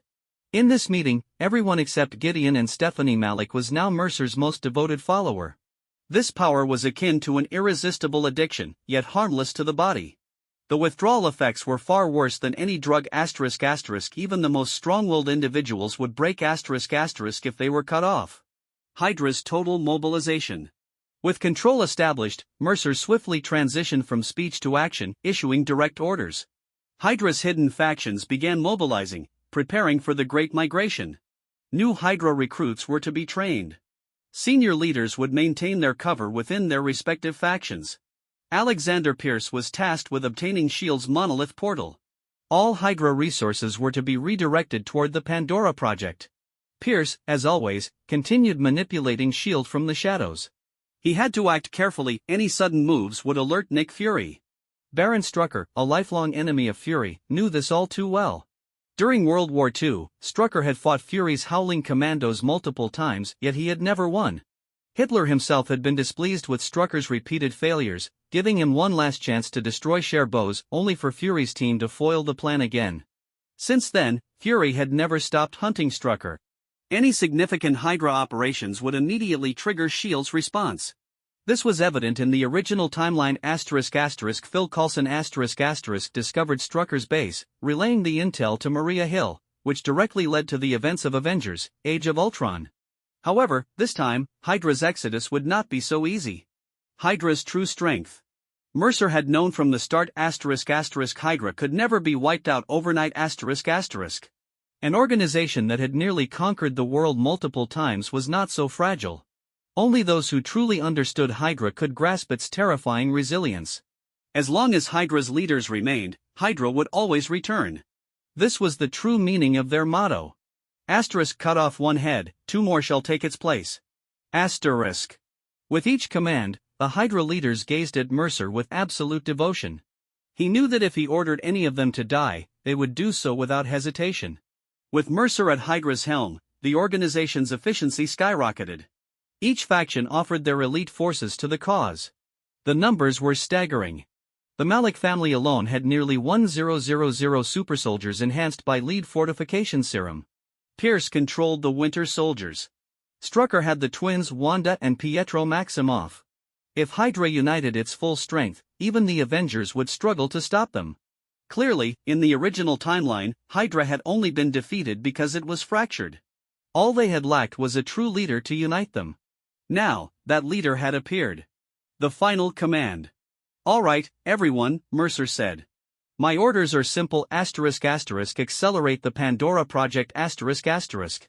During this process, Hydra must remain hidden. We will relocate in absolute secrecy. If anyone has concerns, speak now." Silence. Then, in unison, the room erupted. "Hail Hydra! Hail Hydra! Hail Hydra!" Mercer smirked. He had succeeded. The aftermath. As the meeting concluded, the Hydra leaders departed in an orderly fashion, leaving only Gideon and Stephanie Malik behind. The two stared at each other, then at Mercer. "Mercer, what the hell just happened?" Stephanie asked, genuinely confused. She didn't understand why the entire Hydra leadership had suddenly become fanatics. "My ability," Mercer replied confidently. "This was my first time using it on a large scale. I didn't expect it to be this effective." "Are you sure these people won't become a problem later?" Gideon asked, his tone cautious. "Relax, father," Mercer reassured him. "You know how Hive's control worked ***. This is absolute ***. No one will resist." "The sheer power these people have been hiding is terrifying," Mercer mused. "No wonder Hydra has survived thousands of years. The secret of Hydra's power." Stephanie nodded. "Of course," she said. "We have always understood the power of the extraordinary. That's what sets us apart from common men. Our desire for superior abilities is what makes us different." Gideon sighed. "I never expected Pierce's network to be this vast. He's practically hollowed out S.H.I.E.L.D. from the inside. Even Strucker's influence was beyond my expectations." "They're experts at hiding their strength," Mercer admitted. However, even he was surprised by how easily he had taken control of them. Some of Hydra's leaders had exceptionally strong wills, yet Mercer's ability had completely bound them to him. He glanced at his hands, a complex expression in his eyes. "The bigger picture. The world may seem peaceful on the surface," Gideon muttered. "But ever since the Battle of New York, things have been escalating. More and more people are growing restless." Gideon's emotions were conflicted. As a Hydra patriarch, he was proud of Mercer's achievement. But as a father, he feared what the future held. He had no doubt anymore his son was now the supreme leader of Hydra ***. Yet, he was still puzzled by one thing. "Mercer, why are you so determined to move Hydra offworld?" Hydra was Earth's dominant power. But if they entered the greater universe, their position would become uncertain. Mercer's true intentions. In truth, Mercer's reasoning was simple. On Earth, Hydra was powerful, but also hated. Even if they conquered the planet, they would never stop fighting. Their greatest enemies were none other than the Avengers. Instead, by relocating to Pandora, Hydra could preserve its strength. With an entire planet as their base, they could thrive in secrecy, expanding into the cosmos. Mercer couldn't change Hydra's past, but he could shape its future. Let these villains take their ambitions to the stars. With Hydra's resourcefulness and ruthlessness, they would ensure humanity's survival in the universe even if it meant conquering other worlds. Lighting Pandora, a new dawn for Hydra's future. After the pivotal Hydra summit, Mercer returned to Umbrella headquarters, bearing an immense responsibility, a task that only he could accomplish. Pandora was a world of eternal night, and Mercer needed to create a sun to illuminate it. The science behind Pandora's sun. With his current level of technology, measuring Pandora's mass and designing an artificial sun to orbit along its equatorial path with a 24-hour cycle was feasible ***, but not easy ***. He needed precise instruments and a capable assistant. And who better for the job than Ivan Vanko? Mercer had planned this from the start ***. He couldn't do this alone ***. That was one of the main reasons he brought Ivan along when first exploring Pandora. Before departing, Mercer had instructed Alice to send the materials list to Ouyang. Now, a week later, all necessary materials were ready. The next step was to transport them to Pandora and begin the lighting project.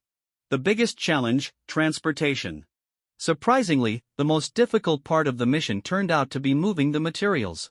Even with Mercer and Ivan's combined strength, moving tons of resources wasn't feasible. Thus, Mercer recruited William and Smith to assist in the logistics. Smith's strange limitations. Smith's electromagnetic abilities were not progressing as Mercer had hoped. Mercer had not applied any power restrictions on him, yet Smith could only sense electromagnetic waves and extract information from them, but he had no control over metal. Perhaps his mutation was simply not suited for metal manipulation. Or perhaps he lacked the talent in that area. Either way, the four-man team worked together and got the job done. Establishing a base on Pandora. Mercer set up a temporary base along Pandora's longest equatorial orbit, which was coincidentally the path of the monolith portal. With Ivan's support, the project progressed smoothly. Aside from their initial awe at Pandora's mysterious landscape, there were no major setbacks. All three men felt a sense of insignificance in the face of the vast cosmos. Pandora was a beautiful yet eerie world. The birth of Pandora's sun. Soon, they successfully constructed a stable artificial sun. This miniature star was like a blazing sphere, composed mainly of hydrogen, 71.3, helium, 27, and trace elements, 2. Its structure mirrored that of a real sun, divided into core, nuclear fusion zone, radiative zone, convective zone, atmospheric layers, photosphere, chromosphere, and corona. The fusion reactor inside the artificial star had a diameter of 6 meters, but it was only a prototype ***. Full nuclear fusion had yet to be activated ***.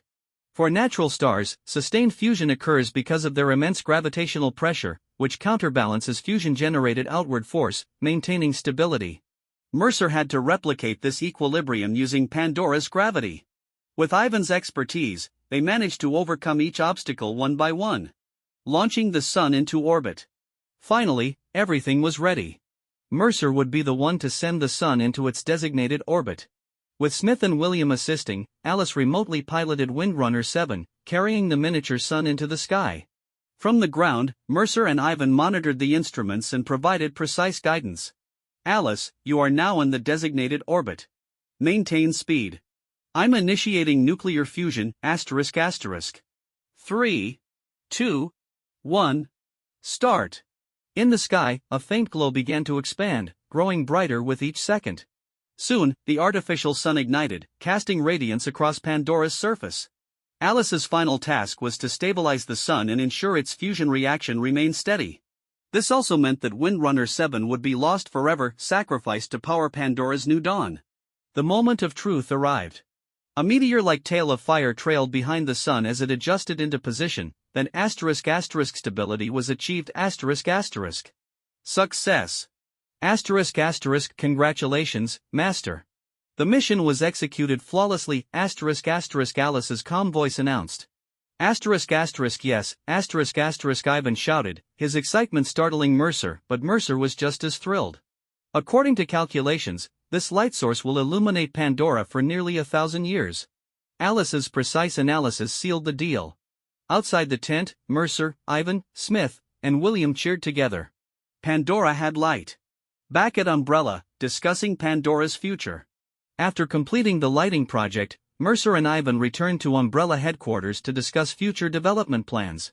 Ivan was highly enthusiastic about the idea of colonizing a new world. However, as Ivan excitedly rambled about expansion strategies, Mercer suddenly interrupted him. "Ivan," Mercer said, his tone serious. "Would you like to join my organization?" Ivan paused, confused. "You mean the Avengers? I already turned that down." Mercer smirked, his voice lowering. Ever heard of Hydra? Recruiting Ivan Vanko into Hydra. Surprisingly, recruiting Ivan was easier than expected. He was deeply intrigued by Hydra's history and vast influence. Upon learning the true scale of Hydra's power, he was shocked beyond belief. Mercer had deliberated on this decision for a long time. Pandora's development required a leader, someone who could oversee the entire operation. Hydra's factions would contribute their resources, but they needed someone competent to coordinate everything. Ivan was the perfect candidate. And now, he was fully loyal to Mercer. Meanwhile, in Malibu, California, inside Tony Stark's seaside mansion, a remarkable scene was unfolding. Late at night, while the world slept, Tony was still working. He injected a microsensor into his arm and resumed testing the Mark 42 armor. As orchestral music played, Tony summoned his pieces of armor, which flew toward him, assembling automatically. But things didn't go smoothly. Misalignment. Misfires. Malfunctions, ***. Still, nothing catastrophic happened. Finally, the last faceplate clicked into place. Tony struck a superhero landing pose. Just as he was about to celebrate ***, another armor piece crashed into him from behind ***. His Mark 42 suit fell apart and Tony faceplanted into the ground. The anxiety returns. Unable to shake his anxiety, Tony turned on the TV. A breaking news report was broadcasting ***, a terrorist attack by the Mandarin. A mysterious terrorist organization had hacked into the U.S. broadcast network, airing a speech from the Mandarin, condemning the American government. The country was on edge. The military couldn't locate the Mandarin, and in response, the president rebranded War Machine as Iron Patriot to calm the public. The new paint job red, white, and blue was meant to boost morale, but public opinion was lukewarm at best. As Tony watched the broadcast, his hands trembled slightly. The fear he thought he had conquered was creeping back. He didn't just fear for himself, he feared that Earth was not ready for what was coming. The Mandarin incident spread through society like a plague, triggering widespread panic. The news media continuously reported 3 terrorist bombings in public places. However, in reality, there were as many as 9 such attacks, though the U.S. government skillfully controlled the narrative. In a simple diner, Colonel Rhodes was enjoying a meal with Tony. At this moment, Tony had developed a keen interest in the incident and had invited Rhodes to dine together. As they ate, they joked around, Tony teasing Rhodes about his Iron Patriot title, while Rhodes hastily defended himself. "What exactly is going on? Who is this Mandarin? Seriously, can you give me a detailed explanation?" Tony asked with a puzzled expression. "This is classified military information, Tony." "All right, I'll tell you a little. In reality, there have been 9 explosions, but the public only knows about 3. The key point is, so far, no one has found any explosive devices or bomb fragments at the scenes. Ignoring military confidentiality protocols, Rhodes revealed some insider information to Tony. "I can help you. I have a bunch of new tech, like auto-guided armor and bomb disposal drones that can catch explosives mid-air," Tony said confidently. Rhodes looked at Tony's severe dark circles and asked with concern, "How long has it been since you last had a good sleep?" "Einstein only slept 3 hours a year. I'm far worse than him." Tony tried to brush it off. "Everyone is worried about you, Tony." "I'm no exception," Rhodes said with deep concern. As the two were engaged in a friendly conversation, 2 adorable children approached Tony, hoping for Iron Man's autograph. However, Tony was in a terrible state. He took the drawing and crayons from the taller girl, but due to excessive force, he accidentally broke her crayon. At that moment, Tony's long-hidden anxiety disorder suddenly flared up. He hurriedly pushed through the crowd, reaching his suit. The back of the suit automatically opened, and he quickly donned it. Then, weakened, he dropped to one knee, supporting himself with one arm, looking utterly drained. Check my heart. Could it be a brain issue? Tony commanded JARVIS, inquiring about his condition. There is no indication of any abnormalities in your heart's aorta or brain.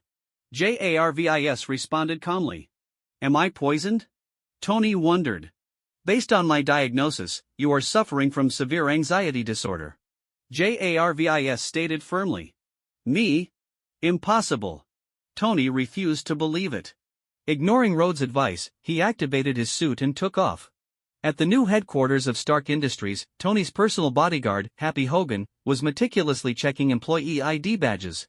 As the newly appointed head of security, he was not popular among the employees, and the number of complaints against him had skyrocketed by 300.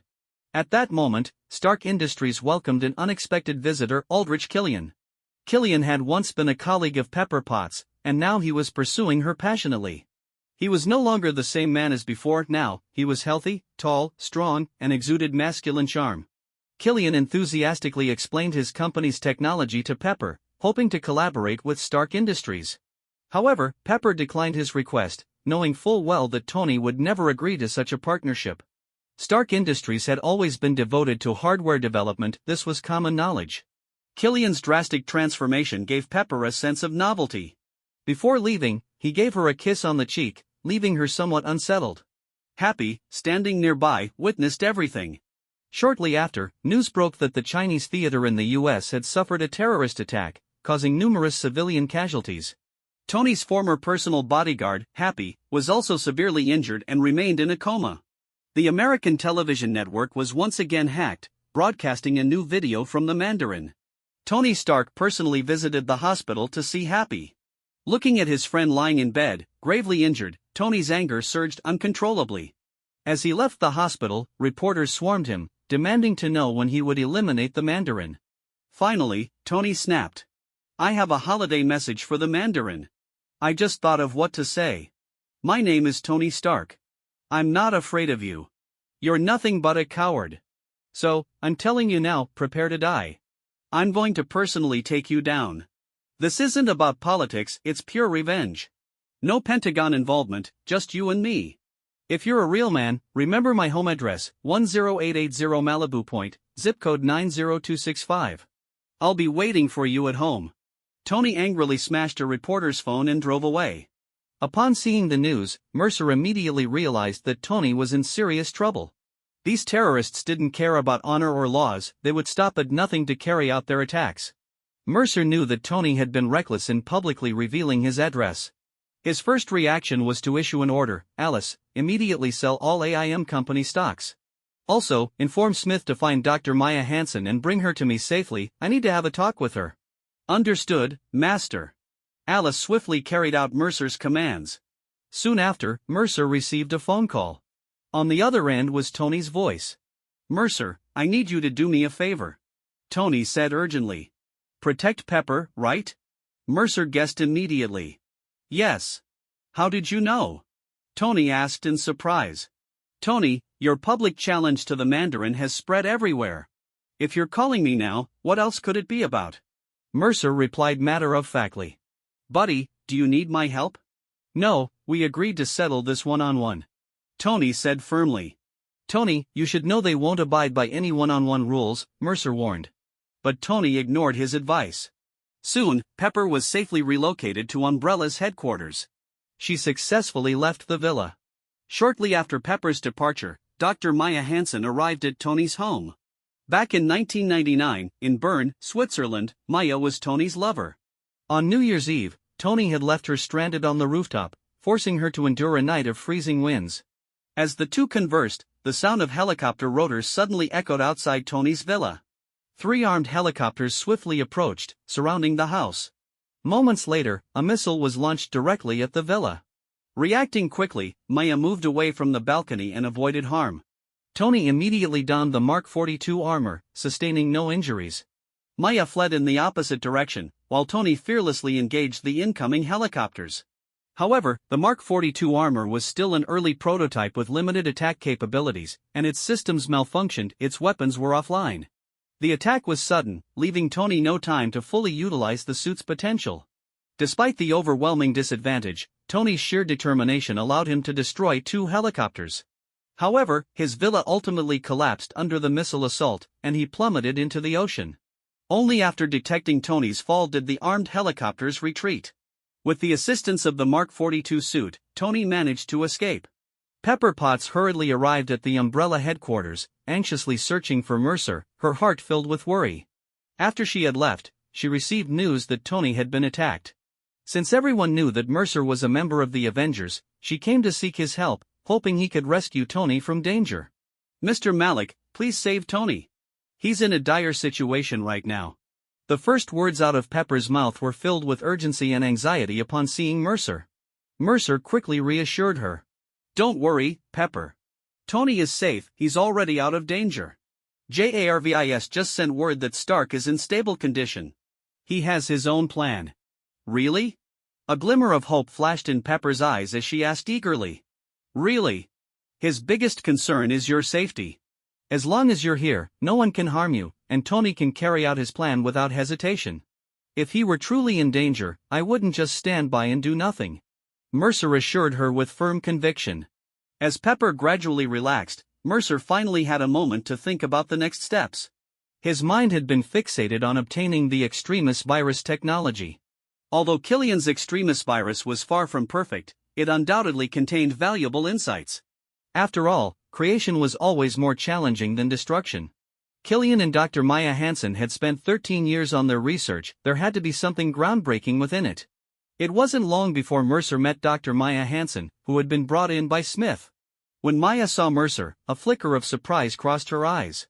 This elusive figure, rarely seen in public despite being an Avenger, had personally come to meet her. In the reception hall, Maya Hansen appeared somewhat uneasy. She was familiar with Tony's personality, but she knew nothing about this mysterious wanderer.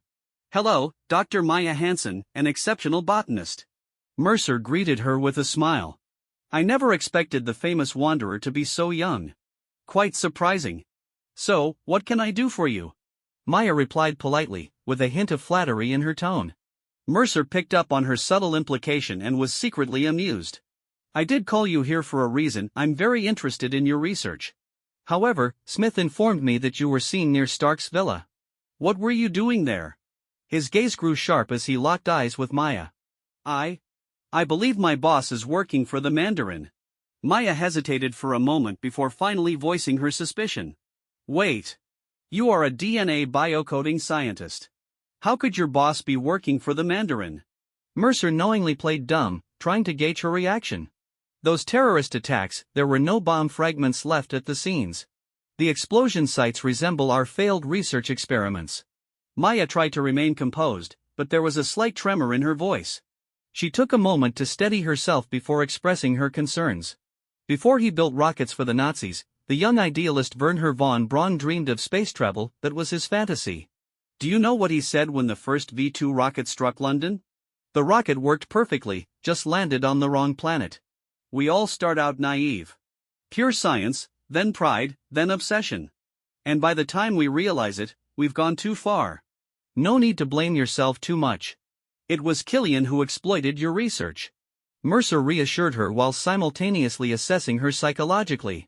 His conclusion was that Maya was an idealistic scientist, but she was hiding something. "But Maya, you're not being entirely honest. I need your real thoughts, not just remorseful words." Mercer stared directly into her eyes, his tone serious. Under Mercer's intense scrutiny, Maya felt a bit uneasy. After a long silence, she finally admitted, "All right. I've known for a while that Killian had dangerous ideas, but I didn't stop him, nor could I. He's too dangerous now. I need to back out. I can't let myself be used in Killian's schemes anymore. Do you understand?" Mercer smirked slightly. "I can protect you. You'll be safe here. But what do I get in return?" Hearing Mercer's words, Maya's worries eased somewhat. She pulled out a USB drive and waved it in front of him. "Would my research data suffice?" "That'll do," Mercer said with satisfaction. Killian had long desired to defeat Tony, and Pepper Potts was the trophy he sought after his victory. Now that he had mastered the Extremis virus, would he dare to launch a reckless attack on Umbrella to take Pepper by force? Mercer was curious, would Killian dare to challenge two Avengers at once? At the same time, Killian himself was struggling with this dilemma. He acknowledged that he had been driven by his inner demons. On that Christmas night in 1999, the man he once was had already died. His idol, Tony Stark, had played him for a fool, leaving him to freeze on a rooftop all night. Even his own hero had looked down on him. This had devastated him, pushing him to the brink of suicide. But then he realized if he wasn't afraid of death, why should he fear living? And so, he fully embraced his dark transformation, determined to make everyone who had belittled him pay, starting with Tony Stark. In the death script Killian had written for Tony, Pepper was an essential piece of the trap. However, Tony was no longer just a playboy. He had grown into an Avenger, possessing formidable technology. Now, he had entrusted his prized possession, Pepper, to another Avenger for protection, something Killian had not anticipated. If Killian were to challenge Mercer, it would be nearly impossible to avoid exposing his own whereabouts. He was well aware of Mercer's outstanding performance in the Battle of New York. Therefore, he had to reconsider his approach. So long as Tony Stark died, his revenge would still be effective. After much deliberation, Killian ultimately abandoned the idea of attacking Umbrella to seize Pepper. He understood that even if he succeeded, the cost would be too high. It wasn't worth it. "I'll let you go for now, Miss Pepper Potts. But we will meet again," Killian thought to himself. He also knew that Maya Hansen had already been taken to Umbrella, meaning they were undoubtedly on guard. In fact, Killian's suspicions were correct. Mercer had long been prepared. With Umbrella's formidable defensive capabilities and Mercer's own strength, any reckless move by Killian would surely backfire. Meanwhile, Mercer and Dr. Maya Hansen were busy working in Umbrella's top-tier biological research lab, striving to perfect the extremis virus. With Maya's guidance, Mercer quickly immersed himself in the work. His talent in biology even exceeded Tony's. At the same time, news of the Mandarin's attacks and reports of Iron Man's death dominated the front pages of major newspapers. In Tennessee, Tony, now going by the alias the Mechanic, unexpectedly encountered a young boy named Harley, whose parents were divorced. It felt like a twist of fate, as their meeting might spark something unpredictable. Meanwhile, Mercer had dispatched a team to clear the wreckage of Tony's villa, but he himself remained in the lab, working with Dr. Maya Hansen to reconstruct the development process of the extremis virus. The telomerase algorithm, this is truly a genius idea. However, there are still some issues. We need a clever solution to stabilize it. Mercer observed as a previously disabled white mouse in the experimental chamber gradually regenerated its limbs, his eyes gleaming with deep thought. However, just as he finished speaking, the mouse suddenly exploded. "Tony proposed this algorithm to me years ago. We've tried many times before. While we've had some success, it's never been fully stable," Maya reminded him. "Have you considered why overheating occurs?" Mercer continued his inquiry. "The human body struggles to adapt to this virus. While it can rapidly heal injuries, which is its main advantage, it is also highly unstable. It enhances a person's abilities but can also become a catalyst for self-destruction," Maya explained. "What if we introduce a stabilizing agent?" Mercer proposed. "A stabilizer? We've tried many approaches over the years, and that was one of them. None have worked so far. Do you have a specific idea?" Maya's eyes lit up with curiosity as she looked at Mercer expectantly. During their time working together, Maya had come to fully recognize Mercer's extraordinary scientific abilities. In reconstructing the extremis virus, Mercer had successfully reshaped it. The new version was far more stable than the one Killian had used, but it still carried the risk of overheating and self-detonation. Despite this, Mercer's modifications left Maya deeply impressed.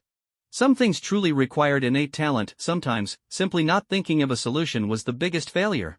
Working with Mercer over the past few days had given Maya a profound sense of the difference between a genius and an ordinary scientist. It reminded her of Tony. Genetic recombination. After injecting the extremis virus, the subject's neural potential is fully unlocked and controlled.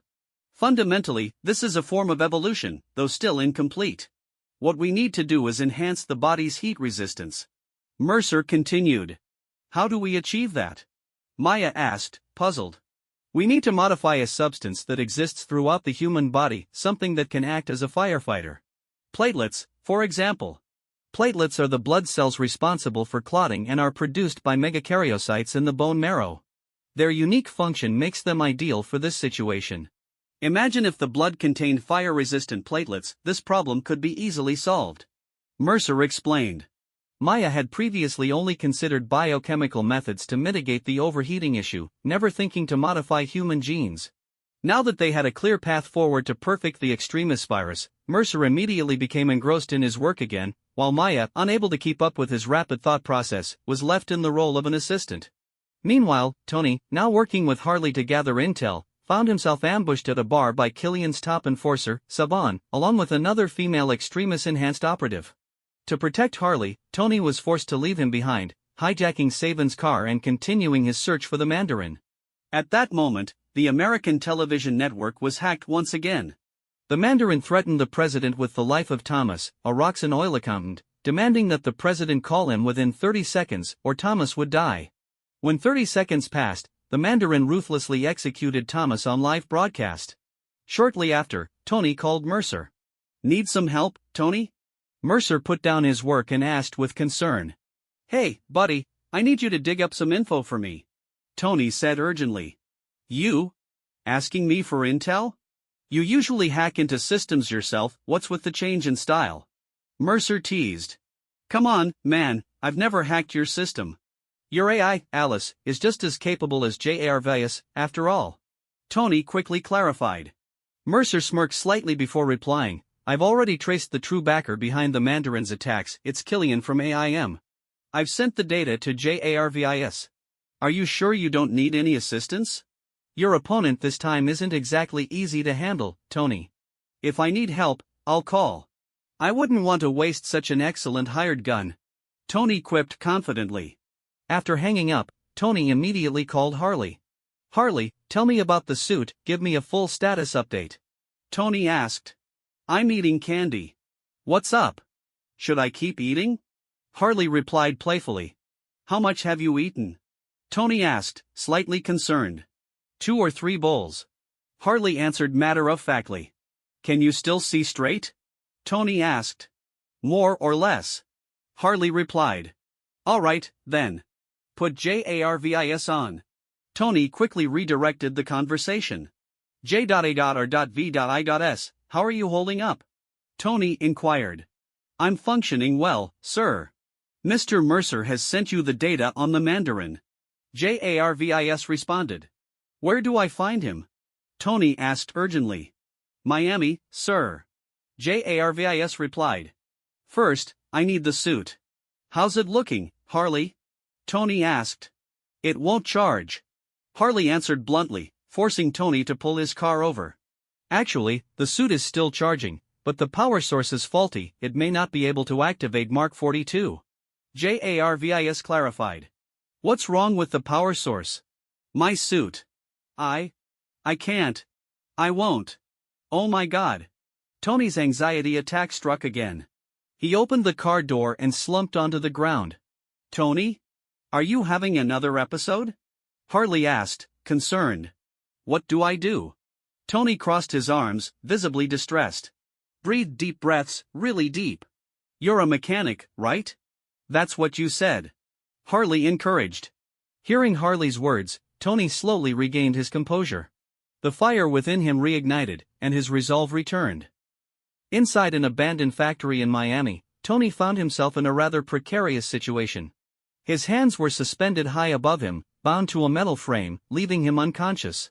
After a long while, he slowly regained consciousness, his eyes scanning the vast and unfamiliar surroundings with a hint of confusion. However, the silence didn't last long. Soon, the distinctive voice of Aldrich Killian shattered the stillness. You know what my father used to say? The early bird gets the worm, but the second mouse gets the cheese. Killian descended the stairs gracefully, step by step, approaching the groggy Tony. Are you still holding a grudge over what happened in Switzerland? Killian smirked, a glint of satisfaction in his eyes. How could I be mad at you? In fact, I should be grateful you gave me the greatest gift in the world, despair. Back in Switzerland, you left me waiting on that rooftop, didn't you? Killian leaned in, staring into Tony's eyes as if admiring his own masterpiece, savoring the moment. For the first 20 minutes, I actually believed you would come. But after an hour, I wanted to take a step forward and jump off that rooftop. Do you have any idea how that felt? There was a trace of pain and struggle in Killian's voice. Honestly, I was just wondering, what happened to that first mouse? Tony tried to maintain his composure, using humor to mask his unease. As I looked out at the city skyline, no one knew where I was, no one saw me, and no one cared. From that day on, a thought kept circling in my mind: stay hidden, Tony. Since then, that has been my motto. You see, ruling from the shadows is always safer. Once a demon has a face, like Bin Laden, Gaddafi, or the Mandarin, people have a target. Killian spoke with a chilling glint in his eyes. Tony watched Killian, filled with a mix of irony and disdain.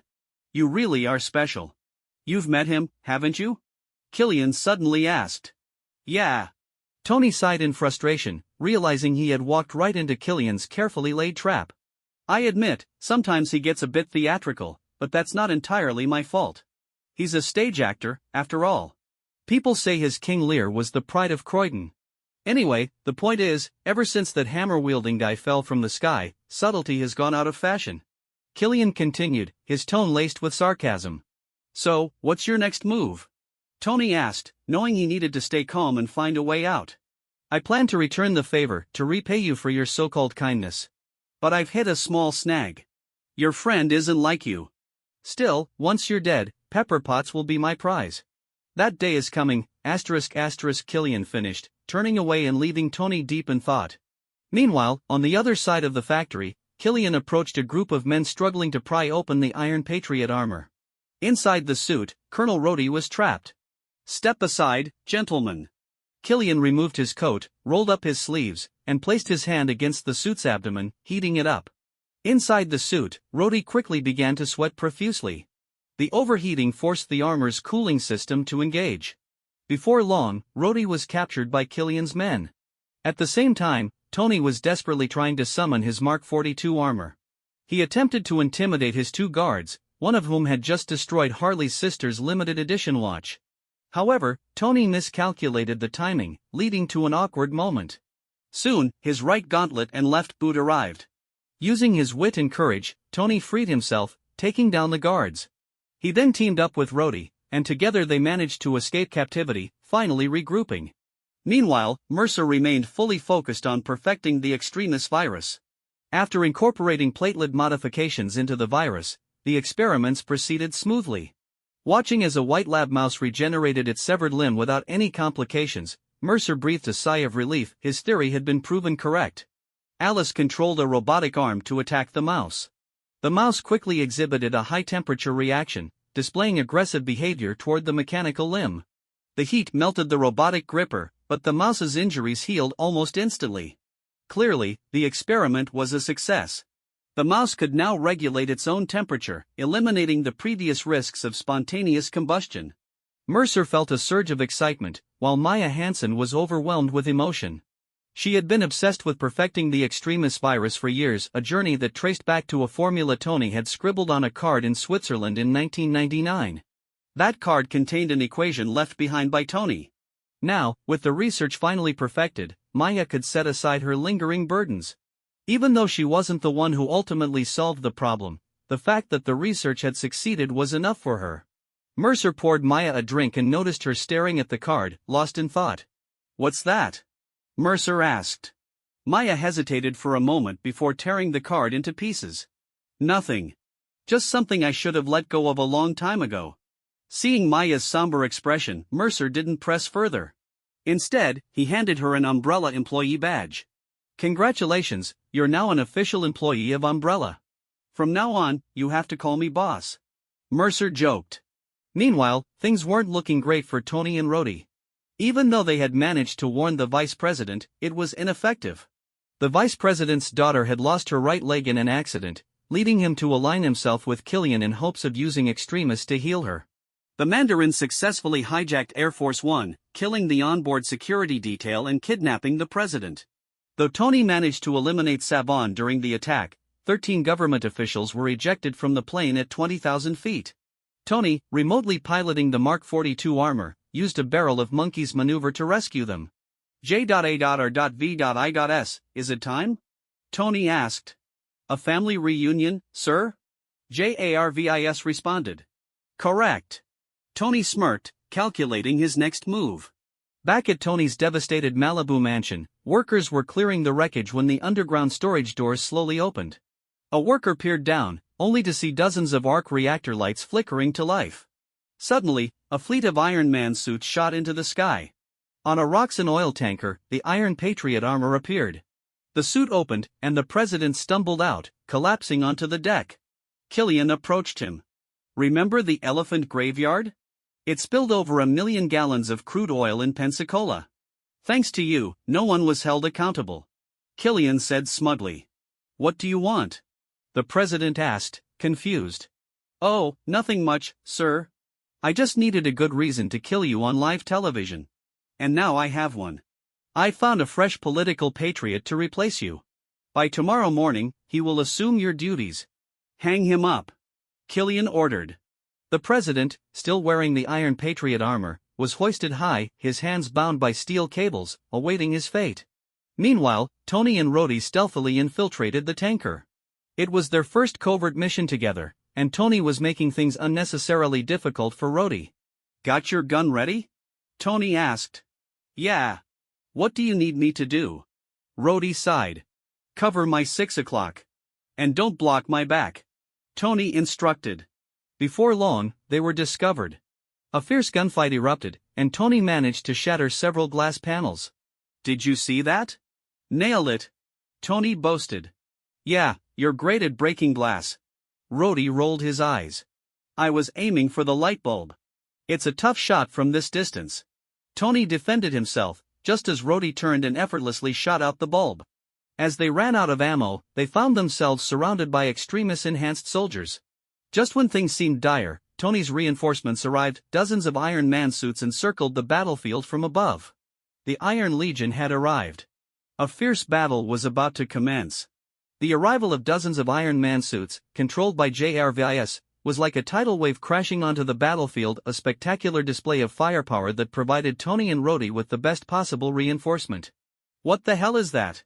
Rhodey's eyes widened in disbelief as he gazed at the sky, filled with an overwhelming number of glowing lights. "Exactly what it looks like." Tony's demeanor had completely shifted from earlier, no longer frantic, but brimming with confidence. "Are those all?" "Yep." Tony smirked, his eyes gleaming with satisfaction. With his Iron Legion now surrounding the enemy, Tony felt exhilarated. Any previous uncertainty had been completely swept away. "Merry Christmas, buddy." Tony patted Rhodey on the shoulder, relishing the look of astonishment on his friend's face. J.A.R.V.I.S. Lock onto the heat signatures of the extremis-enhanced soldiers and engage with maximum firepower. "Yes, sir." The synchronized response from over 30 Iron Man suits was an awe-inspiring sight. "What are you waiting for? It's Christmas. Send them to meet Santa," Tony shouted enthusiastically. Within moments, the Iron Man suits clashed with the extremis-enhanced soldiers, turning the oil tanker into a chaotic battlefield. Explosions and fire erupted across the deck as the extremis soldiers launched desperate, suicidal attacks. "You make all these things in your free time?" Rhodey quipped.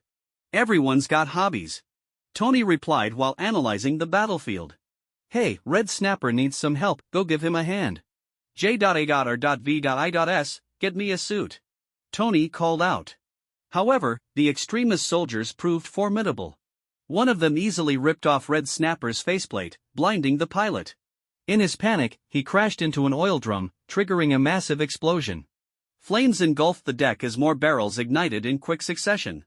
An armor suit quickly arrived at Tony's side, opening up just in time. Perfect timing. Without hesitation, Tony suited up. "Great. So, can I get one too?" Rhodey asked, expectantly holding out his arms. "Oh, sorry. These are all custom-tailored for me," Tony replied apologetically. "What do you mean?" Rhodey frowned in confusion. "I'll protect you." Tony smirked before diving back into the fight. It was blatant payback for earlier. Rhodey knew it, but given their height difference, he had no choice but to let it go. With assistance from one of Tony's suits, Rhodey made his way toward the president's location. Meanwhile, hovering above the battlefield inside a cloaked stealth aircraft, Mercer and Pepper watched the chaos unfold. At the controls, William monitored their position. Seeing the intense battle below, Mercer couldn't help but feel a surge of excitement. That show-off Tony, always making an entrance. William, open the hatch. I'm going down. Mercer said decisively. Stay safe, boss. William reminded him. The hatch opened, and without hesitation, Mercer dropped straight down, landing gracefully on the deck. He didn't rush into action immediately. Instead, he slowly gripped the hilt of his sword *Hanwang star. It had been too long since the blade had seen battle, and it seemed to hum in anticipation. The sword's craftsmanship was exceptional, surpassing even the weapons Mercer had forged himself. He couldn't help but admire the ancient artisans who had created it. Scanning the battlefield, Mercer quickly attracted attention. After all, a man dressed in modern attire, wielding an ancient sword, was an unusual sight. A towering extremist soldier, his body glowing red-hot, charged at Mercer, raising his overheated right hand for a devastating strike. Mercer sidestepped effortlessly, his sword flashing as he severed the soldier's right hand in one swift motion.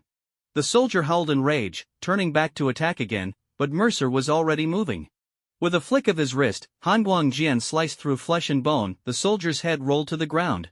There was no mystical martial art at play, just the perfect balance of strength and speed. It was a lesson Mercer's master, Wang Fugui, had taught him on the very first day of training. Now, with years of refinement, Mercer's swordsmanship had become simple yet devastatingly effective. Just a few precise moves were all he needed. Hanwang lived up to its legendary reputation. Even against the extreme heat of the extremist virus, the blade remained unscathed. In fact, with Mercer's Samadhi True Fire enhancing it, its power was greater than ever. Mercer channeled his chi, and the tip of Hanwang shimmered with an intense energy. Without hesitation, he charged into the fray. One slash bisected an extremist soldier. Another fell as Mercer struck with a palm infused with Samadhi True Fire. Though his body remained intact, his essence burned away, leaving him lifeless. For extremist-enhanced soldiers, physical wounds were meaningless, they could regenerate rapidly. But Samadhi True Fire didn't just burn flesh, it consumed their very life force. Surrounded by enemies, Mercer remained unfazed. Activating Xian Kong Dun, he vanished from sight. You think you're the only ones who can play with fire? As Mercer reappeared, flames ignited around him, engulfing his sword. Hanwang, now infused with Samadhi True Fire, became even deadlier. With newfound intensity, Mercer pressed the attack. His sword strikes were swift and lethal, cutting down one soldier after another. Soon, some of the extremist soldiers took notice of Mercer and redirected their assault toward him. But with his superior combat skills and unique abilities, Mercer faced them head-on. You really think you can trap me? Surrender! It's not shameful to yield to an avenger. Mercer declared from atop a shipping container, looking down at his opponents. A blonde female soldier stepped forward. You're the Wanderer? That's me. Mercer confirmed. A burly, bearded man spoke up. We can't go back. Ever since we became ultimate soldiers, Killian controls our lives. He's threatening you with the overheating failsafe, isn't he? Despicable. I've already cracked the extremist formula and eliminated its risks. In other words, I can help you. Mercer stated. Why should we believe you? The blonde soldier questioned. Do you have any other options? If you don't act soon, you're all just waiting to die. Make your choice quickly, I don't have all day. Mercer said firmly. The bearded soldier and the blonde woman hesitated, then exchanged glances. Slowly, they nodded. They weren't all loyal to Killian, some had wanted out for a long time. Seeing others defect gave them courage, and soon, more followed suit. Tony, cease fire. I've turned some of them against Killian. Mercer radioed to Tony. What? I think I just hallucinated. Tony responded, bewildered. You heard me. Most of them are former soldiers from different nations. If it weren't for Killian's control, many would have left already. You need to stop attacking. Mercer explained quickly. J.A.R.V.I.S. Stop targeting the ones near Mercer. Pull the suits back to my position. Tony ordered without hesitation. Mercer hadn't expected things to go this smoothly. With his persuasion, more soldiers began switching sides, bringing over their allies. The number of defectors grew rapidly, while those still loyal to Killian became the minority. With his new allies, Mercer advanced deeper into the battlefield. Meanwhile, Tony, no longer needing to rescue Pepper, used his flight advantage to stay out of danger. The number of hostile extremist soldiers quickly dwindled, especially now that Mercer's recruits had joined the fight. The tide of battle had shifted decisively. At the same time, Colonel Rhodes successfully rescued the president. He quickly changed into his battlesuit and, before leaving, only had time to tell Tony one thing: the president is out of danger. I need to evacuate. Then, he disappeared from everyone's sight with the president, whose screams echoed faintly in the sky. Tony finally tracked down Killian, and the two immediately engaged in a fierce battle. Wearing his suit, Tony was tightly entangled by Killian. Since Killian had an intimate understanding of the extremis virus, he fully utilized its advantages. With the power of his suit, Tony managed to hold his ground against Killian, but it was clear he was at a disadvantage. The two engaged in intense hand-to-hand combat, exchanging punches and kicks without yielding. With the enhancement of the extremis virus, Killian's body had adapted perfectly to this state. His strength and reflexes were on par with Tony in his suit, and he even had the upper hand in agility. Tony found an opening using the repulsor beams on his suit. Seizing the opportunity, he grabbed Killian's head and slammed it against a nearby railing. Killian pushed off with his hands, forcefully breaking free from Tony's grip, and in the process, tore off the right-hand gauntlet and armor of Tony's suit. Neither backed down, and they charged at each other again, colliding fist to fist with a loud bang. Tony was knocked back, while Killian's left arm was visibly broken and twisted. However, with the extremis virus's regenerative abilities, it quickly healed as if nothing had happened. Enduring the pain, Killian closed in and delivered a forceful shoulder slam, sending Tony flying. Killian leaped forward, landing on top of Tony, who was lying on the ground. His hand, radiating intense heat, pierced through Tony's suit. At the critical moment, the lower half of Tony's suit disengaged, ejecting him downward. He fell onto a deck midair, but another suit quickly flew in and caught him just in time. Tony turned around and shot upwards, ramming into Killian and sending him flying. The two landed on a higher deck of the ship. Steadying themselves, Killian's clothes were torn apart, revealing the tattoos on his chest, two ferocious dragons over his shoulders that looked even more menacing under the heat radiating from his body. Tony locked onto Killian multiple times with his repulsor beams, but Killian dodged each attack with his enhanced reflexes. Closing the distance, Killian lowered his center of gravity, his hands forming claws, leaving deep gashes on the right side of Tony's suit. Tony swung a left punch at Killian, but he dodged it and left another set of claw marks on the left side of Tony's suit. Tony forced Killian back with a punch, then fired another repulsor blast, which Killian dodged again. Killian swiftly moved in, grabbed Tony's hand, and twisted it, causing the repulsor beam to hit Tony's own faceplate. Tony stabilized himself using the thrusters on his back, and the two engaged in close combat once more. Killian finally found an opportunity. He sliced through Tony's right leg with his hand, causing Tony to lose balance and drop to one knee. Killian grabbed Tony's right arm with his left hand while his right hand heated up, raising it high to deliver a final blow that would split the suit in half. At the last moment, Tony ejected from the suit once again. Just then, the Mark 42 arrived in time. Tony gestured to summon the suit, but the Mark 42 stumbled, got caught on a railing, and fell apart again. Tony looked slightly embarrassed, while Killian smirked mockingly at him. That was disappointing, Tony couldn't help but remark. Tony, what a disgrace. I never imagined I'd see you so pathetic. You weren't like this back in Switzerland, Killian taunted as he prepared to strike. Wait, there's one thing you got wrong. Killian paused, seeing Tony as nothing more than a lamb waiting to be slaughtered. I've changed, Tony said in a deep voice. Then, he made a summoning gesture, not for himself, but for Killian. In an instant, the Mark 42 suit latched onto Killian, pinning him against the wall. Jarvis, destroy Mark 42, Tony commanded. No! Killian only had time to shout before the faceplate sealed shut. Tony called his suit back, and moments later, an explosion erupted. Tony landed on the ground and reunited with Mercer. Seeing the dozens of people behind Mercer, Tony couldn't help but feel a bit emotional. Mercer, you really gave me a big surprise this time. There's an even bigger surprise, Mercer said before stepping aside, and the soldiers behind him also made way. A neatly dressed blonde woman appeared. It was Pepper. Tony hurriedly opened his suit and rushed forward to embrace her. I should have apologized to you long ago, but I never did. I put you in danger because of my selfish stupidity. It won't happen again, Tony said emotionally. I finally understand why you couldn't give up your armor.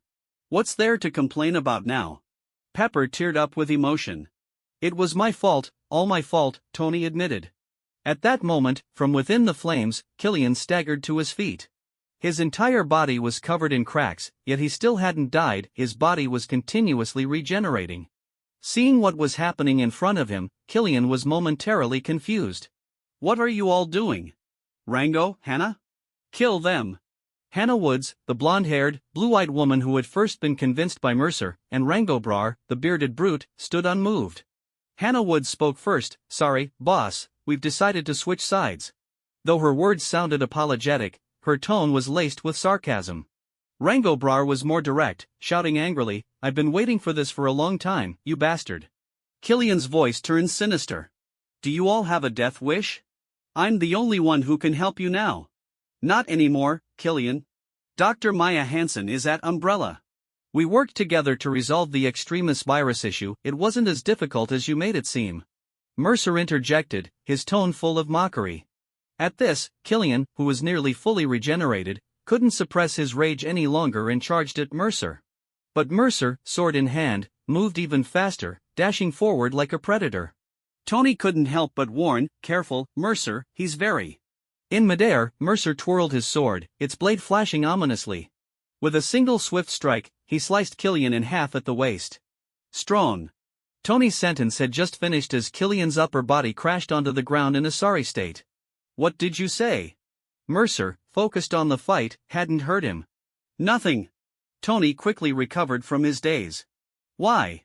Why are you all against me? Why? Killian raved in madness. Because you deserve to die. Rango Brar roared, stomping Killian's head into pieces. For our fallen brothers. Silence fell over the scene until Tony finally broke it. Jarvis, it's time. Cleanup protocol initiated. All the suits took off into the sky and exploded, creating what was perhaps the most expensive fireworks display in history. Watching the fireworks in the sky, Pepper smiled happily, and the two embraced in a passionate kiss. Not far away, a stealth aircraft revealed itself and opened its hatch. All right, gentlemen, ready for your new home? Mercer addressed the group. Mercer led the 35 extremis enhanced warriors away, completely ignoring the couple lost in their moment. The next day, from the early morning of Christmas, this turbulent journey officially came to an end. At first, everything was simple and exciting, but then various mishaps occurred, even forcing compromises to be made. The vice president was successfully arrested, and the actor who called himself the Mandarin was sent to prison for playing a fraudulent role. Afterward, Tony made an important decision, he chose to undergo surgery. The surgeon was Dr. Wu, whom Tony had met back in 1999. Ironically, a joke Tony once made to Maya Hansen had now come true for himself. Accompanied by Pepper, Tony underwent the operation. As Tony himself had once said, change often comes with risk, but that's because fools have never carried such a burden in their chests. Now, he had finally let go of that burden. On the day of the surgery, aside from the doctor, only a few people were present, including Pepper, Rhodes, Mercer, and Ivan. When Mercer informed Ivan about Tony's decision to undergo surgery, Ivan sneered mercilessly, that bastard finally decided to remove the light bulb from his chest. Though his words were sharp, his actions spoke otherwise, he showed up on time for the surgery.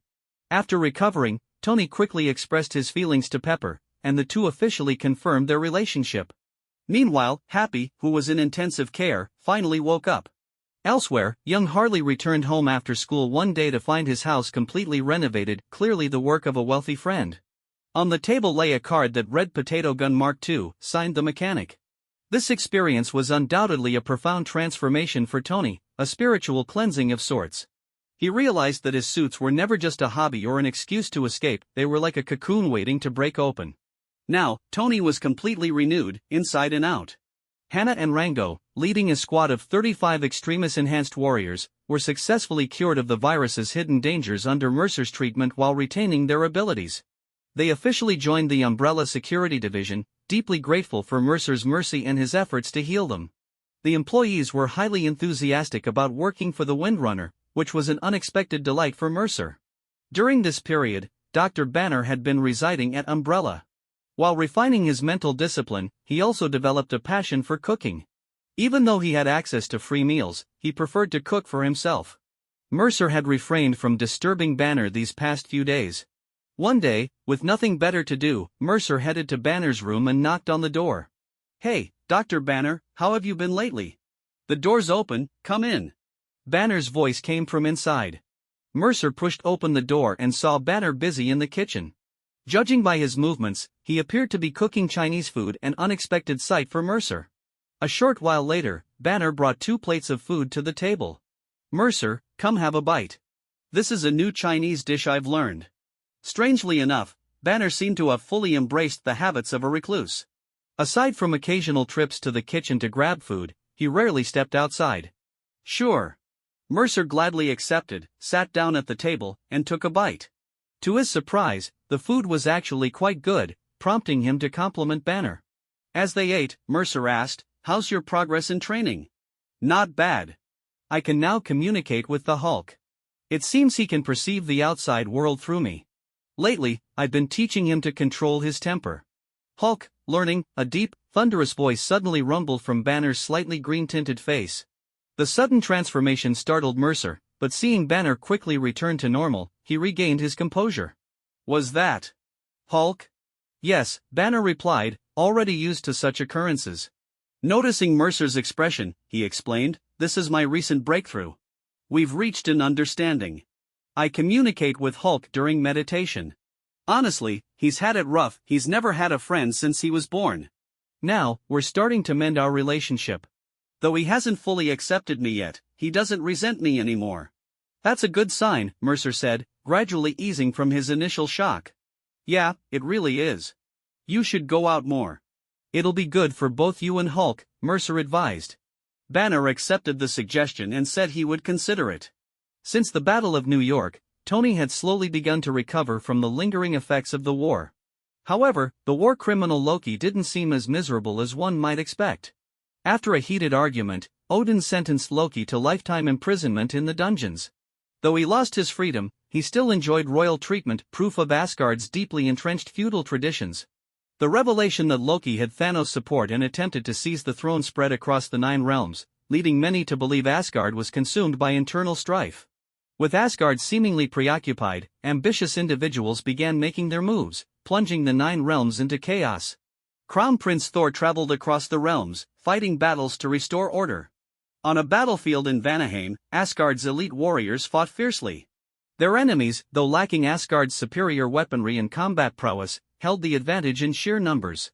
As enemy reinforcements arrived, Lady Sif found herself in a dire situation. Just then, the Rainbow Bridge lit up, and a short-handled warhammer flew forth, striking down an enemy. Thor had arrived. With Thor's intervention, the battle in Vanaheim was swiftly quelled. At the victory feast, however, Thor felt uninterested. Despite Lady Sif's persistent advances, he paid her no mind, his heart was still elsewhere. Meanwhile, on Earth, Thor's girlfriend Jane Foster was on a blind date at an upscale restaurant in New York. Though Thor had only been gone for a short time by Asgardian standards, several months had passed on Earth. During the Battle of New York, Thor had failed to contact Jane. After repeatedly receiving no news from him, Jane began to suspect she had been abandoned. Now, she was on a date but was clearly distracted, making the conversation painfully awkward. Jane's assistant, Darcy Lewis, approached her, seemingly noticing her discomfort. She pulled out a scientific instrument and began explaining why she had come. "Remember those scientific readings you lost interest in? Maybe you should take another look," Darcy said as she casually snacked on the food at the table. "It's fine," Jane replied, trying to smooth over the awkward atmosphere. "It doesn't look fine. The readings are as erratic as Eric babbling nonsense. My friend Eric, he's kind of losing it." The date ended in failure, though it was unclear exactly who had ruined it. Led by Darcy and her assistant, Jane headed to her research site. Meanwhile, in New York, Eric Selvig mysteriously found himself in front of Stonehenge in England. Overwhelmed by his discovery, Eric, ever the mad scientist, took off all his clothes to test the instability of the surrounding space, scaring nearby tourists. Undeterred, he continued proclaiming that he was saving them.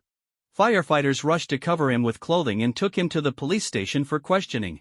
Back in New York, Mercer saw the news and muttered to himself, "Is the convergence arriving so soon?" As a consultant for S.H.I.E.L.D., Mercer solemnly informed the agency to prepare for the imminent chaos of the convergence, during which the 9 realms would align and inevitably lead to massive disorder. This news immediately caught the attention of Nick Fury, who was well aware that if mishandled, this could escalate into another Battle of New York. Since taking over as director of S.H.I.E.L.D., Fury had been dealing with an endless stream of bizarre incidents, leaving him exhausted and frustrated. Mysterious events began occurring worldwide. Some people vanished into thin air while walking, as if they had evaporated. Others suddenly appeared on alien planets, seemingly transported across space and time. Some found themselves on the other side of the Earth in an instant, as if through teleportation. In certain locations, gravity intensified abnormally, pinning people to the ground, unable to move, while in other places, gravity was so weak that even children could lift massive trucks effortlessly. At this moment, Mercer was engaged in a video conference. On the screen, dressed entirely in black, was Nick Fury. His expression was dark, and he was speaking with Mercer. Ever since Fury became director of S.H.I.E.L.D., it was as if Pandora's box had been opened, one strange event after another, leaving him utterly exhausted. "Mercer, can you explain this phenomenon to me?" Fury's tone carried a hint of dissatisfaction and confusion. "Sorry, I'm just an amateur enthusiast with a personal interest in these matters, so I've done some research. Based on my analysis, this is an extremely rare astronomical event, the alignment of the 9 realms. Such celestial convergence generates immense energy, destabilizing space and creating an Einstein-Rosen bridge, or what you call a portal," Mercer patiently explained. "So, this is just your hypothesis?" Fury's expression darkened further, clearly dissatisfied with Mercer's response. "Not entirely. These occurrences are already becoming reality. Moreover, these portals appear without any warning. One moment, you're on Earth, and the next, you could be on an alien planet. This also means that extraterrestrial beings could arrive on Earth. While their numbers won't be large, the potential danger still exists," Mercer continued, reporting his findings. "How do we locate these portals?" Fury asked urgently. "You should consult an astrophysicist. Dr. Eric Selvig would be a great choice. You've worked with him before, haven't you?" Mercer looked at Fury with confusion, as if the answer was obvious. During the Battle of New York, Selvig played a crucial role in opening the space portal. Although he had been under Loki's control at the time, he later regretted his actions and took considerable time to recover mentally. "Although our last collaboration with Dr. Selvig didn't end well, I'll consider it. Regardless, thank you for the warning. The information you provided is extremely useful to us." After Fury ended the call, he swiftly made a decision, deploying agents worldwide to secure and investigate anomalous locations. Once the video conference ended, Mercer decided to track down a key person, Jane Foster. He knew that in this event, she was crucial, and it wouldn't be long before the ether surfaced. Meanwhile, Jane Foster was investigating an anomaly in New York City. She witnessed a group of children experiencing something incredible, filling her with excitement. A boy threw a bottle from a high floor, but instead of falling as expected, it vanished midair, only to reappear from above and repeat the cycle endlessly. Clearly, there was an invisible space portal here. Jane picked up a small detection device, which displayed abnormal readings, something she had only seen before in New Mexico. Holding the device, Jane carefully scanned the area, searching for the highest energy peak. Slowly, she wandered into a dark corridor of an abandoned factory. Looking around in confusion, she suddenly felt a powerful suction force pulling her toward a dark corner. Before she could react, she disappeared. Jane Foster was no longer on Earth. She had arrived in a vast, shadowy underground palace. The towering structure seemed designed to imprison something ancient and mysterious. As she walked toward the center, a crimson glow illuminated the room. 2 massive stone slabs, resembling a sarcophagus, were stacked together. Peering into the narrow gap between them, Jane saw a swirling red liquid, resembling blood. Unable to resist, she reached out to touch it. The ether surged toward her arm and disappeared into her body. Jane recoiled, but it was too late, the ether had already entered her. With a thunderous boom, the 2 stone slabs slammed shut, sealing the gap almost entirely. Jane collapsed unconscious. Back in New York. Using satellite tracking, Mercer pinpointed Jane Foster's last known location and arrived at the scene. There, he met her colleague and close friend, Darcy Lewis, and inquired about what had happened. Darcy was visibly shaken. Jane had been missing for nearly 5 hours.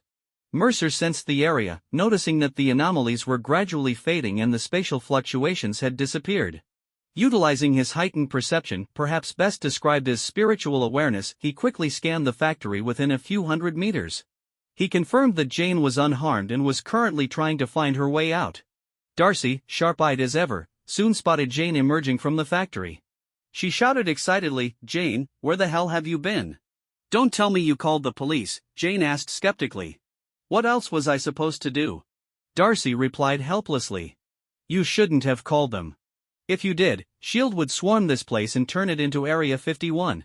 We've discovered a stable gravity anomaly that we can study freely. Our only competition is a bunch of kids, Jane said. Jane, you were gone for 5 hours, Darcy explained. Miss Foster, you should forgive your friend. She was genuinely worried about you. She was terrified, Mercer interjected as he approached. He had already detected a powerful energy signature within Jane's body, undoubtedly the ether. And you are? Jane looked at Mercer curiously. I'm Mercer Malik, a consultant for S.H.I.E.L.D., Mercer introduced himself. That name sounds familiar. You're famous, right? Darcy asked. Mercer gave a wry smile. Something like that. At that moment, it started to rain, but within a 3-meter radius around Jane, not a single raindrop touched her. Thor. Mercer was the first to notice the arrival of the god of thunder. Jane, ignoring the strange phenomenon around her, walked toward Thor, filled with doubt. This left only Mercer and Darcy standing in place. Drawing upon his chi, Mercer shielded himself from the rain. Whoa! Are you the Windrunner? Darcy asked uncertainly. Sometimes, I suppose. But hold on, let's watch this first, Mercer replied casually, his focus entirely on Jane and Thor.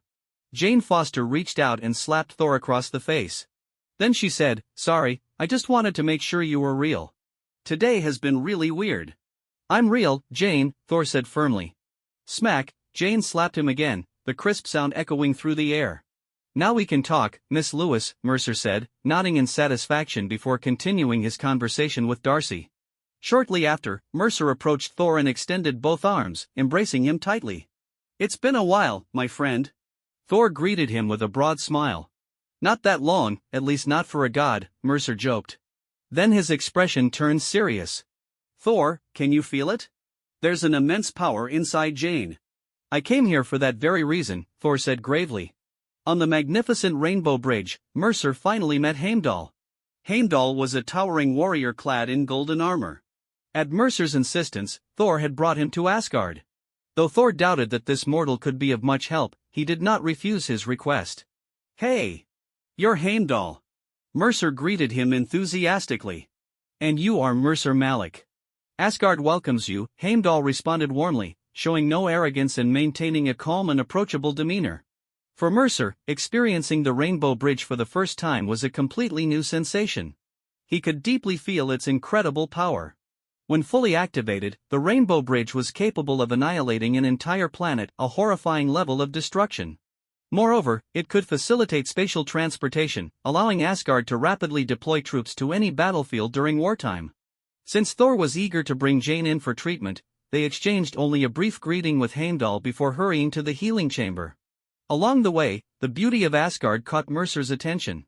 Despite being highly technologically advanced, Asgard deeply revered personal martial prowess, a cultural aspect rooted in its history. The blend of technological advancements and mystical forces formed the foundation of Asgard's immense strength. Inside the healing chamber, Thor and Mercer arrived at the treatment facility with Jane. Jane lay on the Soul Forge, surrounded by golden, quantum-like projections that allowed the healers to operate. Non-Earth energy. Have you seen anything like this before? Thor asked a female healer. Never. But the energy surging within her body could put her in great danger, the young healer said with concern. For now, she's not in immediate danger. The quantum field generator indicates that the foreign energy inside her is stable. As long as no unexpected incidents occur, she won't be at risk. However, given the high energy level of this substance, Jane's body may not be able to endure it for long, and the consequences won't be good, Mercer added. You understand this? Thor asked in surprise. Though the equipment here is far more advanced than Earth's, the principles are fundamentally the same, Mercer explained patiently. Just then, King Odin arrived, clearly in a foul mood. Do my words mean nothing to you? They just go in one ear and out the other? She's sick, Thor quickly defended himself. She's a mortal. Mortals get sick, Odin remarked dismissively. I brought her here because we can help her, Thor insisted. She does not belong in the halls of Asgard, just as some dishes do not belong on a royal feast, Odin said coldly. It was clear that the family was divided over Thor's choice of a partner. Asgardians lived for 5,000 years, while humans barely had a century. Their union was an ill-fated match. Odin preferred Lady Sif, who had long harbored feelings for Thor and was also the favored daughter-in-law candidate of both Odin and Queen Frigga.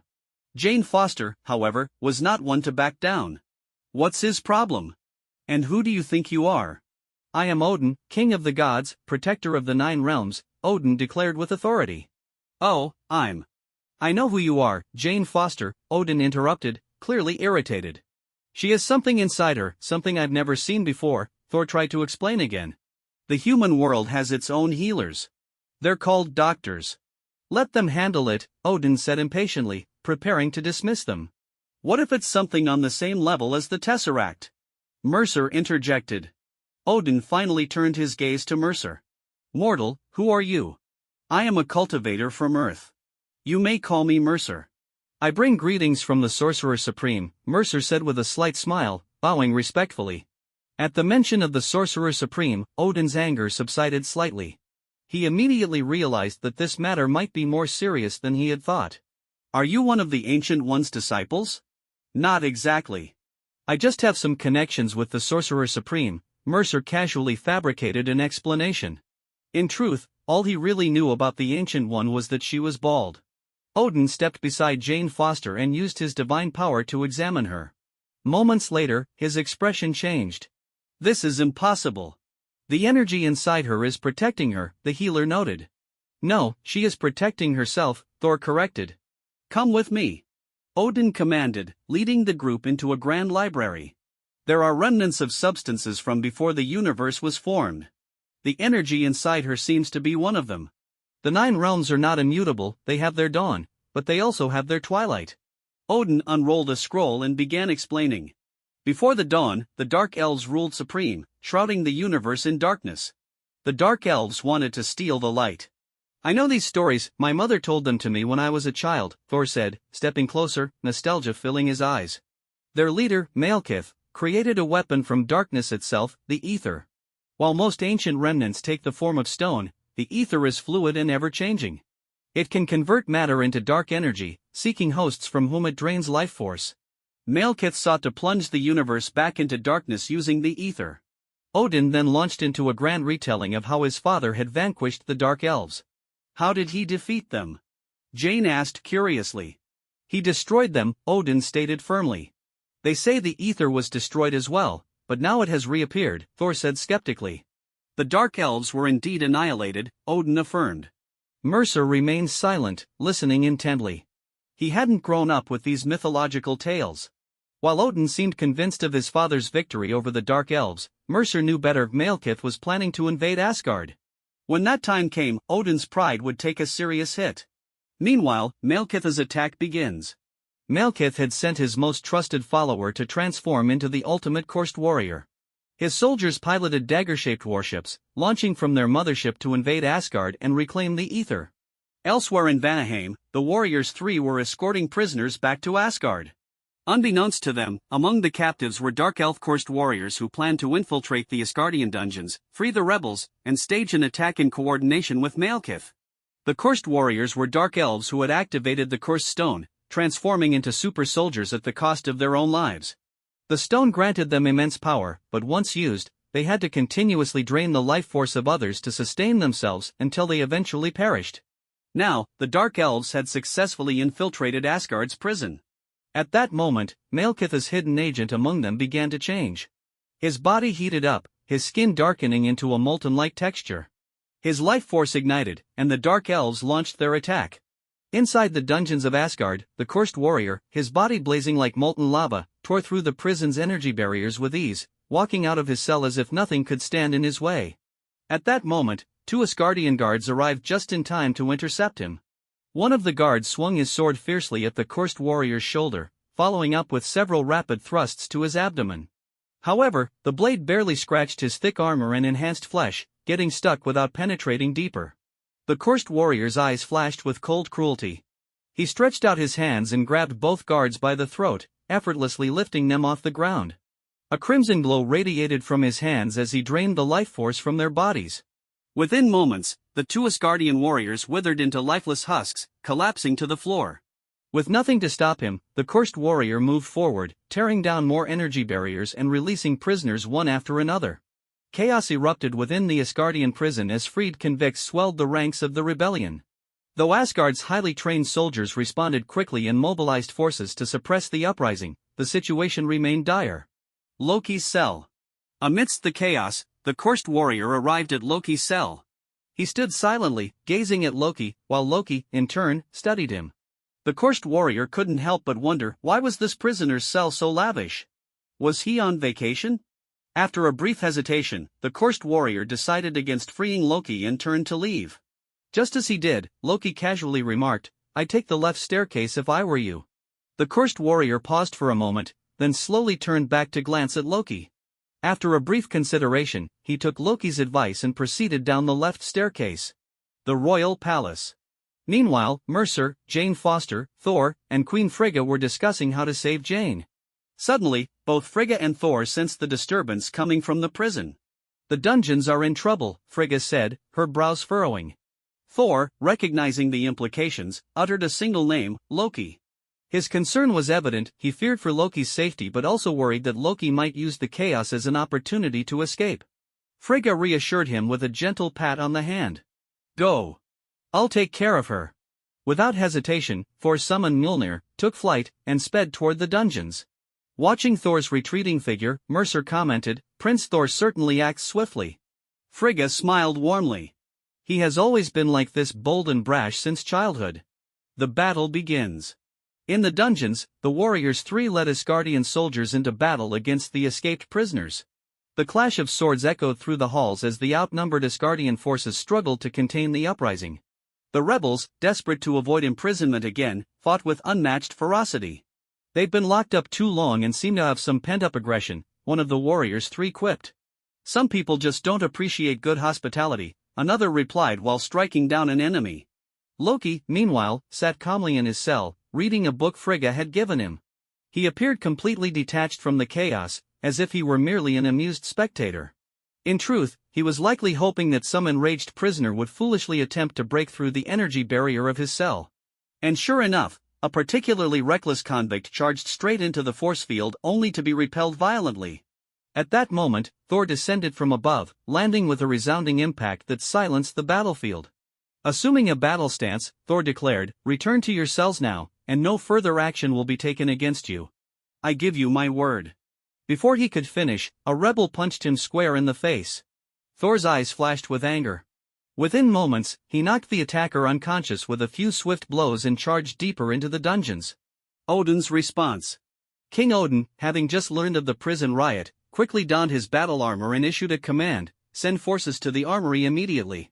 Secure the dungeons at all costs." At that moment, Frigga arrived with Mercer and Jane. "Odin," Frigga spoke softly. Odin smiled at her. "It's a minor issue. Nothing to worry about." Frigga gave him a knowing look. "You never lie, do you?" Odin chuckled awkwardly. "Take them to my chambers. I'll find you later." "Be careful," Frigga said. Mercer and Jane stood silently by her side. As Jane observed the marching Asgardian troops, she briefly locked eyes with Lady Sif, who was preparing for battle. Odin paid no attention to Mercer or Jane, instead turning back to Frigga with a smile. "After all these years, my queen still loves me deeply." With that, he cast a meaningful glance at Mercer before walking away. "It is precisely because of my love for you that you've survived so many dangers," Frigga remarked before leading Mercer and Jane away. The Dark Elves' invasion.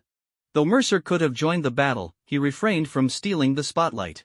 He knew that Frigga faced grave danger in the coming conflict, and protecting the queen was no small task. He also understood the meaning behind Odin's lingering gaze. Having a sorcerer from the Sanctum Sanctorum nearby meant Frigga's safety was at least somewhat assured. Though Mercer might not appear formidable, he and Frigga together would be more than capable of handling most threats. After all, Frigga, raised by witches, was far from weak. Meanwhile, dark elf warships, cloaked in invisibility, infiltrated Asgard unnoticed. Heimdall, ever vigilant, saw nothing unusual until he heard the faint hum of engines. His instincts screamed of danger. Rushing to an empty section of the Rainbow Bridge, Heimdall swiftly drew his twin daggers and leapt toward an invisible dark elf warship. With all his strength, he slashed deep into the hull, finally damaging the engine. The once invisible ship exploded, revealing itself to the sky. Yet the Dark Elves remained unfazed. Their massive, cross-shaped warships uncloaked, unleashing a swarm of dagger-like fighters that rained destruction upon Asgard. Asgard's anti-air defenses roared to life, retaliating against the invaders. Asgardian warships took to the skies, engaging in fierce dogfights. The suddenness of the attack left Asgard at a severe disadvantage, suffering heavy losses. With no means of flight, Heimdall could not participate in the aerial battle. Instead, he activated the palace's protective barriers, trying to shield the Golden Palace from harm. But then, the cursed warrior, unstoppable in his carnage, reached the palace itself. The royal residence, home to Odin and Frigga, the heart of Asgard's power, became the Dark Elves' primary target. The cursed warrior tore through the palace's defenses with ease. The Dark Elves, wielding formidable weaponry and antimatter bombs, quickly breached Asgard's lines. The Golden Palace fell. Mercer steps forward. Despite the dire situation, Frigga and Jane remained composed. At this moment, Mercer stepped forward. "My queen, leave this to me," he said with a graceful bow. Jane, concerned, asked, "Are you sure? You don't seem to have any armor with you." Over the past few days, she had developed a deep friendship with the courteous and mysterious Windrunner. Mercer smiled and turned toward the palace entrance. At that moment, an aura of sheer dominance radiated from him. He exuded the confidence of one man standing against an army. From his body, microscopic nano-insects imperceptible to the naked eye began to disperse and activate. With a devilish grin, Mercer strode onto the battlefield and declared loudly, "You're surrounded, you dark elf scum." The confrontation with Malekith. As Malekith and his dark elves witnessed Mercer's arrival, their faces showed mild surprise.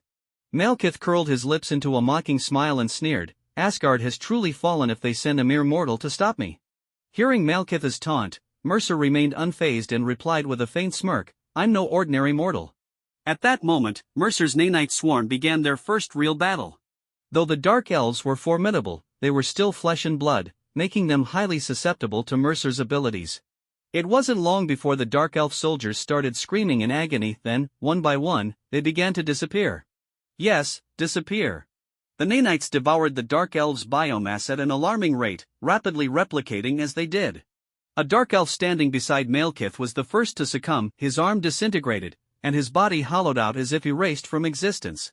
Within moments, only his armor and weapon remained. Panic spread among Malekith's ranks as more of his soldiers were consumed, their bodies vanishing into nothingness. Malekith's expression twisted in rage. "Mortal! What have you done?"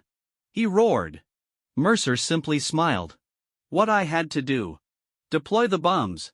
Malekith reacted swiftly, ordering his troops to unleash their antimatter bombs in a desperate attempt to eliminate Mercer. Dozens of Dark Elves, still untouched by the Nanites, hurled their explosives toward Mercer. However, Mercer immediately retracted his Nanite swarm, forming an invisible Nanite shield around himself. The bombs detonated midair, expanding into meter-wide spheres of crushing gravitational force before collapsing inward and vanishing completely. Mercer felt it, the section of his Nanite swarm caught in the blast was entirely annihilated. These explosives were indeed dangerous. Mercer raised an eyebrow and quipped, "How many more of those do you have?" Meanwhile, his remaining Nanites continued their relentless assault, devouring Dark Elf soldiers at an exponential rate. Malekith's troops were dwindling rapidly, and Mercer was now setting his sights on Malekith himself. Mercer knew that if he pushed further, Malekith would not survive this day. Malekith's escape. At that moment, the cursed warrior arrived. With no hesitation, he grabbed Malekith and leapt off the palace balcony. Below, a Dark Elf warship soared upward, catching them midair before vanishing into the skies. Mercer didn't pursue. Instead, he stood still, feeling something strange happening within him. After consuming the Dark Elf's biomass, Mercer felt a subtle transformation within his body. An affinity for darkness crept into his mind. Even the radiant glow of Asgard's palace now seemed uncomfortably bright. His genetic structure was evolving, reorganizing itself, becoming stronger. He could sense the changes, and for the first time, he truly understood ****. He was becoming something greater ****. The aftermath. Just then, Odin and Thor arrived at the scene. The sight before them was eerie. ****. Asgardian corpses lay scattered ****, alongside the weapons and armor of the Dark Elves. But there were no Dark Elf bodies to be found. Thor frowned. "Where are the Dark Elves?" Odin's face darkened. "Even if they suffered losses, there should be survivors." At that moment, Frigga and Jane emerged from the palace. Seeing Frigga unharmed, both Odin and Thor felt immense relief. Thor turned to Mercer. "Are you all right?" Mercer sighed. "It's my fault I let Malekith escape." He deliberately feigned guilt to shift attention from himself. Malekith? Odin's expression grew grim. So it truly was the Dark Elves. His face darkened further, but then he exhaled, "At least Frigga is safe."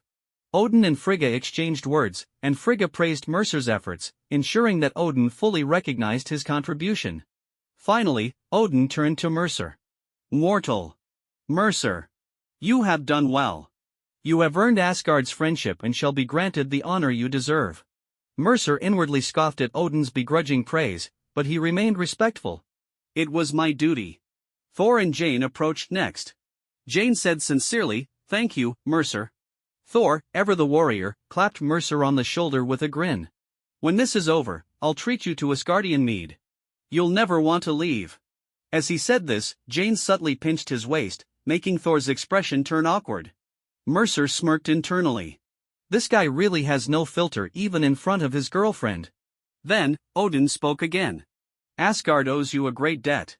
In recognition of your deeds, when this war is over, I will grant you one request." Mercer's eyes gleamed. "Now that's a real reward." Bowing slightly, Mercer replied, "I am honored, Allfather." "The war is not over." Then, Mercer turned serious. "Forgive my bluntness, but Malekith did not obtain the ether. He will not give up easily. He will come again, this time, fully prepared." Odin's expression hardened. "I know. Next time, we will be ready. We will crush them." With that, Odin gave the order. "Heimdall, close the Bifrost. No one leaves Asgard without my command. We will prepare for war." Asgard immediately went into full war mode. Odin and his generals, alongside Thor, began devising defensive strategies against the Dark Elves. Yet both Mercer and Thor remained troubled. Mercer knew that Asgard was at a disadvantage. Asgard was in the open, while the Dark Elves lurked in the shadows. They could attack or retreat at will, forcing Asgard into a purely defensive stance. For all they knew, the Dark Elves could be watching them right now, hidden just beyond their sight. It wasn't that Asgard was technologically inferior, it was that the Dark Elves' technology was simply too advanced. They had existed before the universe was born, their knowledge surpassing even Odin's. Even in the prime of Asgard's power, Odin's father Bor could only eradicate their numbers, but never completely eliminate them. A risky plan. Meanwhile, Thor was troubled for a different reason. Jane. The ether within Jane could not be extracted, not even by Odin, without harming her. Only the Dark Elves knew how to remove it. Thor realized there was one way to stop Malekith without sacrificing Asgardian lives. Use Jane as bait. If they could offer Jane to Malekith, he would extract the ether, and once he did ***, they could kill him ***. It was a dangerous gamble, but if it worked, it would be the perfect trap. Thor, seeing no better alternative, went to Odin and proposed the plan. However, the recent attack had made Odin cautious. The Allfather was no longer the fearless warrior he once was. He had grown old, cautious, and wary of risks. With the fate of the universe at stake, Odin refused to take chances. No. Odin's voice was final. Frustrated, Thor left to drown his thoughts in mead. And of course, he took Mercer with him. Drinking in Asgard. At the Grand Asgardian Tavern, Thor poured 2 large mugs of Asgardian mead, handing one to Mercer. To victory, Thor grumbled, taking a deep swig. Mercer, raising his mug, smirked. To surviving Odin's stubbornness. Thor chuckled, shaking his head. You have no idea. And with that, the 2 warriors drank deep into the Asgardian night, knowing that the real battle had yet to begin. Asgard has a unique culture. However, today's Asgard presents a state of small population and limited resources. During the reign of Odin's father, Bor, the 9 realms had not yet united. At that time, Odin was young and full of ambition, eager to expand territories and leave a significant reputation in the universe. The unification of the 9 realms came at a tremendous cost, as 2 generations of Asgardians rushed to the battlefield. Although the series of victories brought glory to Asgard, they also drained its vitality. Later, Odin suddenly realized the need to avoid war by any means, but was it merely out of kindness? Perhaps not. He also considered the issue of Asgard's declining population. Even so, the residents of the divine realm remain one of the most powerful races in the universe. On the bustling streets of Asgard, commoners busily conduct their businesses, coming and going in great numbers, creating a lively atmosphere. At this moment, Mephisto was with Thor in a lavish and opulent tavern. In Asgard, gold seems to dominate the color scheme. Such high-end places are typically frequented only by prominent figures. Mephisto's presence here is entirely due to Thor's influence, as he does not possess any Asgardian currency. This feeling of being out of place is quite novel for him. "Did your father not agree with your opinion?" Mephisto inquired of Thor. "Is it that obvious?" "You've noticed it too," Thor replied somewhat helplessly. "Come on, your thoughts are always written on your face, everyone knows," Mephisto teased Thor. "My father rejected my proposal, he seems to have become a bit stubborn," Mephisto interjected. "Yes, next time Malekith comes, it will undoubtedly be a bloodbath for Asgard. My father's energy is not what it used to be, he can't afford to take risks anymore," Thor confided his frustrations to Mephisto. At that moment, Heimdall also arrived at the tavern. "You didn't attend the pre-war meeting," Thor said, looking at him. "Your father ordered the closure of the Bifrost, prohibiting anyone from crossing. I can't even see our enemies. With my current state, can I still be considered a guardian?" Heimdall removed his horned helmet, pulled out a chair, and sat down, his tone revealing a hint of disappointment. "This isn't your fault, no one can foresee everything," Mephisto comforted him. "Malekith won't give up easily, you all know this," Thor stated firmly. "I need your help." "I cannot defy the king's orders, even for you," Heimdall replied resolutely. "I can help, you wouldn't want to disobey the king, would you?" Mephisto also joined in persuading. "I'm not trying to oppose the king, it's just that the queen has nearly faced life-threatening danger, and the citizens are eager to defeat the Dark Elves." He finds it hard to stay calm. "Our path ahead is fraught with thorns, and we have no other choice." Thor's words conveyed a hint of maturity, clearly indicating he was beginning to learn to think from a higher perspective. Under Thor's persuasion and Mephisto's watchful gaze, Heimdall finally relented. "What do you want me to do?" Heimdall asked. "I want you to disobey the king's command. If we succeed, we might be exiled, if we fail, we will lose our heads." Thor's voice was filled with determination. Mephisto thought to himself, "Stop joking, does old Odin really have the heart to kill you? Even if he did, at his age, can he still produce another? We who accompany him in this matter might suffer consequences and be looked down upon." That night, in a hidden location in Asgard, Thor gathered his trusted allies, including the warriors three, Lady Sif, Heimdall, and Mephisto.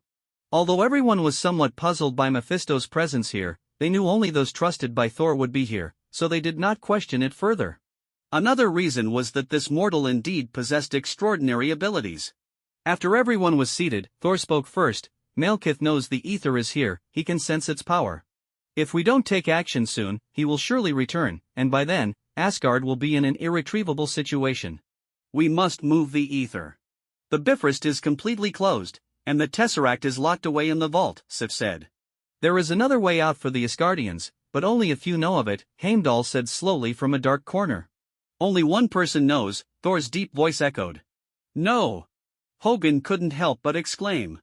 "He may betray you," Fandral expressed his concerns. "Let him try." Thor replied fearlessly, his eyes filled with determination. The person Thor referred to was Loki, and it was clear that the others understood this implication. Only Mephisto felt somewhat puzzled but did not voice his questions. Listening to Thor's words, it seemed a great villain was about to make an appearance. Was Loki really that terrifying? In Asgard's prison, Thor arrived at Loki's cell. Through the yellowish light barrier, he could see the neatly arranged furniture in the cell, where a well-dressed Loki sat quietly, making eye contact with Thor. Convincing Loki was not an easy task, especially since Frigga was not in danger this time, leaving Loki without any sense of guilt. "I need you to help me leave Asgard," Thor said. "You must be at your wits' end to come to me." Loki smiled slightly, a glint of cunning in his eyes. "What makes you think I would help you? I don't trust you, but I must say that in our past encounters, I did harbor some hope for you, but that hope has vanished now. If you dare to betray me, I will kill you," Thor threatened. "Then why should I help you? I should be pleased to see you in trouble," Loki continued to test Thor. "You need freedom, after all this time, don't you want to go out and explore?" Thor stared intently into Loki's eyes, trying to persuade him. "All right, when do we start?" Loki finally agreed to Thor's request. As Thor led Loki out of the cell, Loki seemed very lively, constantly displaying illusions. He transformed into an Asgardian soldier one moment, then made Thor look like Sif, and then turned himself into Captain America. This seemed to be Loki's true nature, both amusing and cunning. You at least need to give me a weapon, like my dagger, Loki began to bargain with Thor. Seeing Thor reach for something, Loki revealed a triumphant smile. Ha, at least you know how to be sensible. However, when Loki looked down and saw his hands shackled, the smile instantly froze on his face.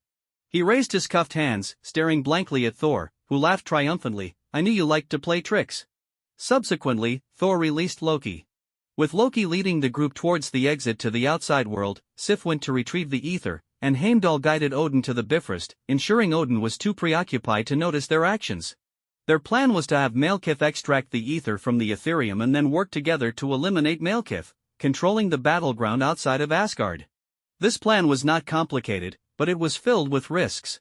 In another place, Sif seized the opportunity when the guard was delivering food to Jane Foster, decisively knocking out the guard and preparing to escape with Jane. The two quickly met up with Thor and the others at the agreed location, where Mephisto was already waiting. Before long, Loki arrived first. Upon seeing Mephisto, he teased, "You're that little winged bird from New York. It's quite a rarity to see you here." Mephisto paid no attention to Loki's words and simply replied, "Good to see you, Loki. To be honest, I do appreciate your style of doing things, though sometimes it can be a bit dramatic. You shouldn't be taking action against so many ordinary people. I can assure you, if you weren't Asgard's second princess, you would have been a corpse by now." Loki chuckled mockingly and said, "Wow. It seems I should thank Odin. After all, this identity has saved my life." At this point, Jane and Sif also arrived at the meeting place. Jane saw Loki and felt a bit puzzled, thinking he looked familiar but not quite sure. Noticing her confusion, Loki stepped forward gentlemanly and introduced himself. "I am Loki, perhaps you've heard of me." Upon hearing this, Jane was instantly furious and slapped Loki across the face, angrily saying, "That slap is for New York." Loki, however, was not angry and laughed, "I like her." After all, the physical constitution of an Asgardian differs greatly from that of a human. The slap, though loud, did not hurt him much. Nevertheless, Mephisto found the scene very amusing. Meanwhile, Heimdall on the Bifrost had led Odin to his station. Odin, accompanied by a few trusted aides, met Heimdall on the Bifrost. As the guardian of the divine realm with the power of all-seeing, Heimdall's opinion was one Odin had to take seriously, especially at such a critical moment. Odin hurriedly asked, "You said there was an urgent matter to discuss. What is it?" Heimdall's expression was grave as he replied, "There is a traitor, your majesty." Odin was taken aback and quickly asked, "Who?" Heimdall drew his sword, which was used to guard the Bifrost, holding it with both hands in a gesture of submission, and said, "It is I." Just then, a guard came to report, "Your Majesty, the woman has been taken." Odin instantly understood that the only person capable of making Heimdall willingly do such a thing was Thor. Without any hesitation, he ordered, "Stop Thor at all costs." The guards began searching for Thor and his group and soon discovered their whereabouts. Seeing this, Sif stayed behind, holding her sword to Loki's neck and threatening, "If you betray him, I will kill you." Loki, however, smiled cheerfully and said, "Good to see you, Sif." Thor and his group arrived at the warship left by the Dark Elves in the Golden Palace, where Hogun was guarding the ship. Thor expressed his gratitude, saying, "I will try to buy you all some time." Mephisto nodded briefly and then boarded the warship with Jane and Thor. Mephisto signaled to Hogun, and as Loki walked past Hogun, he was grabbed by the arm. Hogun spoke seriously, "Listen carefully, if you dare to betray him." Loki interrupted, "You'll kill me? You guys really need to change it up a bit." With that, he boarded the Dark Elf's ship. "Guys, let me take care of the driving," Mephisto said as he stretched his limbs, quickly figuring out the basic operations from the buttons on the ship. The ship started, crashing through the wall and flying into the sky. As Mephisto gradually became familiar with the controls, he realized it was remote-controlled, skillfully dodging Asgard's anti-aircraft fire and heading toward the exit Loki mentioned. "Nice job. This is quite a brilliant idea. We stole the biggest and most conspicuous ship in the universe and made our escape, showing off for everyone to see." Thor and Mephisto spoke simultaneously, saying, "Shut up." Thor, holding the unconscious Jane, kicked Loki off the ship and jumped after him, with Mephisto following suit. Then, the program Mephisto set in motion started, and the Dark Elf's ship began to autopilot, leading the pursuers away. Below, Fandral caught the four with an Asgardian ship, completing the transfer without anyone noticing. Only Loki landed awkwardly, while Mephisto and the others were somewhat prepared for the plan, so they didn't find themselves in as dire a situation as Loki. Fandral laughed. It seems that being imprisoned hasn't changed you at all, Loki. Loki felt a bit strange about Thor's change and said, "You deceive me?" "Well played." Thor replied, "Likewise. Now it's time to fulfill your promise and head to the secret exit." The ship was handed over to Loki to pilot towards the teleport exit. Along the way, Fandral jumped onto the pursuing ship to intercept it, resolving the crisis for Thor and the others. Loki led the three to a cliff, charging towards the center of the mountain. Mephisto expressed concern. "Loki?" Thor also asked, "Are you crazy?" Loki countered, "If there was no danger, why would I be here?" Thor held Jane tightly, bracing for impact, while Mephisto gripped the ship tightly. The ship passed through the celestial body without any obstacles, entering a spatial tunnel. After a flash of light and the sound of metal scraping, the four found themselves in a desolate area on an alien planet, surrounded by dim skies and yellow-brown mountains. In a vacant area of the universe that appeared to be empty, a massive warship of the Dark Elves was docked. Inside the ship, in a dark room, the Dark Elves felt comfortable in the darkness, despite the shadows surrounding them. "We need to attack immediately. We are ready to assault Asgard once again," one of the cursed warriors said. However, Malekith responded, "No, there is no need to go to the Divine Realm again, the Ether is on its way home." Just moments ago, Malekith sensed a shift in the Ether's location, as if it was returning to its homeland, the origin of the Dark Elves, known as the Dark World.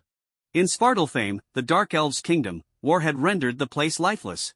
At this moment, Loki piloted the ship above, looking down at the remnants of various ruins. This was once the battlefield where Thor's grandfather, Bor, fought against the Dark Elves. The collapsed buildings and craters on the ground bore witness to the fall of a civilization. The horrors of interstellar war often lead to the destruction of an entire planet. Mephisto couldn't help but exclaim, "It's magnificent. What was this place like millions of years ago?"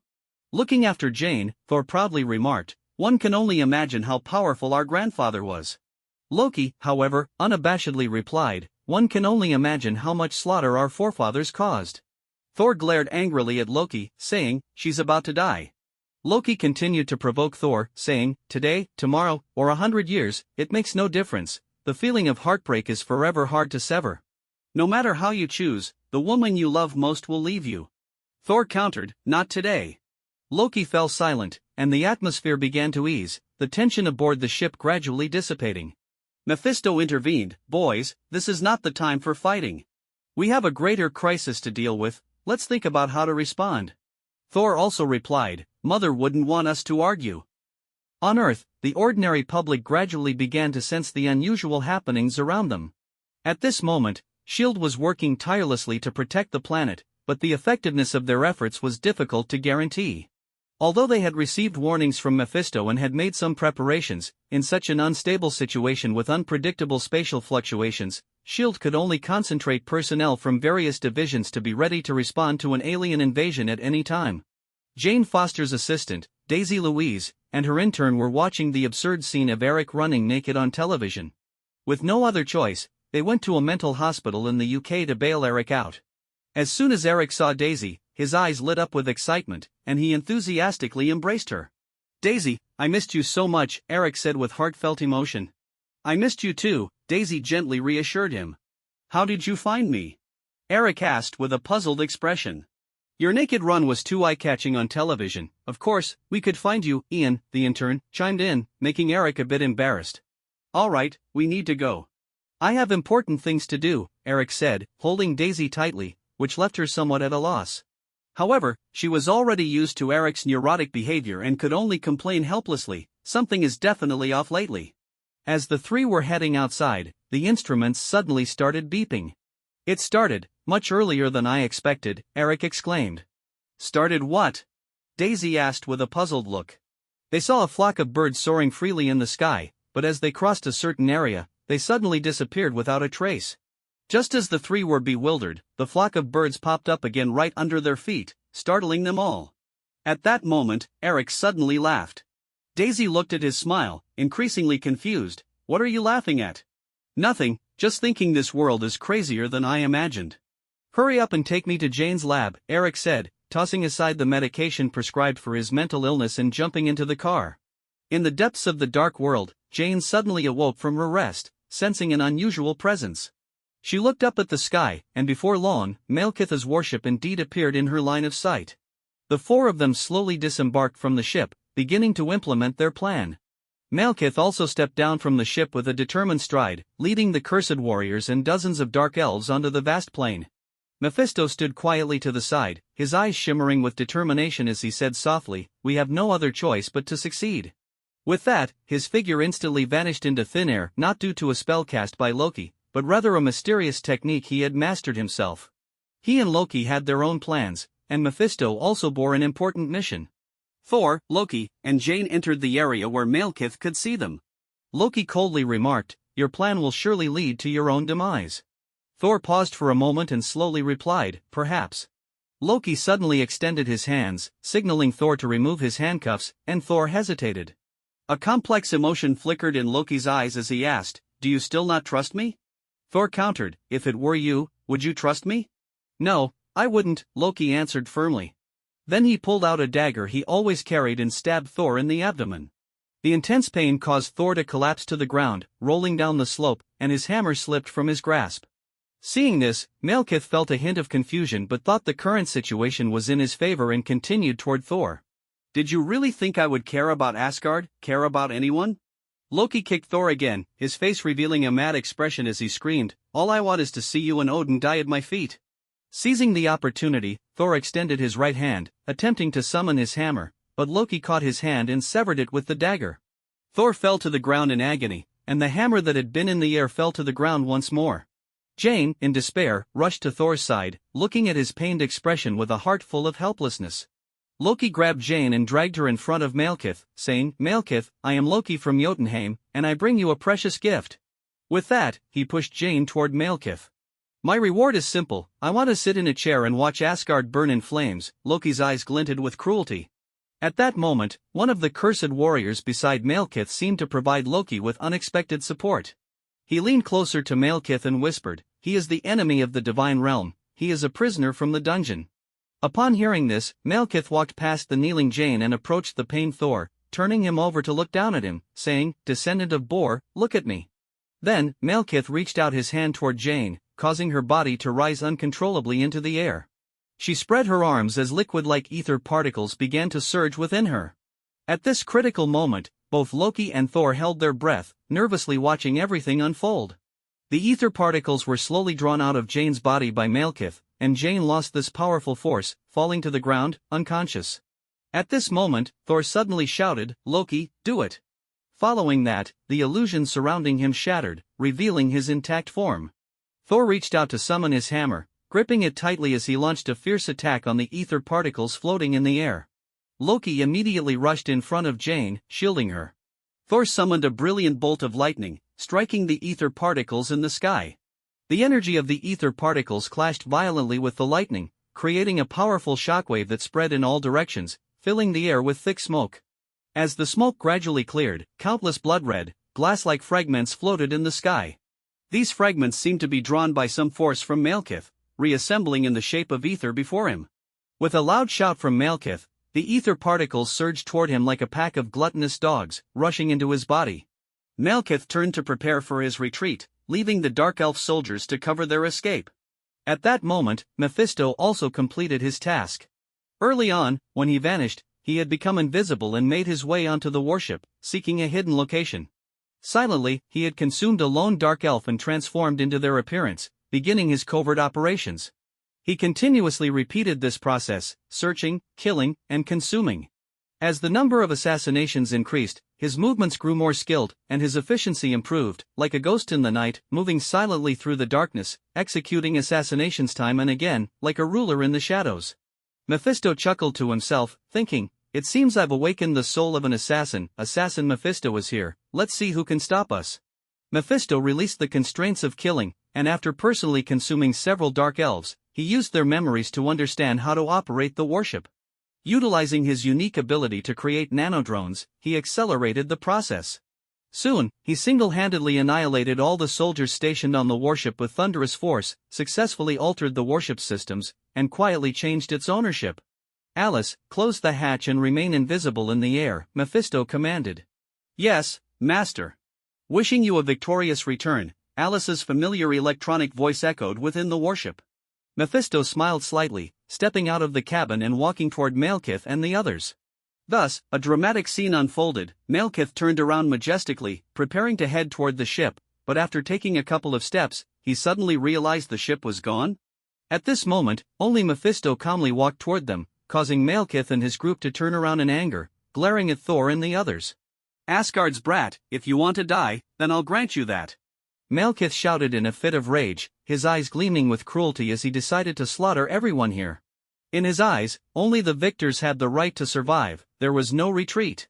Mephisto quietly watched Malekith and his group, slowly extending his right hand as millions of nano-insects rapidly formed in his palm, coalescing into an invisible insect tornado. Go, little ones! With Mephisto's command, the nano-insects began to unleash their power. At this moment, Mephisto's control over the swarm had significantly improved. After all, such seemingly anti-human abilities could only be honed through relentless battles against enemies. Whether it was the swarm's astonishing devouring capability, their ability to split and reproduce, or Mephisto's own ability to create flying insects, all had been enhanced through this conflict. It must be said that Mephisto had previously underestimated the powers he gained through absorption and evolution. Last time in the Golden Palace, he secretly collected a portion of the Asgardian's genes, merging Asgardian and Dark Elf genetics, thereby refining his own genetic chain and achieving a transformation. This change at the level of life was truly remarkable. Now, Mephisto's lifespan had already exceeded that of a human, gaining a tremendous boost. In the distance, the swarm of nano-insects surged like a tide toward the Dark Elf camp. Soon, ordinary Dark Elves began to dissolve under the assault of the nano-insects, letting out cries of agony. However, as they watched their kin gradually vanish under the attack of the nano-insects, Malekith and the cursed warriors were at a loss, unable to stop the onslaught. The strengthened cursed warriors had their skin completely charred, and they seemed to be equipped with devices that could resist Mephisto's powers, making it difficult for the nano-insects to mount an effective attack against them.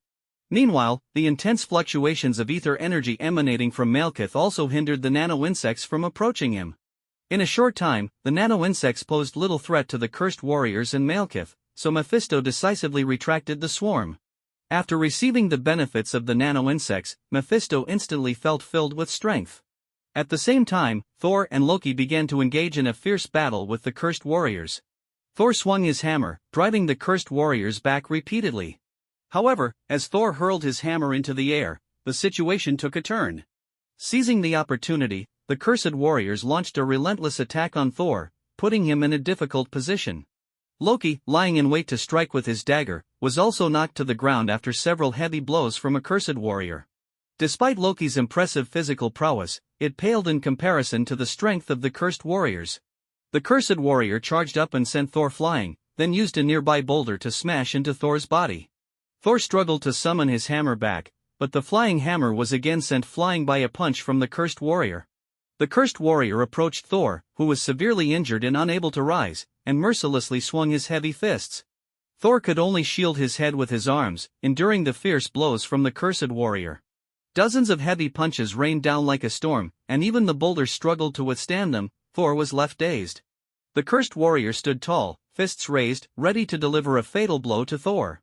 Just then, recovering his momentum, Loki stealthily crept up behind the cursed warrior and pierced his chest with a dagger. However, for the cursed warrior, this was not a fatal wound. The cursed warrior turned around, glaring at Loki with a flash of anger. He suddenly grabbed Loki's arms and stabbed him again with the blade that had pierced his body, then violently threw Loki to the ground, leaving him unable to rise. The cursed warrior approached Loki, who, using the last of his strength, said fiercely, "See you in hell, demon."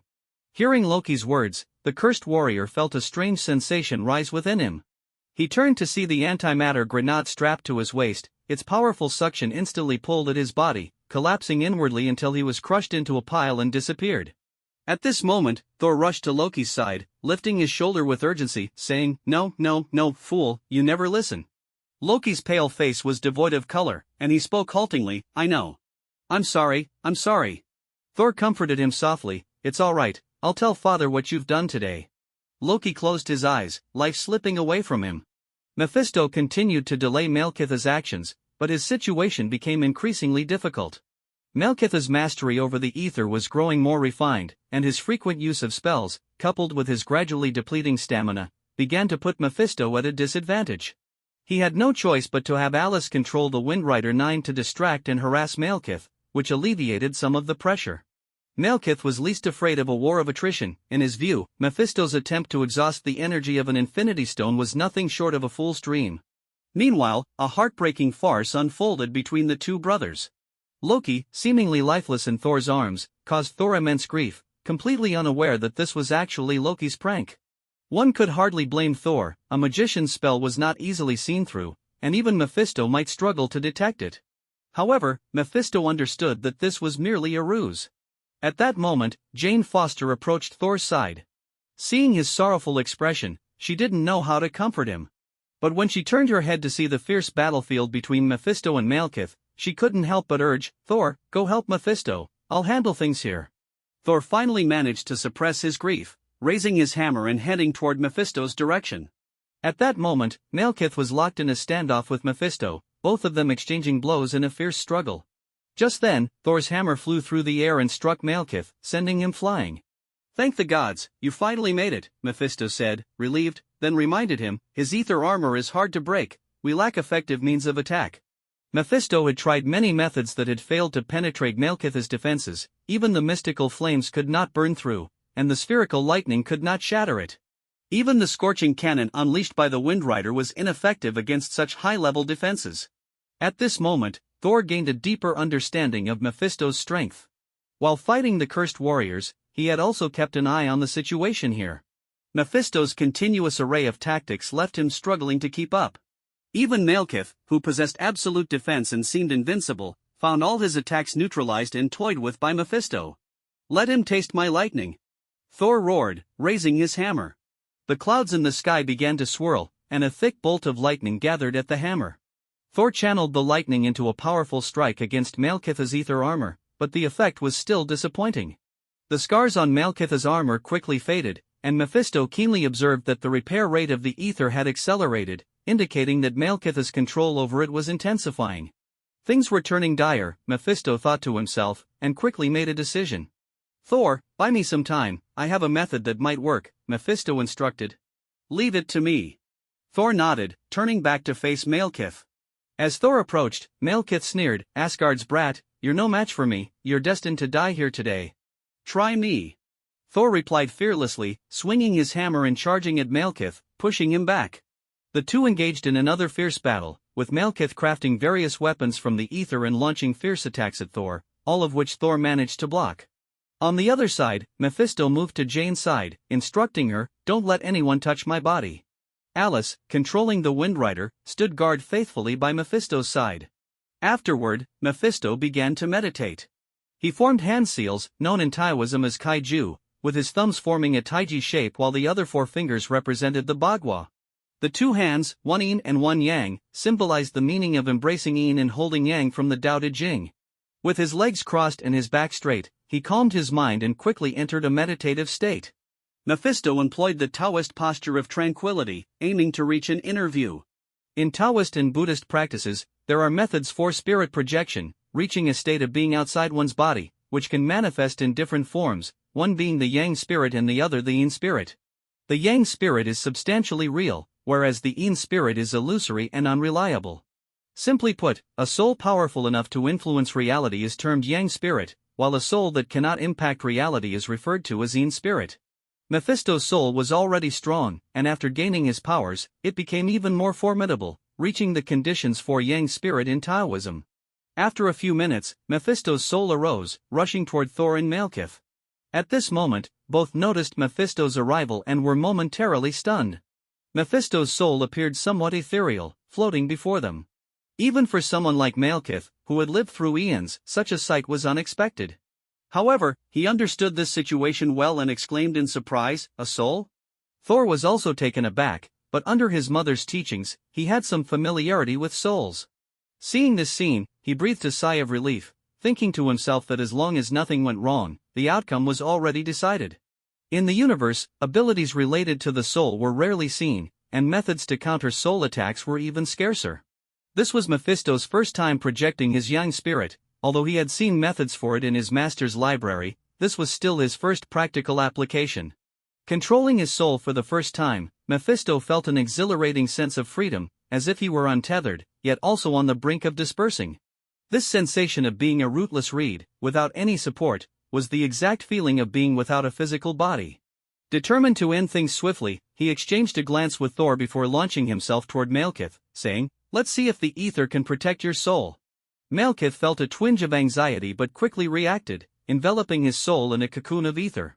However, Mephisto charged straight at him without hesitation. Malekith's defense proved useless against the soul attack, as it was impossible to defend against. Mephisto seized Malekith's soul, forcibly pulling it out of his body. With his soul detached, Malekith's physical form collapsed to the ground, and the ether particles lost control, reverting to a liquid state, no longer resembling solid armor. Mephisto began to unleash a barrage of punches on Malekith, taunting him, "Now you can't dodge. Without the ether, what can you do? You think you can fight me?" He struck Malekith's soul repeatedly, leaving him in a pitiful state. "No!" Malekith roared, trying to rush back to his body, but Mephisto would not let him succeed, yank him back and delivering another set of blows. Mephisto quickly discovered that his soul was more resilient than Malekith's, possessing greater strength. Malekith's punches could hardly affect Mephisto, while each of Mephisto's blows sent ripples through Malekith's ethereal form, distorting his soul. After thoroughly thrashing Malekith, Mephisto eventually tore his soul into pieces and swallowed them whole. Afterward, Mephisto approached Thor, who was left speechless by Mephisto's abrupt and brutal display. Mephisto let out a satisfied belch and noticed Thor's dazed expression, realizing that his earlier behavior might have been a bit excessive. "What? It was my first time fighting with a soul, can't I be a bit rough around the edges?" Mephisto said, somewhat disgruntled. Seeing Mephisto's expression, both Thor and Jane shook their heads. Mephisto didn't mind, moving to his physical body and returning to it. He then concentrated his energy, channeling his mystical flames to burn Malekith's soul for a while, until it transformed into a pure form of soul energy before slowly opening his eyes. Mephisto struggled to support his body as he slowly walked up to Jane and Thor. The recent events had a significant impact on all three of them. After all, Mephisto had always given the impression of being elegant and composed, and his recent almost frenzied actions created a stark contrast to his usual demeanor, making it hard for the two to accept. As Mephisto approached them, Thor and Jane snapped back to reality, their eyes filled with complex emotions. Thor spoke first, asking, "What are you going to do with Malekith's body and the ether?" According to Asgardian customs, this was a trophy Mephisto had earned through his own abilities, and he had the right to decide how to handle it. Mephisto lowered his gaze slightly, looking at Malekith, who lay motionless on the ground. At this moment, Malekith's breath was weak, and he seemed to have lost all signs of life, resembling a comatose state. Taking a deep breath, Mephisto slowly approached Malekith and reached out a hand, forcefully plunging it into his chest. The absorption ability activated instantly, and blood-red tendrils began to emerge from Malekith's body, consuming his flesh and bones, while the mysterious ether was drawn into Mephisto's grasp. As Mephisto stood up, he lifted his head slowly, his eyes momentarily flashing black before gradually returning to normal. It was as if he had inherited Malekith's unique affinity for the ether. He focused on controlling his power, attempting to gather the energy of the ether. The blood-red liquid ether began to condense and shrink, ultimately forming a gem that glowed with a crimson light on Mephisto's right hand. He held the gem aloft, a subtle smile creeping onto his face as he felt a sense of joy. This was the Reality Stone from the Infinity Stones, and now Mephisto had gained the right to wield this mysterious power. Turning to face Thor and Jane, he lowered his hand, causing the gem to disappear. At that moment, Mephisto suddenly realized that Loki was missing. He asked, "Where's Loki?" Thor's expression darkened instantly, and he slowly replied, "Loki sacrificed himself to save me." A flash of insight crossed Mephisto's eyes, and he began to sense an unusual presence nearby. He thought to himself, if his suspicions were correct, Loki should be there. Just when Loki thought his trick was about to be discovered, Mephisto walked over to Thor and patted his shoulder before silently moving past him. Thor assumed this was Mephisto offering comfort and harbored no suspicions. Meanwhile, Loki, hidden in the shadows, couldn't help but smirk, thinking, interesting. With the crisis in Asgard finally averted, Mephisto, Thor, and Jane piloted their ship away.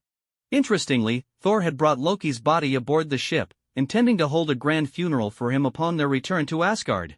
Mephisto chose not to reveal Thor's actions, watching the scene unfold with amusement. These two brothers were truly dramatic. Thor, the brash older brother, was gradually becoming more strategic under Loki's antics, while Loki, despite his mischief, had developed a deep sense of belonging to Asgard. The three of them reached the cockpit and admired the beautiful night sky and space. Alice piloted the ship, propelling them toward Asgard with the help of its faster-than-light engines. Before long, they successfully arrived in Asgard. One had to marvel at the formidable technology of the Dark Elves. Before retreating, Malekith had copied the achievements of Dark Elf civilization and stored them in the ship's hard drive. Now, this precious data lay quietly within Mephisto's storage ring. Upon arriving in Asgard, they faced a tricky problem: how to enter. If they recklessly barged in, they would certainly be shot down by Asgard's defense systems. While Thor was indifferent, Mephisto highly valued the hard-earned spaceship. Ultimately, they decided to have Thor thrown out as a messenger, requesting that the passage be opened for Mephisto to pilot the ship inside. Shortly after Thor left, he returned with good news. Thanks to his message, the Bifrost in Asgard finally opened to welcome their return. Although Asgard did not launch an attack this time, the neatly lined-up troops along the road still exuded a strong smell of gunpowder, as if any spark could ignite a catastrophic war. The Dark Elves' invasion had thoroughly enraged the people of Asgard. Under Odin's leadership, they had always been invincible, usually attacking others, but now they had been caught off guard, leaving the soldiers feeling frustrated. This situation was starkly different from the previous attack by the Frost Giants. Last time, the Frost Giants had merely dared to engage in petty theft, sneaking into Odin's vault to steal the casket of ancient winters. The later invasion led by Laufey was further complicated by royal disputes, with Loki plotting to kill Laufey to prove his strength to Odin. It could be said that Asgard had never faced such a humiliating battle. Not even the Golden Palace had been spared from enemy attacks. After landing the ship in the designated area, Mephisto made his way to the Golden Palace to meet Odin. Thor led Mephisto along the Grand Avenue toward the palace. This path was reserved for warriors of Asgard who had triumphed over their enemies, and today, Mephisto was fortunate enough to experience this honor. Upon entering the palace, he found only Odin and Frigga inside. Mephisto performed a standard gentleman's bow. Although he felt no nervousness, it was always wise to be polite. At that moment, Odin spoke. "There's no need for formalities, Mephisto. I have seen your performance. You defeated Malekith and avenged Asgard's disgrace. You are a hero of our realm. We Asgardians have always revered heroes. From now on, you will be granted the right to use the Bifrost, meaning you may freely travel between our realm and the outside world." After Odin finished speaking, he gently stroked Frigga's hand and continued, "Additionally, I promised you that I would grant you one request. You may present it now." Mephisto fell into deep thought. After a long pause, he ultimately decided to say, "Your Majesty, I do not seek rewards. I only hope you can allow me to study some advanced technologies in Asgard for a time.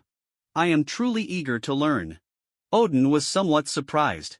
He looked at Mephisto with a hint of confusion before saying, "Is that all? These can be considered outside the requirements. Feel free to ask for more." Odin's response caught Mephisto off guard. He thought to himself that Odin's generosity must have ulterior motives. This request felt somewhat risky. After all, Odin was being so generous that refusing might seem rude. However, as a mighty king, why would he need Mephisto's assistance? It couldn't hurt to make a request now. But what exactly did he need? Mephisto fell into deeper contemplation. Mephisto was deeply surprised by Odin's level of generosity, thinking to himself, "Is Odin trying to curry favor with me? Is there really a need for this? I merely obtained the acknowledgement of the reality stone. I didn't ask for anything from him, yet he is acting so unusually generous. There must be some hidden reason behind this." As Thor had said, Odin was not typically a generous person. While he wasn't stingy, he certainly wasn't the type to throw money around foolishly. At the same time, Thor couldn't believe what he was hearing. He thought, "Has my father truly lost his senses? He has never been this generous with me." Forging a divine weapon is quite costly, and even though the dwarves are protected by Asgard, the expense for materials still falls on Asgard, which is no small sum. Could it be that Mephisto is my long-lost brother from Earth? That would be absurd. However, Thor did not stop Odin's actions. After all, Mephisto's performance was evident to everyone, and he truly deserved this reward. Finally, Mephisto couldn't help but ask, "Why? Why such generosity toward me? This reward seems overly extravagant. If your Majesty has any needs, please do not hesitate to say."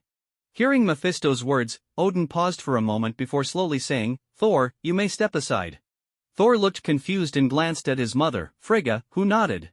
Although he was filled with questions, Thor chose to respect his father's wishes and stepped back. Once Thor had left, Frigga began to speak softly. "The day the Golden Palace fell, I should have perished. Yet it was your arrival that changed everything. I had already accepted my fate, having foreseen my death." Do you understand what this means? Mephisto suddenly realized the implication. The original course of events was as such, but it was his intervention that prevented Malekith and the cursed warriors, leading to the current situation. He pondered for a moment and replied, "It means you don't have to die." Frigga nodded. "You are correct, I indeed do not have to die." This is an incredible thing, and it was only afterward that I realized this. Mephisto Malik, you are a special existence. Mephisto felt a surge of emotions, as if a colossal wave was rising within him. Noticing Mephisto's tension, Frigga quickly reassured him, "We mean no harm, on the contrary, we seek something from you." Gradually calming, Mephisto asked, "What makes me special?" At that moment, Odin spoke from his throne, "You have broken the laws of causality, defying the arrangements of fate." Seeing Mephisto's puzzled expression, Odin patiently explained, "If we compare this universe to a tranquil lake, the surface is calm as a mirror, with droplets of water constantly moving, yet regardless of their motion, they cannot stir the surface.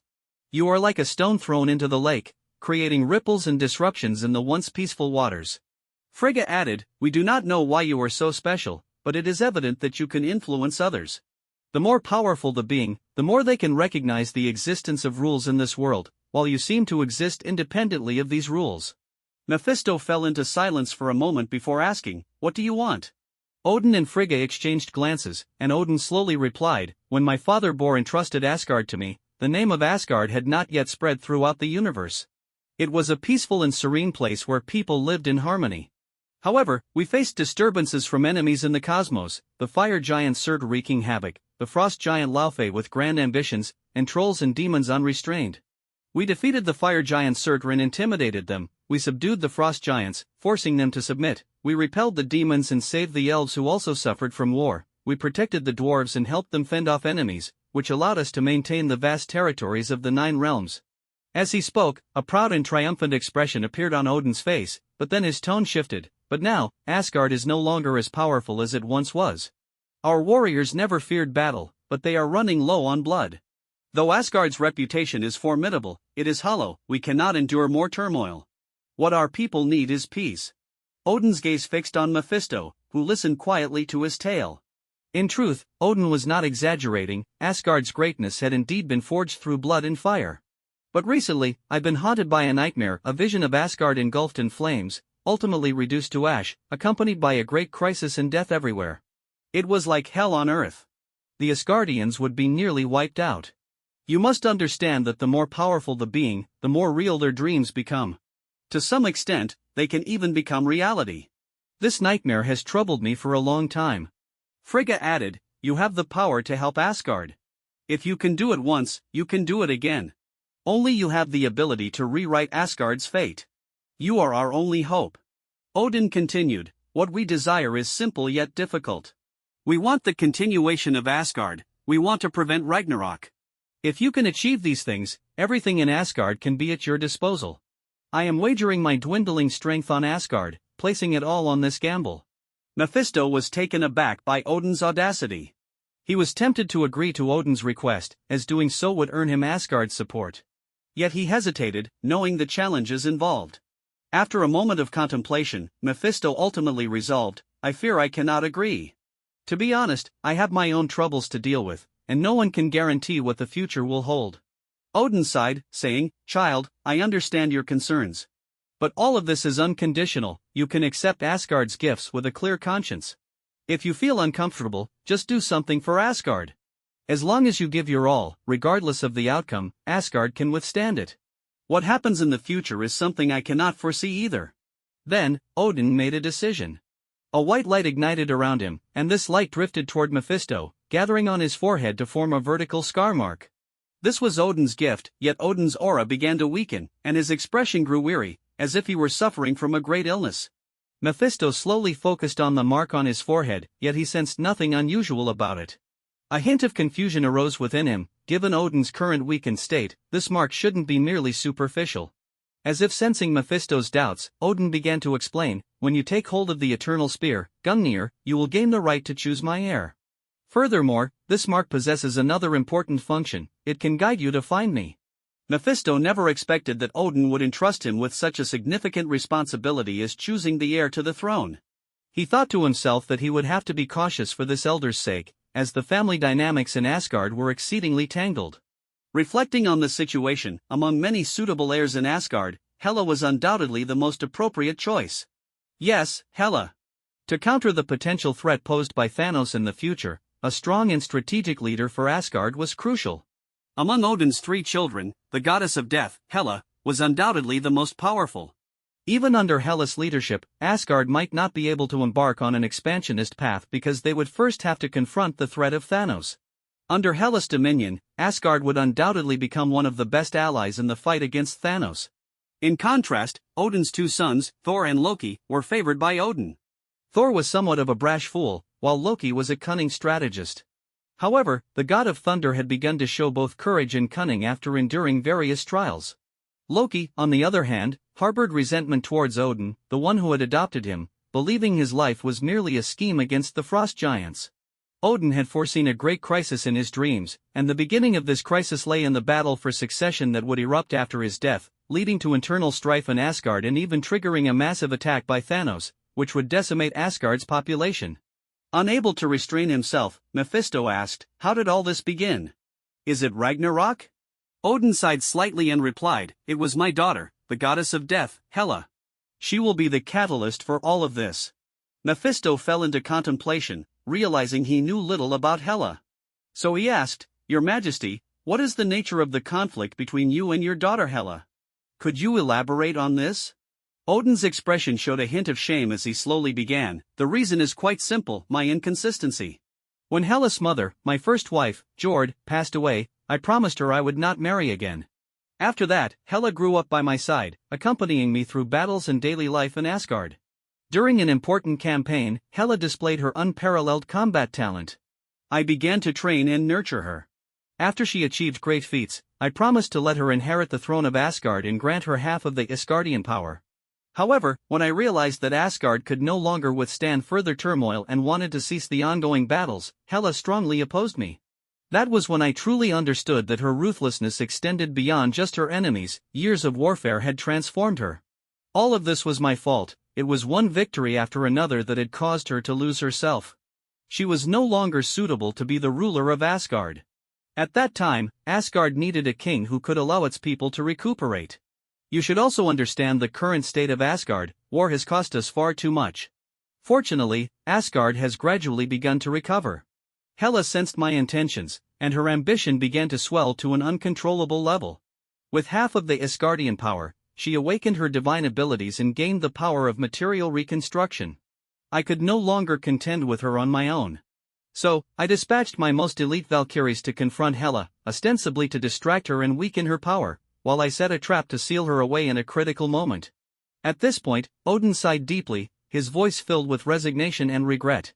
I was already powerless against her. Her power originates from Asgard. Once she returns here, she will obtain the full Asgardian power, and at that point, her strength will become limitless. Odin's words trailed off, and the hall fell into silence. Mephisto hesitantly asked, "Can I defeat her?" Odin slowly shook his head and said, "I do not know. We cannot foresee your fate. As I mentioned earlier, you exist outside the rules of fate, which cannot control you. Only by truly experiencing battle can you know the final outcome." Mephisto pondered and asked, "So, is this a good thing for us?" Frigga interjected, "For us, perhaps it is a good thing.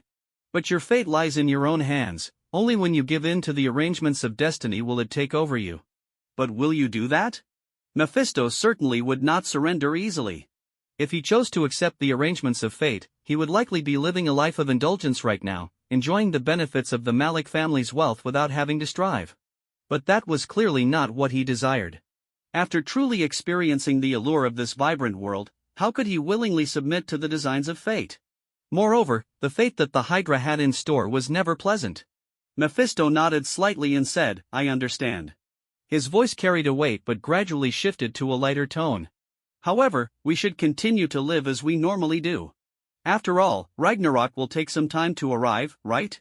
Perhaps I should go with Thor to upgrade and forge my sword so that I will at least have a suitable weapon when facing Hela. Thor eagerly exclaimed, "You're right. Let's go now. Perhaps by the time you return, you'll see a brand new me."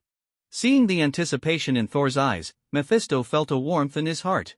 He nodded and said, "All right, let's set off now."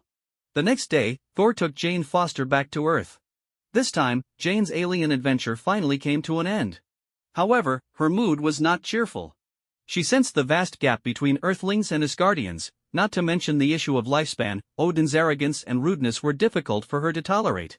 Though Odin's behavior was merely a performance to drive Jane away, it clearly indicated that he disapproved of the relationship between her and Thor.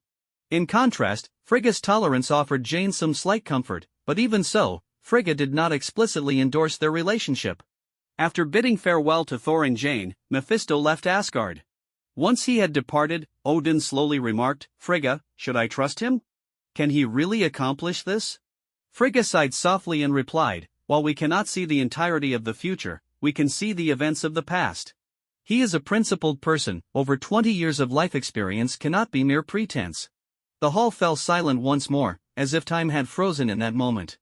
After Thor took Jane Foster back home, he quickly returned to Asgard to find Mephisto. A funeral was held for Loki, which, although not grand, saw everyone attending to express their condolences. Frigga had seen through Loki's illusions, but both Odin and Frigga chose to keep that a secret, allowing everyone to remain immersed in their grief. After the funeral, Thor took Mephisto to the Dwarf King to reforge the Frostblade.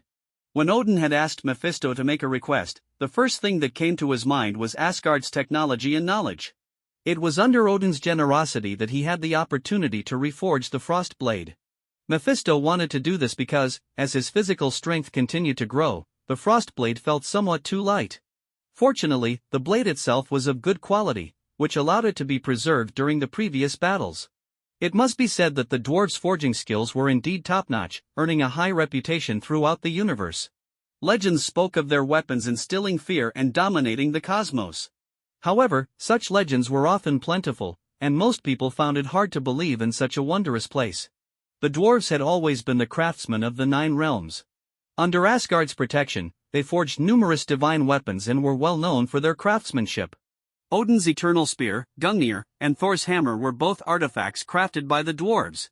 Thor's hammer was forged by the Dwarf King, Hydra, using Uru metal and was imbued with magic by Odin himself. In a previous timeline, Thanos had personally threatened the dwarves to forge a glove that would allow him to easily wield all 6 Infinity Stones. The dwarves believed that if they fulfilled Thanos' request, he would let them be.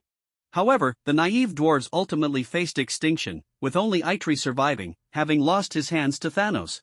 Nidavellir, a blazing neutron star, shimmered with dazzling light, surrounded by massive metallic rings forming a stellar halo.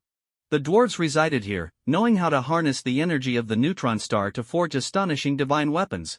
With a flash of rainbow-colored light, a beam connected the ground, and as the light dissipated, 2 figures emerged, Mephisto and Thor. Mephisto surveyed the grand architecture, feeling somewhat out of place. He looked at the enormous figures approaching them in the distance and couldn't help but exclaim to Thor, "Are you sure these people are dwarves? Their size makes them look more like giants." Indeed, the name dwarves could easily lead to misunderstandings, especially when 2 or 3-story tall dwarves looked down at you. Seeing Mephisto's bewildered expression, Thor felt a sense of joy. With a smile, he explained, "They are called dwarves because their body proportions differ from ours. It doesn't mean they are actually short. Come on. This is a fantastic place." Saying so, Thor led Mephisto toward the welcoming dwarves. From a distance, Thor greeted the approaching Dwarf King, Hydra. "Hey, Hydra. Long time no see." The Dwarf King was equally delighted, saying, "What a rare guest, Thor. The last time you visited, it was for a weapon to quell a rebellion. I suppose this time is no different." Thor pointed to Mephisto, explaining, "The 9 realms have stabilized, but the Dark Elves have revived due to cosmic phenomena. Asgard has successfully eliminated the remnants of the Dark Elves, and we are here for our benefactor." Mephisto introduced himself, "I am Mephisto Malik, from Earth. Just call me Mephisto." Hydra appeared somewhat puzzled by Earth, prompting Thor to quickly clarify, "He means the Midgardians." Only then did Eitri seem to understand, saying, "It's hard to believe that a Midgardian is so valued by Odin." "You are impressive, Mephisto." Mephisto humbly replied, "Not really, just a bit stronger than the average person." Thor scoffed and said, "Defeating Malekith is not something an average person could do. Once you have a suitable weapon, you'll surely become even stronger." As the three walked and chatted, Eitri asked, "What kind of weapon do you wish to forge?" "With materials provided by Asgard, this is a rare opportunity to create an artifact." Mephisto took the frost blade from his storage ring and handed it to Eitri. Eitri exclaimed, "A spatial artifact." Mephisto was also surprised. Previously, when he had used spatial magic in front of others, everyone assumed it was a spatial artifact, so he hadn't paid it much mind. Eitri's ability to see through it indicated he was not simple. "That's right," Mephisto affirmed. Upon hearing his response, Eitri grew even more excited. His intense gaze made Mephisto feel somewhat uneasy. After a while, Eitri finally relented, saying, "Well, given our forging level, dealing with a spatial artifact would be quite challenging as it surpasses our understanding. We don't have the talent for learning magic." Eitri continued to examine the frost blade, scrutinizing the blade closely and gently caressing its surface. After a long moment, he finally spoke, "Incredible. This sword is forged from meteorite, the material is average, but the forging technique is outstanding, almost altering the properties of the meteorite. Moreover, this sword possesses a spirit. Rare, truly rare." Mephisto was pleased with Eitri's praise, responding, "This was crafted by a master swordsmith on Earth, so it has its unique qualities. I came here to reforge it, not because the blade is inadequate, but because it no longer suits me." Eitri said, "Although the material of this sword is not the best, that very fact gives it a high degree of malleability. I believe that with the spirit within this sword, we can forge an unprecedented artifact." At that moment, Mephisto took out a large piece of metal from his storage ring, about the size of a basketball, and handed it to Eitri. Eitri took it, knocked on it, and quickly sensed the uniqueness of this metal. After a series of tests, Eitri's expression turned fervent again. He discovered that this metal had indestructible and highly resilient properties, along with many unknown characteristics waiting to be uncovered. Not only that, this metal possessed perfect natural concentric rigidity, allowing it to absorb kinetic energy and resist extreme pressure, extreme temperatures, radiation, electromagnetic waves, and various forms of assault. Eitri leaned closer to Mephisto, his eyes seemingly ablaze with excitement, asking, "What metal is this? Where did you get it?" Mephisto quickly stepped back 2 paces, saying, "This is vibranium, a rare metal from Earth. It is the only piece I have left." Eitri looked somewhat disappointed and said, "Earth truly is a wondrous place." It turned out that the metal Mephisto had produced was indeed vibranium, a gift brought back by Jack during his last trip. At the time, William had mocked him for bringing back a piece of iron, but when Jack explained that it was vibranium, he had sheepishly kept quiet. For Eitri, this was a metal he had never encountered before, which explained his excitement. For the dwarves, who were skilled and passionate about forging, discovering new materials was one of the most exhilarating experiences, as it meant they could utilize the properties of the new materials for various fresh endeavors. After leaving a remark, Eitri departed, saying, "This material is incredibly precious, I will need some time to understand its properties. You may take a look around and enjoy the scenery, the dwarves welcome you." As Mephisto watched Eitri hurriedly leave, he gained a deeper understanding of the dwarves' fervor for forging. Indeed, it was an innate talent of their race, and Mephisto had to admit that he had underestimated the extent of the dwarves' obsession with their craft. Mephisto began to take in the scenery around him. The dwarven habitat was truly picturesque, resembling a unique wonder of the universe.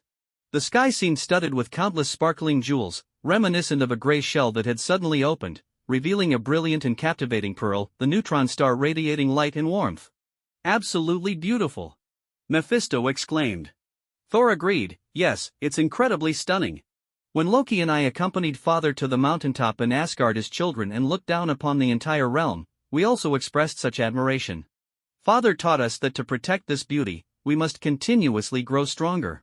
Loki and I have always strived for that, but now.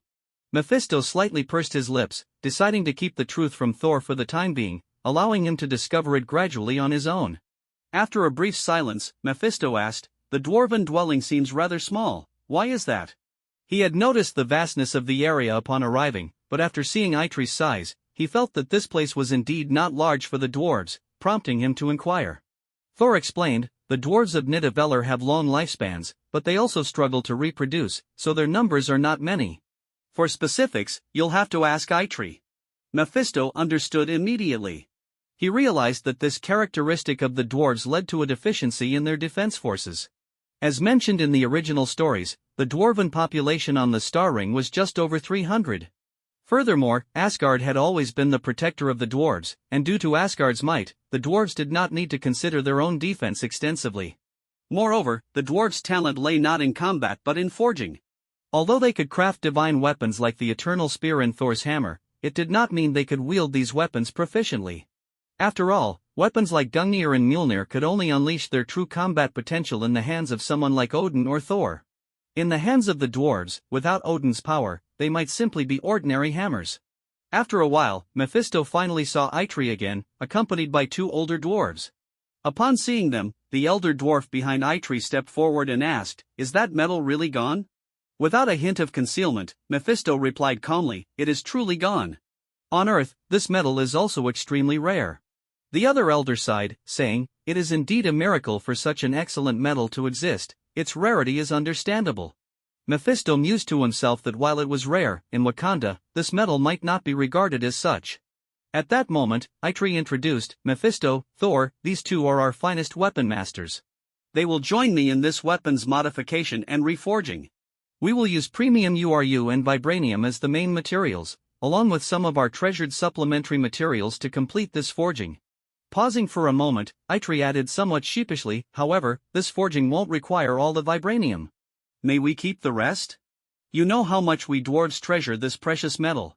Mephisto smiled brightly and replied, "No problem." The three dwarves finally relaxed their furrowed brows. Eitri continued, "Let's begin crafting your weapon now. Do you have a design blueprint? If not, we can create one for you. You should think carefully, as this opportunity only comes once." Mephisto smiled slightly and took out the design blueprint he had prepared, handing it to Eitri. The blueprint clearly depicted his final design after numerous revisions. He wanted to forge a heavy sword. The blueprint showed a blade approximately 3 feet 3 inches long and 5 inches wide, adorned with ancient patterns. The grip was about 7 inches long, with a unique groove at the end of the handle that seemed designed for inlaying something.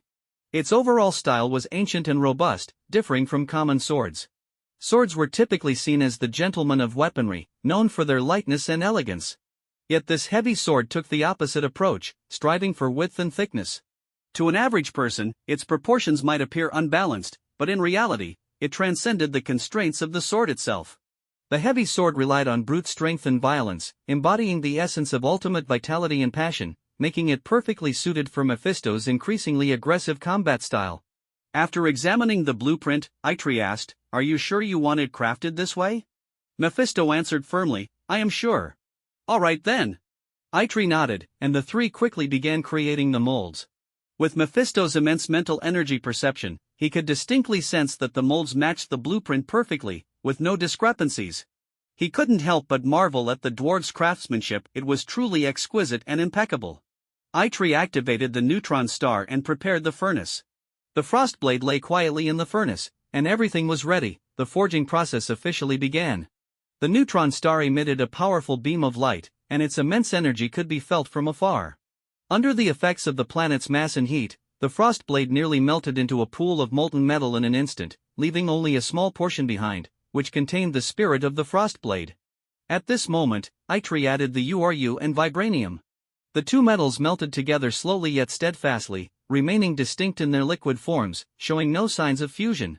However, after Eitri introduced several special materials, the situation began to change. The two metals gradually merged into a single entity, giving birth to a brand new alloy. Then, the neutron star ceased operation, and Eitri poured the molten alloy from the furnace into the molds, forming the blade. Although the heavy sword had not yet completely cooled, Mephisto could already sense its presence. He silently called out to the sword, but something unexpected happened. Before Eitri could break the mold, it began to shake violently, cracks appearing on its surface. Then, with a loud bang, the mold shattered, revealing the heavy sword. A heavy sword, burning with red flames, floated in the air. Mephisto reached out his hand, and the sword swiftly glimmered with fiery light as the hilt firmly settled into his grasp.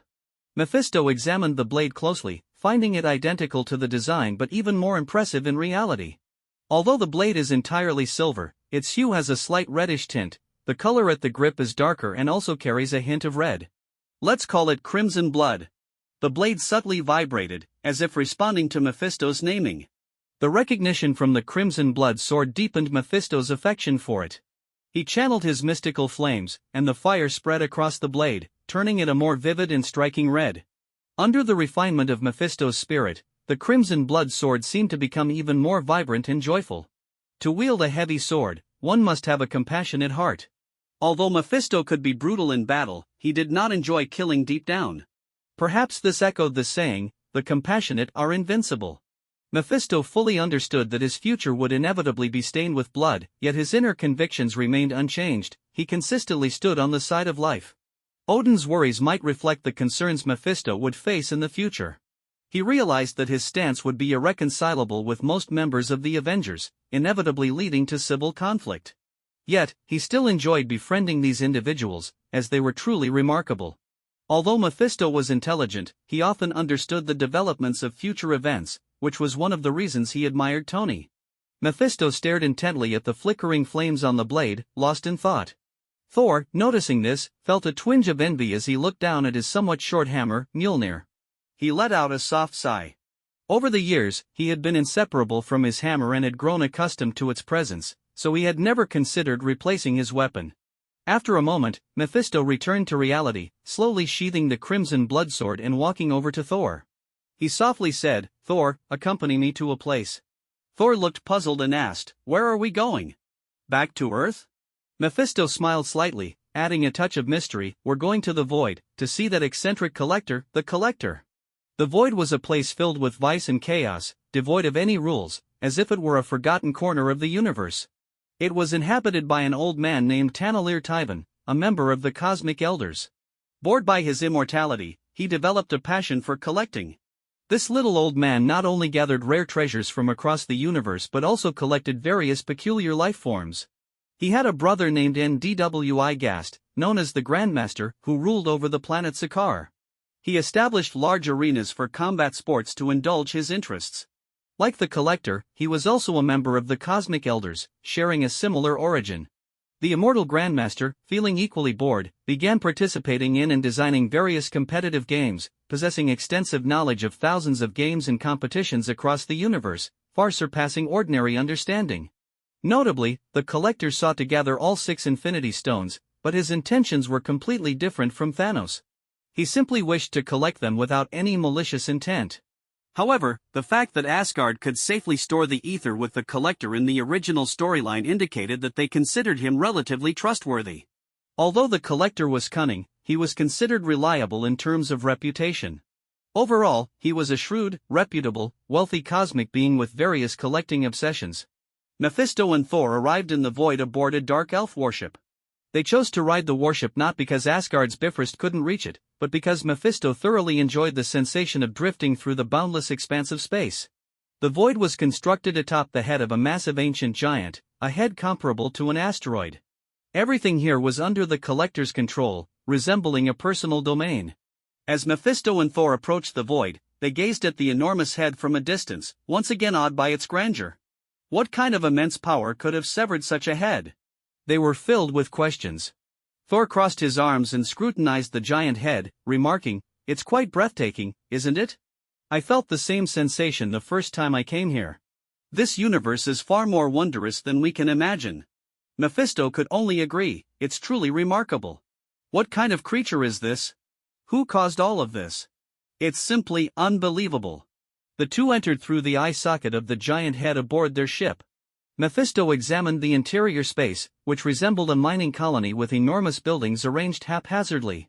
Various bright lights intertwined, illuminating the area like daylight. The upper and lower levels were filled with all sorts of buildings, containing various shops and factories, while exposed areas were dotted with flying mining robots. According to Asgardian records, centuries ago, the Tyvan group sent workers to extract rare resources like organic matter, bones, brain tissue, and spinal fluid from within this head, which were highly valued on the black market. This perilous job was only taken on by criminals, making this place a haven for rogues. As he observed the diverse aliens around him, Mephisto felt as though he had walked into a grand masquerade ball, except everyone was appearing in their true forms without any disguise. At the entrance of the Tivan Group's reception area, individuals were being thrown out, while a long queue of others waited, each holding various self-proclaimed unique items, hoping to catch the collector's eye and gain wealth. Many came here to try their luck, but most returned disappointed. Mephisto asked curiously, "What do we need to do? Should we queue up?" Thor smiled slightly and replied, "Thanks to Asgard's might, Asgardians enjoy privileges most of the time, we don't need to queue." With that, Thor strode confidently forward and addressed the guard, "I am Thor Odinson, Prince of Asgard. Report to your master immediately." The burly guard eyed the two with suspicion, uncertain of their identities. "How do you prove your identity?" Thor chuckled, effortlessly punching the wall beside him, causing cracks to quickly spread across its surface. As he withdrew his fist, chunks of debris fell to the ground. The guard, startled, quickly exclaimed, "That's enough proof. That is enough proof." Moments later, a red-skinned maid hurried over to greet them. "Esteemed Prince of Asgard, I've been sent by my master to personally welcome you." Under the maid's guidance, Mephisto and Thor proceeded inside. At the end of the corridor, the most striking sight was the display cases showcasing various remarkable items. Inside were various life forms and prized collections.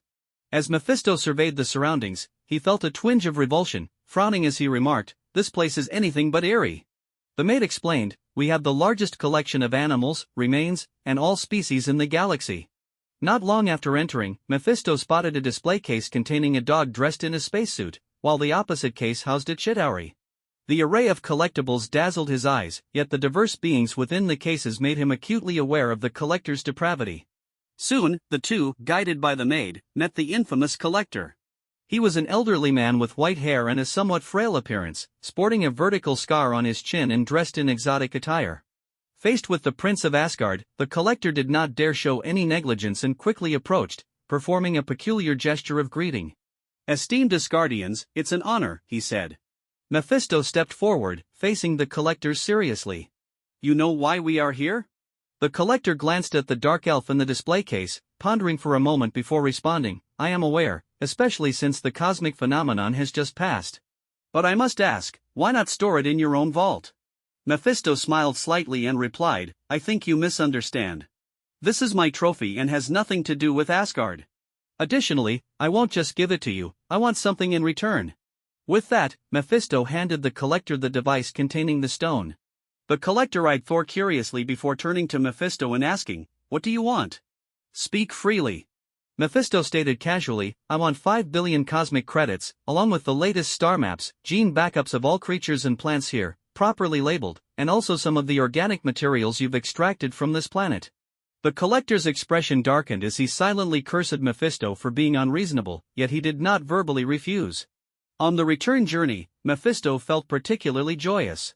He had successfully extracted a hefty sum of universal currency from the collector, along with various biological gene backups. Although the waiting time had been somewhat lengthy, he felt it was all completely worth it. Thor, watching Mephisto's actions, was filled with curiosity, not quite understanding why he wanted the gene information of these creatures. However, remembering that Mephisto was a top-tier scientist, he chose not to pry further. In fact, Mephisto had managed to pull off a clever trick, a feat that only he could execute due to the fact that the reality stone he had handed over was a fake. Mephisto was recognized as the guardian of the reality stone, one of the infinity stones, and he had been contemplating its true usage, modifying reality by gleaning insights from Malekitha's memories. To avoid disrupting the natural course of events in the universe, Mephisto opted for the same method of handling the stone as in the original timeline. However, what he entrusted to the collector was merely a fake created using the powers of the reality stone. While this fake could channel a fraction of the stone's power, it was utterly impossible to harness energy that could cover the entire universe. Mephisto hummed a tune as he piloted the ship, blasting energetic music from Earth. Thor, completely bewildered by Mephisto's cheerfulness, found himself joining in the lightheartedness. Mephisto stayed in Asgard for 2 whole months, during which he delved into Asgard's advanced technology and unique scientific system. During this time, nothing significant occurred, aside from rumors of discord between Frigga and Odin, which led them to Midgard. Thor also received Odin's permission to move to Earth and live with Jane Foster. The 2 months flew by, and Mephisto decided it was time to return to Earth. This time, he did not leave via the Bifrost but chose to pilot the Dark Elf warship back by himself. After a few jumps, Mephisto found himself in the vastness of space outside the atmosphere. In the cloaked ship, he quietly gazed at Earth. Although Mephisto had visited only a few planets in the universe, he understood just how rare and precious Earth's diverse ecosystems and unique natural landscapes were. This blue planet was truly the cradle of life. In a flash, Mephisto soon arrived at one of Hydra's secret bases. This was the development site for his planetary transformation project, and he notified the site's leader, Daniel Whitehall. Yes, it was the same Daniel Whitehall that Mephisto and Jiaeng had used as a bargaining chip, a refined former leader of Hydra. Whitehall was unaware that his spiritual leader had sold him out. He was currently in charge of coordinating the various factions of Hydra at this secret base, with Ivan Vanko also present. Shortly after sending out his message, the ground began to open up, and Mephisto's ship descended slowly. The space beneath was quite spacious, and at that moment, his warship exited its optical cloaking state and gently landed on the ground. The ship's exit opened, and a ramp connected to the surface as Mephisto stepped out, greeted by Whitehall. Whitehall respectfully said, "Esteemed Hydra Master, I have come to welcome you according to your wishes." Seeing the fervor in Whitehall's eyes, Mephisto nodded in satisfaction and then asked, "Where's Ivan? Why isn't he here?" Whitehall replied somewhat discontentedly, "Sir, that arrogant fellow has a terrible personality and is busy testing the latest vegetation robots." Mephisto chuckled, "Oh, let's go take a look." Whitehall led Mephisto to Ivan's workplace. Along the way, Mephisto noticed a circular area about 12 to 13 meters in diameter, where a massive stone portal remained open, allowing a continuous flow of supplies to be directed inside under the guidance of staff. In an advanced laboratory, Ivan was busy testing the latest model of vegetation robots. To cope with Pandora's stormy climate, reforestation was essential, and to expedite the process, Ivan had developed many new types of robots for production. As Mephisto entered the laboratory, he immediately spotted Ivan, a disheveled man with a toothpick in his mouth and long hair, while a white parrot perched nearby, observing its surroundings. "Ivan, how have you been lately?" Hearing the familiar voice, Ivan turned around, his face lighting up with joy. He wanted to hug Mephisto but was blocked by Whitehall, who sternly said, "Mind your manners, Ivan Vanko."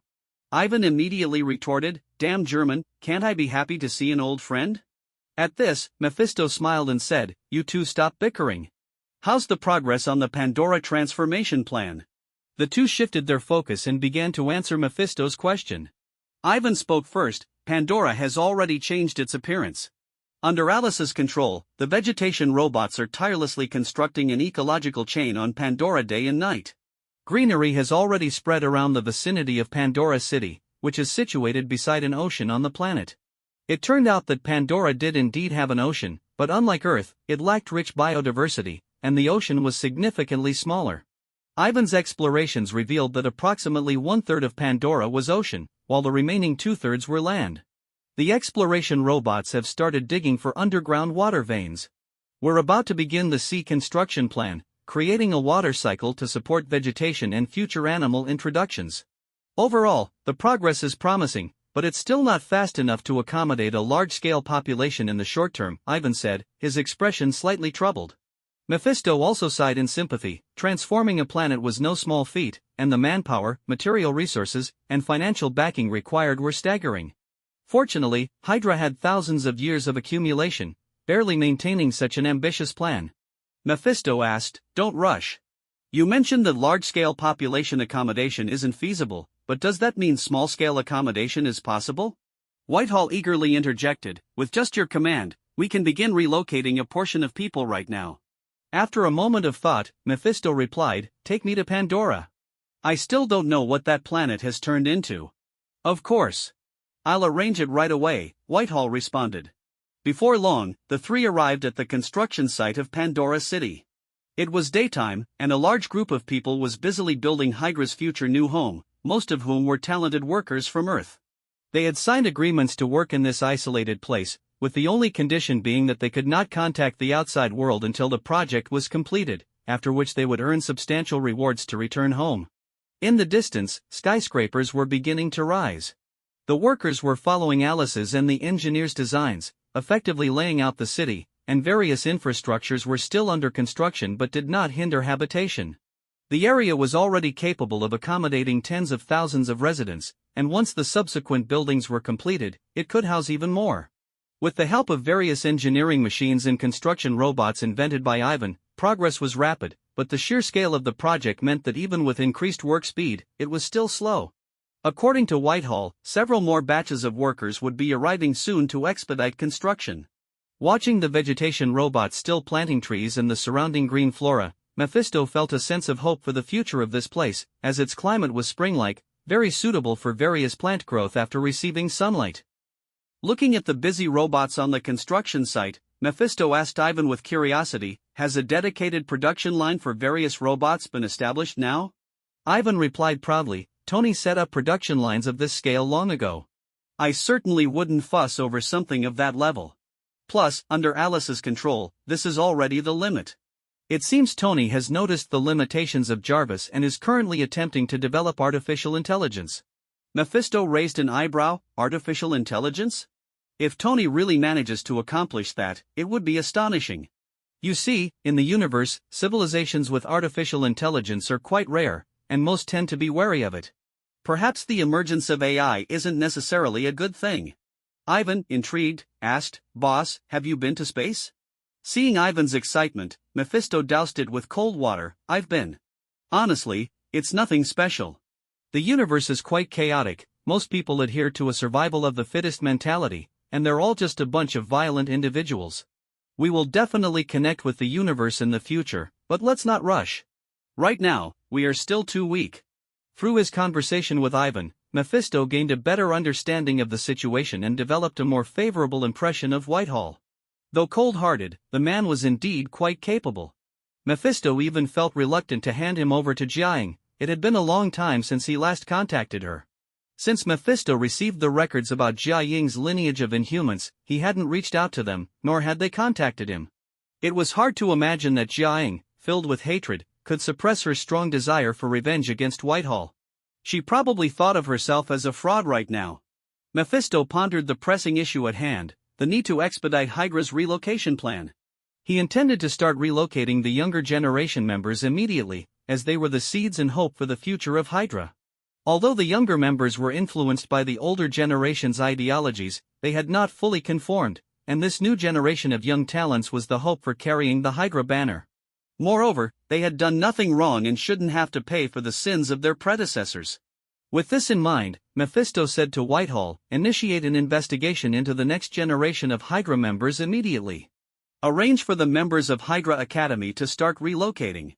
This place is already habitable, let them come over. Inform Pearson Strucker that this is my directive. The outer members should also begin relocating, their arrival will help speed up the progress of the engineering here." "Understood, I will take care of it right away." Whitehall nodded and promptly turned to leave. After getting a grasp of the situation, Mephisto departed. This time, he took the Windrunner to leave, as he needed to check in at the company and make some preparations. Upon arriving at Umbrella Corporation, Mephisto landed on the top floor.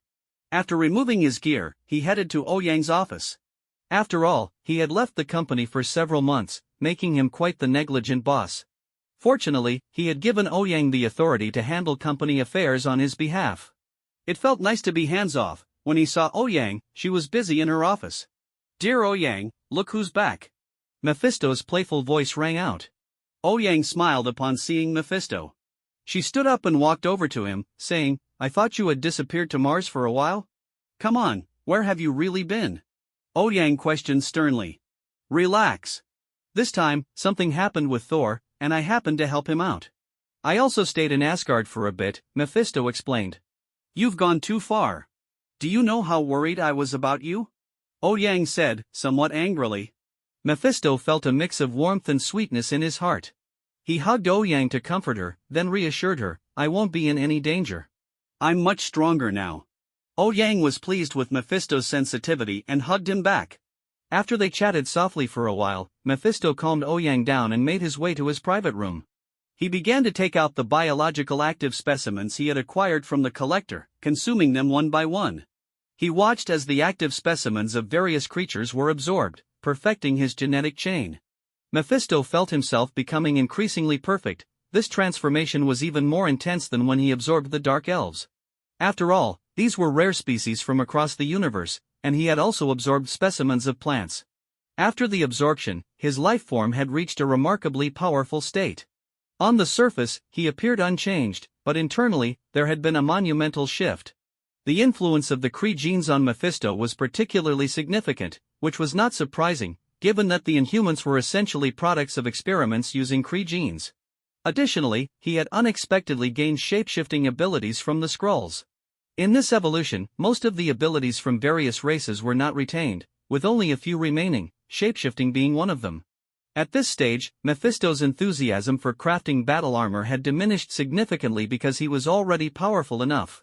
Now he needed to visit Huaxia, as he had encountered issues with his cultivation. He felt as though he was no longer making progress and needed to figure out where the problem lay, making this trip to Huaxia very necessary. This situation caught him off guard, but upon reflection, it seemed reasonable. The reason was simple: his cultivation sources were too diverse. Taoist inner alchemy, mage spell practices, along with the Divine King's bestowed vertical scar, the powers awakened from the Inhumans, and the Reality Stone, one of the Infinity Stones, made it unsurprising that issues would arise. To be honest, his prior pursuit of power had been too intense, and it was unavoidable. After all, the power accumulated by Hydra over the years was already formidable and had grown to a point where it was nearly uncontainable. Before tackling all of this, he needed to possess strength. The SHIELD predecessor, the Strategic Homeland Intervention, Enforcement and Logistics Division, absorbed a portion of scientists left behind by Hydra, notably Zola, during its early development, leaving a spark for Hydra's resurgence. Hydra had undergone a rebirth disguised as SHIELD, allowing it to reach the pinnacle of its power. Upon arriving at the foot of Sherman Mountain, the same inconspicuous young Taoist greeted him.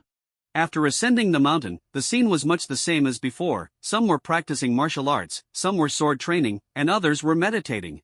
Mephisto made his way to where his mother, Su Rong, resided. At that moment, his mother had just finished meditating. Seeing Mephisto's arrival, she was thrilled, constantly examining the changes in her son and unable to help but say, "Son, you've lost weight. Have you not been eating well lately? You must take care of your health." Looking at his mother's joyous expression, Mephisto felt a warmth wash over him. He carefully sensed his mother's aura but discovered that she was merely an ordinary person. Mephisto found it strange and asked, "Mother, what's going on with your cultivation? Why can't I feel any aura from you?" At this, his mother smiled proudly and surprised Mephisto with her response, "Thanks to you, dear, I'm now a legitimate Golden Core Master." Golden Core Master? Mephisto exclaimed in surprise. In his understanding, this was akin to being a terrestrial immortal. So that means Mother is incredibly powerful now? His eyes sparkled with anticipation. "Son, if anyone dares to bully you in the future, I'll take care of them for you," Su Rong declared, striking a fierce pose that made Mephisto burst into laughter. After a moment of sentiment, Mephisto began inquiring about his master's well-being. Su Rong informed him that Wang Fugue had also reached the Golden Core stage and had become a significant figure in that realm. Mephisto then took out several interesting gifts he had prepared, such as fine wine from Asgard, 2 storage rings, and necklaces. Seeing his mother's delighted reaction filled him with joy. Under his mother's guidance, Mephisto arrived at Master Wang Fugue's residence, which appeared just as familiar and unchanged as before. Wang Fugue had sensed Mephisto's aura and was waiting outside, making Mephisto feel even closer to his surrogate master. He presented more gifts to honor his master. Noticing Mephisto's attentive demeanor, Wang Fugue sensed that Mephisto had come with a request, so he asked, "Disciple, it's been a while since I last saw you. You must have something on your mind today?" Mephisto smiled slightly and replied without hesitation, "You know me well, master. I'm here because I've encountered some problems in my cultivation. I've been training for a long time, but my progress has stagnated, and I even feel like I might be regressing." Su Rong, standing beside him, couldn't help but interject, "That's impossible. You've always worked so hard, how could this happen?" Mephisto pondered for a moment before saying, "That's precisely what worries me. I have no idea what's causing this, whether it's good or bad, which is why I came to seek your guidance, master." Wang Fugue and Su Rong exchanged glances, then both moved to Mephisto's side to examine his condition. However, they couldn't determine the root cause of his situation. After discussing for a while, they both frowned, unable to uncover the issue. Finally, Wang Fugue spoke up, "I'll take you to see my master. He might have the answers." After a long trek along the mountain path, turning several corners, Mephisto once again encountered Elder Yang. The elder lay in his familiar position on the reclining chair, enjoying the tranquility and serenity of the mountain courtyard. Seemingly sensing their presence, Elder Yang slowly opened his eyes and said, "It's Siyuan. Come over here and greet the old man." Elder Yang waved his hand, and Mephisto quickly approached. Looking at the elder who had given him his Chinese name, Mephisto felt an overwhelming sense of respect. Not only was the elder's cultivation profound, but his life experience of over 150 years was enough to make Mephisto feel the weight of his presence. Mephisto, understanding the situation, took out the fine wine he had bought from Asgard and handed it to the elder, saying, "Master, this is a gift for you." Elder Yang sniffed the wine, exclaiming, "Good wine. The aroma is delightful, lingering beautifully. What a fine thing. It's enough to bring out the old man's wine enthusiast." The elder set the wine aside and scrutinized Mephisto carefully, suddenly saying, "Oh? Something's not right with you. What's going on?" As he spoke, without any visible movement, he was already standing beside Mephisto. Mephisto was secretly amazed. The elder's speed had improved significantly. Elder Yang reached out to examine Mephisto's condition, and Mephisto did not resist. He was simply taken aback by the elder's keen perception, realizing that after just a few glances, Elder Yang had detected abnormalities in his cultivation. After the examination, Elder Yang sighed deeply. Just as they all sensed that something was amiss, he spoke up, "You're quite lucky." Su Rong looked puzzled and asked, "How can it be considered good luck if his cultivation has issues?" Elder Yang smiled slightly and, without keeping them in suspense, explained, "Rong, you only know part of it. Do you realize what our cultivation goal is?" Wang Fugue chimed in, "We practice Taoist inner alchemy to pursue immortality, right?" "That's correct, our cultivation is indeed aimed at immortality. But how do we achieve immortality? It's about elevating the level of life. The stages of our cultivation process are refining essence into qi, refining qi into spirit, refining spirit into void, and merging with the Tao. The so-called inner alchemy cultivation involves refining one's essence, qi, and spirit to condense an inner elixir, using this elixir to achieve evolutionary advancement in life levels, ultimately attaining immortality. In essence, there are no true immortals, just more powerful individuals."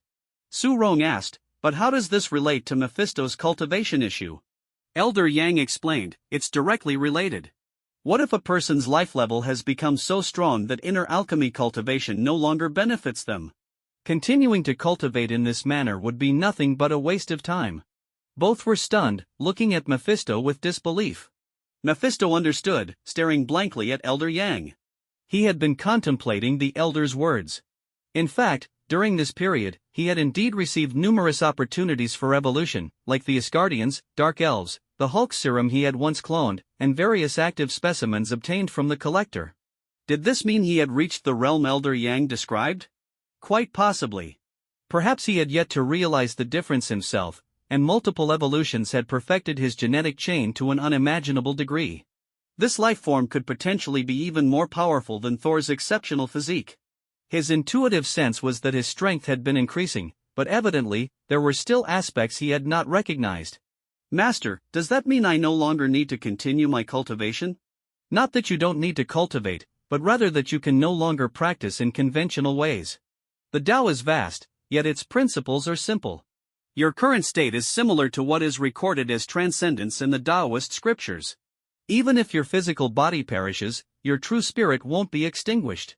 If I'm not mistaken, once you disperse your cultivation, you will reach the state of spontaneous divine power, at which point, you will awaken your true talents."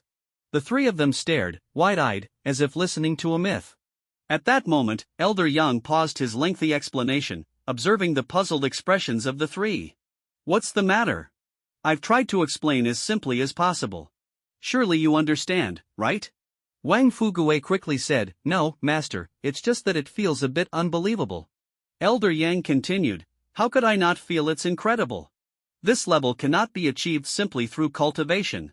It may have been possible in the past, but whether we can reach it is still uncertain."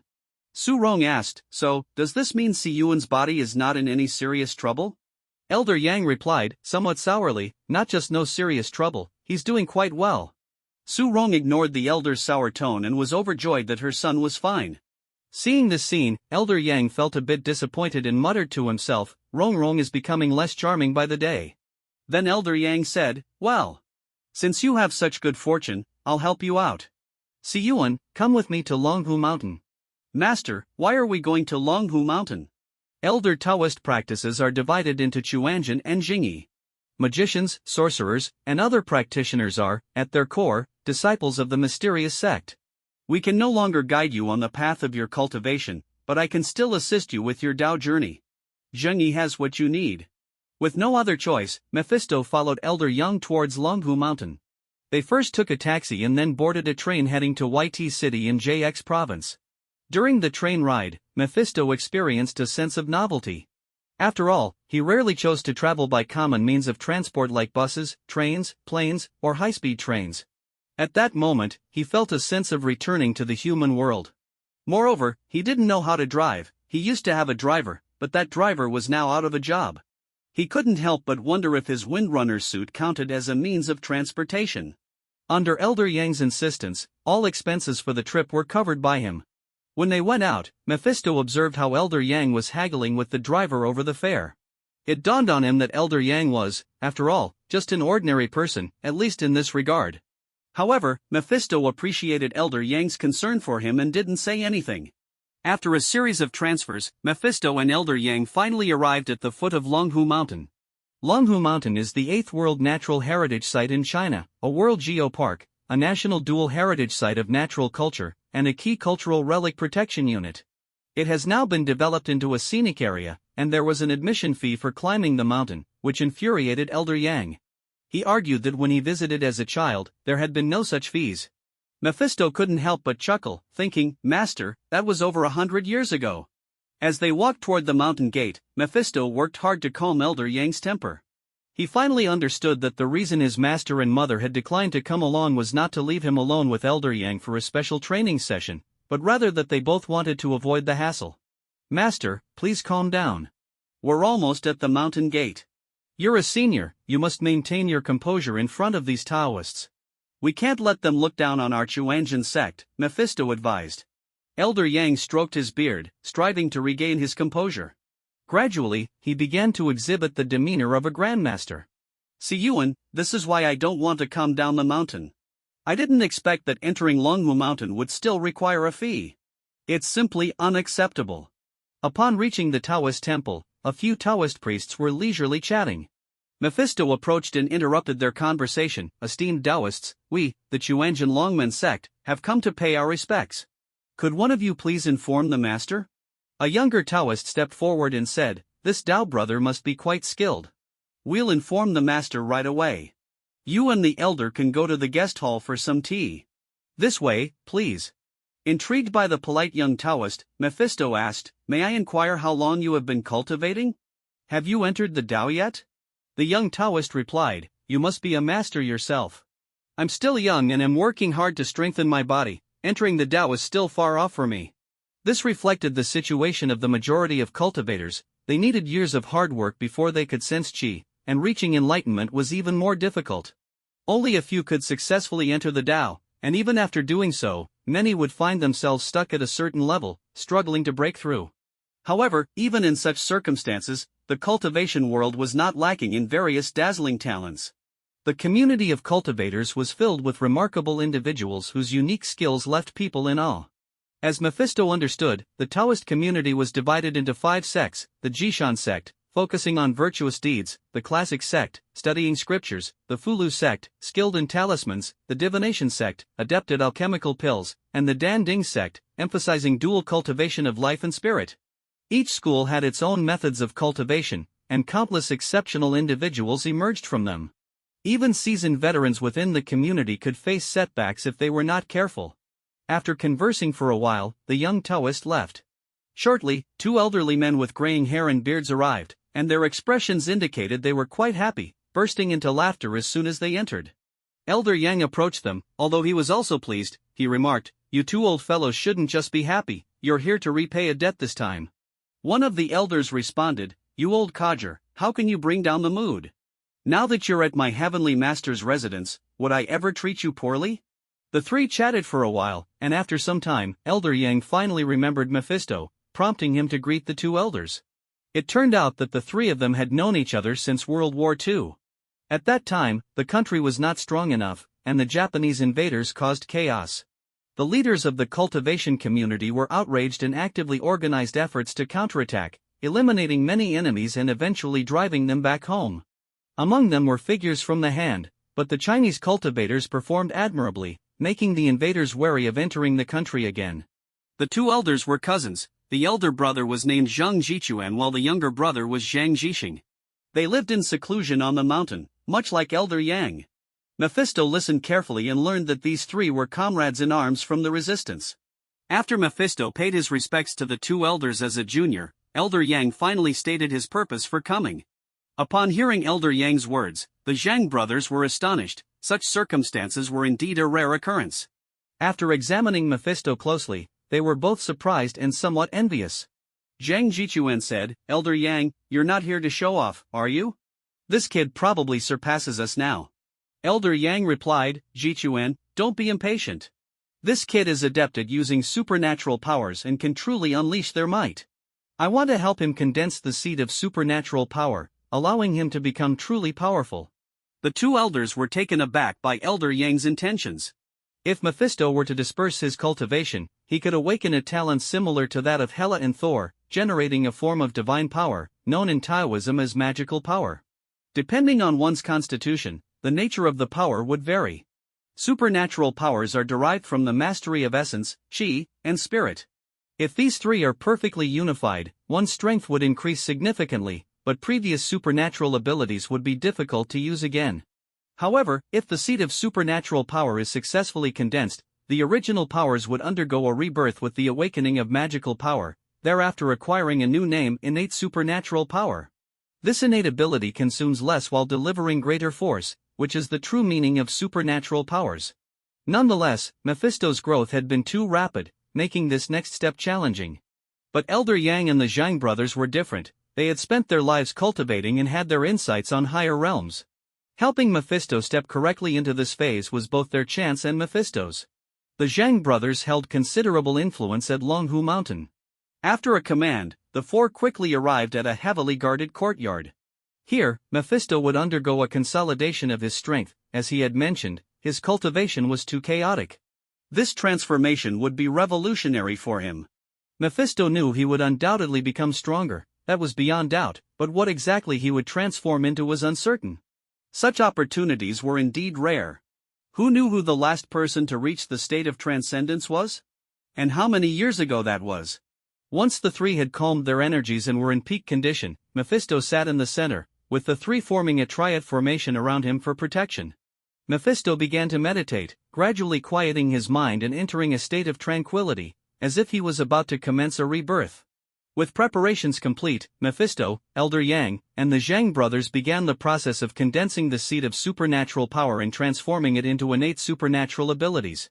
As Mephisto fully mobilized the essence, qi, and spirit within him, the qi that had been gradually depleting began to flow abundantly into his dantian once more. With the support of the three elder masters, the seed of the Chuanjian Sanmei Truefire was successfully condensed. However, when it came to condensing the seed of the Thunder Law, some difficulties arose. The Chuanjian's Lesser Five Thunders technique, derived from the Heavenly Master's teachings at Longhu Mountain, was somewhat weaker compared to the Sanmei Truefire. During the process of condensing the seed, it faced challenges due to insufficient momentum. Zhang Jichuan remarked, "I didn't expect you to have such talent in the Thunder Law.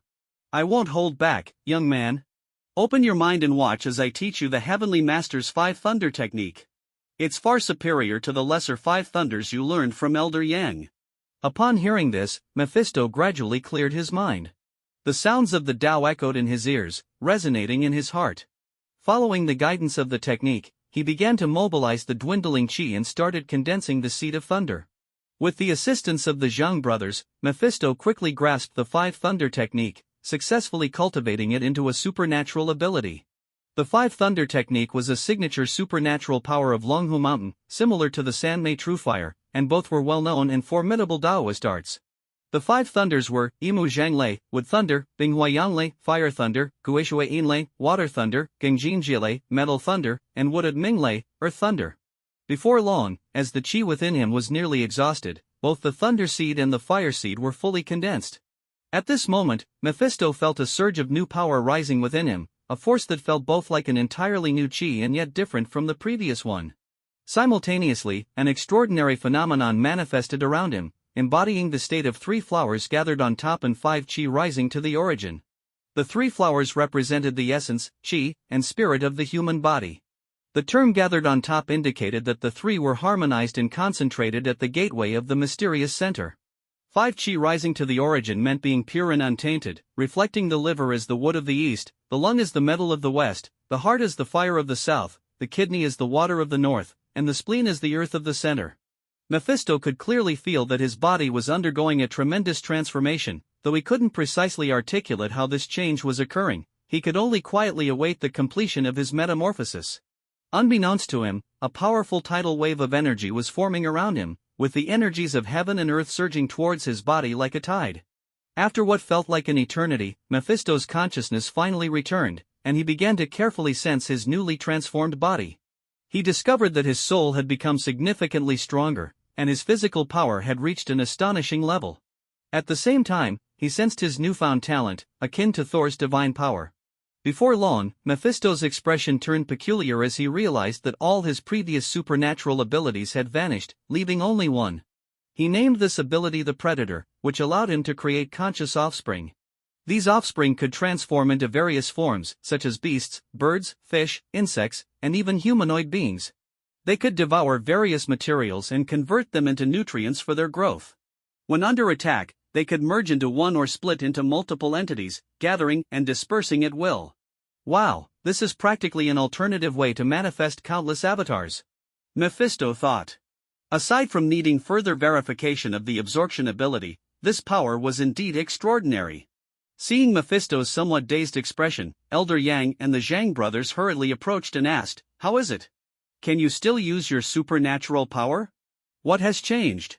Looking at the 3 elders, Mephisto began to explain the changes in detail. Both the Sanmei True Fire and the 5 Thunder technique remained intact, but the seed of supernatural power had disappeared. These 2 techniques seemed to have been tainted, turning black like his offspring. The once orthodox Taoist powers now emanated a sinister aura. Who would believe these powers originated from the Taoist sect? As Mephisto held a pitch-black flame in his left hand and a black thunder in his right, the 3 elders fell silent. Finally, Elder Yang spoke, "Siyuan, don't mention that you were taught by our Chuanjin sect when you go out. It might affect our sect's brand image." Mephisto could only helplessly roll his eyes. After a while, Mephisto began to demonstrate his predator ability. A black creature resembling a small western dragon split off from his palm.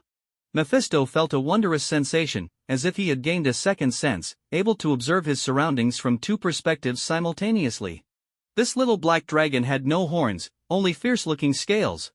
Its front limbs were shorter than its hind limbs, and its wide wings spanned nearly 2 meters. A strong sense of hunger surged within him, and realizing the little creature was hungry, he let it seek food on its own. To his surprise, the little creature began gnawing on a stone, managing to devour it and growing slightly in size.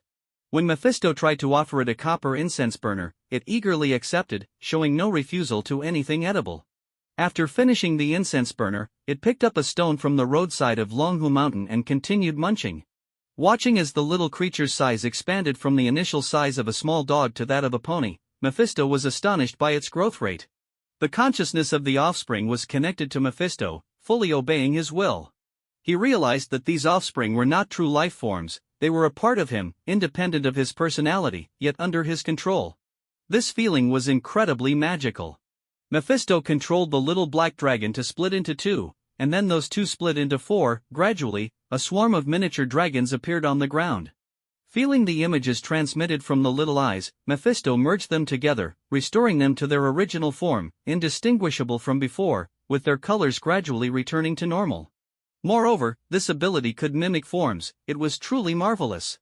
The appearance of 2 Mephistos left the 3 elders astonished. They couldn't sense any difference between the 2 through their auras and couldn't help but ask, "Which one of you is Mephisto?" "I am," both answered in unison.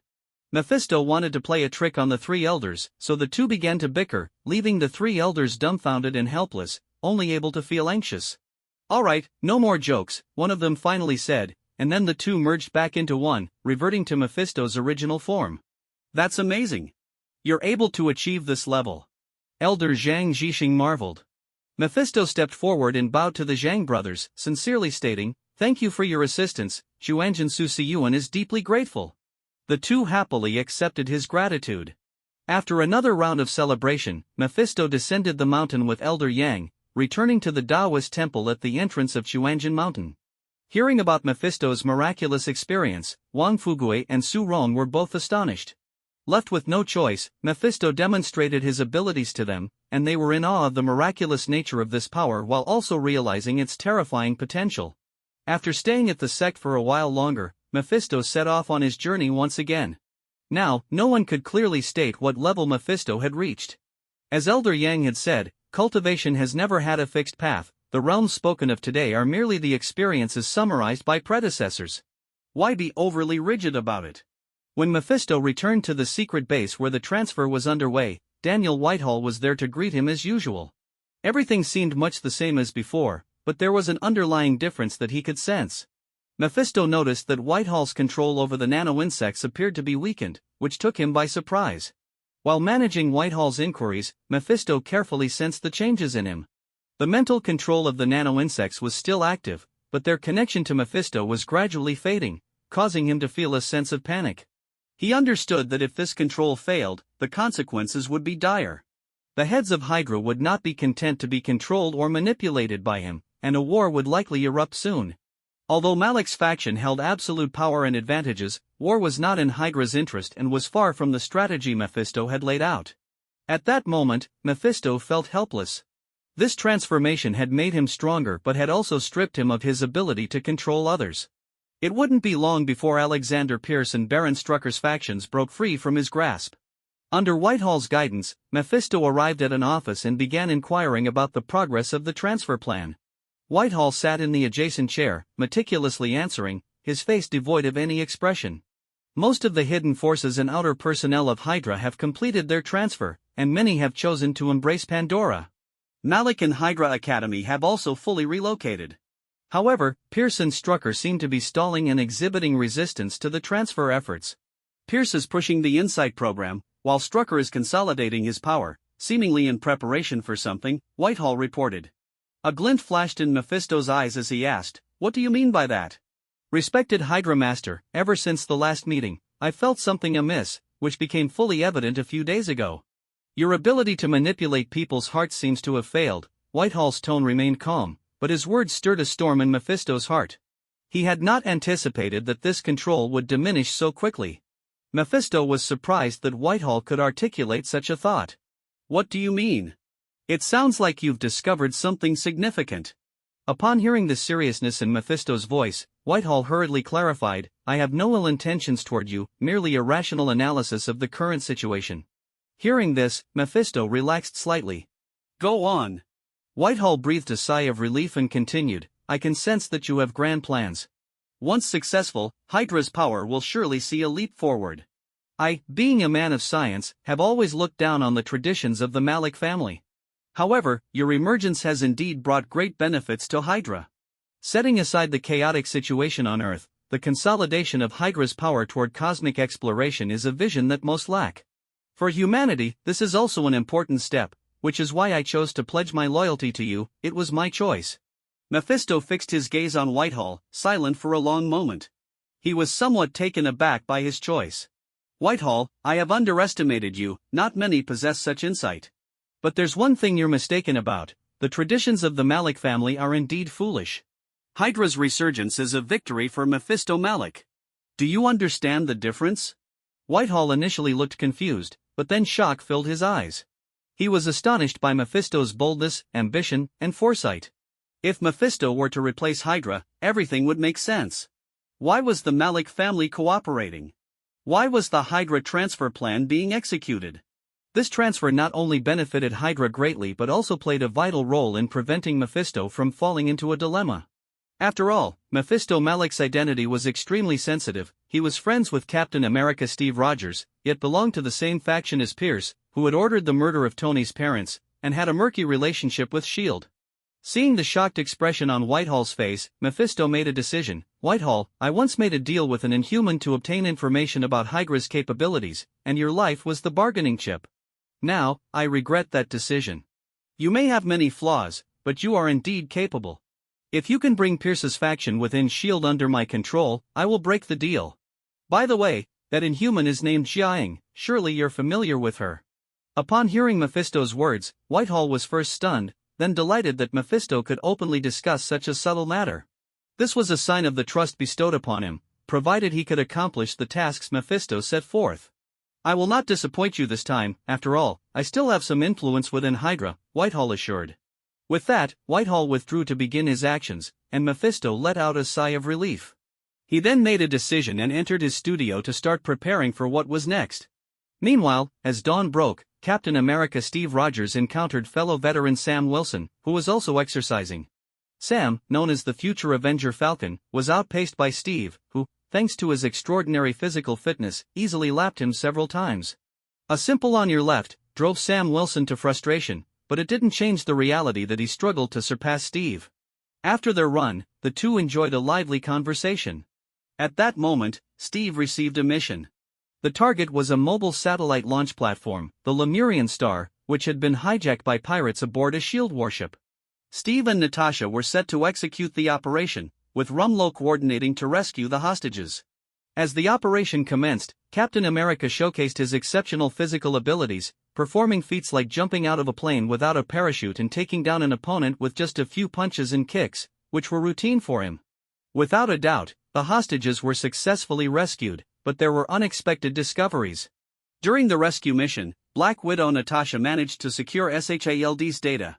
Aside from a singular officer, Jasper Sitwell, the rest of the ship's crew consisted of technical staff.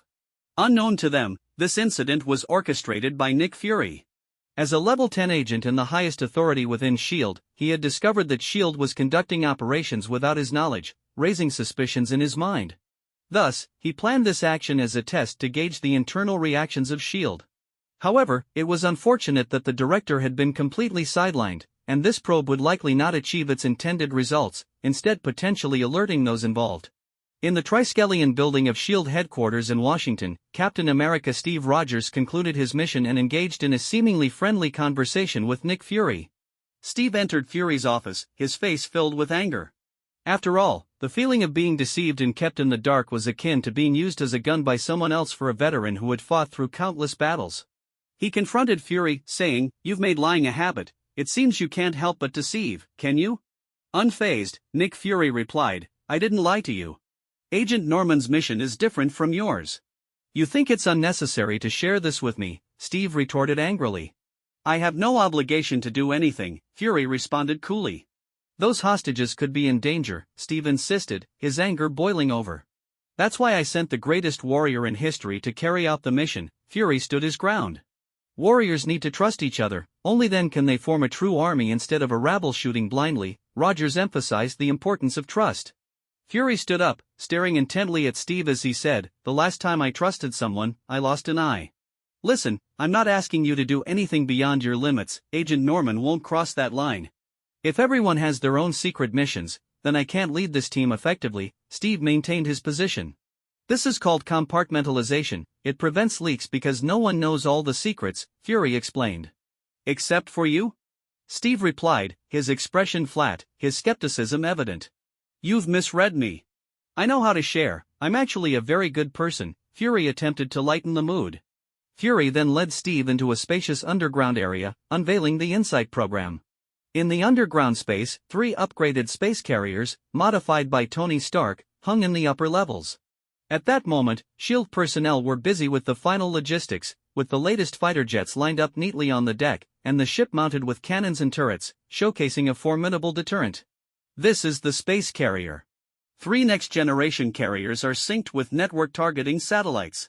They will be launched into space by the Lemurian Star, and once airborne, they won't need to land again, thanks to our new anti-gravity engines, allowing for sustained suborbital flight. Fury spoke confidently, but as he continued, Steve's frown deepened. "We can suppress threats before they arise. After the Battle of New York, I convinced the World Security Council to upgrade threat analysis technology. At least this time, we can get ahead of the curve. Steve found it hard to comprehend, countering, pointing guns at the entire planet while claiming to protect it? The two began to argue once more, ultimately parting on a sour note. After leaving, Steve visited the Smithsonian Museum, which housed Captain America's World War II uniform and photos of his old friends. Wearing a cap, he gazed at his photo, as if transported back to that era, overwhelmed with sentiment. He undoubtedly missed his old friends, especially the girlfriend he missed out on, Peggy Carter. After the visit, Steve went to the hospital to see Carter, who was now quite elderly. They chatted warmly, but seeing the aging Peggy, who suffered from Alzheimer's, left Steve's heart unsettled. They talked for a long time before Steve finally took his leave. Once Steve was far away, several figures concealed in the surroundings revealed themselves, including the formidable soldier Hannah and others. With her striking golden hair and fiery figure, Hannah pressed down on her radio, saying, "Steve Rogers has left, we're starting the operation now. The objective is to safely transfer Peggy Carter. This is our first mission, and we must ensure it goes flawlessly." Received. The operation proceeded smoothly, and that evening, Mephisto met the elderly Peggy Carter. As a founding member of S.H.I.E.L.D. and a vital asset of the Strategic Scientific Reserve, Mephisto did not underestimate her. She still held substantial influence within S.H.I.E.L.D., and several founders retained permanent access, both as a tribute to their contributions and a sign of respect. Now, Mephisto's task was to restore this woman's youth, enabling her to re-engage with S.H.I.E.L.D. and act as a bridge to ease relations between S.H.I.E.L.D. and himself. First, Mephisto connected Peggy Carter to the framework.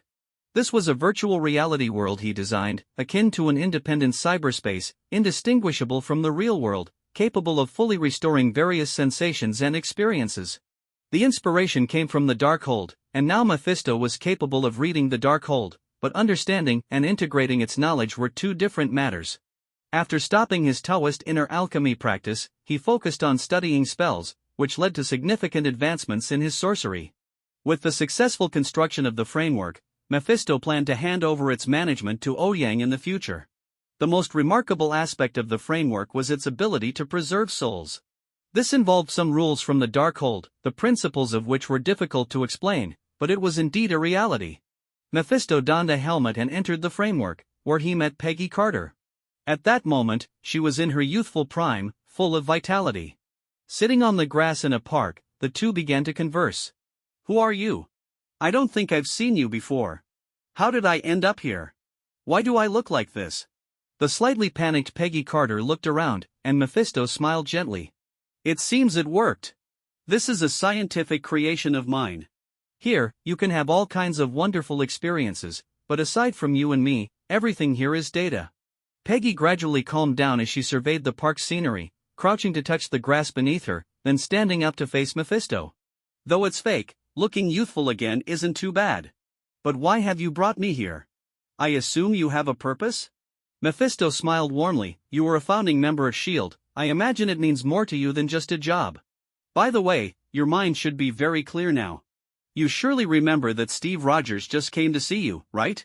Peggy fell into reflection, her memories of decades past slowly sorting themselves out in her mind, becoming clearer. "So what? Why did you mention Rogers and S.H.I.E.L.D.? Her instincts as an agent made her alert.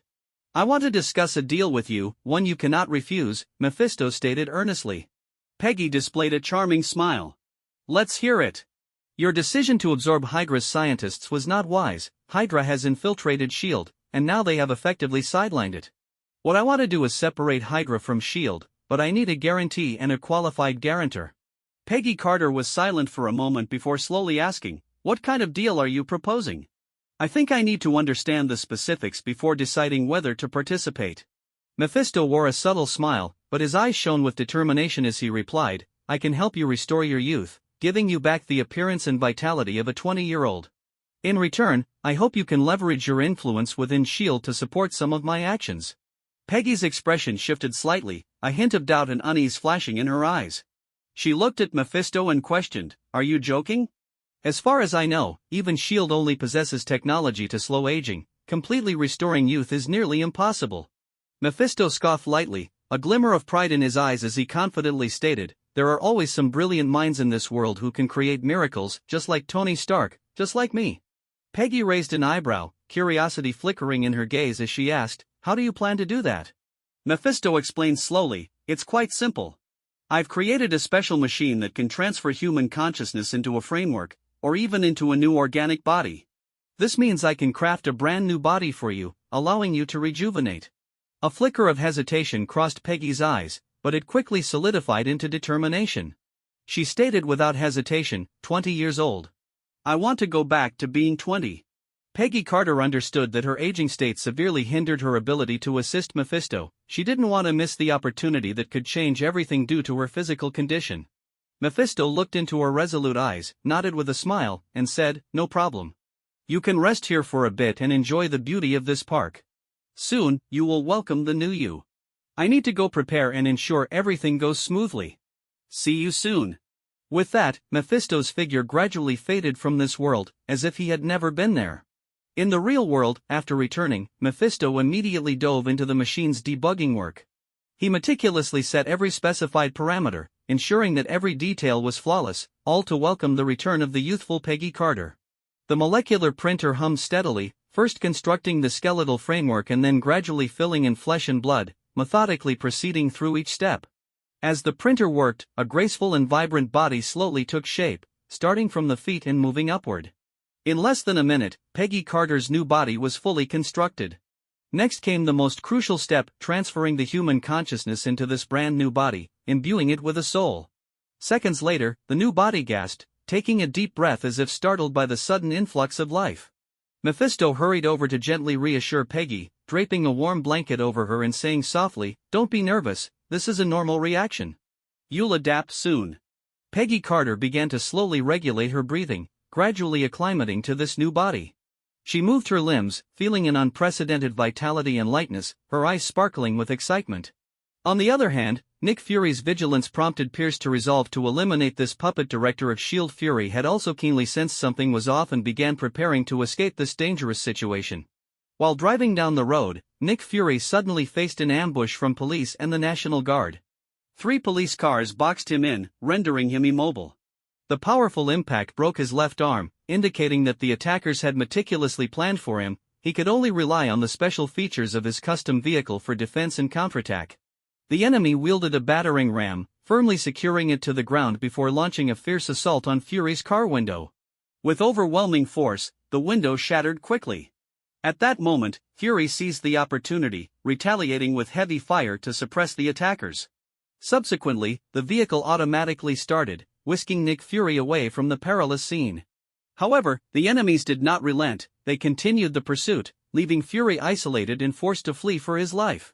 Switching to manual mode, he utilized his exceptional driving skills and the vehicle's superior performance, repeatedly shaking off or dealing with his pursuers. Just as he was about to escape, Fury's vehicle was suddenly flipped over. It turned out to be the ace up Pierce's sleeve. The Winter Soldier had made his move. A fierce confrontation ensued, with both sides employing their respective tactics. Fury constantly evaded the Winter Soldier's relentless pursuit using various tech gadgets and clever maneuvers, but the Winter Soldier was a killing machine designed by Zola, singularly focused on completing his mission and never giving up easily. The Winter Soldier, Bucky Barnes, pursued Fury mercilessly. Fury dragged his injured and heavy body through the city streets, desperately fleeing. With no other options, he chose to evade the Winter Soldier and temporarily seek refuge at Steve Rogers' residence. By evening, after finishing his mission and having a friendly chat with his beautiful neighbor outside, Steve, alerted by his niece's protective warning, sensed something was amiss. Cautious from years of experience, Rogers carefully infiltrated his room. He meticulously scanned every corner of the room, and upon spotting Nick Fury lying on the sofa, he felt a wave of relief. Seeing Fury, a relaxed Steve quipped, "I don't think I gave you a key." Nick Fury shook his head with a wry smile, saying, "Do I need a key? My wife kicked me out." While they appeared to be casually conversing, Nick Fury discreetly relayed critical information to Steve about the listening devices in the room and the turmoil within S.H.I.E.L.D. However, even so, after Nick Fury stood up and spoke a few words, he was struck by a penetrating bullet that pierced through the wall. At that moment, the neighbor Steve had just chatted with kicked open the door, gun drawn. Kate identified herself, saying, "I'm S.H.I.E.L.D. agent number 13, sent to protect you." Steve clearly didn't trust her, frowning as he asked, "Who sent you?" As Kate rounded the corner and spotted the incapacitated Nick Fury, she paused briefly before saying, "He sent me." She immediately began administering emergency treatment to Fury and called for backup. Meanwhile, Steve grabbed his shield and, without hesitation, charged after the assailant. The Winter Soldier sprinted across the rooftop, while Captain America smashed through walls and windows on the next level, violently clearing obstacles in pursuit. Finally, Rogers crashed through a window onto the adjacent rooftop, catching sight of the Winter Soldier's retreating figure. Without hesitation, he hurled his shield, aiming for the Winter Soldier's back.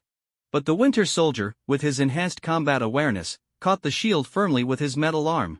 He then hurled it back with equal force, causing Rogers to catch it, only to be shoved backward by the tremendous impact. Seizing the moment, the Winter Soldier leaped off the rooftop and vanished into the night. Nick Fury was urgently transported to the hospital for surgery. Black Widow Natasha received word and rushed over. She arrived outside the operating room, anxiously watching as Fury underwent surgery, her heart filled with worry. She quickly turned to Steve, asking, "Will he make it?" Steve's eyes flickered with pain and helplessness as he replied softly, "I don't know." Natasha's eyes hardened with determination as she said, "Tell me about the assailant." Steve, feeling downcast, replied, "He's fast and strong, with a metal arm." Nearby, Agent Hill and two other agents, Jasper Sitwell and Brock Rumlow, anxiously watched the injured Nick Fury, worry etched on their faces. After a frantic effort by the doctors, at 1:03 a.m., the doctors officially announced Nick Fury's death. Rogers turned away in anguish, unable to bear the sight, while Hill sighed and walked away. Natasha reminisced about her past with the director, her eyes glazed over with loss and sorrow. Looking at the USB drive Fury had handed him, Rogers felt a surge of complex emotions, gripping the drive tightly as he grappled with a newfound sense of pressure and responsibility. In a room of a SHIELD-controlled hospital, Nick Fury lay quietly on a platform, breathless. Natasha stared at him, filled with confusion and shock. Rogers leaned against the wall by the door, his eyes revealing a firm determination. He was resolved to investigate this matter thoroughly. At that moment, Agent Hill walked in and said, "I need to take him." Natasha silently left the room.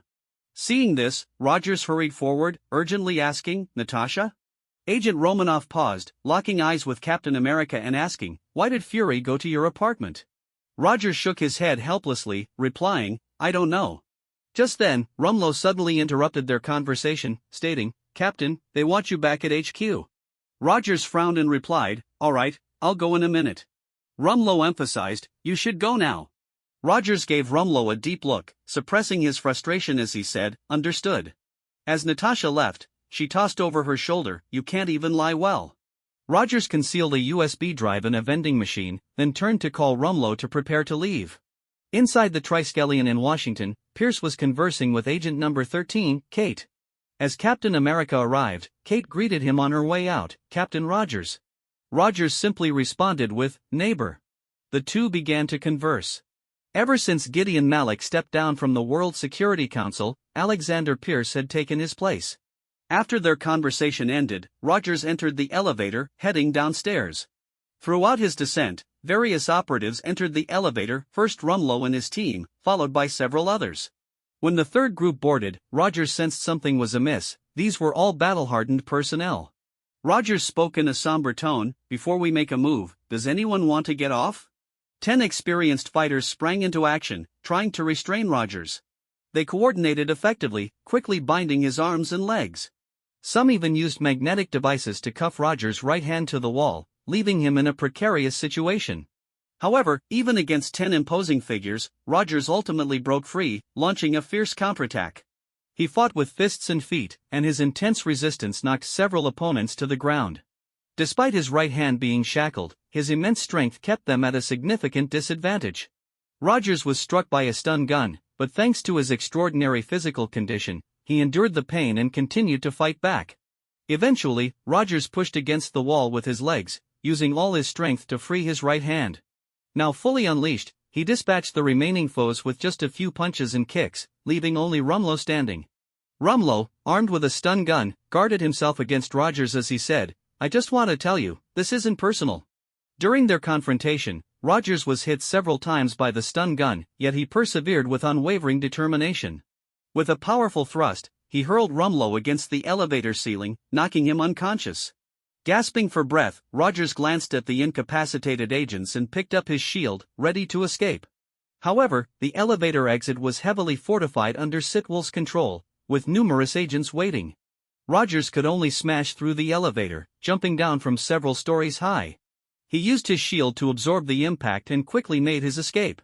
The bald agent, Sitwell, overseeing the operations, couldn't help but curse, "How is this possible?" He immediately ordered, "Rogers is heading for the garage, seal off the bridge." Even though they dispatched Quinjet fighters, Rogers managed to shoot one down and escape. Subsequently, S.H.I.E.L.D. declared a state of emergency and classified Captain America as a fugitive. While some within S.H.I.E.L.D. disagreed with this decision, they quickly chose to believe it under Pierce's assurances. Meanwhile, Captain America infiltrated the hospital, approaching the vending machine to retrieve the USB drive. However, at that moment, the drive had already fallen into Natasha's hands. Steve knew the USB contained crucial information, and after a heated argument, the two ultimately reached a basic level of trust and began exchanging information. Natasha revealed intelligence about the Winter Soldier. In her investigation, the existence of the Winter Soldier seemed to be nothing more than a ghost story. In reality, the Winter Soldier was the only member of the Howling Commandos to die for his country, Steve's close friend, Bucky Barnes. Bucky had fallen off a cliff during a mission, his fate uncertain. He was later discovered by Hydra remnants, brainwashed and trained, transforming him into the emotionless, merciless Winter Soldier. The World Security Council ultimately decided to immediately restart the Insight program. A conspiratorial smile spread across Pierce's face, satisfied with the unfolding plan. As Captain America and Natasha investigated the cause of Nick Fury's death, Peggy Carter began her own mission. Under Mephisto's guidance, Peggy met with her niece, Sharon Carter. They exchanged words. Sharon was initially taken aback upon seeing Peggy, but after Peggy explained, she quickly accepted the reality. With alien invasions and the emergence of a hammer-wielding god and a giant green monster, the idea of restoring youth seemed much more palatable. After meeting with Sharon, Peggy quickly learned about the upheaval within S.H.I.E.L.D. With Nick Fury's death, Captain America had become a wanted fugitive. Although she had been away from S.H.I.E.L.D. for a long time, her extensive experience told her that there was definitely someone scheming behind the scenes. The information provided by Mephisto had been confirmed, but whether his intentions were genuinely as he claimed still needed further verification. Clearly, Carter didn't trust someone connected to Hydra, even if that person was a member of the Avengers. In truth, Mephisto understood this well. His plans were indeed influenced by previous agreements, but he held the most effective information. This inequality in information meant that Carter would inevitably be used. Mephisto aimed to restore Carter's youth for three reasons. First, with Carter's influence, once she re-entered S.H.I.E.L.D., she would undoubtedly challenge Alexander Pierce's absolute authority. Carter's unwavering trust in Steve ensured an irreconcilable conflict between them, and her return would create significant trouble for Pierce. Even if Hydra had effectively sidelined S.H.I.E.L.D., there remained a group of loyal agents dedicated to S.H.I.E.L.D., and if they united, it would give Pierce a major headache. Second, while Pierce was forced to contend with Agent Carter for control over S.H.I.E.L.D., Daniel Whitehall, the former Hydra leader, would also have enough time to execute his plans to undermine S.H.I.E.L.D. divisions. After all, Pierce's focus was currently on the Insight program and the Washington headquarters, leaving him with limited control over the divisions. Third, helping Carter restore her youth was a gesture of goodwill toward Captain America. Even if Steve didn't appreciate it, at the very least, it would improve his impression of Mephisto. After all, once Steve learned about Mephisto's true identity, he might harbor negative feelings, but if he understood Mephisto's genuine purpose, he likely wouldn't oppose his decisions. Mephisto allowed Agent Carter to move freely, and using Alice's search capabilities, he successfully pinpointed Nick Fury's location. Mephisto was not convinced that Fury would simply die so easily. This master of espionage was no ordinary individual. Not to mention the support he had from Captain Marvel, the very thought of Fury faking his death to lure enemies was enough to capture Mephisto's full attention. At that moment, Nick Fury lay in a concealed area within an abandoned dam, receiving treatment from a doctor, his breathing weak and labored. Although he could barely speak, his condition was still quite fragile. The location was well hidden. Without a specific search, it would be difficult to find, as it was a temporary site where only Agent Hill was guarding his safety. Just then, an unexpected guest intruded, Mephisto Malik. As Hill and the doctor tended to Fury, Hill instinctively drew her weapon at the sight of Mephisto, aiming it directly at him. Emerging from the shadows, Mephisto saw Nick Fury and smiled slightly. Fury, feeling a surge of tension, cautiously asked, "Are you here to kill me?" Mephisto shrugged nonchalantly. "This place is serene and picturesque. It would indeed make for a fitting burial ground. A S.H.I.E.L.D. director dying here wouldn't be out of the question." It all depends on how you choose. Hill kept her gun trained on Mephisto, her heart racing with anxiety. This was a mysterious figure among the Avengers, and S.H.I.E.L.D. had been studying the capabilities he had displayed closely. Setting aside the power of the Windrunner suit, his mysterious methods against Killian were numerous and varied. Moreover, Mephisto seemed to constantly grow stronger, never showing any signs of slackening. S.H.I.E.L.D.'s investigations into him had always been fraught with challenges, and much information about him remained elusive. Hearing Mephisto's implication of negotiation, Fury felt a sense of relief wash over him. He turned to Hill and said, "Agent Hill, lower your weapon. You know this is pointless." Hill hesitated but ultimately lowered her gun, remaining vigilant. Mephisto looked at Fury, a glint of light in his eyes, and said, "Wise choice. I'm equally perplexed about whether I should keep you alive, Nick Fury. I know many things, so I understand your secrets and trump cards, which makes my decision difficult. Your survival seems to make the future more intriguing." Fury remained noncommittal, asking, "Like what?" Mephisto began, "For instance, the goose, Uri, and Carol Danvers." When Fury heard Mephisto casually mention his greatest secret, a wave of shock surged within him. Very few knew these secrets. How could Mephisto possibly know? Not pausing, Mephisto continued, "Do you know who our current enemy is? It's Hydra. Our organization. It traces back to thousands of years ago, even to the first arrival of the Kree on Earth." Mephisto spoke in a calm tone, yet the information he revealed stirred unrest within Fury. In just a few sentences, he conveyed a wealth of information, tracing Hydra's origins and developmental milestones, all the way to the chaos instigated by Schmidt during World War II and into modern times. Fury listened intently while, hidden from Mephisto's view, one of his hands quietly sent a message outside. Mephisto noticed Fury's subtle movement and interrupted his speech, saying, "Don't waste your efforts, this place is completely sealed off by my satellites. No information can get out." He continued, "Currently, the existing Hydra is divided into three factions: the traditional faction led by the Malik family, the faction of operatives led by Alexander Pierce, and the faction headed by Baron Strucker, which is keen on terrorist activities."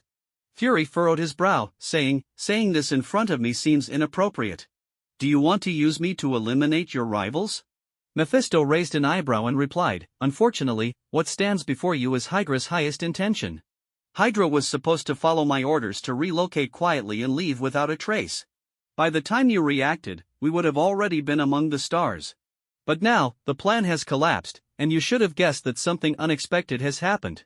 "What unexpected event?" Fury asked urgently.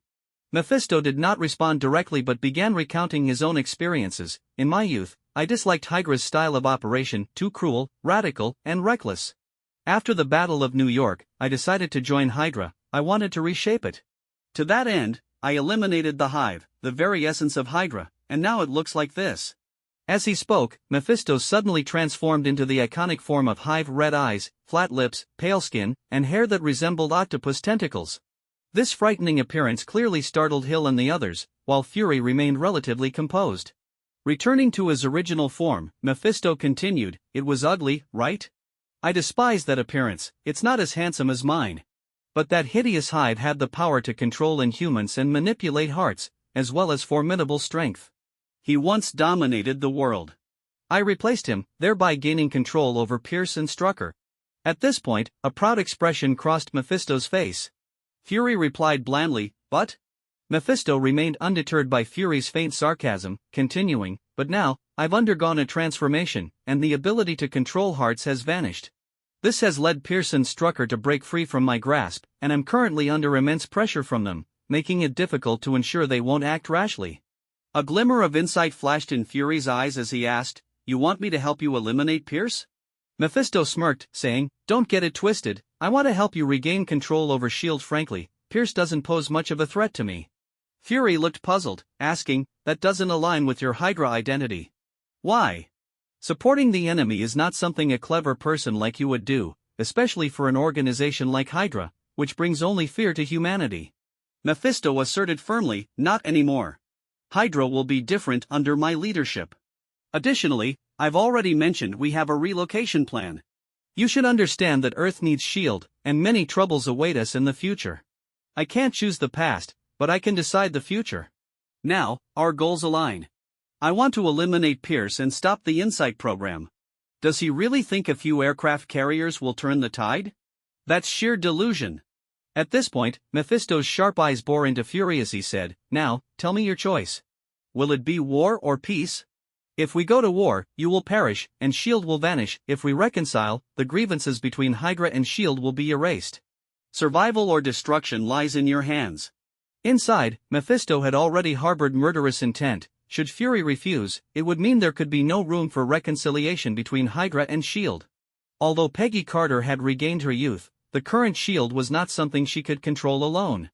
The key figure in directing the course of this war was Nick Fury. Once Hydra retreated, he would be the one with the most control over S.H.I.E.L.D. The air grew heavy, silence falling as tension mounted, and the space around them filled with a palpable aura of danger. Everyone understood that if Fury refused, this carefully orchestrated charade of death would indeed transform into reality. Captain America, Steve Rogers, and Black Widow, Natasha Romanoff, were fully engaged in uncovering the secrets contained within the USB drive. Now labeled a fugitive, Steve was learning to disguise himself skillfully under Natasha's guidance, struggling to evade the relentless pursuit of S.H.I.E.L.D. Despite facing such a vast and powerful organization, Rogers remained resolute. He would never submit to evil, fueled by an unwavering belief in his cause. Through Natasha's exceptional programming skills, they finally decrypted the information on the USB drive, revealing a mysterious address. Without hesitation, they sped towards this location. Upon arriving, they discovered an abandoned secret base, still marked with the S.H.I.E.L.D. insignia, indicating that it had once concealed important secrets. The two began to search meticulously and eventually found an elevator hidden behind a cabinet, which they took down to an underground space. This area was cluttered with old computers and various outdated equipment, as if time had stood still there. However, it housed a dilapidated supercomputer that seemed to contain the memories of a mad scientist, an extension of the life of Dr. Zola. Natasha inserted the USB drive into the machine, and it powered on, projecting Dr. Zola's face onto the screen. Zola began to converse with them, attempting to buy time while secretly notifying S.H.I.E.L.D. of their presence. At that moment, they heard footsteps approaching from behind. They turned cautiously to see the figure of Mephisto Malik becoming clearer. Mephisto had come here after finishing his conversation with Nick Fury.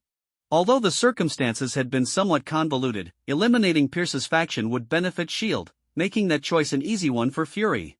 Ultimately, he had chosen to comply. However, Mephisto did not fully trust Nick Fury. After all, deception was one of the basic skills of an agent. At that moment, the hot-headed Rango Rumlow led a team of 10 experienced agents, arriving under orders to protect Nick Fury. Seeing Mephisto, Steve initially felt a sense of relief, but then he recalled the potential implications and tensed up, ready for anything. Relax, you two. I'm here to help you," Mephisto said, walking forward with his hands raised to show he meant no harm. What are you doing here? Why would you help us? Natasha asked, her distrust evident as her eyes glimmered with caution. Ignoring Natasha's inquiry, Mephisto continued, "Don't inform S.H.I.E.L.D., Dr. Zola." The mechanical, electronic synthetic voice responded, "Obey Hydra's will." Zola knew Mephisto's true identity. During a previous gathering of Hydra's high-ranking officials, relevant data had been archived, and in Zola's memory, Mephisto's commands took precedence over Pierce's. This revelation caused Steve and Natasha to exchange worried glances. Steve exclaimed in disbelief, "Mephisto, you are Hydra?" Mephisto looked at Steve's expression and sighed, explaining, "Not entirely, but I am indeed closely connected to Hydra." "And I am speaking the truth, Dr. Zola. Why don't you tell them about your plan?" "Of course, sir. The Winter Soldier is a secret program that I personally oversaw and modified, aimed at creating the ultimate warrior for Hydra to eliminate obstacles. Each of them possesses physical capabilities comparable to Steve Rogers, speaks 30 languages, and is skilled in infiltration, assassination, and hacking. They have the power to destroy a nation overnight. There are 7 members: Bucky Barnes, Clay Nunez, Tony Carlson." Hearing the familiar names, Steve's expression shifted, and he fell into a long silence. Finally, Steve broke his silence, saying, "You're right, Mephisto. I need you. But you must not disappoint me, otherwise, I won't forgive you." Mephisto smiled slightly and replied, "I think we need to leave here now. Do you have a place to go?" As they prepared to leave, Mephisto solemnly added, "Dr. Zola, inform Pierce that his end is coming." In an office within S.H.I.E.L.D., Pierce appeared somewhat flustered. Both Peggy Carter's involvement in S.H.I.E.L.D. affairs and the recent threat from Mephisto left him anxious. His previous assassination attempts on Carter had been thwarted by Hannah and her team of 5 female agents, and the pursuit of Steve Rogers had yielded no results. The Insight program was his only chance for a comeback. He did not want to remain under control, and even if he surrendered, his fate would likely be dire. After all, his existence was detrimental to Hydra's dominance, and the best outcome for him would be lifelong imprisonment. Now, Pierce had no choice but to go all in. It was do or die. He issued the command, Rumlow, head to Siberia and wake up the other 5. As Steve Rogers drove towards Falcon's home, he felt a persistent unease gnawing at him. The information he had received recently was overwhelmingly complex. Hydra had not been completely eradicated but had instead embedded itself within S.H.I.E.L.D., continuing to grow and develop. Ironically, as a major enemy of Hydra, he had unwittingly served their interests for a time, leaving him with a mixture of emotions. After Mephisto downloaded all the data about Hydra, he transmitted Zola's consciousness into the framework and subsequently destroyed the secret base along with the computer that housed Zola's memories. From Mephisto, Steve acquired valuable information, including Pierce's plans, Agent Carter's rejuvenation, the Malik family's standing within Hydra, and the history and current status of Hydra itself. This was all information that Mephisto intended to share with him, and once the Hydra members embedded in S.H.I.E.L.D. were relocated, these secrets would no longer be hidden. Now, faced with a disparity in power between enemies and allies, Steve chose to cooperate with Mephisto, though it was not out of trust. Their relationship was still far from one of complete confidence, it was merely a gut feeling. In his interactions with Mephisto, Steve had come to understand that he was a man of principle, and it was this instinct that led him to make the decision to collaborate. When Steve learned that Mephisto had helped Peggy Carter regain her youth, he expressed his gratitude.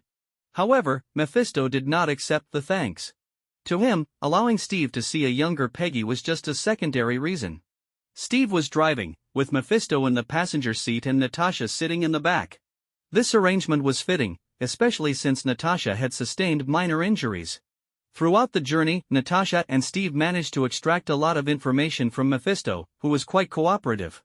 Mephisto was intent on using the Hydra agents cultivated within S.H.I.E.L.D. for his purposes, but when it came to Strucker, he had to make sacrifices. Soon, the trio arrived at Sam Wilson's home.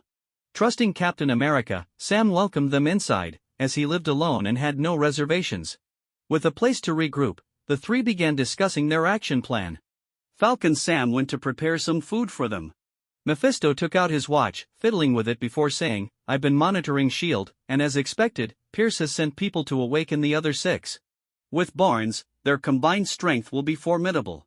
If we 4, along with some support, work together, we should be able to confront them." Natasha asked in confusion, "We have support? Is it Tony?" Mephisto replied, "I'd prefer not to involve Tony, the support is Nick Fury." Captain and Natasha exclaimed in surprise, "What? He's not dead?" "Of course not," Mephisto said. "I found Nick shortly after his death. He should be recovering well by now." The 3 decided to meet up with Nick Fury first before making further plans. Meanwhile, Daniel Whitehall was busy consolidating Hydra members across various divisions. Since Hydra's recruitment process relied on higher-ups recruiting lower ranks, Whitehall began his efforts with senior agents. The situation was unusually smooth, although he faced some resistance, particularly with his capable assistant, Sunil Bakshi, at the New York division. Agent Coulson sensed something was off within the division. Unable to reach Nick Fury, he reported to the Washington HQ but received no response. Thus, using his operative's permissions, John Garrett summoned his adopted son, Grant Ward, attempting to bring him to Whitehall's side. However, Coulson and his special operations team severely disrupted their actions. Fortunately, they managed to retreat without major incident, completing the recruitment of all personnel outside the headquarters. Although their operation had been detected, even Coulson was powerless to stop it. He sensed that something was wrong at HQ, leading to a significant redeployment of personnel. On the other side, Peggy Carter was also quite busy. She had gained a substantial understanding of the situation at S.H.I.E.L.D. headquarters. Under the protection of Hannah and her 5 agents, she was safe and had gathered a large number of loyal S.H.I.E.L.D. personnel. Currently, Pierce had only Barnes as the Winter Soldier on his hands, leaving him little time to deal with Carter. He was preoccupied with persuading the World Security Council to arrange their itinerary. After all, the World Security Council was the governing body over S.H.I.E.L.D., although he was a member, he could not dictate their thoughts. Only with their direct authorization could he formally initiate the Insight program. Now, he was willing to do whatever it took to push the Insight program forward. In his mind, success with this plan was his only option. The Malik family had changed significantly, recalling how Hydra had covertly instilled loyalty and even fanaticism in him sent shivers down his spine. He knew that, in the face of Hydra, he had no choice. His only hope was the Insight program. To this end, he had even activated all the Winter Soldiers, each possessing the power to obliterate an entire nation. Pierce did not expect the Winter Soldiers to eliminate Mephisto, he merely hoped they could delay his actions. Yet he needed to accelerate the pace, it was still too slow. Currently, Pierce lacked confidence because the previously halted relocation plan had been a result of his inconsistencies. Peripheral members and some of their families had already completed their relocations. The remaining majority were dissatisfied with his retraction of the relocation orders, leaving only a few loyal to him. It was already challenging for him to maintain control over the current situation. Furthermore, the fact that numerous personnel had been relocated without S.H.I.E.L.D. noticing could be hidden from them but not from him. This indicated that, even if he revoked the relocation orders, some individuals were still carrying them out. He had to race against time. If he hesitated, the consequences could be dire. Even if he succeeded, it would be a struggle for survival. Given Hydra's insidious capabilities, he dared not meet with them again for fear of losing himself once more. Pierce was oblivious to the fact that Mephisto had lost his ability to control others. Even if he did know, what could he do? He still had no chance of winning. Pierce had considered contacting Strucker for a joint resistance, but Strucker had refused. The reason was that Strucker was well hidden, his position had not been exposed. He awaited Hydra's complete withdrawal from Earth's control to gain his freedom. This was different from Pierce, whose agents had long been entrenched in S.H.I.E.L.D., representing a power that Hydra was determined to secure. During the last meeting, it had already been emphasized that they needed to cultivate their own armed forces, recruit trained agents, and quickly establish their own military defenses, striving to soon possess the capability to engage with the cosmos and seek entry into higher levels of civilization. Although Strucker understood this, he could not pay the price of losing himself. Furthermore, most of his subordinates were mercenaries and terrorists recruited from around the world, people he could control more easily. He also had powerful individuals among them, ensuring that he would still have a place in the future of Earth. Under Mephisto's guidance, Steve, Sam, Natasha, and Hill slowly arrived at the location where Nick Fury was recuperating. The number of people there was not large, but the guards were elite. Rango Rumlow was stationed there, and upon seeing Mephisto, he immediately stood down, leading them to meet Nick Fury. Steve keenly sensed something unusual about these individuals, their formidable presence made him uneasy. Nick Fury lay on his bed, and upon seeing Steve, he managed a wry smile and said, "You finally made it. I thought I was going to kick the bucket next." He glanced at Mephisto beside him. Noticing Fury's expression, Mephisto chuckled and replied, "I wouldn't dare harm the renowned director of S.H.I.E.L.D. If word got out, I wouldn't be able to walk away from it. Honestly, your little death ruse was quite clever. A dead man can't be hunted down, making it an excellent escape tactic." Fury detected the sarcasm in Mephisto's words and felt a twinge of irritation. It was merely a desperate measure. "Unfortunately, you figured it out, so it seems my plan didn't have the desired effect." Mephisto countered, "How could it be useless? Pierce is still in the dark." Steve frowned and asked, "Why keep us in the dark? Don't you know we can be trusted?" With a resigned sigh, Fury replied, "I don't know who to trust anymore. S.H.I.E.L.D. has been infiltrated so thoroughly that who can guarantee that the friends around you aren't enemies? Agents are trained to deceive, you should know this better than I do." Steve said solemnly, "We have important news. The person who attacked you is Bucky Barnes, he was once my friend. Now the enemy has activated 7 Winter Soldiers, and the situation is dire. Peggy Carter is currently at S.H.I.E.L.D. headquarters, gathering trustworthy personnel. Pierce hasn't turned against us yet, we need a detailed plan and enough support." Fury's eyes widened slightly at this information, and he shook his head, saying, "It's not too bad, but it's certainly not a walk in the park." "Are you sure it's Peggy Carter? She should be in a recovery room right now." Steve didn't respond but looked toward Mephisto. Mephisto stepped forward to explain, "I transferred her consciousness into a new body, effectively restoring her youth. She should be able to assist you now." Sam, feeling skeptical, retorted, "We're not pushovers, no one is going to easily manipulate us." Natasha nodded in agreement, saying, "Exactly, we need a solid plan." All four of them were exceptional fighters, and after a thorough discussion, they quickly devised a detailed operational plan. The plan included several parts. First, Natasha would impersonate the only female member of the World Security Council, infiltrating S.H.I.E.L.D. to get close to Pierce. Since the execution of the Insight program required the presence of all 5 council members, Natasha could use this opportunity to gather critical intelligence. Second, Mephisto and Steve would work to sway some of the disinterested Hydra members, offering them assurance in Steve Rogers' name while having Peggy Carter fulfill her previous agreement. Lastly, they aimed to destroy 3 aircraft carriers and eliminate the Winter Soldiers, as Hydra had enough super soldiers and did not need this unstable factor in play. Once the operational plan was solidified, Steve headed to the top of the dam, quietly reminiscing about his time with Bucky. These memories might help awaken Bucky's recollection. As Steve gazed out at the scenery, lost in thought, Sam approached him. "He must still be out there somewhere," Sam whispered. Steve replied determinedly, "I know." Sam continued, "No matter what he was before, he's not your friend now, he's your enemy. After being brainwashed, he won't remember you."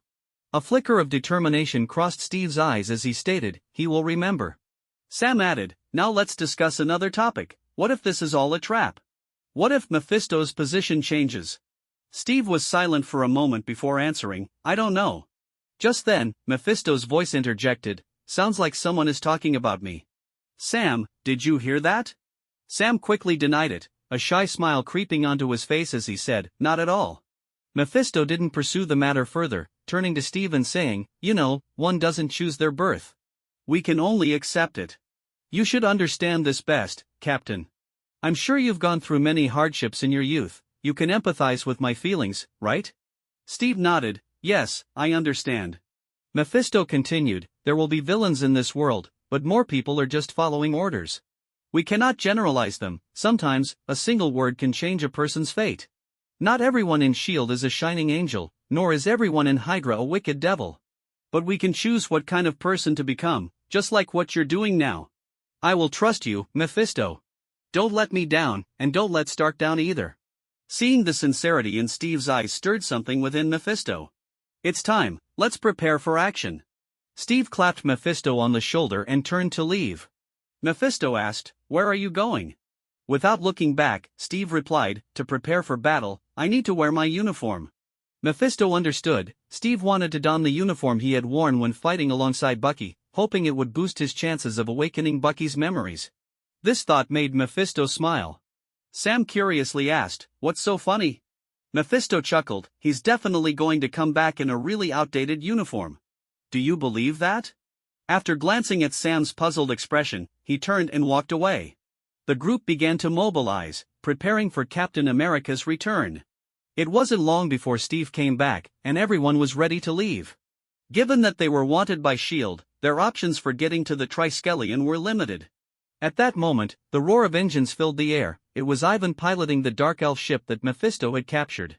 Mephisto had named this ship Dark Star. As the hatch opened, Ivan stepped out and said, "Hey guys, need a ride? We're not cavemen." Mephisto had already informed Ivan to bring the ship. For Hydra's grand reveal, they needed to have sufficient presence. Ivan was there to pick them up, ensuring that anyone who obeyed Mephisto's orders was protected and escorted away, while any who resisted would be eliminated. Although Mephisto was in urgent need of talent, he did not welcome those who would drag him down with Pierce. At that moment, outside S.H.I.E.L.D. headquarters in Washington, Pierce was busy welcoming the other members of the World Security Council. Under his guidance, the 4 members were slowly walking toward the building. Pierce asked, "Did you have a pleasant flight?" The female member, portrayed by Natasha, replied, "It was fine. But the road from the airport here wasn't easy." Pierce offered an apology, "I'm sorry, S.H.I.E.L.D. can't control everything." A male member scoffed, including Captain America. Pierce shot him a glance but did not respond. It was only when a staff member brought out their badge pins, which granted them access, that Pierce explained, "This bio device is controlled by biometrics, allowing you to move freely here." Mephisto cleared his throat softly and walked steadily to the microphone, his voice clear and resolute as he spoke. "I am Mephisto Malik, the rightful leader of Hydra. All members of Hydra, you may be wondering why Pierce suddenly changed course and terminated the crucial relocation plan.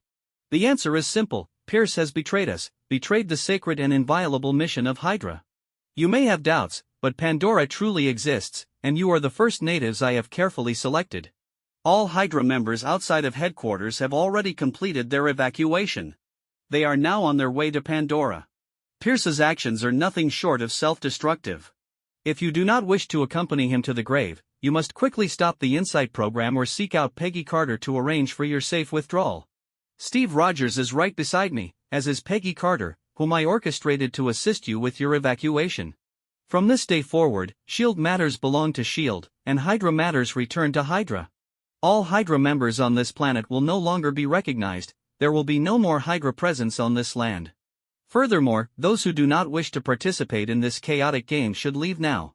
Once you step away, you can ensure your safety. Mephisto slowly turned to Steve Rogers and nodded solemnly, saying, "Captain, the next steps are in your hands." Steve nodded in agreement, understanding the gravity of the responsibility at hand. He then began to speak. "Attention all S.H.I.E.L.D. agents, I am Steve Rogers. You have heard many things about me in recent days, and some of you have even received orders to arrest me. Now, you should be clear about the truth. S.H.I.E.L.D. has undergone a seismic shift, it has been completely taken over by Hydra. Alexander Pierce is their leader, and the Special Ops and Insight program teams are no exceptions. I don't know who else in this building is a Hydra member, but they are here. However, you now have a common mission, to unequivocally stop any member attempting to execute the Insight program. This is a joint operation between Hydra and S.H.I.E.L.D., a battle for our survival. If the Insight program succeeds, Pierce will be able to kill anyone he wishes at will, unless we can successfully stop him. The price of freedom is always steep, but I am willing to pay it. I will not fight alone, we are here, united." The speeches of Mephisto and Steve dropped like a heavy bombshell, plunging everyone present into deep contemplation and fear. In this chaotic situation, where enemies and allies were indistinguishable, Peggy Carter finally made her appearance. She led the crowd in making choices and aligning themselves. Even former Hydra members now hesitated to engage in this brutal war, as many found it hard to trust one another.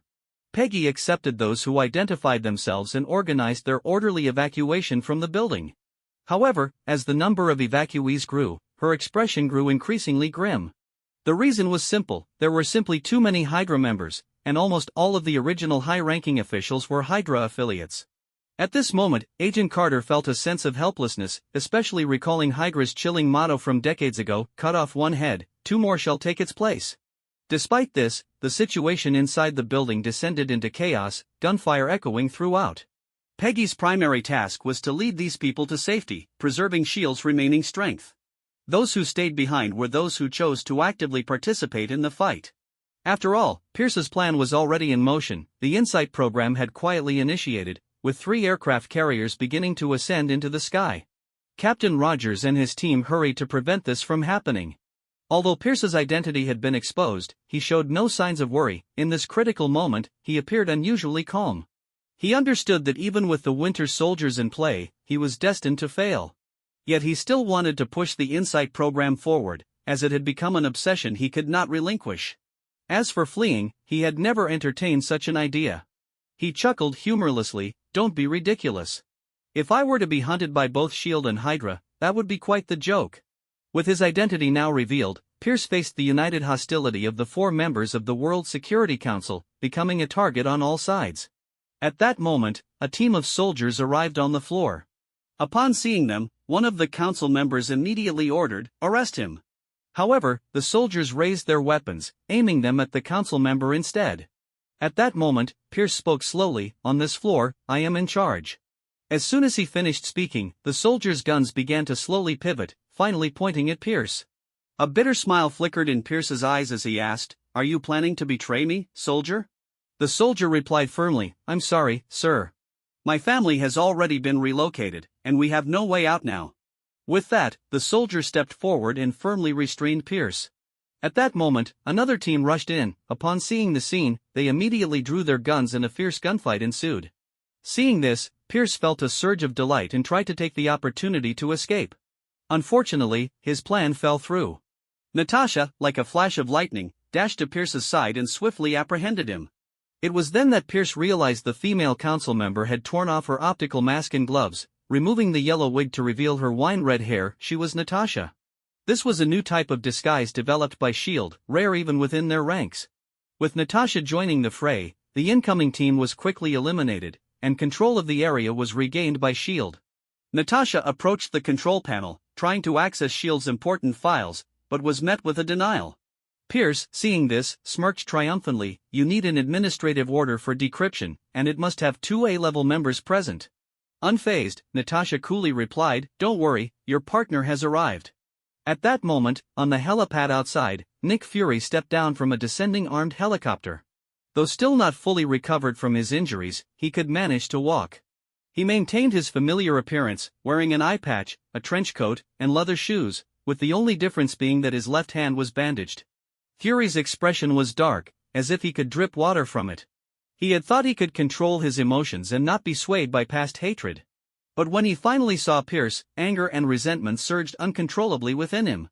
Fortunately, he managed to rein in his emotions in time, not allowing them to dictate his actions. Pierce looked at Nick Fury with a strange smile, saying, Did you receive my gift? I'm glad you could make it. Fury's eyes gleamed with cold light as he replied, Really? Isn't it you who nearly got me killed? Pierce dismissively said, You should understand that kind of thing. Fury could no longer suppress his curiosity, asking, Why choose me as the director of S.H.I.E.L.D.? Pierce's eyes flashed with appreciation as he stated, Because you are the most capable and the most ruthless person I have ever seen.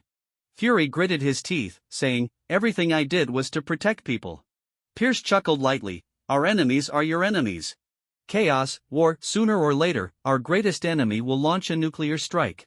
At that point, sacrificing 20 million lives is the only way to establish a new order for 7 billion people.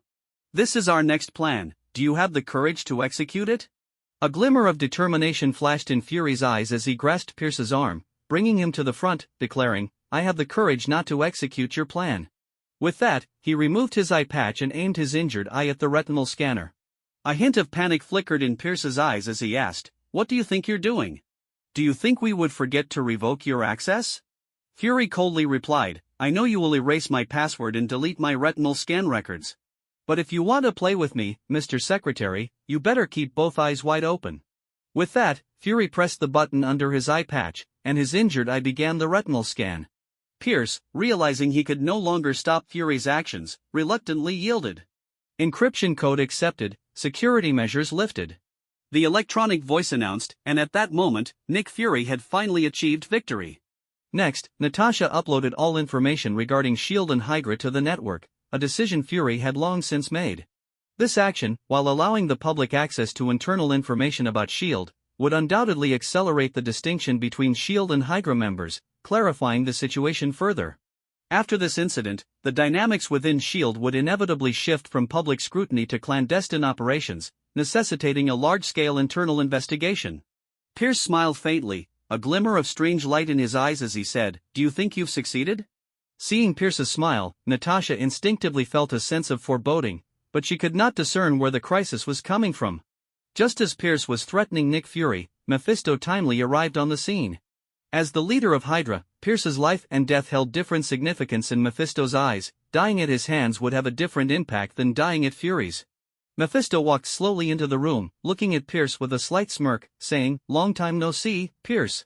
In the tense atmosphere, seeing Mephisto made Pierce feel somewhat awkward, but he forced himself to remain calm, emphasizing, Absolutely, do not try to control me, or else. Mephisto dismissively interrupted, Or else what? Go on, tell me. A flash of malice crossed Pierce's eyes as he looked at Natasha, ready to press a button. Mephisto was somewhat taken aback by Pierce's actions and couldn't help but laugh. The great leader of Hydra is resorting to such underhanded tactics? This scene is strangely amusing, haha. However, Mephisto showed no reaction to Pierce's threat and continued calmly, Do you know why you've escaped my control, Pierce? It's because I've undergone an important transformation that allowed me to discard some inconsequential abilities, and your loss of control is an unintended consequence of that. Now, I can no longer control you, Pierce. Hearing this, Pierce roared angrily, So you mean to say you've lost your means to restrain us? How dare you be so arrogant? Even if you are Hydra, you cannot toy with me like this.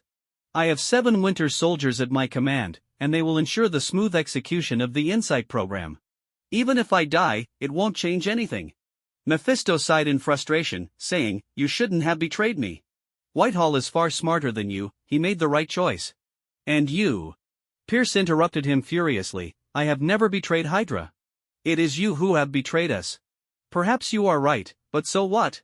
Should I bow down to you, Pierce? I cannot. With that, Pierce picked up a gun nearby and without hesitation pressed it against his chin, pulling the trigger. With a loud bang, Pierce fell to the ground, his brain matter splattering across the floor. Seeing this, Natasha quickly removed her name badge and tossed it aside, sighing in relief. Mephisto was somewhat surprised by the scene but found it not difficult to accept. In his view, Pierce's death might be the best outcome. Pierce's contributions to Hydra were undeniable, yet he was also the perfect scapegoat for all of Hydra's evils over the years. Someone had to pay for Hydra's misdeeds, and Pierce was undoubtedly the most fitting candidate. At this moment, the gunfire within S.H.I.E.L.D. headquarters began to diminish, leaving only sporadic shots. Loyal S.H.I.E.L.D. agents started to reclaim the building, including some Hydra members obeying Mephisto's orders. Those loyal to Pierce had all been eliminated, and the situation was now settled. The only uncertainty remained with the ongoing Insight program. On the 3 aircraft carriers, Captain Rogers and Falcon were engaged in fierce combat against the hot-headed Rango Rumlow and his team of 10 elite agents. Overall, Captain's side held the upper hand, but Barnes was locked in a relentless struggle with Captain Rogers, who refused to allow anyone else to intervene as he continued to try to awaken his old friend. On the ground, after Pierce's death, Mephisto, Natasha, and Nick Fury stepped outside. They looked up at the sky where the battle raged on the aircraft carriers, and Fury couldn't help but say to Mephisto, "Aren't you going to intervene? They're holding their own well, but you'd better provide some support." Mephisto frowned slightly and replied, "Director Fury, we are now on equal footing, you have no authority to order me. Besides, my people are strong too, Rango and his squad are no pushovers." Indeed, under Mephisto's careful enhancement, the elite agents had become extremely powerful. While their individual strengths varied, their combined high temperature and formidable regenerative abilities made them a lethal force. Seeing the captain's team struggling to break through the Winter Soldier's defenses, Mephisto furrowed his brow. He stepped forward, turning to Nick Fury, and said, "You're right, they don't need to waste manpower here. Let me show you what true power looks like." With that, Mephisto smiled slightly, leaping into the air and instantly unfolding a pair of black wings. Like a black eagle, he soared toward the battleship. Mephisto effortlessly ignored incoming bullets and reached Captain's side, asking with concern, "Captain, how's it going?" Breathing heavily, Captain America replied, "Not good. Pierce was well prepared, and in just a few minutes, they'll initiate the first purge. Falcon and I have installed servers on the other 2 ships, but to fully control them, we need all 3 ships connected to our servers. They're guarding them tightly, making it hard to break through." Mephisto narrowed his eyes, a cunning glint flashing within, saying, "Impenetrable, you say? That's not necessarily true." As he spoke, he spread his arms as if embracing the entire sky. The captain had some doubts, but soon, countless small beasts surged forth from Mephisto. These creatures, no larger than beetles, had ferocious appearances, with wings, strong bodies, horned or frilled heads, sharp teeth, and long tails. They clawed at the air with powerful limbs, flying through the air on bat-like wings. Their bodies were covered in scales, as if forged from steel, protecting them. This was the manifestation of Mephisto's ability predator. These fierce little dragons began to voraciously consume everything around them. They gathered in swarms, continuously devouring their surroundings. Once they reached a certain size, they would split back into beetle-sized forms, continuing to consume and reproduce. Soon, everything on the deck was devoured, and they began to move toward the interior of the battleship, gradually consuming it. Mephisto intended for these beasts to take down the other 2 battleships. A torrent of these small beasts surrounded the 2 ships, compressing inward as if intent on reducing the ships to powder. Over time, both vessels completely vanished under the onslaught, leaving no trace behind. The number of beasts continued to grow, densely surrounding the last remaining battleship without any escape. Under Mephisto's control, these beasts began to gather together, gradually forming a massive black western dragon. On the ground, Nick Fury watched this scene in disbelief, turning to Natasha and saying, "Natasha, am I hallucinating? I think I just saw a swarm of bugs eat 2 battleships and then transform into a dragon." Natasha, equally astonished, opened her lips in an O shape, saying, "Yes, I saw it too. It's incredible, their consumption speed is insane, they can actually eat through steel." The agents on the ground also wore looks of disbelief. Peggy Carter watched the enormous dragon darkening the sky, feeling a cold sweat trickle down her back. Justin Sitwell nearby was drenched in sweat, inwardly thinking, Thank goodness I chose the right side, who could withstand that? It looks formidable. Following Mephisto's lead, he was certain they could reach the peak again, Sitwell thought determinedly. Not just him, all Hydra agents were captivated by the immense power displayed by Mephisto, their hearts conquered by his strength. Mephisto was completely unconcerned with the opinions of others, but the 6 Winter Soldiers in front of him were momentarily stunned, surely cursing inwardly. How were they supposed to fight this? One swipe from that creature, and the battleship would likely be done for. Falcon landed nearby, standing on the deck with slightly trembling legs. Given the close proximity to such a massive beast, his composure was commendable. The black dragon let out a roar, its deep growl sounding like metal scraping against metal, exuding immense power. The 6 Winter Soldiers, intimidated by the dragon, felt their morale plummet. However, they were not ordinary people, having been brainwashed by Pierce. Their only focus was to complete their mission. Now that their task had clearly failed, the Winter Soldiers resolutely launched a suicide attack, but it was destined to be futile. The black dragon hovered in the air, flapping its wings before landing on the deck, causing the battleship to begin to tilt under its weight. Fortunately, the quality of the flight engines was robust enough to prevent a complete collapse, allowing the aircraft carrier to barely maintain its balance. Mephisto watched the shocked expressions of those around him, feeling quite satisfied. With a thought, he began to try out a new technique, commanding the black dragon to channel its innate powers. A torrent of heated black breath erupted from the dragon's mouth, spraying toward the advancing Winter Soldiers. 2 of them were caught off guard, struck by the black flames, and instantly turned to ash. Yet, the Winter Soldiers showed no sorrow for their fallen comrades. They had been molded into killing machines, their emotions buried deep within. The remaining 4, led by Barnes, continued to charge toward Mephisto.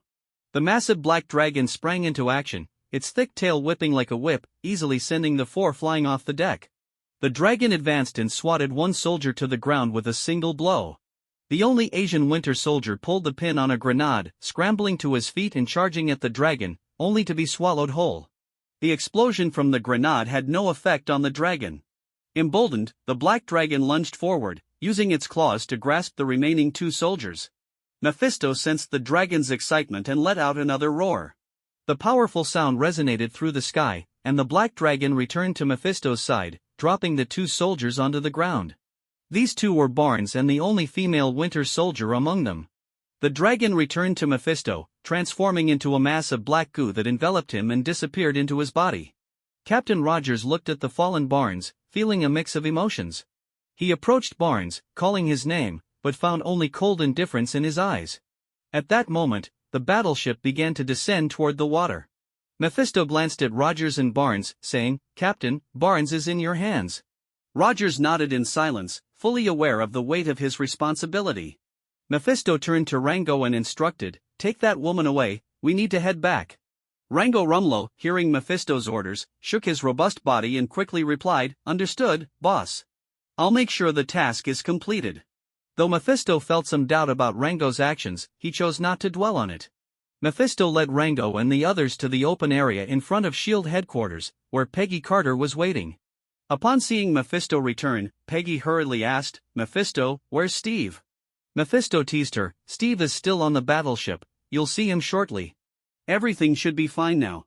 Mephisto surveyed the many agents present and asked Carter, "Are these all my people?" Peggy replied with irritation, "Yes, they are. You and your gang are truly despicable. S.H.I.E.L.D. is becoming yours. If it weren't for our prior agreement, I wouldn't help you. Remember your promise, no more evil deeds from Hydra."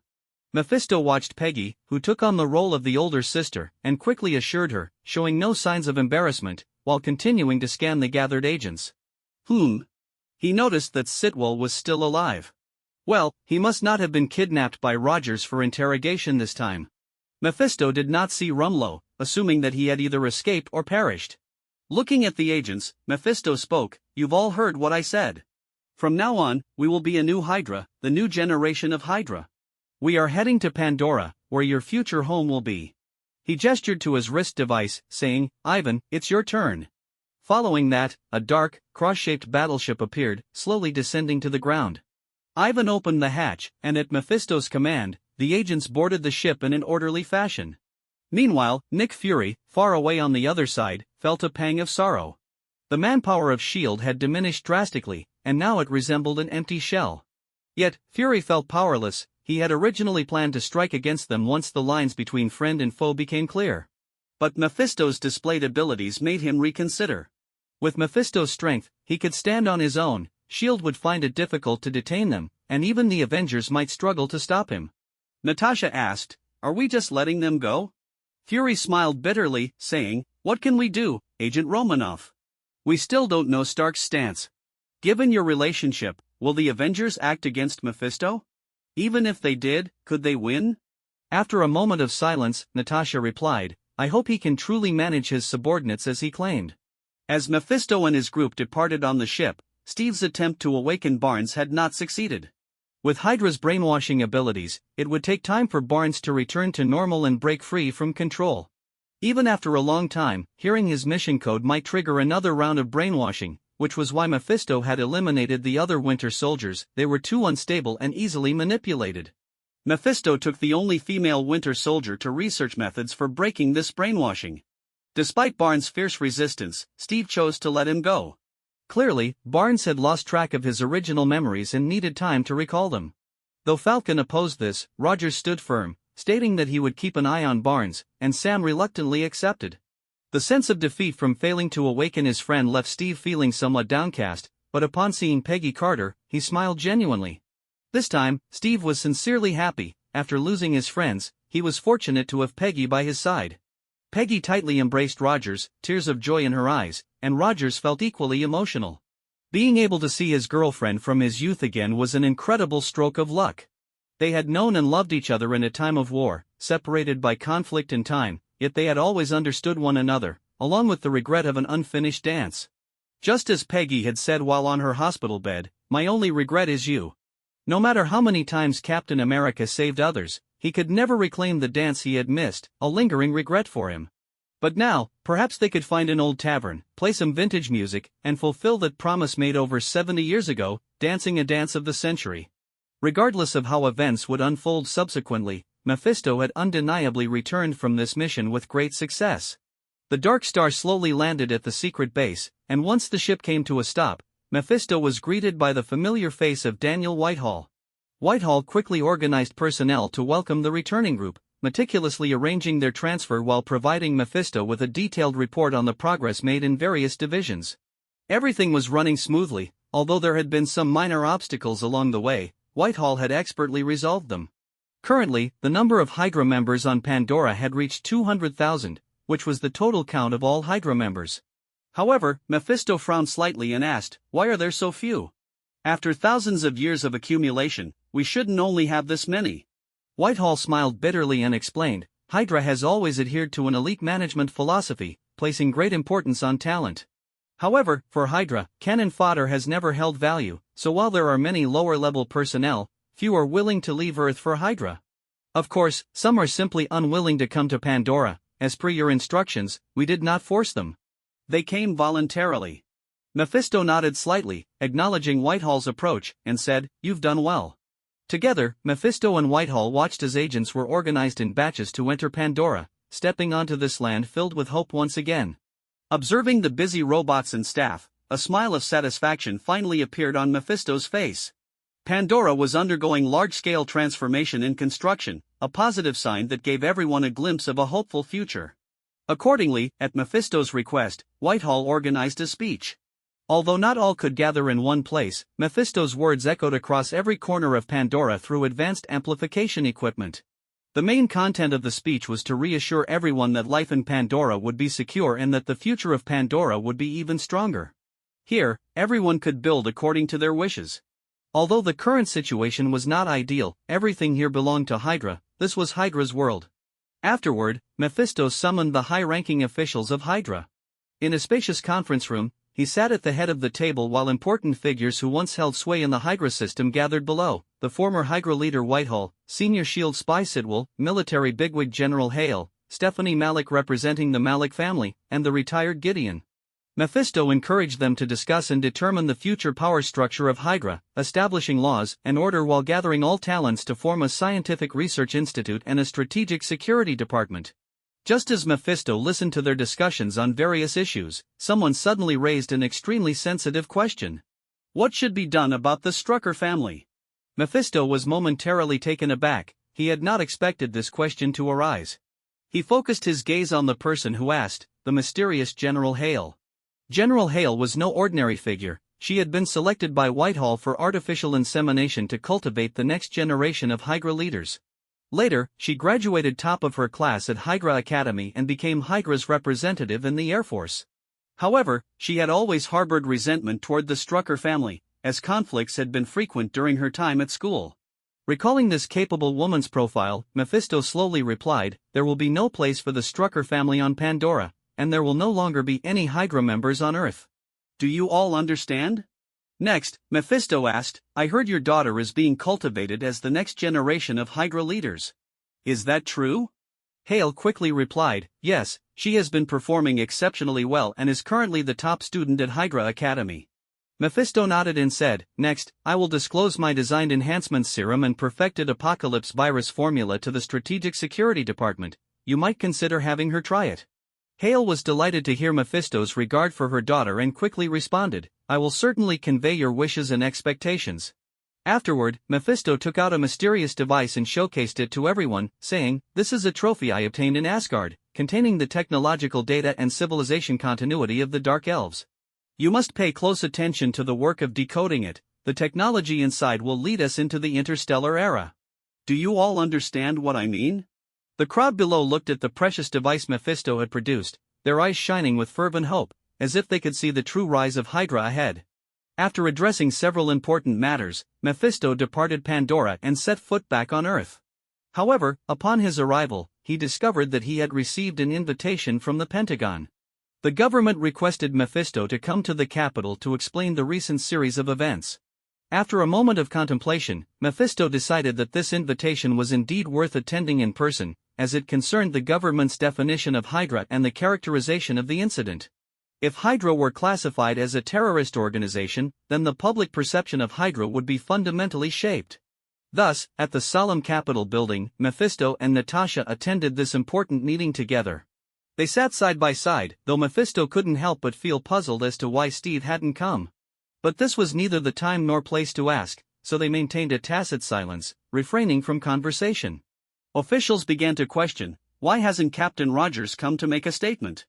Natasha frowned slightly and replied, "I don't know what he has left to say, he has indeed been quite busy lately." One official continued to ask, "Mephisto Malik, you claim to be the supreme authority of Hydra now. While Hydra poses no threat to Earth, you have always been defined as a terrorist organization. What do you have to say about that?" Mephisto calmly responded, "Just as some high-ranking officials are arrested for corruption, there are also internal struggles within Hydra. The Schmidt incident from years ago was merely an accident, and now that Pierce has betrayed Hydra, I believe the blame for Hydra's crimes over the years can be placed solely on him. Moreover, this operation was a joint action. With my efforts, S.H.I.E.L.D. and Hydra have reached a preliminary reconciliation."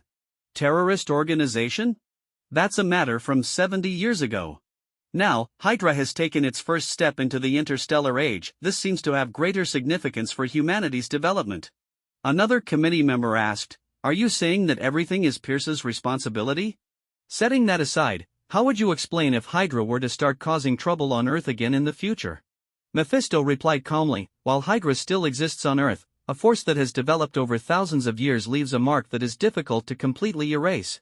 Should there be traitors from Hydra appearing on Earth in the future, you can certainly eliminate them and even request our assistance in doing so.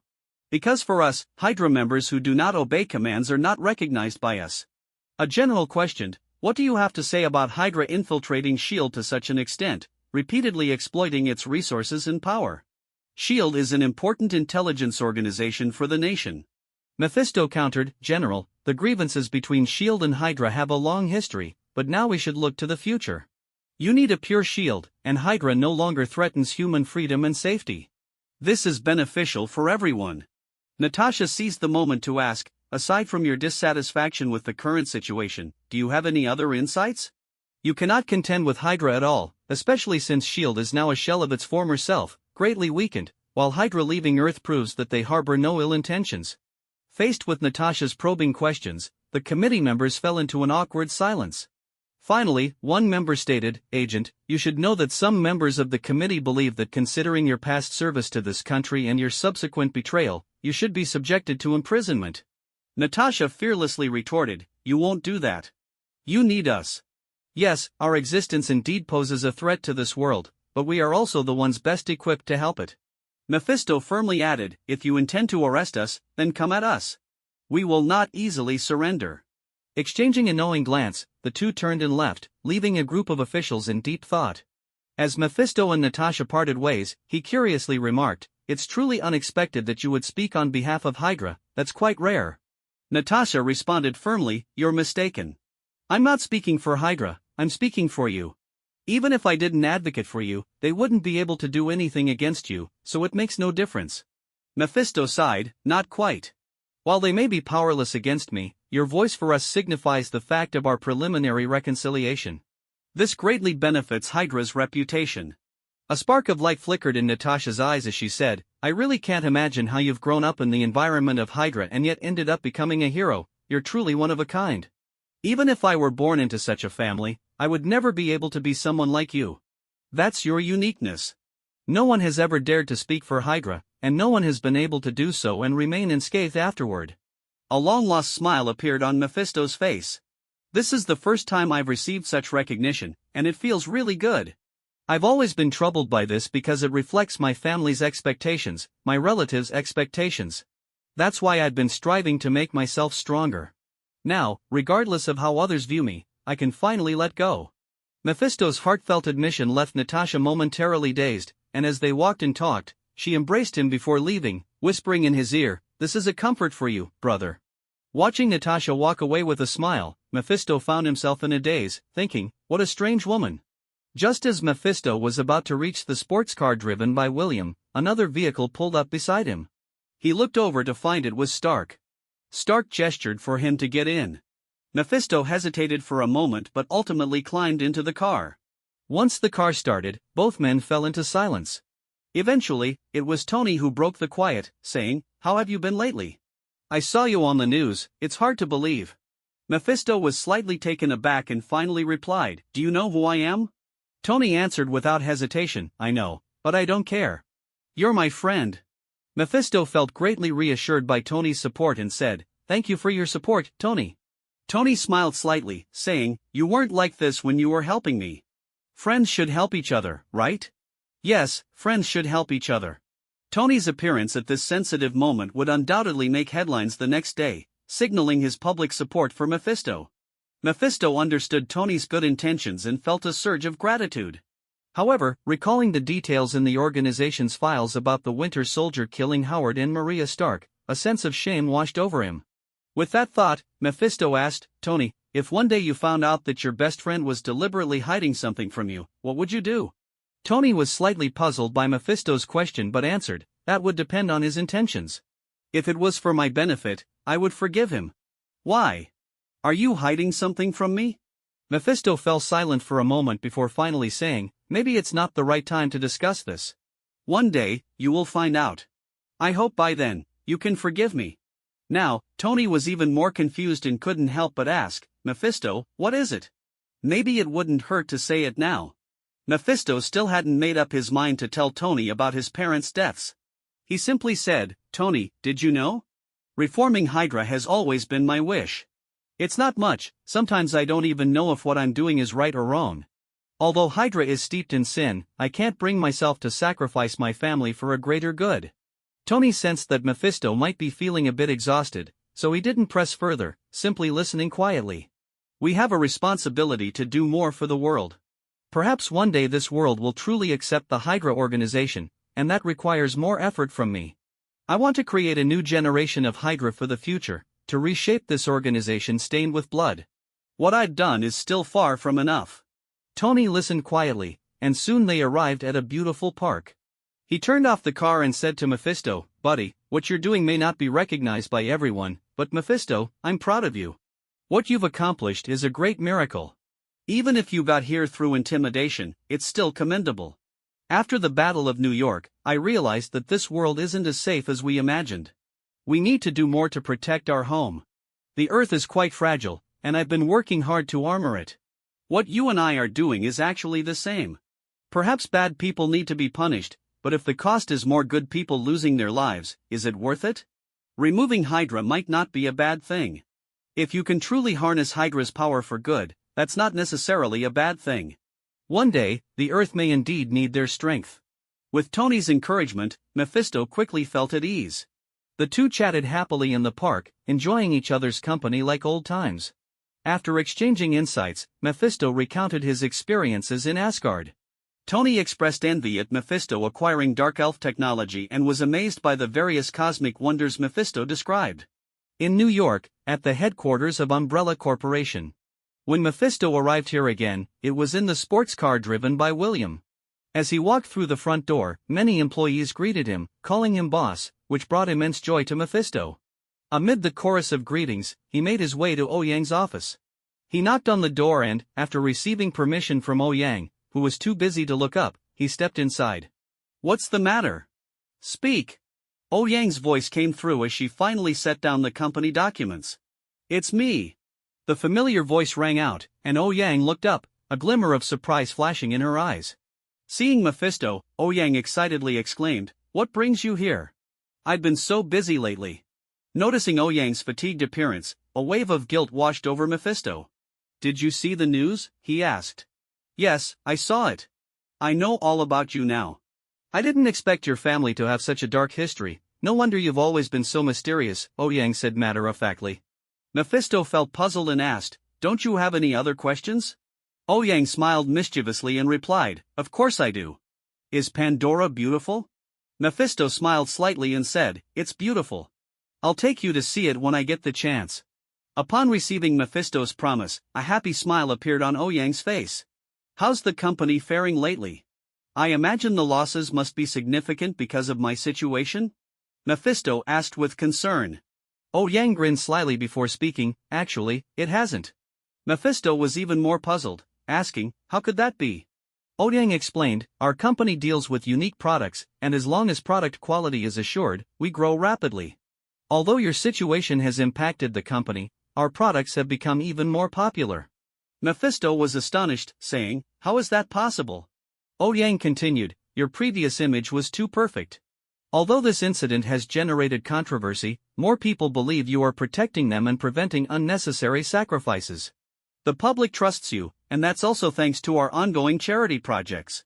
Hearing Ouyang's explanation, Mephisto's worries finally dissipated, and he chuckled self-deprecatingly, saying, "So that's how it is. I thought the company would suffer a major blow because of me." Ouyang looked at Mephisto's expression and couldn't help but ask, "What are you laughing at? Is it that funny?" Mephisto shook his head, saying, "No, just feeling very happy." The infiltration of S.H.I.E.L.D. in Washington continued to generate heated discussions, leading to the official announcement of its dissolution.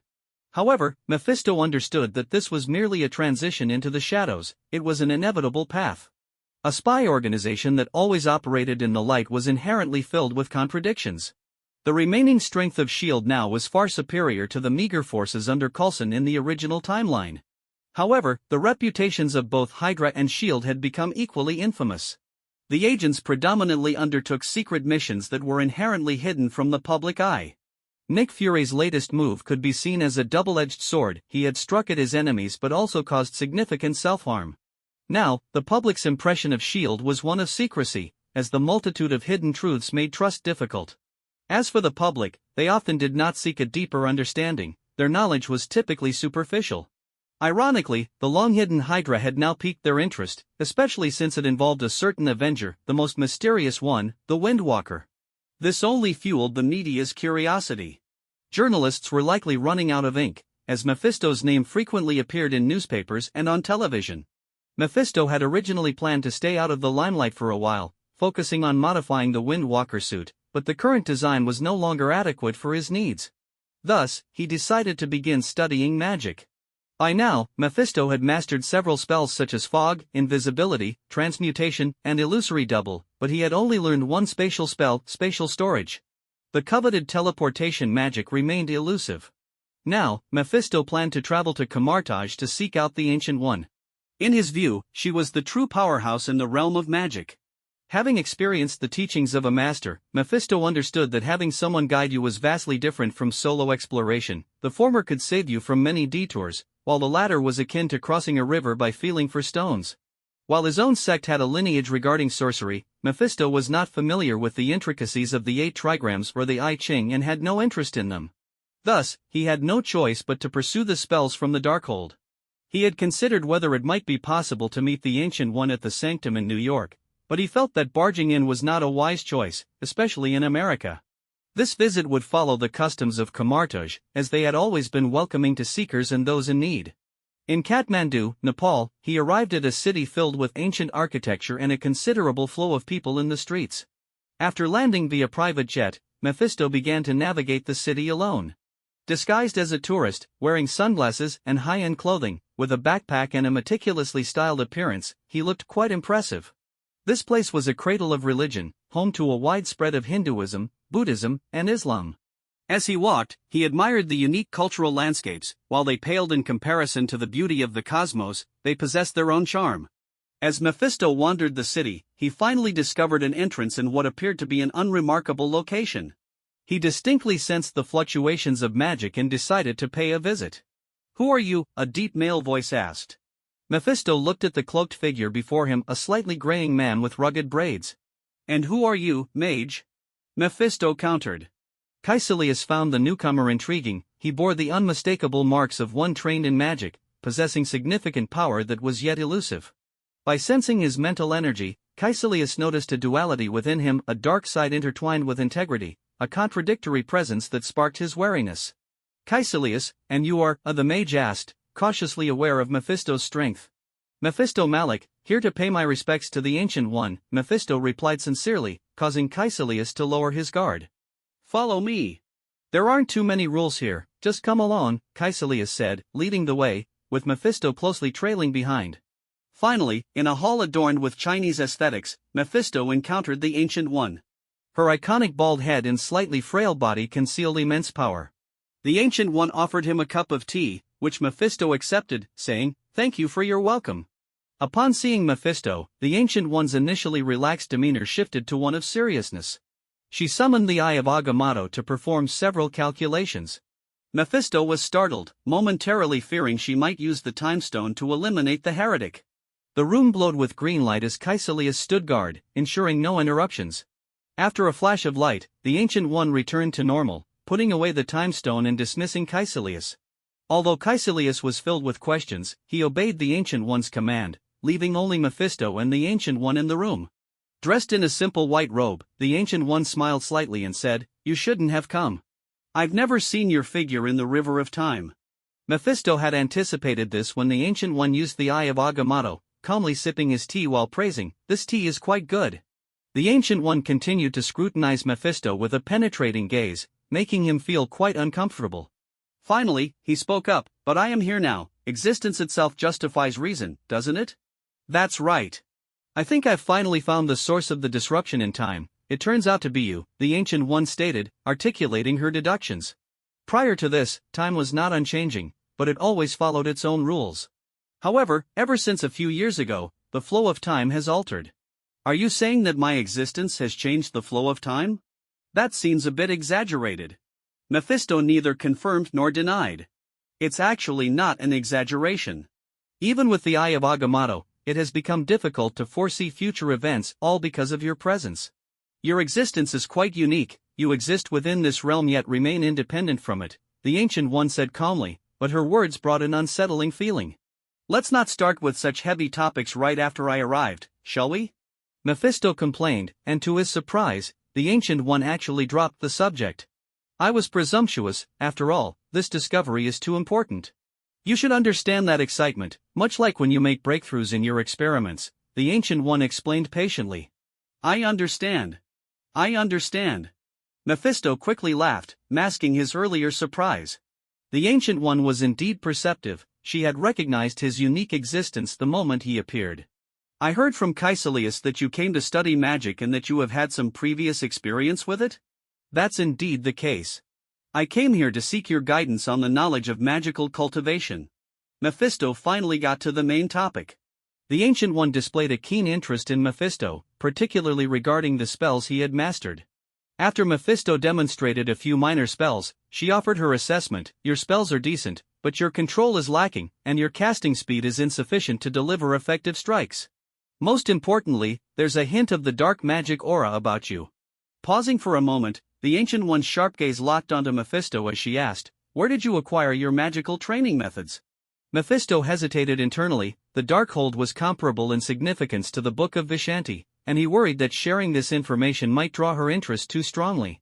After all, the Ancient One was a formidable figure with mastery over space magic that left him feeling rather helpless. After some contemplation, Mephisto decided to be honest with her. Given her long life and vast experience, she must have her reasons for asking such a question. Moreover, she was a positive figure in the realm of magic, likely able to maintain her composure even in the face of great temptation. Thus, Mephisto slowly replied, "I found the Darkhold, a tome written by one of the ancient gods who fell into darkness, Thon. It contains all his malevolent deeds and spells. I have studied the magic within." Upon hearing this, the Ancient One's eyes widened in shock, and she exclaimed, "The Darkhold! This book was indeed a remarkable artifact. Imagine, the Book of Vishanti corresponded to the mages of Kamartaj, which had evolved through generations into 3 great sanctuaries. Furthermore, mages skilled in spellcraft generally possess strong combat abilities, differing greatly from Taoist practitioners who pursued longevity. While the latter focused more on self-cultivation, sorcerers and mages aimed to explore the truths of the universe. The Ancient One's eyes sparkled as she eagerly asked, "Do you have it with you now? May I take a look? I believe it could greatly assist me in my current situation." Trusting the Ancient One, Mephisto retrieved the Darkhold from his storage space. It had a black leather cover, with golden stripes adorning the front. The moment the Ancient One opened the book, an overwhelming wave of dark magic emanated from her. Mephisto thought to himself, could this be the power she acquired from Dormammu?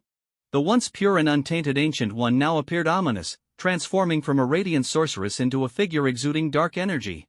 However, in an instant, she closed the book and returned to her serene state. With her usual kind demeanor, the Ancient One said to Mephisto, "You truly are my lucky star, Mephisto. I was too hasty. From this day forward, you may freely read the books here, even the Book of Vishanti, which I will make an exception for. I will also guide and instruct you." Mephisto was taken aback by the Ancient One's generosity, thinking to himself, "There's no such thing as a free lunch, there must be a price to pay." So he asked, "What is the cost?" The Ancient One smiled and replied, "The price is that I need to borrow the Darkhold for a period of time, and you must keep it a secret." Mephisto, still puzzled by the Ancient One's earlier state, inquired, "But you also study dark magic, what difference does it make?" "It's not something to be ashamed of, it's merely a different kind of power." The Ancient One was surprised by Mephisto's open-mindedness.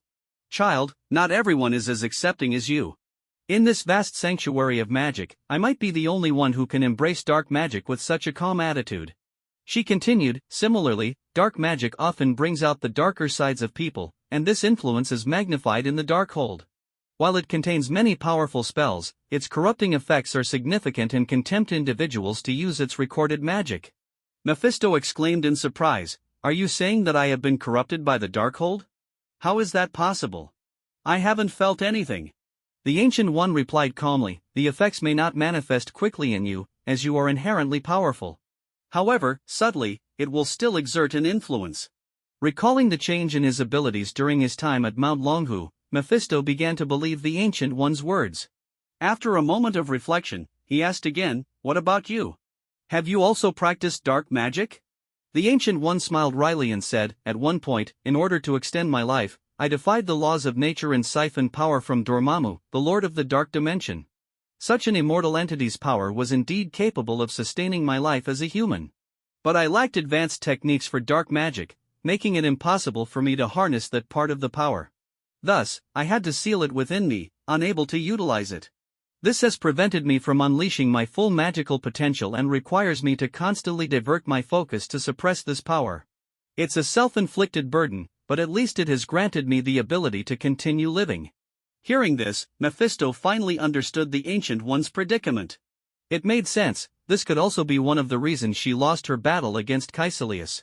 Mephisto questioned, "You trust me so easily? What if I were to disclose this matter?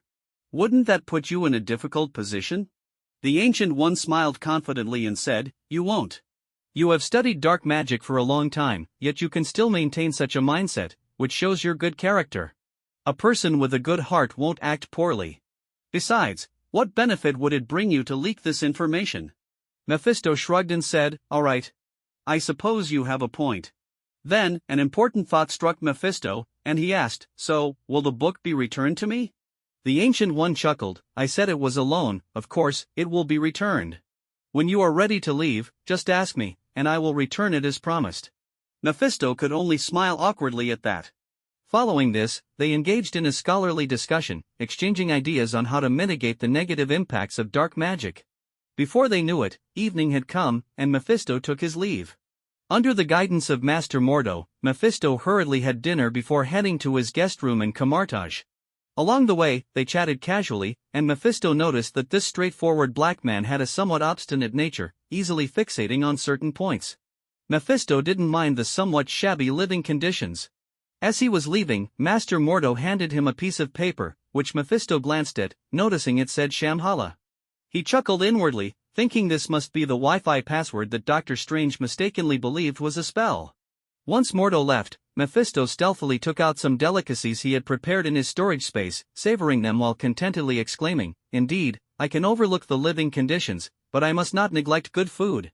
The next day, Mephisto officially began his studies in the magical discipline. He discovered that although he had been practicing correctly, there were still things he had overlooked without guidance. The topic terminator in the library, Wang, who had seemed like a cold-faced killer at first, turned out to be quite amiable after they got to know each other. The one-armed Master Hamel, dressed in a Taoist robe, gave Mephisto a sense of familiarity. The rigid Master Mordo and the loyal Caecilius, who believed wholeheartedly in the Ancient One. The wondrous suspended rings existed in a dimensional space independent of reality yet did not affect reality. This enjoyable and systematic magical study process was captivating, and Mephisto finally had the opportunity to learn the spatial magic he had longed for. Compared to the time-consuming spatial teleportation circles in the Darkhold, which required significant effort to stabilize, the spells from Camartage that could be cast anytime and anywhere were evidently more practical. Mephisto reflected on this, realizing that this was the essence of Camartage's depth and specialized magical training. Mephisto was deeply immersed in the free and open sanctuary of Camartage. Here, no knowledge was deemed too sacred to share, everyone could freely borrow and learn. He genuinely felt the contrast between this place and the traditions of the East, where conservatism and intersect boundaries reigned. The academic atmosphere of Camartage was undoubtedly more liberating. In the East, the focus was more on innate talent, leading to many secret techniques and skills being kept hidden. This was understandable, as passing knowledge to someone without talent could be futile, even if it were handed down through generations. In Camartage, the focus on freedom and the transmission of knowledge was more widely accepted, but it still required inherent talent. Take Strange, for example, he seemed born for magic, with a memory that could retain vast amounts of knowledge, a skill not everyone possessed. Mastering magic required a foundation of extensive knowledge. Mephisto embodied this foundation perfectly. With his solid grounding, he navigated Camartage like a fish in water. He eagerly devoured the texts available, soaking up the knowledge of magical practice like a greedy sponge. As time passed, he gained a deeper understanding of the Ancient One's transcendent status as the supreme sorceress.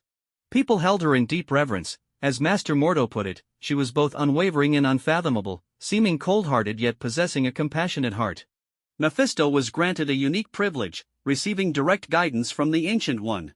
Although she often instructed her disciples, this hands-on teaching was an unprecedented experience for him. Under her selfless tutelage, even someone like Mephisto was willing to respectfully refer to her as master. He shared insights regarding Eastern practices, and the Ancient One was delighted to guide him, with both of them validating their learnings and reaping substantial benefits. Of course, in this process, Mephisto enjoyed more advantages, while the Ancient One also gleaned valuable insights, for this too was part of the cosmic truth. Any method of cultivation, regardless of the school of thought, ultimately led to a similar destination, pursuing a more powerful form of life and strength. The only exception was the practice of white magic, whose essence was to align with nature and thus never contradict natural laws. Mephisto thrived in Camartage, and his friendships with the mages deepened.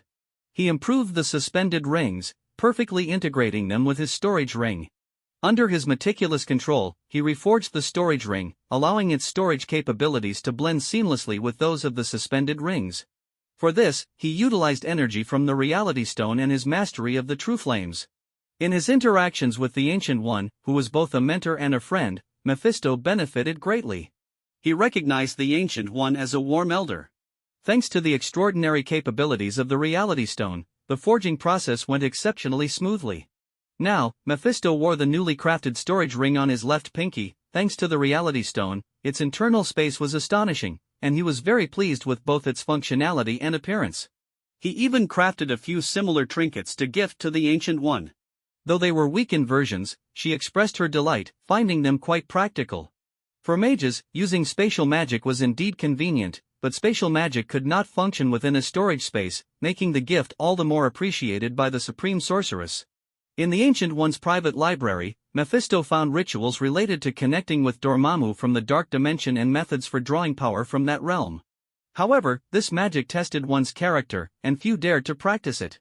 Mephisto carefully noted down the ritual. During his time in Camartage, Mephisto was not merely browsing through books. He had already perused the entire collection. Thanks to his exceptional memory and strong spiritual power, he could confidently say that he had absorbed all the knowledge contained within Camartage. Now, he had developed a strong interest in the Eye of Agamotto, the Infinity Stone that wielded the power of time. After requesting the Ancient One's permission, he began to explore the power of time under her guidance. He eagerly wanted to know if, having already gained the acknowledgement of the Reality Stone, he could further harness another stone. With the Ancient One supervising him, he felt secure in executing his ideas. Following the instructions in the Eye of Agamotto's records, he began casting the spell. As he performed the gestures outlined in the book to open the eye, a faint green light began to flicker, and he felt the power of the Time Stone. Filled with joy, he intended to wield the power of the Time Stone, but then disaster struck. A surge of immense power erupted suddenly, knocking the Eye of Agamotto out of his control. The uncontrolled eye snapped shut and fell to the ground, reverting to its necklace form. Mephisto was thrown to the ground by the force, struggling to stand. The energy impact had left him severely injured, but with his formidable healing ability, he quickly recovered. Confused, the Ancient One wondered why the control method had malfunctioned when it seemed correct. She picked up the Eye of Agamotto and attempted to activate it herself, succeeding effortlessly. Mephisto, your method of use was not incorrect. This isn't an issue with the Eye of Agamotto, the problem lies with you. Did you have any unusual sensations? The Ancient One asked, perplexed. Mephisto felt awkward and hesitant, eventually admitting, actually, I also possess one of these stones. It seems they might not be compatible. This revelation truly shocked the Ancient One. While she could accept Mephisto acquiring Eastern teachings and locating the long-lost Darkhold, the fact that he possessed an Infinity Stone was utterly astonishing. Mephisto shrugged and said, as unbelievable as it sounds, it's true. As he gestured in the air, a red glowing gem slowly materialized. The Ancient One rushed to a nearby shelf, retrieving a book and flipping to a certain page. It detailed the formation of the universe, explaining that 6 Infinity Stones were born at the dawn of time. Each stone granted its user omnipotent control over a particular aspect: time, space, reality, mind, power, and soul. The stone Mephisto possessed was the Reality Stone, capable of significantly influencing the structure of existence and truth, allowing the user to erase or alter reality in accordance with their desires, even if it defied the scientific laws and logical rules of the universe. Such a level of energy could only be crafted into magical artifacts by mages. The fact that this individual could independently gain the recognition of an Infinity Stone further confirmed the Ancient One's belief in Mephisto's uniqueness. This is the Reality Stone? Yes, obtained from the universe. Mephisto then recounted the story of how he acquired the stone, and the Ancient One could only marvel at his fortune. Suddenly, a bold thought crossed the Ancient One's mind as she scrutinized Mephisto anew. She believed he had excellent character and outstanding potential, making him an ideal candidate for succession.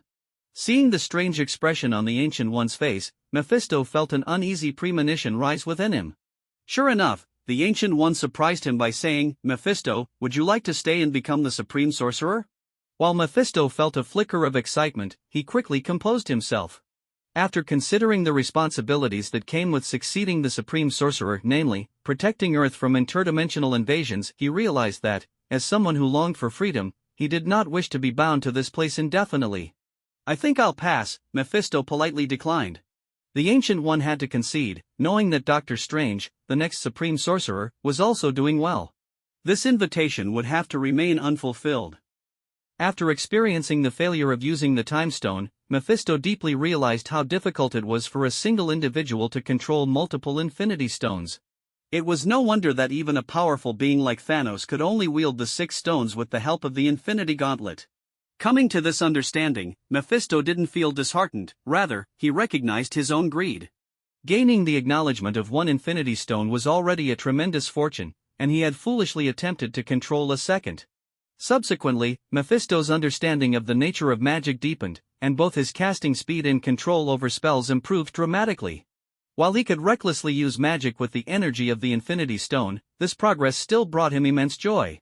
After finally completing his foundational spell training, the Ancient One honored her promise to teach him the white magic from the Book of Vishanti.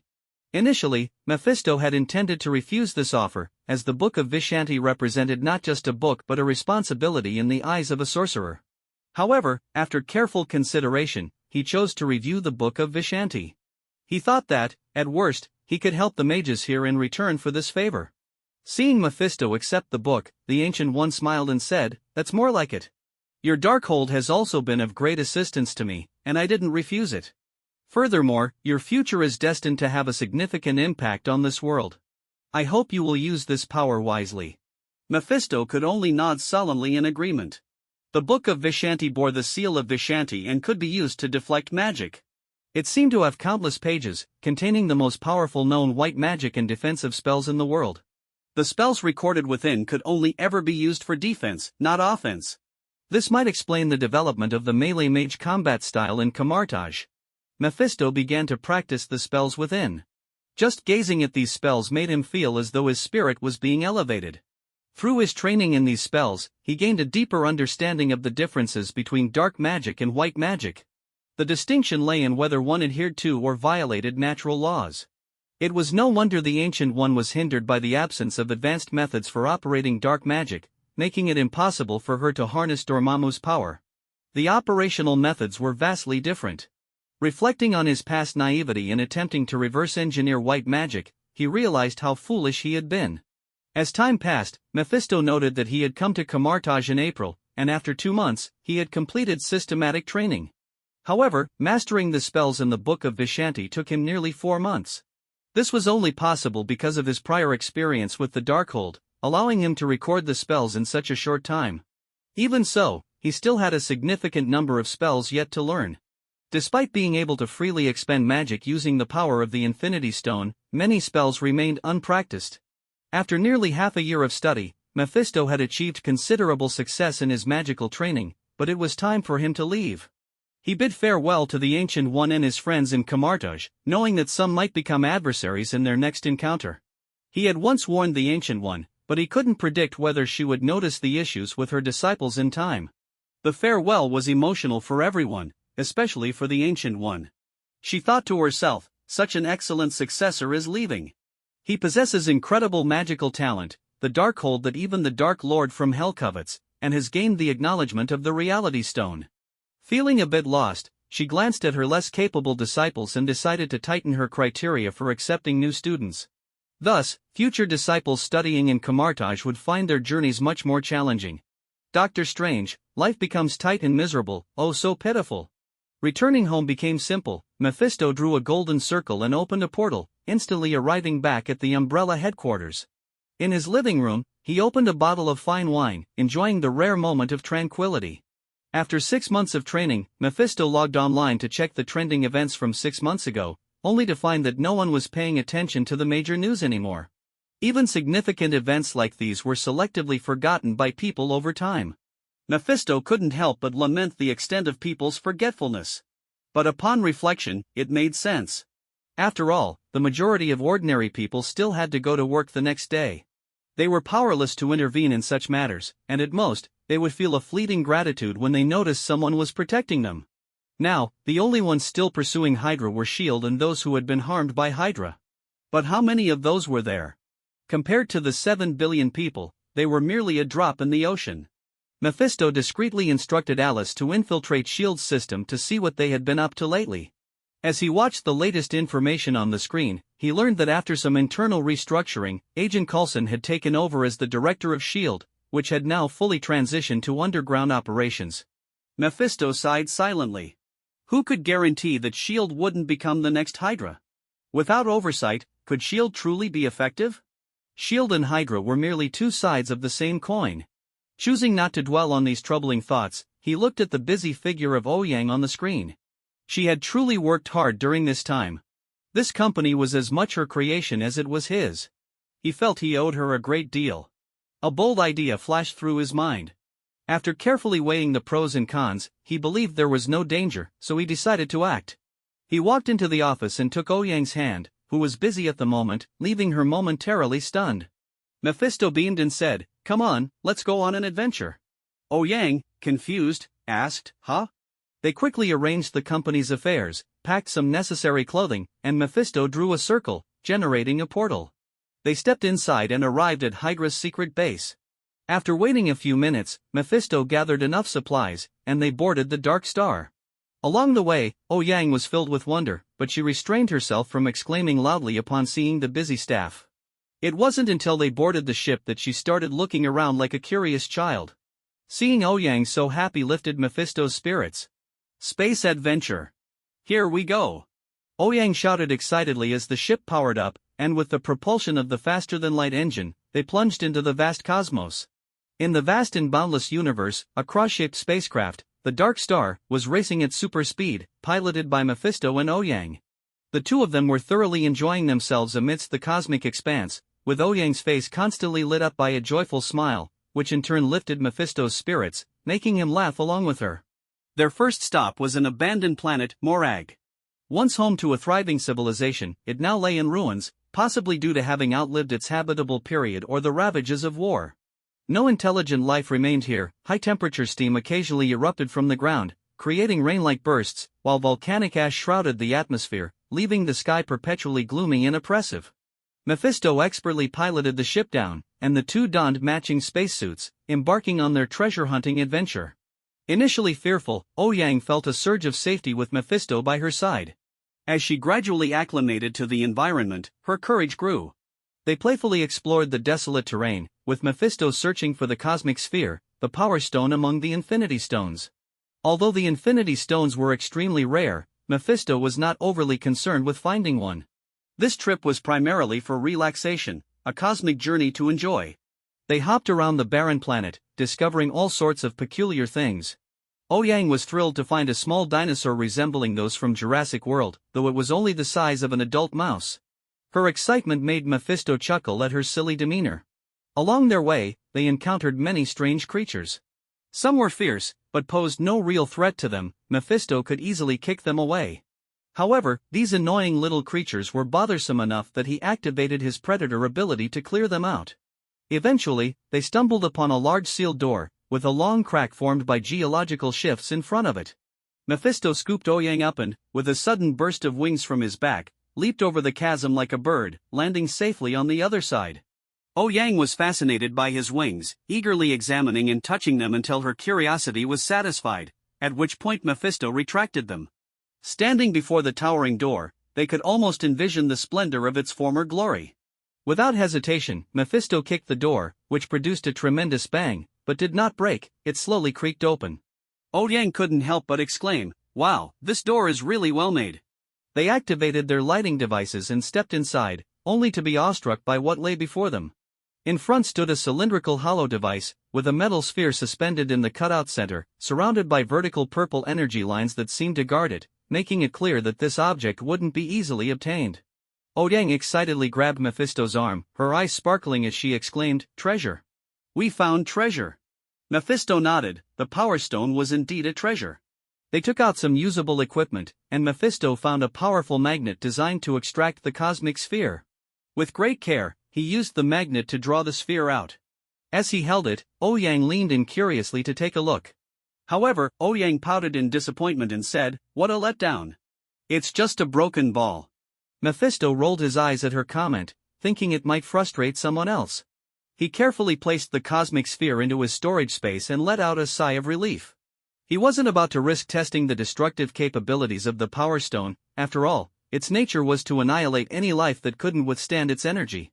Though Ouyang was somewhat disappointed with the cosmic sphere, this trip left her with a lasting impression. They began to head back outside, retracing their steps. On their way back, they encountered a rather goofy-looking individual.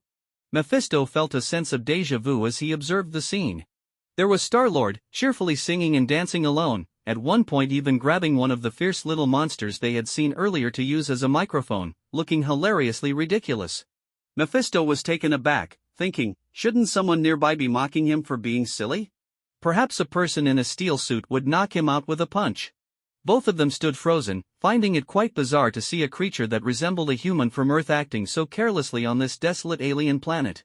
At that moment, Ouyang asked, is this guy an Earthling? He doesn't look very smart at all.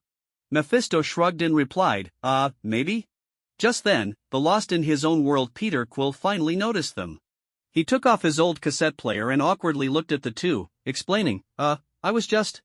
Ouyang cut him off without hesitation, saying, we saw everything. Quill shrugged, saying, all right then. Mephisto noticed the cassette player on Quill and curiously asked, is that an old cassette player?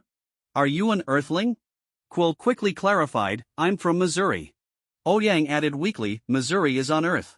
Quill chuckled awkwardly, saying, you're right, I'm an Earthling. Mephisto and Ouyang introduced themselves, and when it was Quill's turn, he said seriously, I'm Peter Quill, also known as Star-Lord, the legendary outlaw. Upon hearing Quill's intentionally exaggerated introduction, Mephisto turned to Ouyang and remarked, this guy really isn't all there. Ouyang nodded in agreement. At this point, Quill curiously asked, what are you two doing here? Ouyang proudly said, we're on an adventure searching for treasure. Quill's eyes sparkled with anticipation as he eagerly asked, did you find anything? Mephisto pretended to be mysterious, replying, not much, just a little broken ball that doesn't seem valuable. Upon hearing this, Quill felt a surge of excitement and immediately wanted to buy it for a high price, but Mephisto refused, claiming it was a keepsake. Since they were both from Earth, Quill had no intention of robbing them, he wanted to learn more about Earth's situation. Yet even so, he was still scheming about the cosmic sphere. Just as Mephisto and Ouyang were becoming increasingly annoyed by Quill's persistence, 2 more spaceships landed nearby. A bad feeling surged within Mephisto, as that was where he had parked the Dark Star. When they arrived, the Dark Star was already severely damaged by the interstellar bounty hunter Korath and his men. From their conversation, it seemed they intended to capture Mephisto. Mephisto's expression darkened, and his anger flared as he drew his blood-red sword and leaped toward the group that had vandalized his ship. Executing a sweeping strike, he sliced through several henchmen in an instant. At that moment, Korath reacted, raising his gun to shoot, but Mephisto was shielded by a shimmering golden barrier adorned with complex patterns. With a few punches and kicks, the remaining henchmen were swiftly dealt with. Mephisto approached Korath, pressing his sword against his neck, his eyes glinting with cold fury as he fixed his gaze on the black-skinned, bald man with horns on the sides of his head. Who are you? Why did you destroy my ship? At that moment, both Ouyang and Star-Lord were shocked by Mephisto's violent and bloody display. Just a second ago, he had been calm and collected, but now he seemed like a fierce warrior, and the stark contrast left them momentarily stunned. This was Ouyang's first time witnessing Mephisto in a furious state, and seeing him like this made her feel a bit frightened. Star-Lord, on the other hand, was sweating profusely, silently grateful that he hadn't acted against Mephisto earlier, otherwise. Just thinking about it made his legs tremble slightly. Korath looked at Mephisto's fierce demeanor, still feeling a lingering fear, and resorted to mentioning his backing, saying, Ronan the accuser wants something from here. Anyone who stands in his way meets a grim fate. Mephisto smirked slightly, a hint of amusement playing on his lips as he replied, weren't you just being quite tough a moment ago? Didn't you want to capture me? Why rely on your master to threaten me now? By the way, who is Ronan? I've never heard of him. At that moment, Ouyang and Star-Lord arrived on the scene. Korath quickly explained, Ronan the Accuser is a radical of the Kree race and a judge for the Kree people. He's referred to as a terrorist. He adheres to the ancient laws of the Kree and punishes lawbreakers. He commands a powerful fleet capable of initiating interstellar warfare.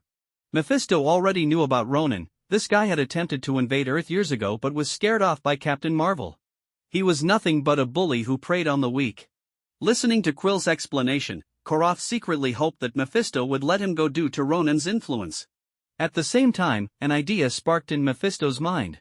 He said, "Tell your master that the item is in the hands of the legendary outlaw, the infamous Star-Lord. Now, before I change my mind, you'd better leave this place quickly." Quill wanted to say something but chose to back down under the weight of Mephisto's stern gaze. Upon receiving Mephisto's permission, Korath felt a wave of relief wash over him. He swiftly boarded his ship and fled the terrifying location. After a moment of silence, Ouyang finally asked, "Mephisto, are you always this violent during battles?"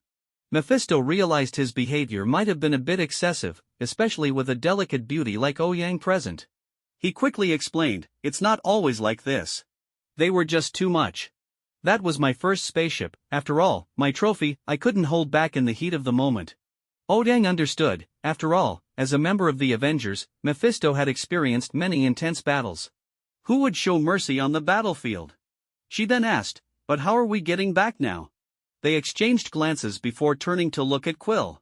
Feeling the pressure of their stares, Quill sighed and realized he couldn't refuse the two powerful figures. "Why don't you take my ship?" Quill offered grandly. "We'll head to Xander, a more developed cosmic civilization. We can figure things out from there." Mephisto and Ouyang nodded in agreement. Although Mephisto could have used teleportation magic to return directly, he decided to join Quill to explore the higher civilizations of the universe. The two followed Quill to his spaceship. Interestingly, Mephisto had named his captured Dark Elf ship Dark Star, and Ronan's ship was also called Dark Star. Though they were not the same vessel, Mephisto secretly resolved to seize Ronan's Dark Star one day, considering it a compensation for his new warship. As Quill started the ship and it began to ascend, their conversation revealed more about Quill's past. He shared that after his mother died from cancer, he was adopted by Yondu and the Ravagers. His childhood was far from pleasant. He often had to endure Yondu scaring his peers by threatening to eat him. Yondu was the leader of the Ravagers, a mercenary group that made a living by taking on missions for bounties. Yondu led only a branch of the Ravagers, which was often looked down upon by other branches. Though the name Ravagers sounded brutal, they had their own code of conduct. They refused to take on missions that aided evil, aligning more with neutrality and justice, and possessed a strong sense of honor. However, Yondu accepted a mission to traffic children, issued by Ego the Living Planet, who sought children capable of withstanding his power to serve as batteries. Of course, Yondu was initially unaware of this. It was only later, upon discovering the truth, that he chose to adopt Quill. Mephisto suddenly asked, "Quill, are you the only one on the ship?" Quill replied, "Yep, this is my private ship." Mephisto pulled out his sword, the blood sword, and said, "There are others here." Quill was taken aback before realizing, maybe, my date from yesterday is still on board. Mephisto shook his head in exasperation. At that moment, a red-skinned girl emerged from the lower deck of the ship. Ouyang found her skin color intriguing. Quill quickly introduced, "This is, Beret." "Right, Beret." Quill stood with his hands on his hips, awkwardly trying to cover his embarrassment. The ship's news broadcast reported, "Riots have broken out across the Kree Empire today, with people protesting against the Kree King and the newly signed peace treaty with Xander's Nova Prime." At this point, Beret reminded Quill about a phone call and helped him connect. Quill wanted to stop it, but it was too late. The screen displayed Yondu's image. Yondu said, "I'm on Morag, and neither you nor the cosmic sphere are here." Quill replied, "I'm nearby, I thought I'd save you some trouble." Yondu asked, "Where are you now?" Quill said, "I don't think I should say. I'm not telling you." Yondu, angered, exclaimed, "I worked hard to make this happen." Quill scoffed, "Making a few phone calls isn't hard work." Yondu reiterated, "We Ravagers have our rules." Quill mocked, "Yeah, the rule is, if it's free, take it." Yondu insisted, "When I went to Earth to pick you up, my crew wanted to eat you. They'd never tasted an Earthling before." He shouted in fury, "It's because of me that you're alive today. I will find you, I will." Quill ended the call. Yondu, infuriated, immediately put a bounty on Quill, and at that moment, Quill was unaware that he had drawn the attention of many interstellar hunters. Mephisto then asked, "Is that your adoptive father?" Quill hesitated before answering, "I guess so." On another ship named Dark Star, belonging to the Kree Empire, Ronan had just executed a high-ranking Xandarian after bathing in blood. At this moment, Nebula approached Ronan to report. "Ronan, Korath has returned." Ronan took a seat on his throne, listening to Korath's report. "My lord, he's strong. His fighting style resembles that of an Asgardian. He calls himself Star-Lord, a legendary outlaw, but I've never heard of him. Ronan replied, I promised Thanos that I would retrieve the cosmic sphere. Only then will he help me destroy Xander. Nebula, get me the cosmic sphere. Nebula stepped forward, saying, it would be my honor. Gamora interjected, this will also be your death sentence. If you fail again, how will you face our father? The two began to argue, but in the end, Gamora succeeded in securing the mission. As a legendary titan of the universe, Thanos raised his daughters to find a worthy opponent, and Nebula was that opponent. Anyone who failed would lose part of their body, which would be replaced by machinery. Gamora had always triumphed, while Nebula had consistently failed. After this failure, Nebula would likely lose another part, and Gamora's eagerness to take on this mission was rooted in concern for her sister. Although they both denied it, they indeed thought about each other. Perhaps their father Thanos was the one truly in the wrong. With the bounty issued and Ronan on the hunt, the name of Star-Lord began to circulate through the cosmos. In the vast cosmos, there existed a unique planet known as Xander. It stood out among countless celestial bodies as the only world in the galaxy without borders, home to a myriad of diverse races. The absence of borders meant that racial discrimination and war were virtually non-existent, with the Nova Corps tasked with safeguarding this extraordinary land. Everything here was imbued with a fantastical quality. People of different races strolled freely along the streets, and the shops were abundant and bustling with activity. In one corner of Xander, a hot-tempered Rocket Raccoon was busy using his tracking equipment to scout for worthy targets. His sharp tongue never seemed to rest as he critiqued the passers-by, as if the entire universe owed him something. Rocket, whose real name was Rocket, was a renowned bounty hunter and mercenary throughout the galaxy. He was a genetically modified raccoon capable of speech, blending animal and human genes. Not only did he possess the keen senses of an Earth raccoon, but he was also skilled with various weapons, an exceptional marksman, and a master of tactics. Meanwhile, Groot, the tree-like creature, was leisurely drinking from a park fountain. He could control trees, using their power to heal his wounds, gain nutrition, and enhance his strength, and he was not afraid of fire. Groot was not only a fellow bounty hunter in the galaxy but also Rocket's friend and bodyguard. Stop drinking that water, buddy, it's really pathetic, Rocket chided when he saw Groot sipping from the fountain. Groot shook his head, indicating he wasn't drinking. You did, I saw you just now. Don't lie, Rocket replied with a sigh. At that moment, Rocket's tracking device suddenly blared an alarm, indicating a target nearby. It's time to make some money. Alright, Earthling, who's looking for you? Rocket muttered to himself. The device displayed the message, Peter Quill, to be captured alive. 40,000? Groot, we're about to get rich. Rocket exclaimed, but then he turned to see Groot still sneaking sips from the fountain and rolled his eyes. He felt utterly helpless against this wooden lump and could only shake his head in resignation. At that moment, under Quill's persistent persuasion, Mephisto finally relented and decided to let Star-Lord handle the transaction, with a 70-30 split in favor of Mephisto. Quill, ecstatic to have the cosmic sphere, rushed off to find a broker for the deal. Yang couldn't help but ask, are you really sure he won't run off? Mephisto smirked slyly, saying, I left a little mark on him, he won't get away. Yang's eyes sparkled with mischief as she replied, you're so bad, but I like it. Afterward, Mephisto accompanied Yang on a shopping spree, declaring that he had universal currency, and the two happily began to shop. It wasn't until they returned from their shopping trip that Mephisto truly understood why many men were reluctant to accompany women on such outings. Quill's deal started smoothly, but as soon as he mentioned Ronan's name, the broker immediately backed out. If the deal involved Ronan, the broker would not participate, as anyone caught in that web could fall into an irreversible fate. Ronan was vehemently against the peace treaty signed between the Kree and the Nova Corps on Xander, aiming to destroy Xandarian culture. Whether out of national obligation or personal vendetta, the broker had to refuse the deal. Without hesitation, the broker kicked Quill out of the office and shut the door, ending business for the day. Quill glared at the closed door, displeased, while Gamora leaned against the wall nearby, curiously asking, what happened? Quill was immediately captivated by the green-skinned beauty before him. That guy is so untrustworthy. I despise people who don't keep their word. I'm Peter Quill, known as Star-Lord. Gamora sized him up and thought to herself, this guy doesn't seem as terrifying as Karath said. He actually looks a bit dim-witted. I wouldn't dare say that. Everyone says that. But I don't like to brag. Quill said awkwardly. Suddenly, taking advantage of Quill's distraction, Gamora snatched the cosmic sphere and kicked him to the ground, preparing to make her escape. Quill reacted quickly, getting up and throwing a rope in an attempt to trip Gamora. She fell but quickly freed herself, and the two engaged in an intense battle. She attacked him relentlessly with punches and kicks. Just as Gamora was gaining the upper hand and was about to draw her knife to finish him off, Rocket pounced on her.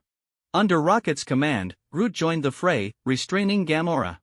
The battle quickly descended into chaos, with Rocket and Groot trying to capture Quill, while Gamora sought to reclaim the cosmic sphere. The four engaged in a fierce melee, each using their unique abilities. As the intensity escalated, the Nova Corps finally intervened, arresting the four for endangering lives and damaging public property. Surrounded and unable to resist, the four surrendered. Quill found himself face to face with the same officer who had caught him for theft before, making for a very awkward encounter. True to his nickname, the Awkward Prince, he always managed to find himself in the most embarrassing situations, much like the time he had saved the world with his awkward dance moves. Ultimately, all four were sent to the KYLN, a high-security prison built in the asteroid belt, nearly impossible to infiltrate. Most of the Nova Corps want to enforce the law properly, but these guys are corrupt and ruthless. But that's not my problem. I won't be here for long. I've broken out 22 times, it's a piece of cake for me, Rocket rambled on the way to their cell, turning to Quill and saying, "You're lucky, kid. If it weren't for that hot girl, Groot and I would have already collected the bounty. Yondu and the Ravagers would have torn you apart." Quill scoffed, "So many people have tried to take me down over the years, a tree and a raccoon are nothing. Plus, my boss will soon realize I've disappeared, he'll come looking for me." Rocket raised an eyebrow, asking, "What's a raccoon?" Quill retorted, "That would be you idiot." Taking the opportunity, Quill tried to ask Gamora about the cosmic sphere, eager to learn what it truly was. Gamora's expression remained icy as she said, "I have nothing to say to a shameless rodent." Rocket sarcastically replied, "You're just a lackey for a mass murderer, yet you act so high and mighty." "Yes, I know who you are, you're famous everywhere." Rocket's words struck a chord with Gamora, touching on her scars. When it came to exposing weaknesses, this team had a unique talent. Gamora explained, "I'm not taking the sphere to hand it to Ronan, I plan to betray him. I've made a deal to sell it to a third party." At that moment, Mephisto smiled slightly. Yes, while accompanying Ouyang on their shopping spree, he had overheard their conversation through the mark he had left on Quill. This had been the only amusement he found while watching Ouyang meticulously choose items in the store. Shopping was exhausting, mentally draining, but fortunately, Mephisto's formidable mental strength allowed him to multitask, finding some amusement in the chaos. As they passed the room where their personal belongings were held, Quill noticed a blueskin guard fiddling with his cassette player and instantly became furious. However, his anger had no effect and only earned him a beating. Even so, Quill fought back, as that was the only gift his mother had left him. In his childhood, when his mother was dying, Quill naively thought that if he didn't agree to her request, she wouldn't leave him. He had refused her plea to hold her hand, which turned into a lifelong pain and regret. He would never allow a strange blueskin jerk to share in his mother's love for him. Mephisto finally finished accompanying Ouyang on their shopping spree, and now he had time to deal with Quill's situation. He quietly observed Quill and his companions as they faced their grim fate in prison, finding it quite amusing, so he decided to watch further. Upon arriving at the prison, Quill was immediately bullied by the prison enforcer. A tall, blue-skinned alien set his sights on Quill and arrogantly declared, "New meat has arrived. I'm going to coat you in jam." And then, at that moment, Groot sprang into action at Rocket's signal. Groot extended his right hand, inserting his finger into the enforcer's nostril and easily lifting him off the ground. The boastful Rocket stepped forward, loudly declaring, "Let's get one thing straight, this guy is our cash cow. If you dare lay a finger on him, you'll have to go through us first. If you understand, we'll deal with you." After saying that, Groot tossed the blue enforcer to the ground and stepped over him as if he were all too familiar with this routine. Seeing this, Quill played along and added, "I'm under their protection," before stepping over the fallen blue alien as well. Meanwhile, Gamora looked particularly miserable. As Thanos' daughter, she faced rejection from others, with some even threatening to kill her. Living in that cell offered her no peace. Drax the Destroyer, who bore a deep grudge, stared intently at Gamora. He was a vengeful soul whose family had been slaughtered by Ronan, leaving him the sole survivor. Thus, his life's purpose revolved around vengeance, making him one of the most wanted criminals in the galaxy. That night, Mephisto and Ouyang checked into a high-end hotel where they enjoyed Xander's unique cuisine, savoring a romantic evening together. As Mephisto basked in their sweet moments, the group in prison was plotting to take Gamora hostage. They planned to bring her to the shower room, thinking it would be easy to clean up the blood afterward. Gamora's cries alerted Quill, who stealthily followed. Rocket also sensed something was off and quickly pursued as well. Drax, having lost his wife and daughter to Ronan, was on a rampage, killing anyone associated with Ronan, having already taken out dozens of his subordinates. Just as Gamora was about to meet her end, Drax intervened. He sought to take his revenge personally, but trained for battle, Gamora seized the